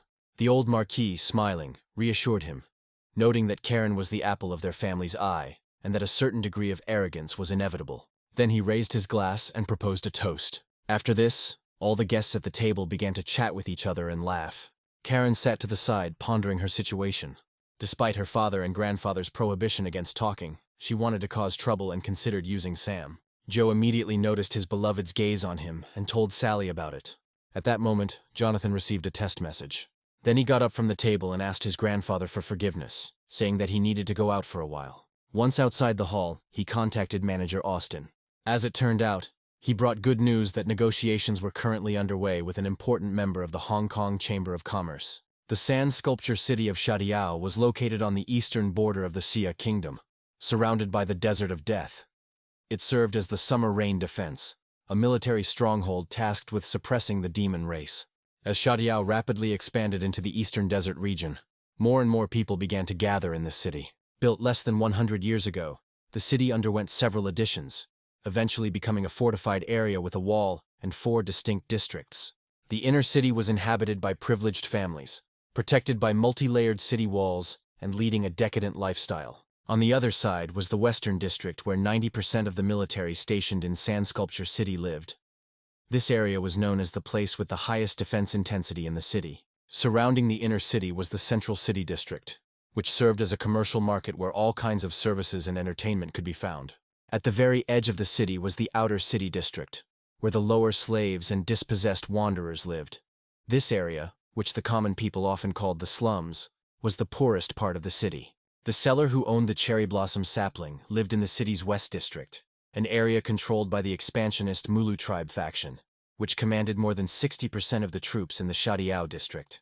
Dealing with this expansionist faction was difficult as they despised local merchants, making negotiations difficult. The Austin Chamber of Commerce, representing the neutral or moderate faction, might have had a say, but in this situation, its influence was limited. Besides honeysuckle, it would take about 10 days to deliver other medicinal materials to the Song Mansion.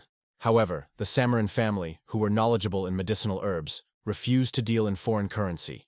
Instead, they needed materials from ferocious animals to make deals. Jonathan got angry when he received this news. It seemed like these people knew how to calculate everything to their advantage. However, he realized that he needed practical experience. In addition, he will have to travel to the Desert of Death to find Star-Lord's secret kingdom. So he decided that he could personally obtain the necessary materials for the ferocious animal. Hearing this, Austin reassured him, but also reminded him not to do anything too risky given the faction's strong presence in Sand Sculpture City. This reminder made him think of 2 key figures who, in his opinion, they could provide assistance on this trip. Jonathan then thanked Austin for his help and said goodbye to him. Meanwhile, Karen tried to butter up Joe in every way possible. She tried to deceive the boy by constantly praising him and portraying him as the most outstanding genius of the Song family. Joe was too much in love to recognize the brazen lie in the girl's words. Meanwhile, Christopher kept raising toasts to the Marquis, wishing him luck in his cultivation. However, he still kept an eye on his granddaughter, hoping that she wouldn't do anything stupid right after he broke through to the heavenly rank. Soon Sally, who was sitting next to Joe, got tired of this whole circus and decided to intervene in the conversation.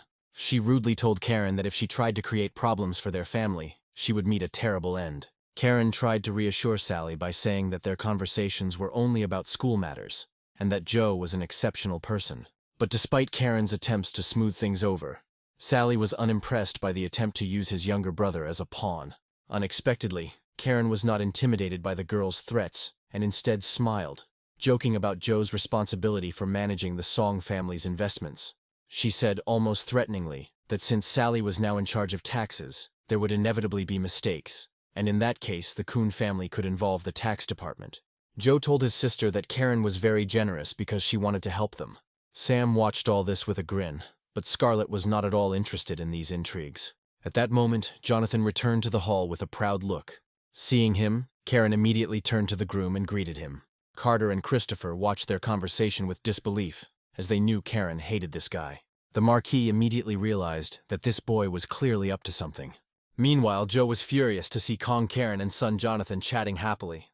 He didn't understand what they could possibly be talking about. Moreover, Karen looked cheerful, and this made him incredibly angry. Then he grabbed his glass and slammed it down on the table with all his might, addressing Jonathan. In his anger, he was determined to start a duel against Jonathan for Karen's heart. But suddenly he was met with a strong kick from Sam. Jonathan watched everything that was happening with great surprise. Meanwhile, Joe rose to his feet and turned angrily to Sam, asking why he had done this. Then Sam told him to show more respect to Jonathan. Sam wanted to engage in a duel with Joe, but Joe insisted on resolving his own problems first. Hearing this, Joe could only suppress his displeasure. He did not expect that Sam would decide to interfere in their conversation. Having no other choice, he decided to make sure that Jonathan would be disgraced in front of Karen in their duel. Then inspiration struck Joe, and he suggested that since he and Jonathan hadn't seen each other in a while, it would be a good idea to spar with the Star General. He implied that Jonathan should demonstrate his achievements during his time at the academy. Noting that Jonathan left last year while still in the early stages of the yellow stage and had yet to break through to the black stage, Joe promised that he would bring his cultivation to the same level as Jonathan without taking advantage of him. Hearing this, everyone involuntarily began to sweat. They knew Jonathan's true level of development and understood that the situation was rather stupid. Seeing that Joe was ready to take action, Chelsea was ready to stop it, but Sally asked her mother to be quiet. She said this was their chance to see what Jonathan was really capable of. The calm demeanor of Christopher and the others suggested that the use of the enhancement pill was a common occurrence. Then Joe ordered his servant to go to the martial arts arena and negotiate everything. But the Marquis said that there was no need for that. They could fight in the open space outside the banquet hall. He said that since the young people had decided to put on a show at the dinner party, they should also express their gratitude. At first, Christopher didn't understand what the old man was talking about. The Marquis explained that they had come all the way here, and it would be a good idea to spend some money on a prize for the winner. Christopher thought angrily to himself about why he should spend money, since he was the one who came here from far away. However, the Marquis insisted, saying that Christopher would definitely choose something that everyone would like. Then the man offered to give away his 3-star pill, which he had snatched with great difficulty at the auction. Carter tried to stop his father, but Christopher said that the pill would no longer help him, but maybe Karen could get it back later. At that moment, Sally thought that something was wrong here. She didn't understand why no one was paying attention to it. Seeing Christopher's generosity, Joe began to dream about how Jonathan's public humiliation would benefit him. He planned to get the spring rebirth pill and give it to his father. He then wanted to use her as leverage to reconsider his engagement to Karen. Karen noticed her grandfather's unusual behavior and suspected that it was related to the rebirth pill. She decided to wait and take the pill back to her grandfather, hoping that it would prevent any accusations against her. Soon the steward informed Joe that his opponent was already waiting for him outside. A smile appeared on Joe's face and he prepared for battle. Heading towards the open space outside the banquet hall, Joe invited Karen to watch the battle. The girl decided to ask her grandfather for permission to go first. In turn, Christopher asked the Marquis if he and Karen could go outside and watch the battle. However, he was stopped by the old Marquis, who suggested installing a panoramic projection instead. This way, everyone at the table could watch the battle while they ate dinner. Jonathan stood in the open area, waiting for Joe. When Joe arrived, he saw Jonathan with one hand in his pocket, which made him unhappy. Joe told Jonathan not to blame him for reminding him that rank was important, and that Jonathan was not worthy of Miss Karen. However, the hero asked him to stop chatting and start fighting. After this, Joe began to summon his golem. Soon, Manga appeared in front of Jonathan with swords in both hands. He urged Jonathan to quickly complete the formation so that he could be defeated quickly. Jonathan chuckled slightly and casually tossed the mechanical suit aside. A beam of light instantly shot up into the sky, startling Joe, who hadn't expected Jonathan to be so prepared. Joe was stunned by Jonathan's strength. He didn't expect him to prepare in advance. At that moment, the legendary Lu Bu appeared before him. Joe was further shocked when Jonathan's attack, the falling moonstrike, severed one of his arms and sent him flying several meters away. Before Joe could react, Jonathan had already thrown himself over his shoulder, leaving him feeling completely defeated. Joe's expression showed his disbelief in Jonathan's unexpected strength. He didn't believe that it was really him standing in front of him. Jonathan confirmed with a slight grin that it was indeed Jonathan, because he was back. Meanwhile, the story moves to an area 100 miles away from the city of Shijiao, 100 miles from the city of sand sculptures, A group of people on camels rushed towards the city. Despite their slow progress, they managed to avoid encountering any assassins. Suddenly, one of his subordinates gestured to the leader to look at the sky. As it turned out, there was a huge, ferocious beast above them. Meanwhile, everyone was amazed by the sight, as it was horrible to see Joe's student mechanics destroyed with just one move. The new General Soul was surprisingly brave. At this moment, Carter also realized that Jonathan, whom he had thought useless due to his incomplete soul veins, had suddenly become a formidable Soul Star General. Christopher then quietly asked about Jonathan, wondering if he was the legendary Star Soul General known for descending with compassion. Carter explained that for the past 5 years, Jonathan had been secluding himself in order to break into the heavenly rank. This isolation had led to some unknowns about him. It was rumored that the Star Soul General had the ability to transform into another form, which would make sense given Jonathan's display of power. Christopher was greatly shocked by the possibility that the Star Soul General could freely change form during battles. The old Marquis, observing the general's shock, let out a satisfied roar. He mentioned the previous beast-tide battle in Yunnan, assuming that everyone had heard of it. Sally felt a surge of excitement as she remembered that during the Battle of Yunnan, the tide of battle had been turned by a red-armored Star Soul General, perhaps the same person as Jonathan. At this moment, Celia spoke up, noting that the Star Soul General who had changed the battle situation was also the first president of the military academy. He was a top-notch student at Jew Academy, and was awarded the title of hero at the celebration ceremony. Then the Marquise decided to reveal the secret, saying that all this time this man was Jonathan. Everyone was surprised to learn that the man was Jonathan. He explained that the Marquis had revealed Jonathan's identity for his own safety, and it was not too late for everyone to realize it. The old Marquis, feeling proud, had originally planned to announce the news during the banquet. But before he could do so, Aunt Chelsea suddenly inquired about the Marquis's origins. She noted that if the Marquis was truly a Star Soul General, he would have given birth to a powerful saint-ranked person, and the family would have returned to its prime. She noted that the Marquis's family's power would also have greater weight in the legal succession of his children, and she hoped for a share. Anna also expressed regret for her previous treatment of Jonathan, but stated that they needed to make amends. The old Marquis hoped that Jonathan would be able to treat Joe lightly. Although it was still too early to discuss holy orders with Jonathan, he still turned to Christopher for advice. Christopher quickly stood up with a smile, praising Jonathan's extraordinary luck and talent, which he believed was a blessing for the Song family. He also turned to look at Karen. She chuckled, but quickly changed her expression to a smile, congratulating Jonathan, and at the same time internally mocking him. He thought that Jonathan's achievements, although impressive, were unlikely to strengthen his position.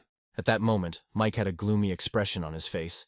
He felt that despite Jonathan's growing fame, he himself remained the same person as before. Suddenly, Celia noticed Joe on the dueling field. He stood up and prepared to expose Jonathan's supposed deception. Joe couldn't believe that this was his real power. He believed that it was some kind of trick. He began to boldly disassemble and restore his armor. Jonathan, not expecting Joe to have such skill, decided to use Tong's cultivation as a basis and challenge Joe's abilities. During the battle, Jonathan, using Lu Bu, pretended to be a student of the academy and suppressed his own cultivation to the peak of the mysterious level.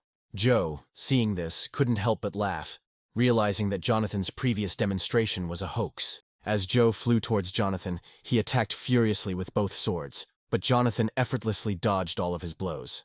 Watching this, the gatekeeper and the master were surprised, because they had never taught Jonathan witchcraft. Jonathan then began to counterattack, mimicking Joe's movements and sending him flying with powerful force. Joe was furious, accusing Jonathan of using underhanded tactics to deceive him. Jonathan, ignoring Joe's complaints, ridiculed him, noting that soldiers never tired of being deceived and pointing out Joe's incompetence. He criticized Joe's reliance on empty rhetoric and poor skill compared to more competent figures. This made the guy very angry, and he decided to attack the hero, but he deftly dodged the attack. Joe continued to attack him, but all his blows literally missed their target. Meanwhile, Bernard and Mason watched the battle from the roof of a nearby building. Mason even suggested that it was Bernard who taught the hero this technique, but the man stated that it was not him. Mason then assumed that the girl had secretly trained the young master when they weren't looking. Meanwhile, the battle continued. The warriors collided with each other with their bodies. Suddenly, Joe noticed that Jonathan was right behind him. Then the hero took the weapon in his hands, jumped into the air, and decided to attack the guy from above. Joe looked at his opponent in surprise. He didn't understand why Jonathan kept copying his movements. After this, the hero flew through it, ending up behind the enemy. In an instant, Jonathan kicked him in the chest, sending him flying.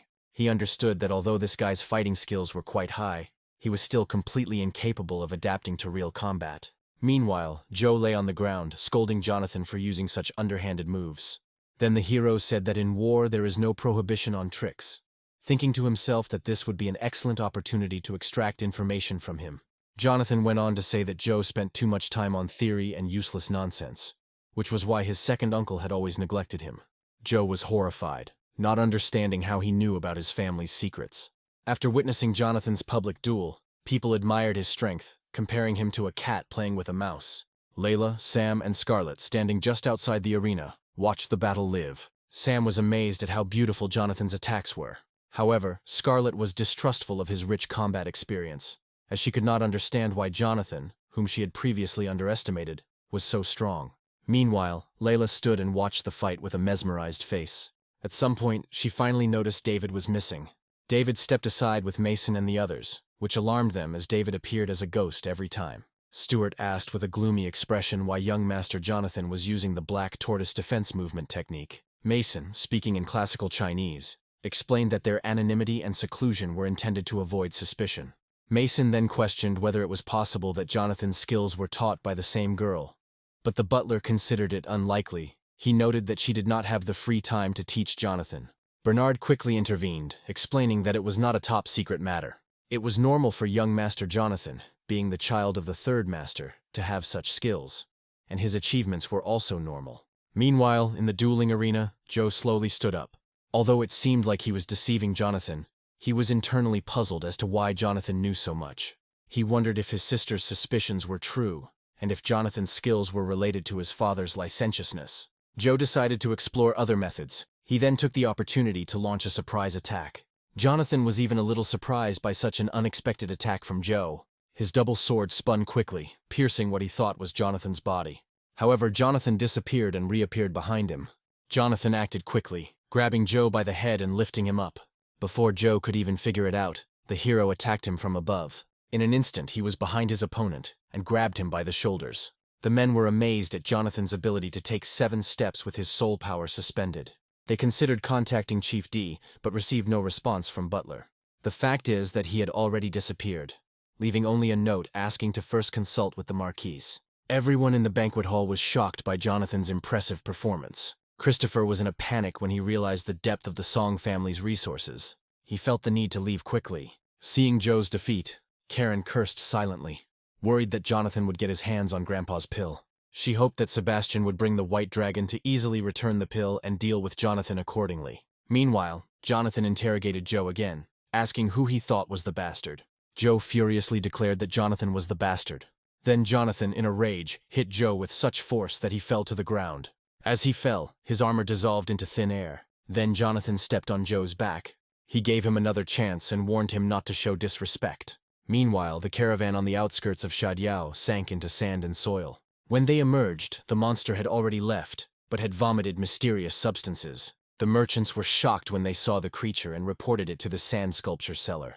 After that, they headed to the edge of the cliff and saw red crystals there that were left behind by the monster. The crystals spat out by the ferocious divine-level beast were identified as legendary. Meanwhile, Jonathan continued to keep his foot on Joe's back. After his victory, Jonathan asked him again who he called a bastard, but Joe feigned ignorance. The guy didn't understand why this issue bothered him so much and decided to discuss it with his sister later. At this time, Jonathan, skeptical of his lies, decided to conduct a thorough investigation. He instructed Joe to admit defeat voluntarily. At first, Joe didn't believe that the guy would let him go so easily. After this, the hero headed towards the exit of the arena.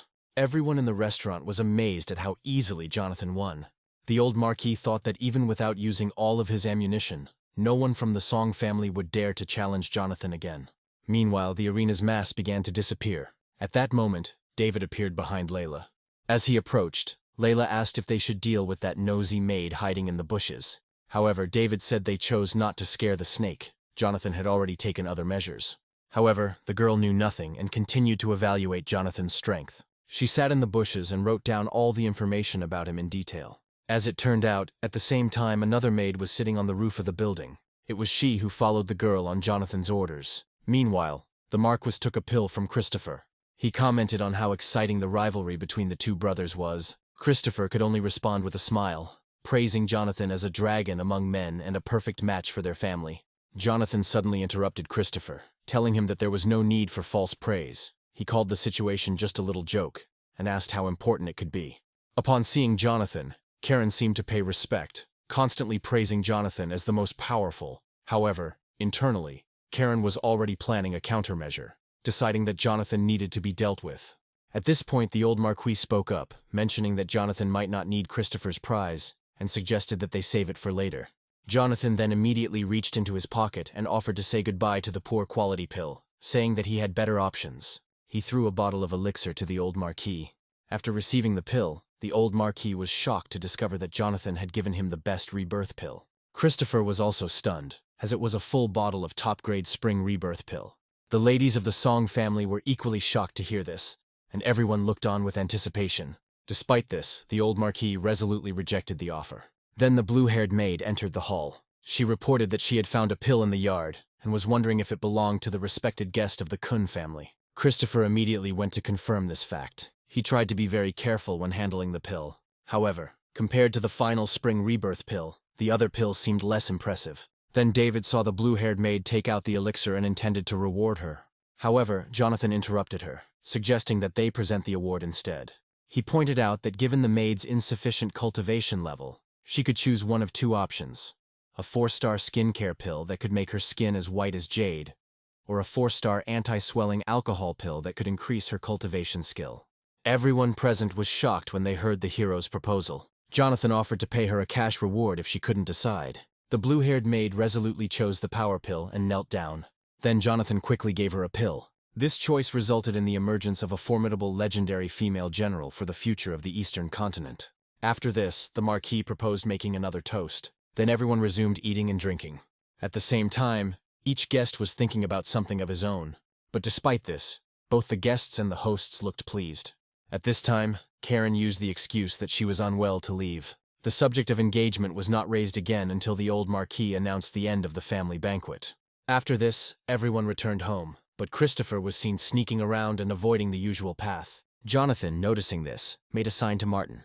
The two men quickly grabbed Christopher. As it turned out, Christopher had been beaten, and his face was covered in bruises before he was brought before Jonathan. Seeing him, Jonathan chuckled, asking why he decided to come back. Christopher was alarmed and felt a tightness in his chest. He clenched his fists and made a sudden decision, kneeling down and offering to serve the young master as his subordinate from now on. Meanwhile, the story moves forward sometime after the banquet. Christopher felt uneasy about the Song family's deep waters. He said that he had been too arrogant, but now he realized that all of Jonathan's subordinates in the Eastern Courtyard were heaven-ranked experts. Carter was shocked by this discovery, and realized that much of the information they had previously received about the Song family could have been misleading. It was said that after the sudden death of the late emperor, the abbot of the country initiated the selection of 8 generals for this position. Each of the 4 major families of Tiandu City had their own teams. In the Battle of Emperors, 2 saints from the Song and Chang families fell, and all 4 princes died.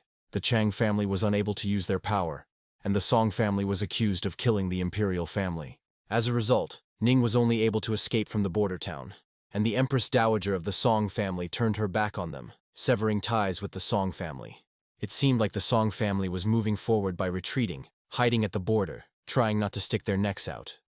If the Song family's ancestor had not actually fallen, then with Jonathan's arrival, the Song family would most likely have come to power. Carter realized that important choices in life are often limited, and decided he needed to go back. Meanwhile, the story moves to Yunnan Restaurant, the most luxurious dining spot in the city. At this time, Jack was drinking. There were also several bodyguards standing behind him.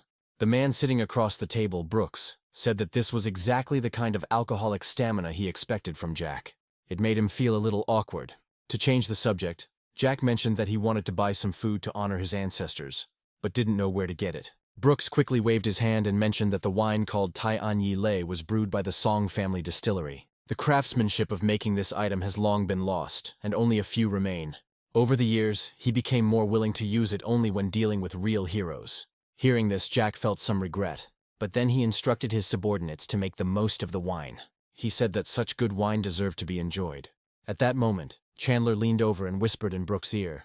He informed him that the second master's wife had called him again and was urgently asking him to return as soon as possible. Then Jack said that he could go, and that he would drink alone for now.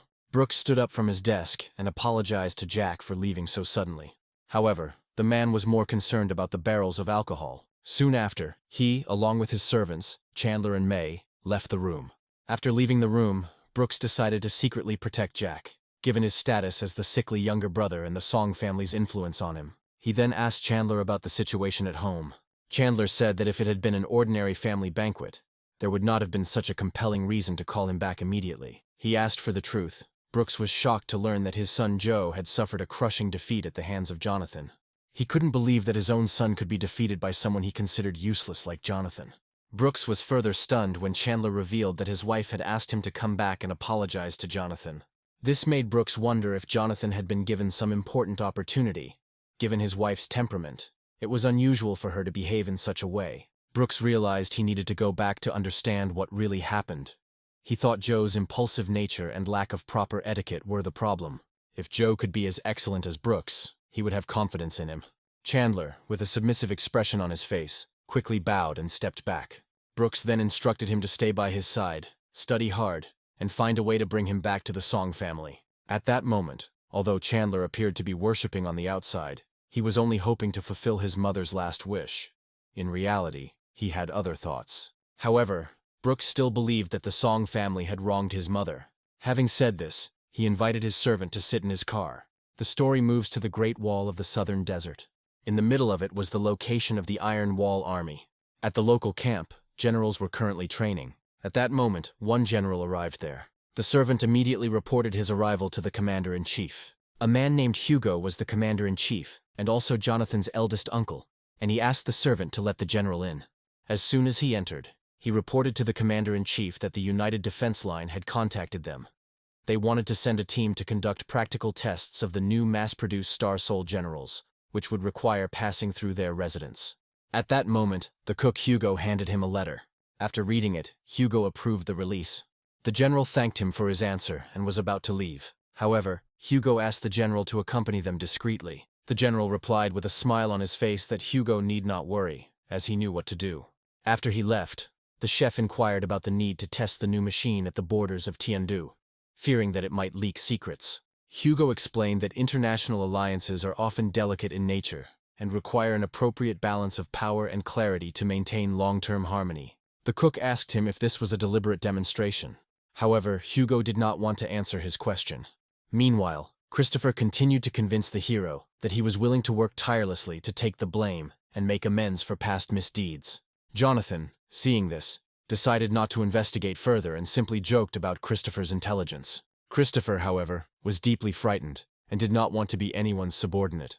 On the surface, he showed great respect, claiming that the Kong family had always regarded the Song family as their leaders and would continue to do so in the future. As long as Jonathan didn't mind, he was willing to immediately begin working in the Song mansion.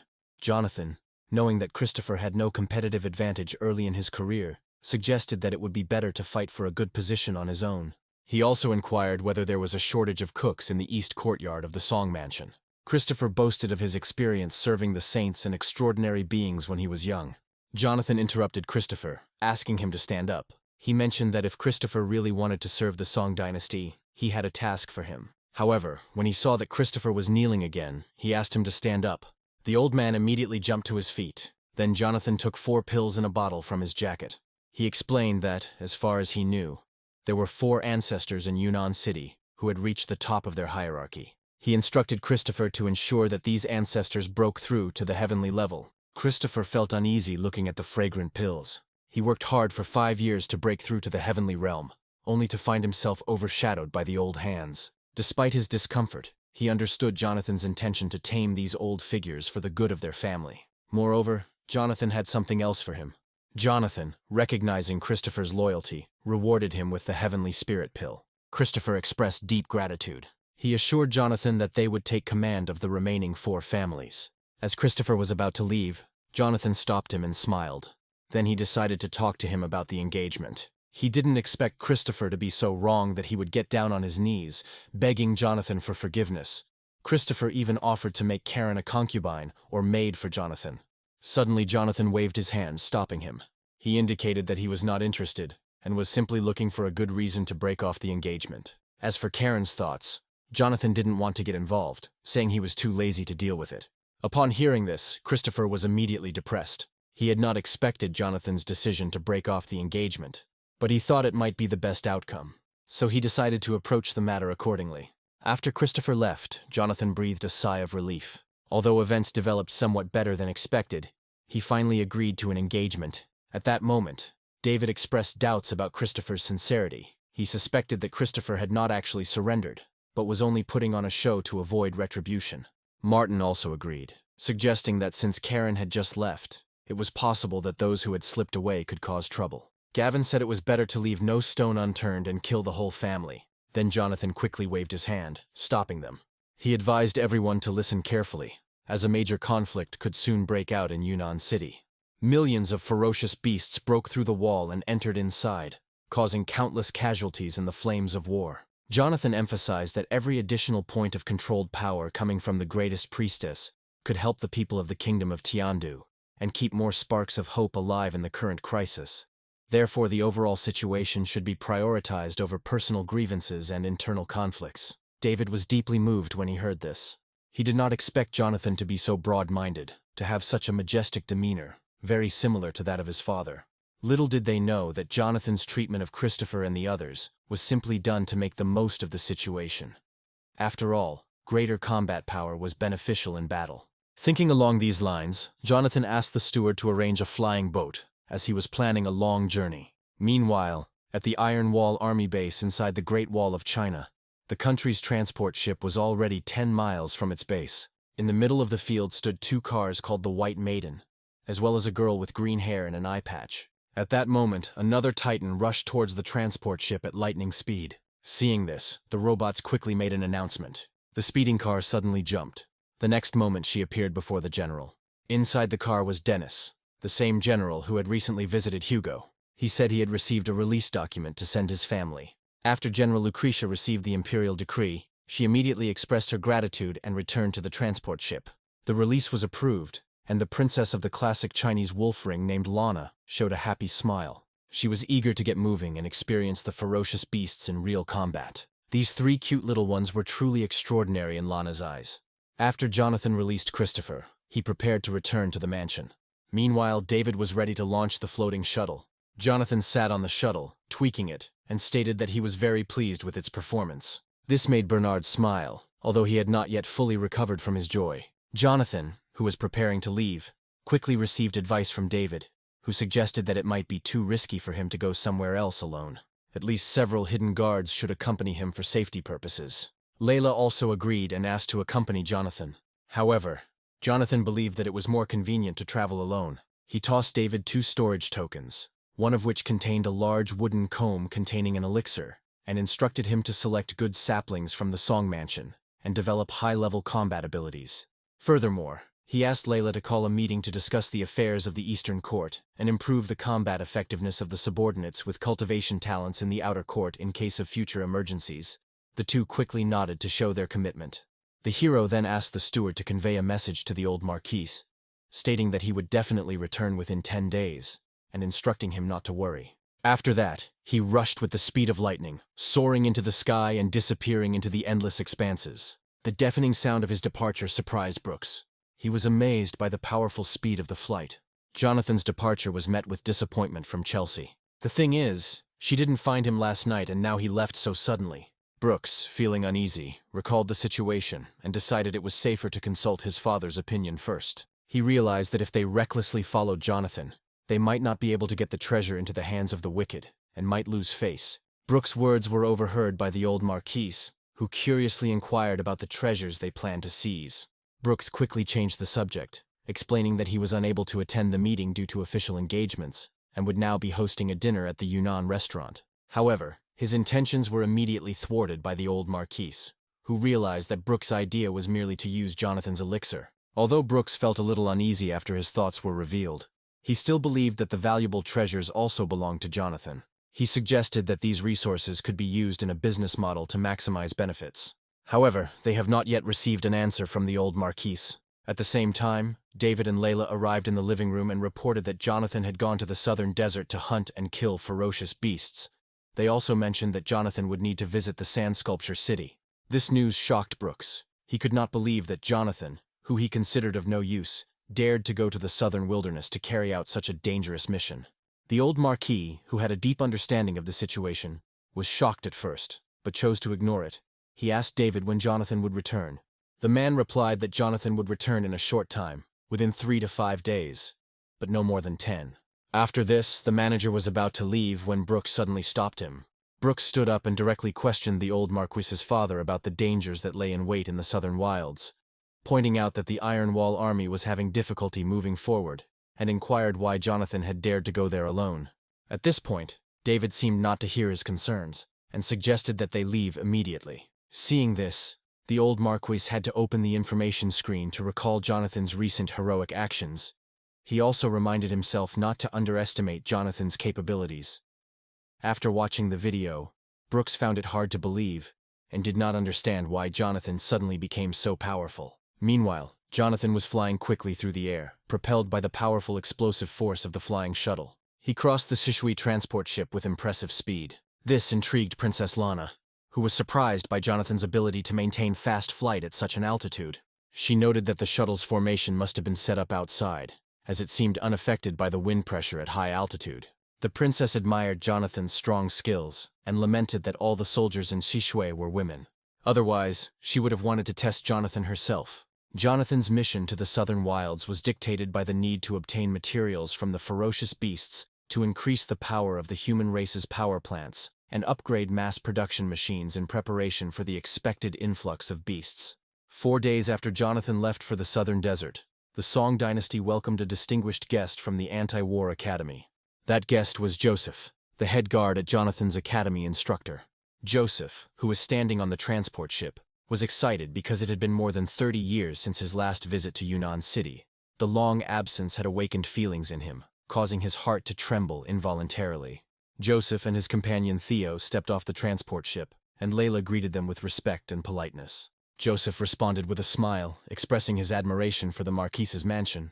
He noted that the high level of education of the maids around Jonathan was impressive, and commented on the Marquis's reputation. He also conducted an undercover investigation into Jonathan, and concluded that his tough guy reputation was true. Joseph mentioned that Jonathan had instructed them to bring certain things a few days before. When Theo heard this, he went to pick up the suitcase from Joseph. Layla, knowing this, bowed and invited them into the mansion. Along the way, Theo looked around from time to time, admiring the Song dynasty maids and thinking that the Song mansion was a paradise on earth. He envied Jonathan's life.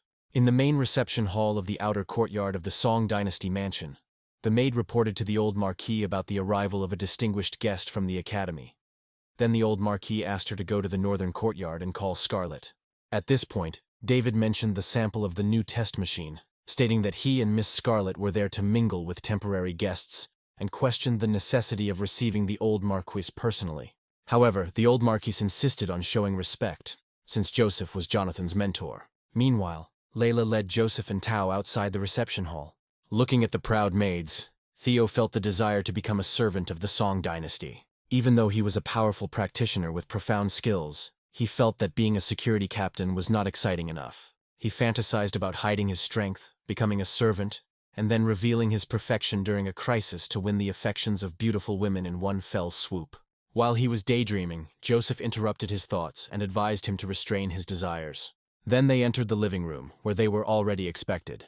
Layla introduced the guests who had arrived at his house to the Marquis. Then the Marquis turned to them and invited them to sit down at the table.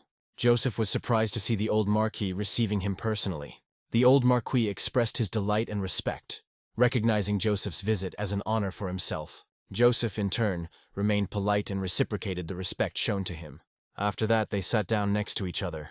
The old Marquis took the opportunity to falsely accuse Jonathan, noting that Jonathan, despite his youth, had dared to disturb them. He lamented that Joseph had to personally run around the area, while the old man himself casually brushed off the concern, pointing out that it was just a voluntary initiative on his part. At that moment, Scarlet arrived in the reception hall. The old Marquis introduced her as his granddaughter, and also introduced Joseph to her as one of Jonathan's teachers. He explained that they had come to deliver a new machine produced in the Academy's workshop, as it had been entrusted to Jonathan, and among them was also a part of the Red Phoenix army. Theo, mesmerized by Scarlet's beauty, felt a strong admiration. He thought that the royal-like figure was so captivating that he wanted to be in her presence forever. While he was daydreaming, Joseph quickly patted him on the shoulder and told him to get the items and show them to the others. Concentrating, Theo placed the suitcase on the table and opened it, inviting everyone to inspect the contents. He explained that it was a specially created Yuan model, only 30 units, according to Jonathan's design proposal. The story moves to the other side, to the southern desert.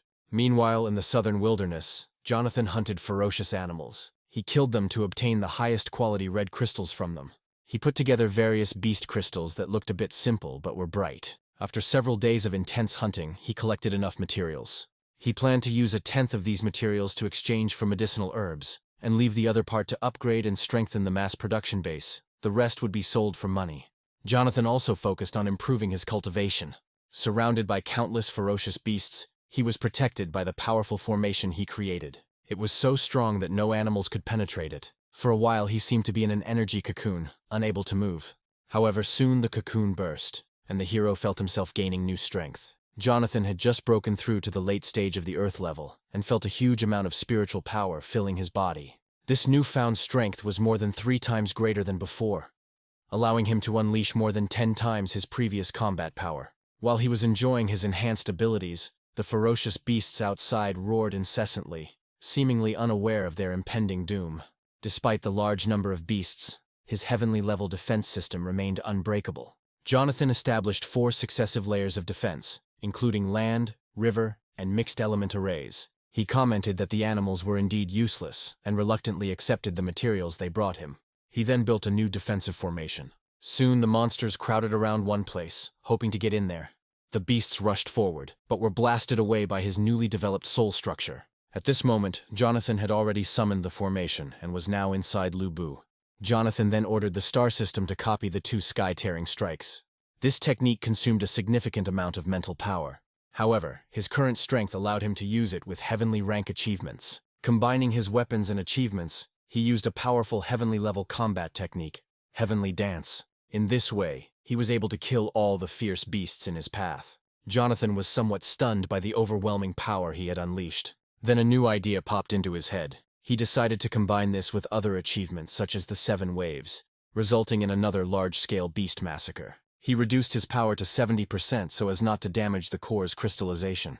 After that, he put his hand out, using it as a magnet. The next moment, all the stones he had mined flew towards his hand.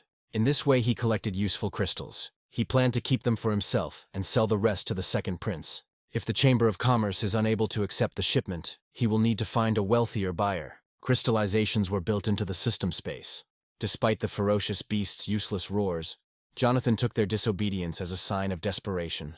Using his unrivaled skill, Jonathan decided to kill the monster. Meanwhile, he jumped into the air, intending to attack the Titan. However, the hero quickly dealt with him using an energy beam. The monster's body split into small pieces, leaving behind only the main crystals. Jonathan had previously dealt with the ferocious beasts of the heavenly realm, and was forced to use various means to combat them. With his current power, he was able to face the crystallization of the core of heaven-ranked beasts head-on.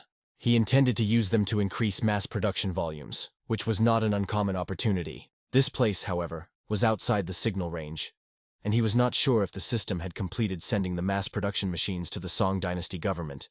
He admitted that it was still a long way off, but flying to Kao would be several times faster than the flying shuttle. Meanwhile, the story moves 100 miles away from Shadiao City. The Divine Sword Shelter was well protected and guarded by people from the city.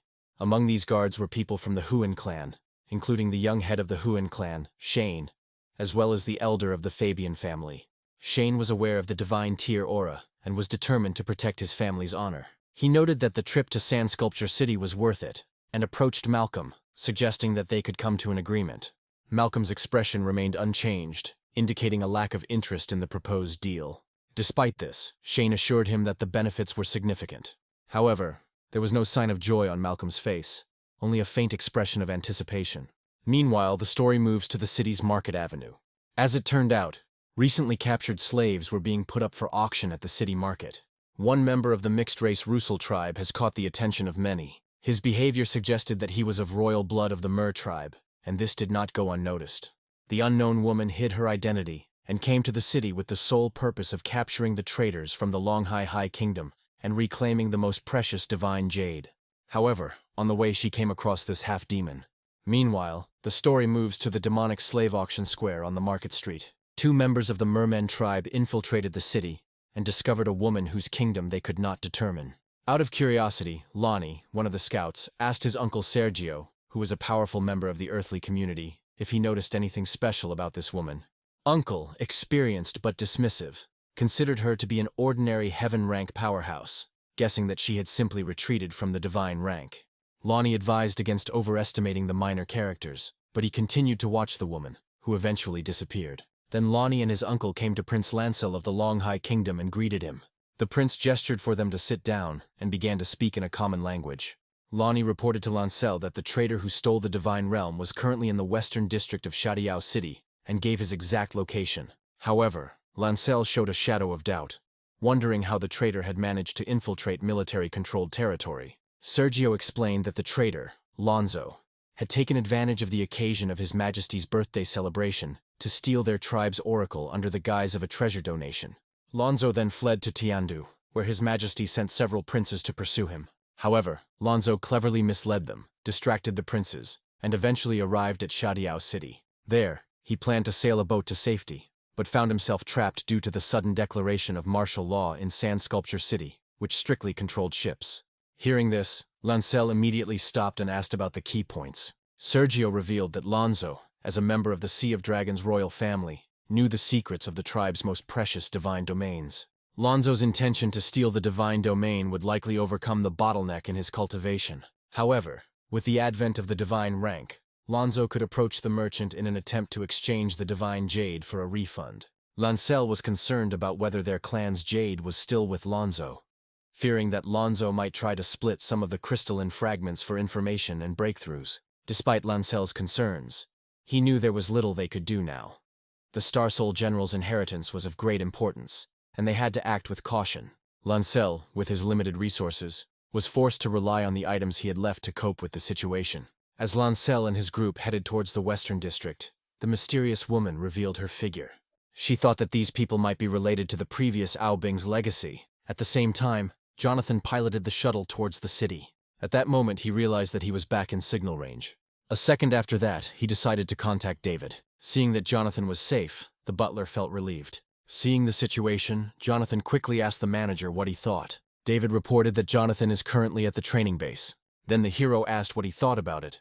David said that the Red Phoenix Army is currently testing new soul generals. At this moment, on the virtual projection ground of the Army's practical tests, each unit maintained its formation.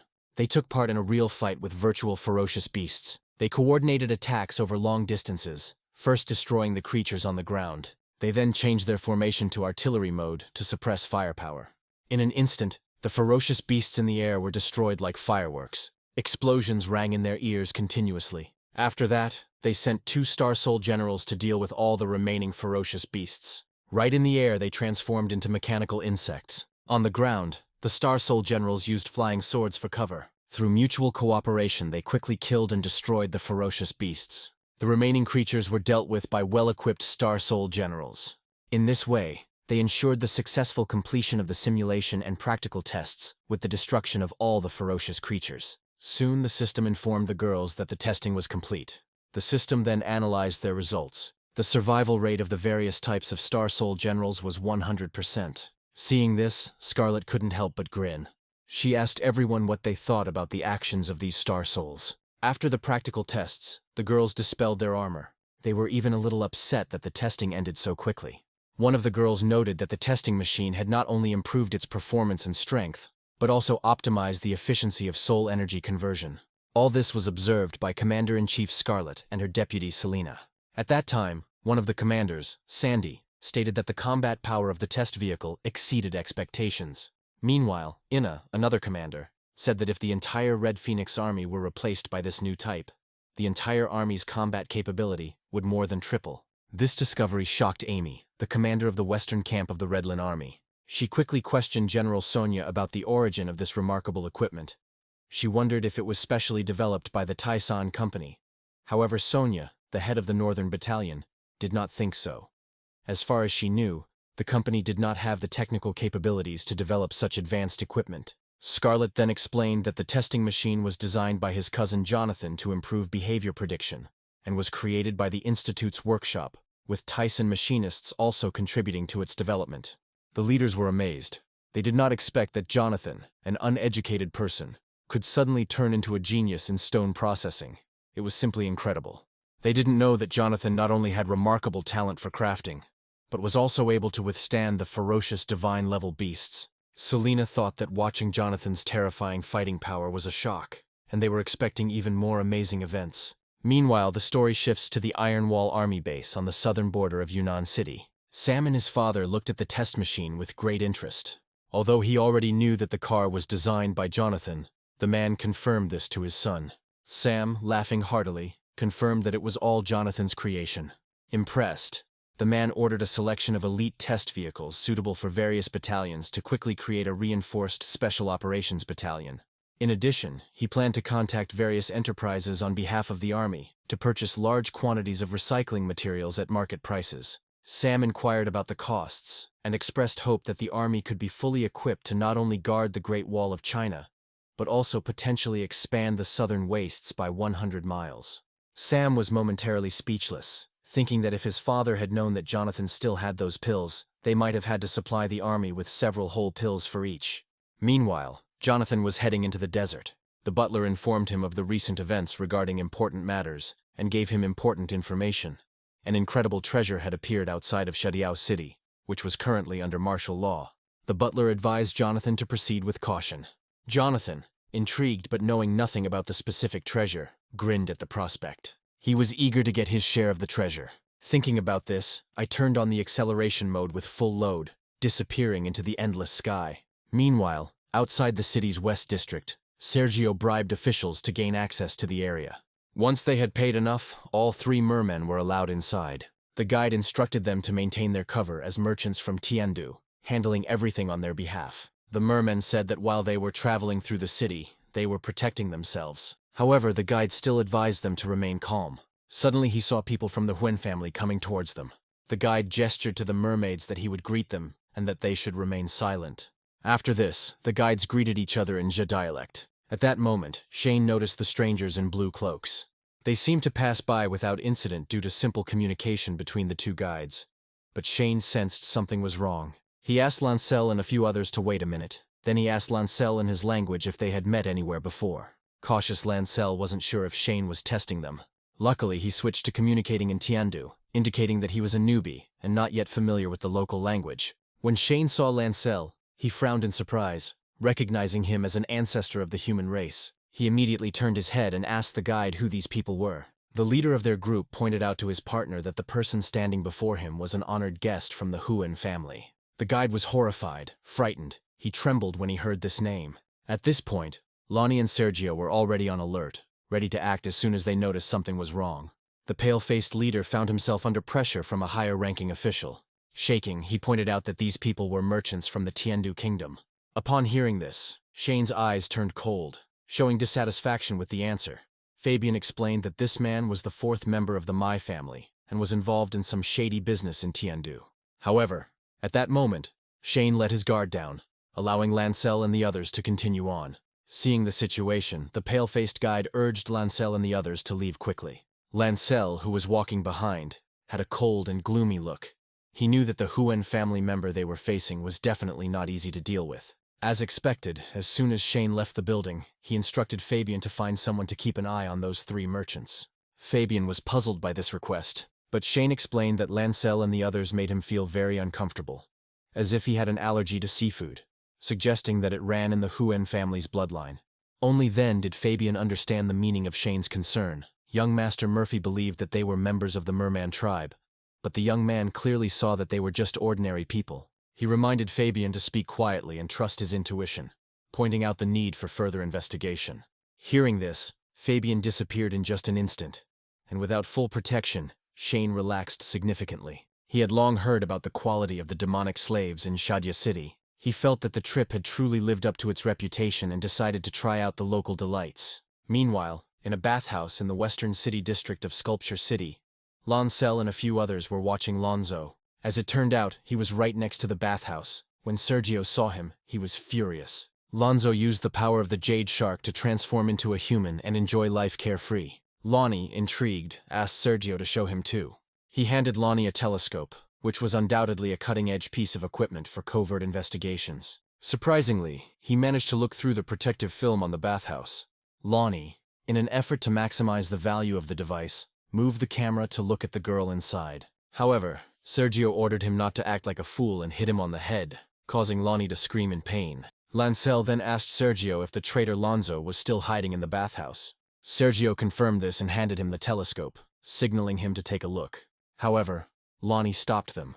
Realizing that waiting was not a viable solution, they planned to sneak in indirectly, but realized that using the cloak to hide the aura of the merman race could give them away.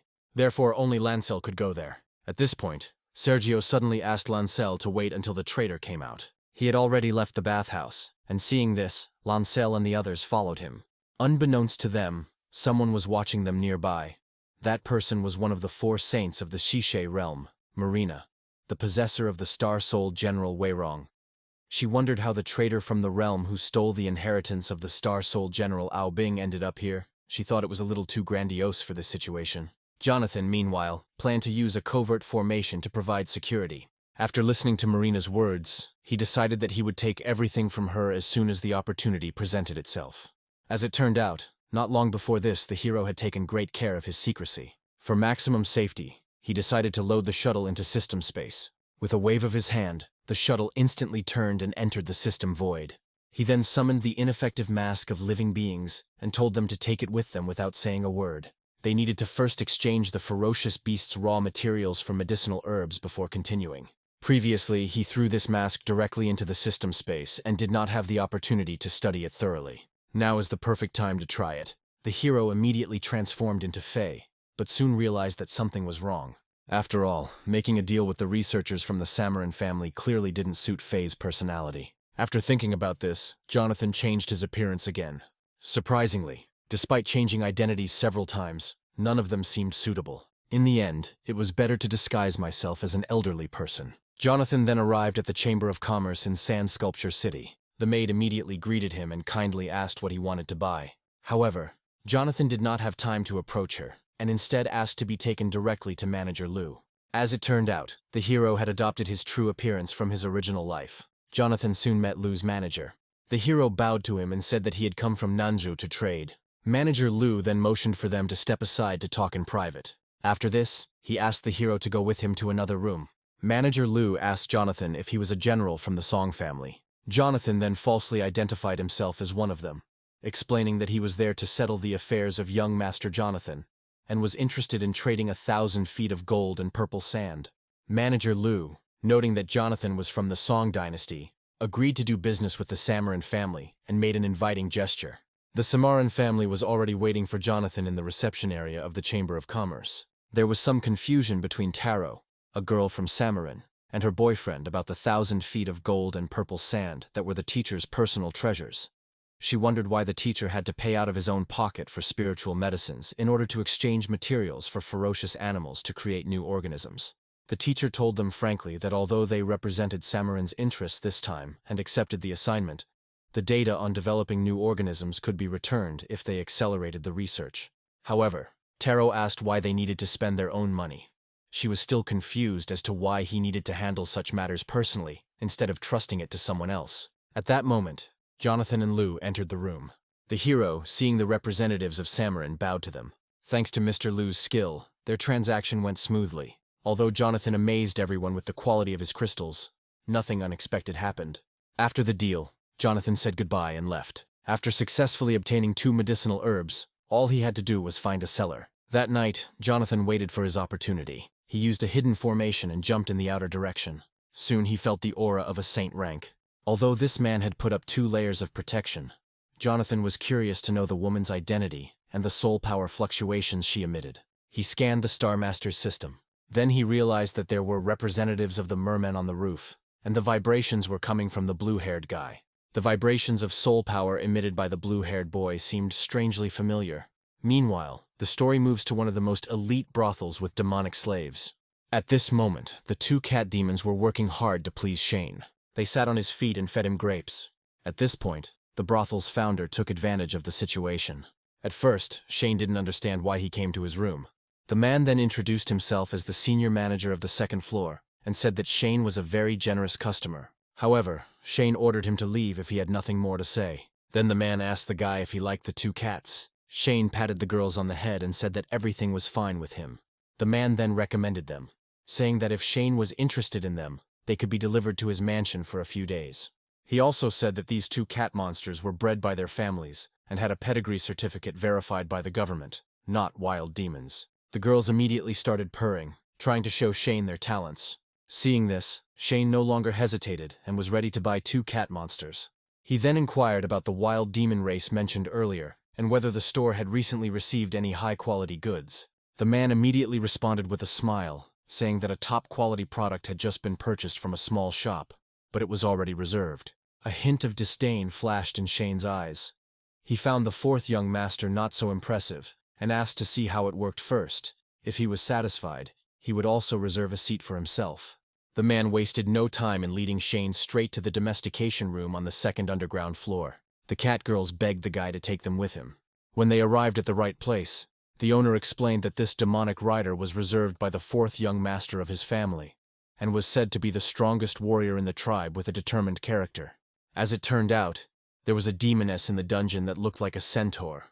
Her legs were tied, and her eyes and mouth were closed. He said that they lost 5 mystery-level veterans when they captured him, but they captured several enemies, otherwise they wouldn't have been able to lure him into the trap. Listening to this, the two cats trembled with fear, calling for Shane to quickly leave. However, the owner was oblivious to their feelings and was focused on pleasing Shane. If Shane liked the demonic horse beast, he could make a 30% deposit to reserve it. At that moment, Shane's communication watch rang. Connecting to the video message, it was Fabian.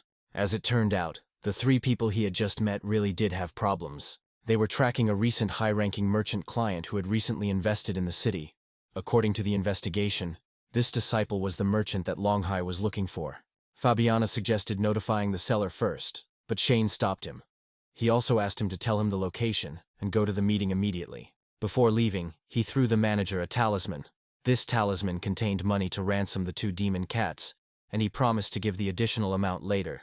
Having finished his instructions, he left with the 2 cat demons in his arms. The man looked at the accumulation talisman in his hand, thinking about his extraordinary abilities and generous spending. He thought that this person could also be from another family. After thinking about this, the manager returned to the bound body of the demonic horse and hurriedly ordered the demonic slave to be sent to the 4th young master. Meanwhile, the story moves to a large pool with hot springs. Jonathan was still watching Marina, who in turn was watching the mermaids. When the girl decided to act, he followed her. Meanwhile, Lonzo was humming a song with a relaxed expression on his face, completely unaware that he was being watched by 3 parties. At this time, Sergio was hiding nearby. At that moment, Lonzo realized that someone was following him. He immediately took off and quickly disappeared. The mermaids immediately realized that they had been exposed. Seeing this, Lancel and his companions quickly ran after him. They soon discovered that Lonzo had fled outside the city. Without further ado, Lancel threw off his cloak and ran after the enemy. Despite the urgency, Sergio instructed Lonnie to take the rear first and then deal with Lonzo along with the young master himself, as the 2 of them flew over several towers and leapt over the towering city walls. After this, they called Lancel to jump at them and over the wall. Lancel and his companions had already rushed past the guards. The men watched them in amazement, not understanding how they were able to overcome the wall. At that moment, another silhouette ran past them. Once they broke away, Sergio and Lancel immediately took out the Star Soul and prepared enough equipment. At that moment, Lonzo suddenly turned around, trying to see who was chasing him.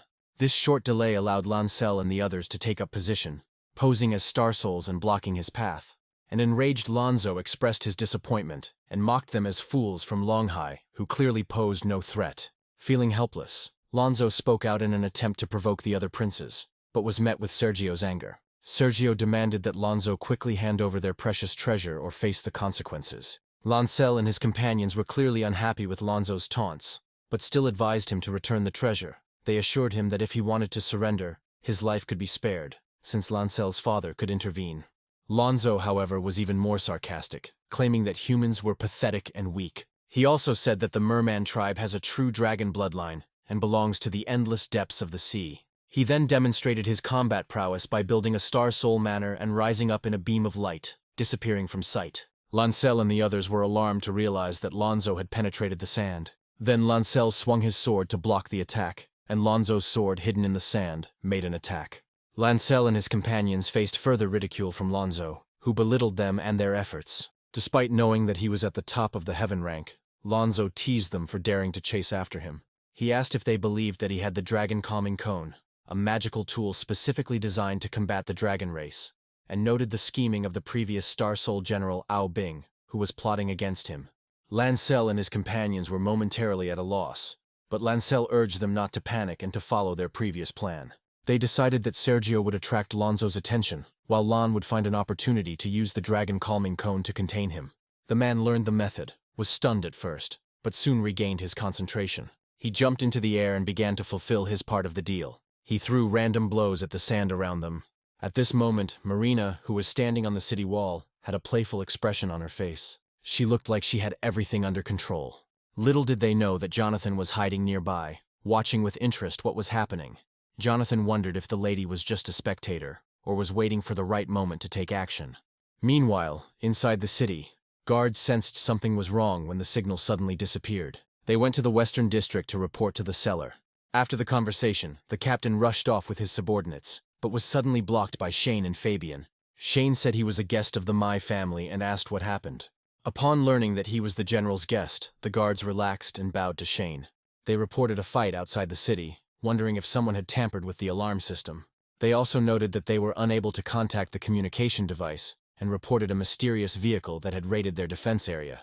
Under the circumstances, they had no choice but to contact Mai to report the situation and ask for support. After hearing the guard's statement, Shane smirked and noted that the Mai family had not received any news yet. Immediately after finishing this statement, Shane and Fabian launched a surprise attack on the guards. The men inflicted non-fatal blows on their necks. In an instant, all the guards lost consciousness one after another. Then Fabian asked what they should do next. Shane offered to join the unrest of the internal struggle in the Merman tribe.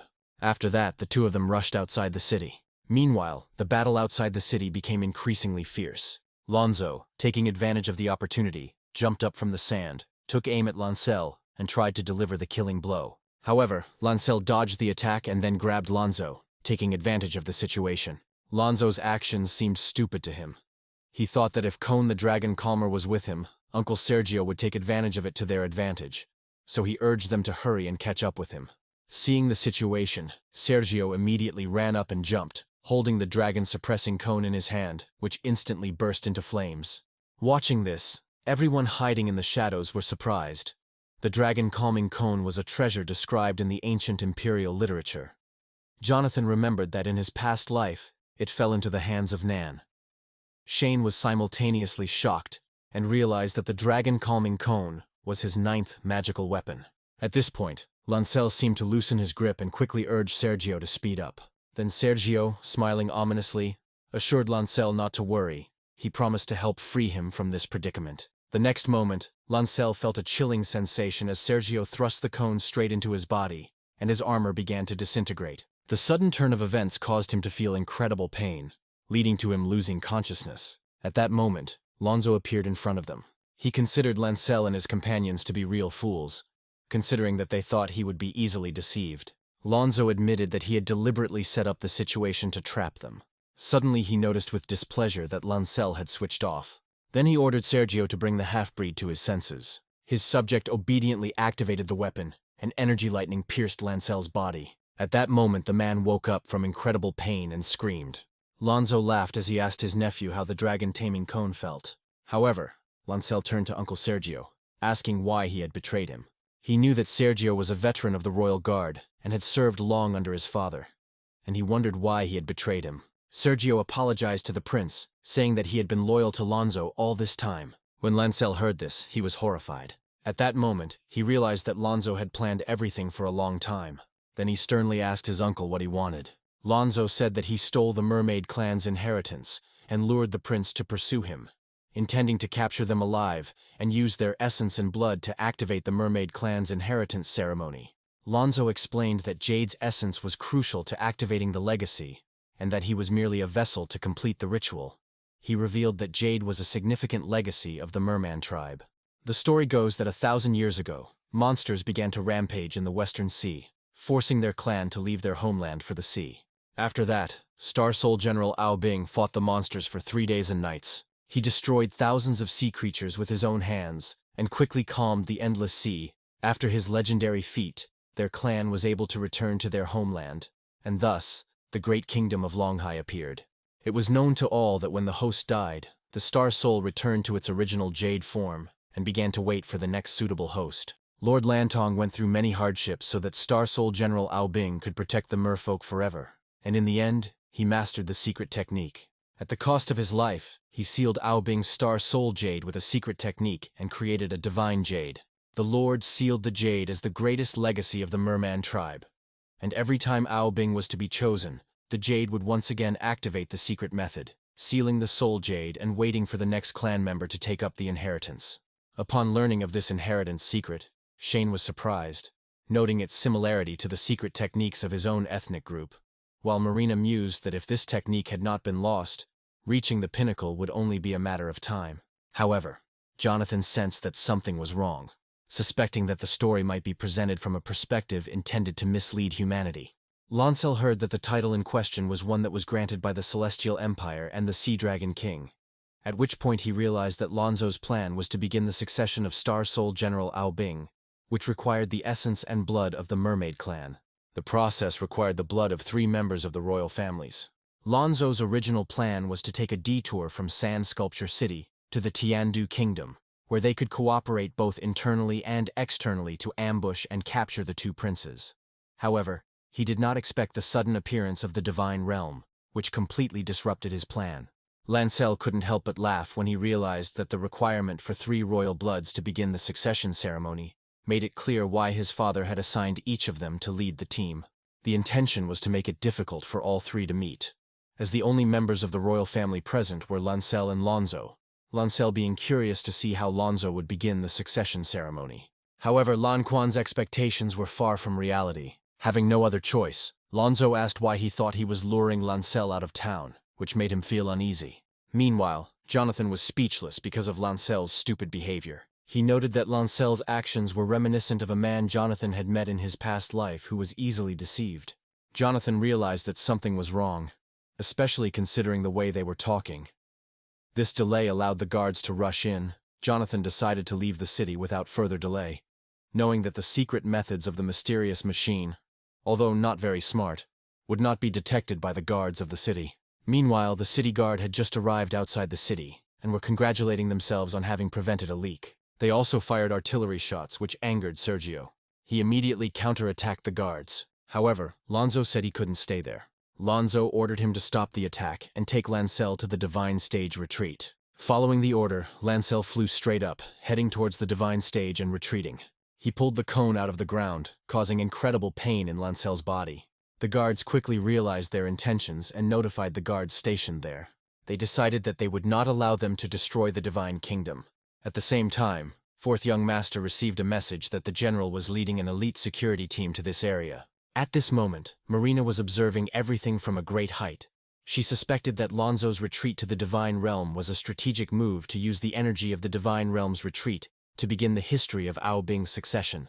And Shane and the others, not wanting to be left behind, decided to pretend to be Star Souls and follow them. Jonathan, noticing this, decided to follow them, intrigued by the situation. The guards, having received the notification, had already retreated, but were ultimately unable to withstand Lonzo's attack. They were destroyed with just one shot. Lonzo landed and slowly walked towards the Divine Realm. He was proud of his plan. He then decided to explain why only he and Lancel could gather the essence and blood needed to activate the inheritance ceremony. He revealed that the bottle contained saint-level essence and the blood of Ao Bing's previous person, Lord Lanao. Lonzo's unexpected discovery of a divine tier energy skill caused the dormant essence to boil again. Lonzo poured his essence and blood onto the jade. After this, the stone asked him to administer a second dose of the royal blood essence. In preparation for the upcoming succession ceremony, Lonzo was ecstatic. On the contrary, Lancel was in a panic, not expecting such a turn of events. A top heavenly rank warrior decided to betray his tribe by stealing the inherited treasure, the mermaid jade, and capturing his own tribe. all in order to obtain the essence and blood needed for the inheritance. Meanwhile, Shane arrived at the scene, thinking that General Aobing's succession ritual was 90% identical to Neja's. If the ritual is the same, then Lonzo won't be able to use soul formation until it's finished, and then they'll have a chance. As soon as Lonzo began the succession ceremony, he was attacked by those hiding in the darkness. Meanwhile, the man tried to continue the ritual. He took the ritual blade and pointed it at Lancel. He said that now it was his turn. After that, he slashed his body with a knife. Lancel screamed in pain and horror as his blood began to spray everywhere. After this, Lonzo began to whisper demonic ritual words. Marina, who was watching from the side, noted the amazing ability of the divine tier owner to activate the essence and blood left by Aobing. She believed that once this divine level was reached, it could awaken the dormant Holy Lord. Jonathan was intrigued by the spell to extract the essence and blood of the demon tribe. He found that the records were almost identical to the records in the spirit race alchemy. He hoped that they would be able to pass on the inheritance for life without any hindrance, so he planned to directly copy Aobing's essence and blood as soon as he could. As Lonzo's spell accelerated, the essence and blood on Lancel's body quickly flowed towards the vessel. Red liquid poured out of the mermaid's body in huge layers. Immediately after that, she headed inside the jade. It was absorbed in the blink of an eye. This also indicated the need for a third dose of royal blood essence. Seeing this, Lonzo showed a hint of satisfaction in his smile. He was about to cut his hand to get the essence when something unexpected happened. A beam of light shot towards him, forcing him to dodge. Before he could stabilize his position, another beam of light hit him, causing him to feel agitated. At the last moment, he managed to dodge the attack. Taking advantage of Lonzo's distraction, Shane quickly ordered Fabian to knock Sergio down. At that moment, Sergio didn't understand what was going on. He then kicked the merman in the back. Although Sergio was knocked down, he immediately counterattacked Shane. Then the man took the opportunity, and with unexpected force, grabbed Sergio by the calf muscle, twisting and breaking it. At this point, Sergio had to retreat. Shane, not wanting to let him escape, quickly moved to destroy him, throwing him heavily to the ground. First, he destroyed his armor and threw the mermaid out of it. Then Shane stepped on him, turning him into a bloody pulp. Seeing this, Lonzo became furious. He immediately took out his star soul. After this, the man immediately began his formation. However, just as his star soul general formed, a beam of light pierced through his chest. Previously, Lonzo was confident in his control of the situation. He believed that he had successfully collected the essence and blood and was about to begin Aobing's succession. But now, having been ambushed and captured alive, he felt a great disappointment, especially after the dragon sedating cone had tied him up. After this, Shane and Fabian dispelled their armor, explaining to Lonzo what was really going on. Little did he know that the dragon calming cone was actually a magical tool created by the Shane family to combat their merman tribe. Once the Shane family explained everything, Lonzo realized he should have seen this coming. Even though Lonzo was touched by Shane's emotions, he was not ready to give up easily. He cried out loudly to the heavenly rulers, asking them for help. He believed that Longhai must have strong support. However, Marina, hidden behind the veil, did not want to reveal herself. Ants from the Nonsense family would take Aobing's inheritance, intending to secretly snatch it from their hands. This was the best course of action in her opinion. Lonzo, who had not received a response for a long time, felt uneasy. He had always believed that there was a kingdom in the sky far above him. The lack of response made him think that perhaps the enemy intended to reap the benefits later. At this moment, Fabian also looked up at the sky, puzzled by the absence of the hidden expert. Young Master Shane's question left the man somewhat speechless, saying that even the powerful heaven-rank Fabian couldn't detect such things. Shane believed Lonzo was bluffing, and that they should focus on how to handle the legacy pieces. Without further ado, Fabian decided to agree. Shane's hand was close to the jade, and the buzzing sound it made Shane grin uncontrollably. If the item was like the jade that had been passed down through the Huan family for generations, it would be easy to handle. However, just at that moment, the sound of footsteps was heard from behind, frightening them both. They were shocked to see that Lonzo had suddenly broken free from the restrictions of the Dragon Conquest Cone. Although Lonzo did not know who was helping him, he felt that fate was on his side. The person responsible for his release was Jonathan, who acted to prevent Shane from taking Aobing's soul desires and disrupting Jonathan's replication plan. Jonathan understood that according to the timeline of his past life, Lancel was supposed to play an important role in history. And now the involvement of the Shane family introduced new variables. Jonathan wondered if this so-called original timeline had been disrupted, and if his unintentional actions were the cause of this butterfly effect. At this moment, Fabian found that Lonzo's strong attack was heading straight for the young master, so he quickly shielded Shane behind him, trying to buy time to retreat. Shane realized that he didn't have to fight hard because Lonzo's domain was far superior to his own. He saw Lonzo hit his hand with a dagger, causing blood to gush out. Lonzo then began to chant quietly. Jonathan, hiding in the darkness, noticed Lonzo's efficient actions. At that moment, a wave of doubt washed over him. He wondered if he had heard the sound of the divine tier retreat, but there was no time to dwell on it. The figure of the first-generation Star Soul General Ao Bing had already appeared. He said that in the great western boundless sea, the ruler of the Long High Kingdom, the Dragon Sea King, and Lord Lantern were watching the warriors of the tribe selected for the succession ceremony. They would enter the secret realm and face a triple test. The warrior who ultimately succeeded would become the Star Soul General Ao Bing. When the voice died down, a titling vortex instantly formed, drawing in everyone present. Marina, who was somewhat confused, did not understand why she was drawn into this matter. Jonathan silently cursed the creators of the inheritance system, questioning their competence. Meanwhile, the story moves to the Mai family's mansion in Shadiao City. The head of the family's bedroom was guarded by 2 guards. The man lay on a large canopy bed surrounded by 2 girls. Apparently, he was having a nightmare. In his dream, he experienced vivid memories from many years ago. He remembered the brutal battle on the border of Nanzhou in the kingdom of Tiandu and the Desert of Death. The 2 armies engaged in close combat. Mai saw countless lightsabers aimed at him, piercing his soldiers. In an instant, more than half of his men were either killed or wounded. They couldn't even determine the source of the attack. When Star Soul took Baichi's lightsaber, they realized the seriousness of the situation. The Star Soul quickly rose up and the Mayan soldiers launched a coordinated attack, but Baichi's speed rendered their efforts ineffective. Baichi rushed through thousands of soldiers, causing significant losses. Faced with Baichi's furious aura, the Mayan people fled in panic. Baichi pursued them with sparks and lightning, driving them out of the canyon. The 3 soldiers, realizing the dire situation, decided to stay and detain Baichi in order to buy time for Maya to escape.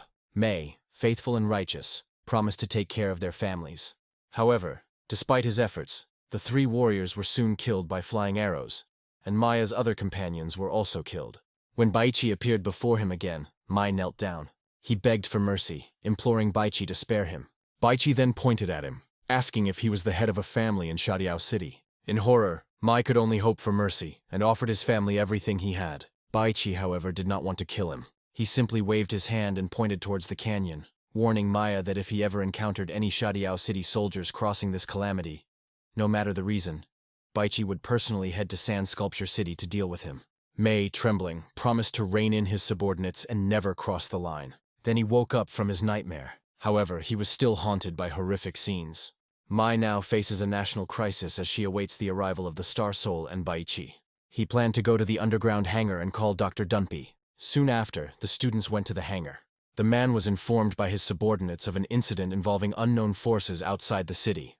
But Mai chose to ignore it, instructing others to deal with it while focusing on more important matters. When Mai arrived, the master and disciple greeted him politely. Mai then asked about the progress of the machine. The man with the monocle reported that he had completed the masterpiece after replacing the missing materials from the Chamber of Commerce. Mei was delighted to see the new car. A new organism capable of competing with the abyssal Star Soul generals will play an important role in avenging past humiliations. Mai said that this car will be the embodiment of the city of Shizhou.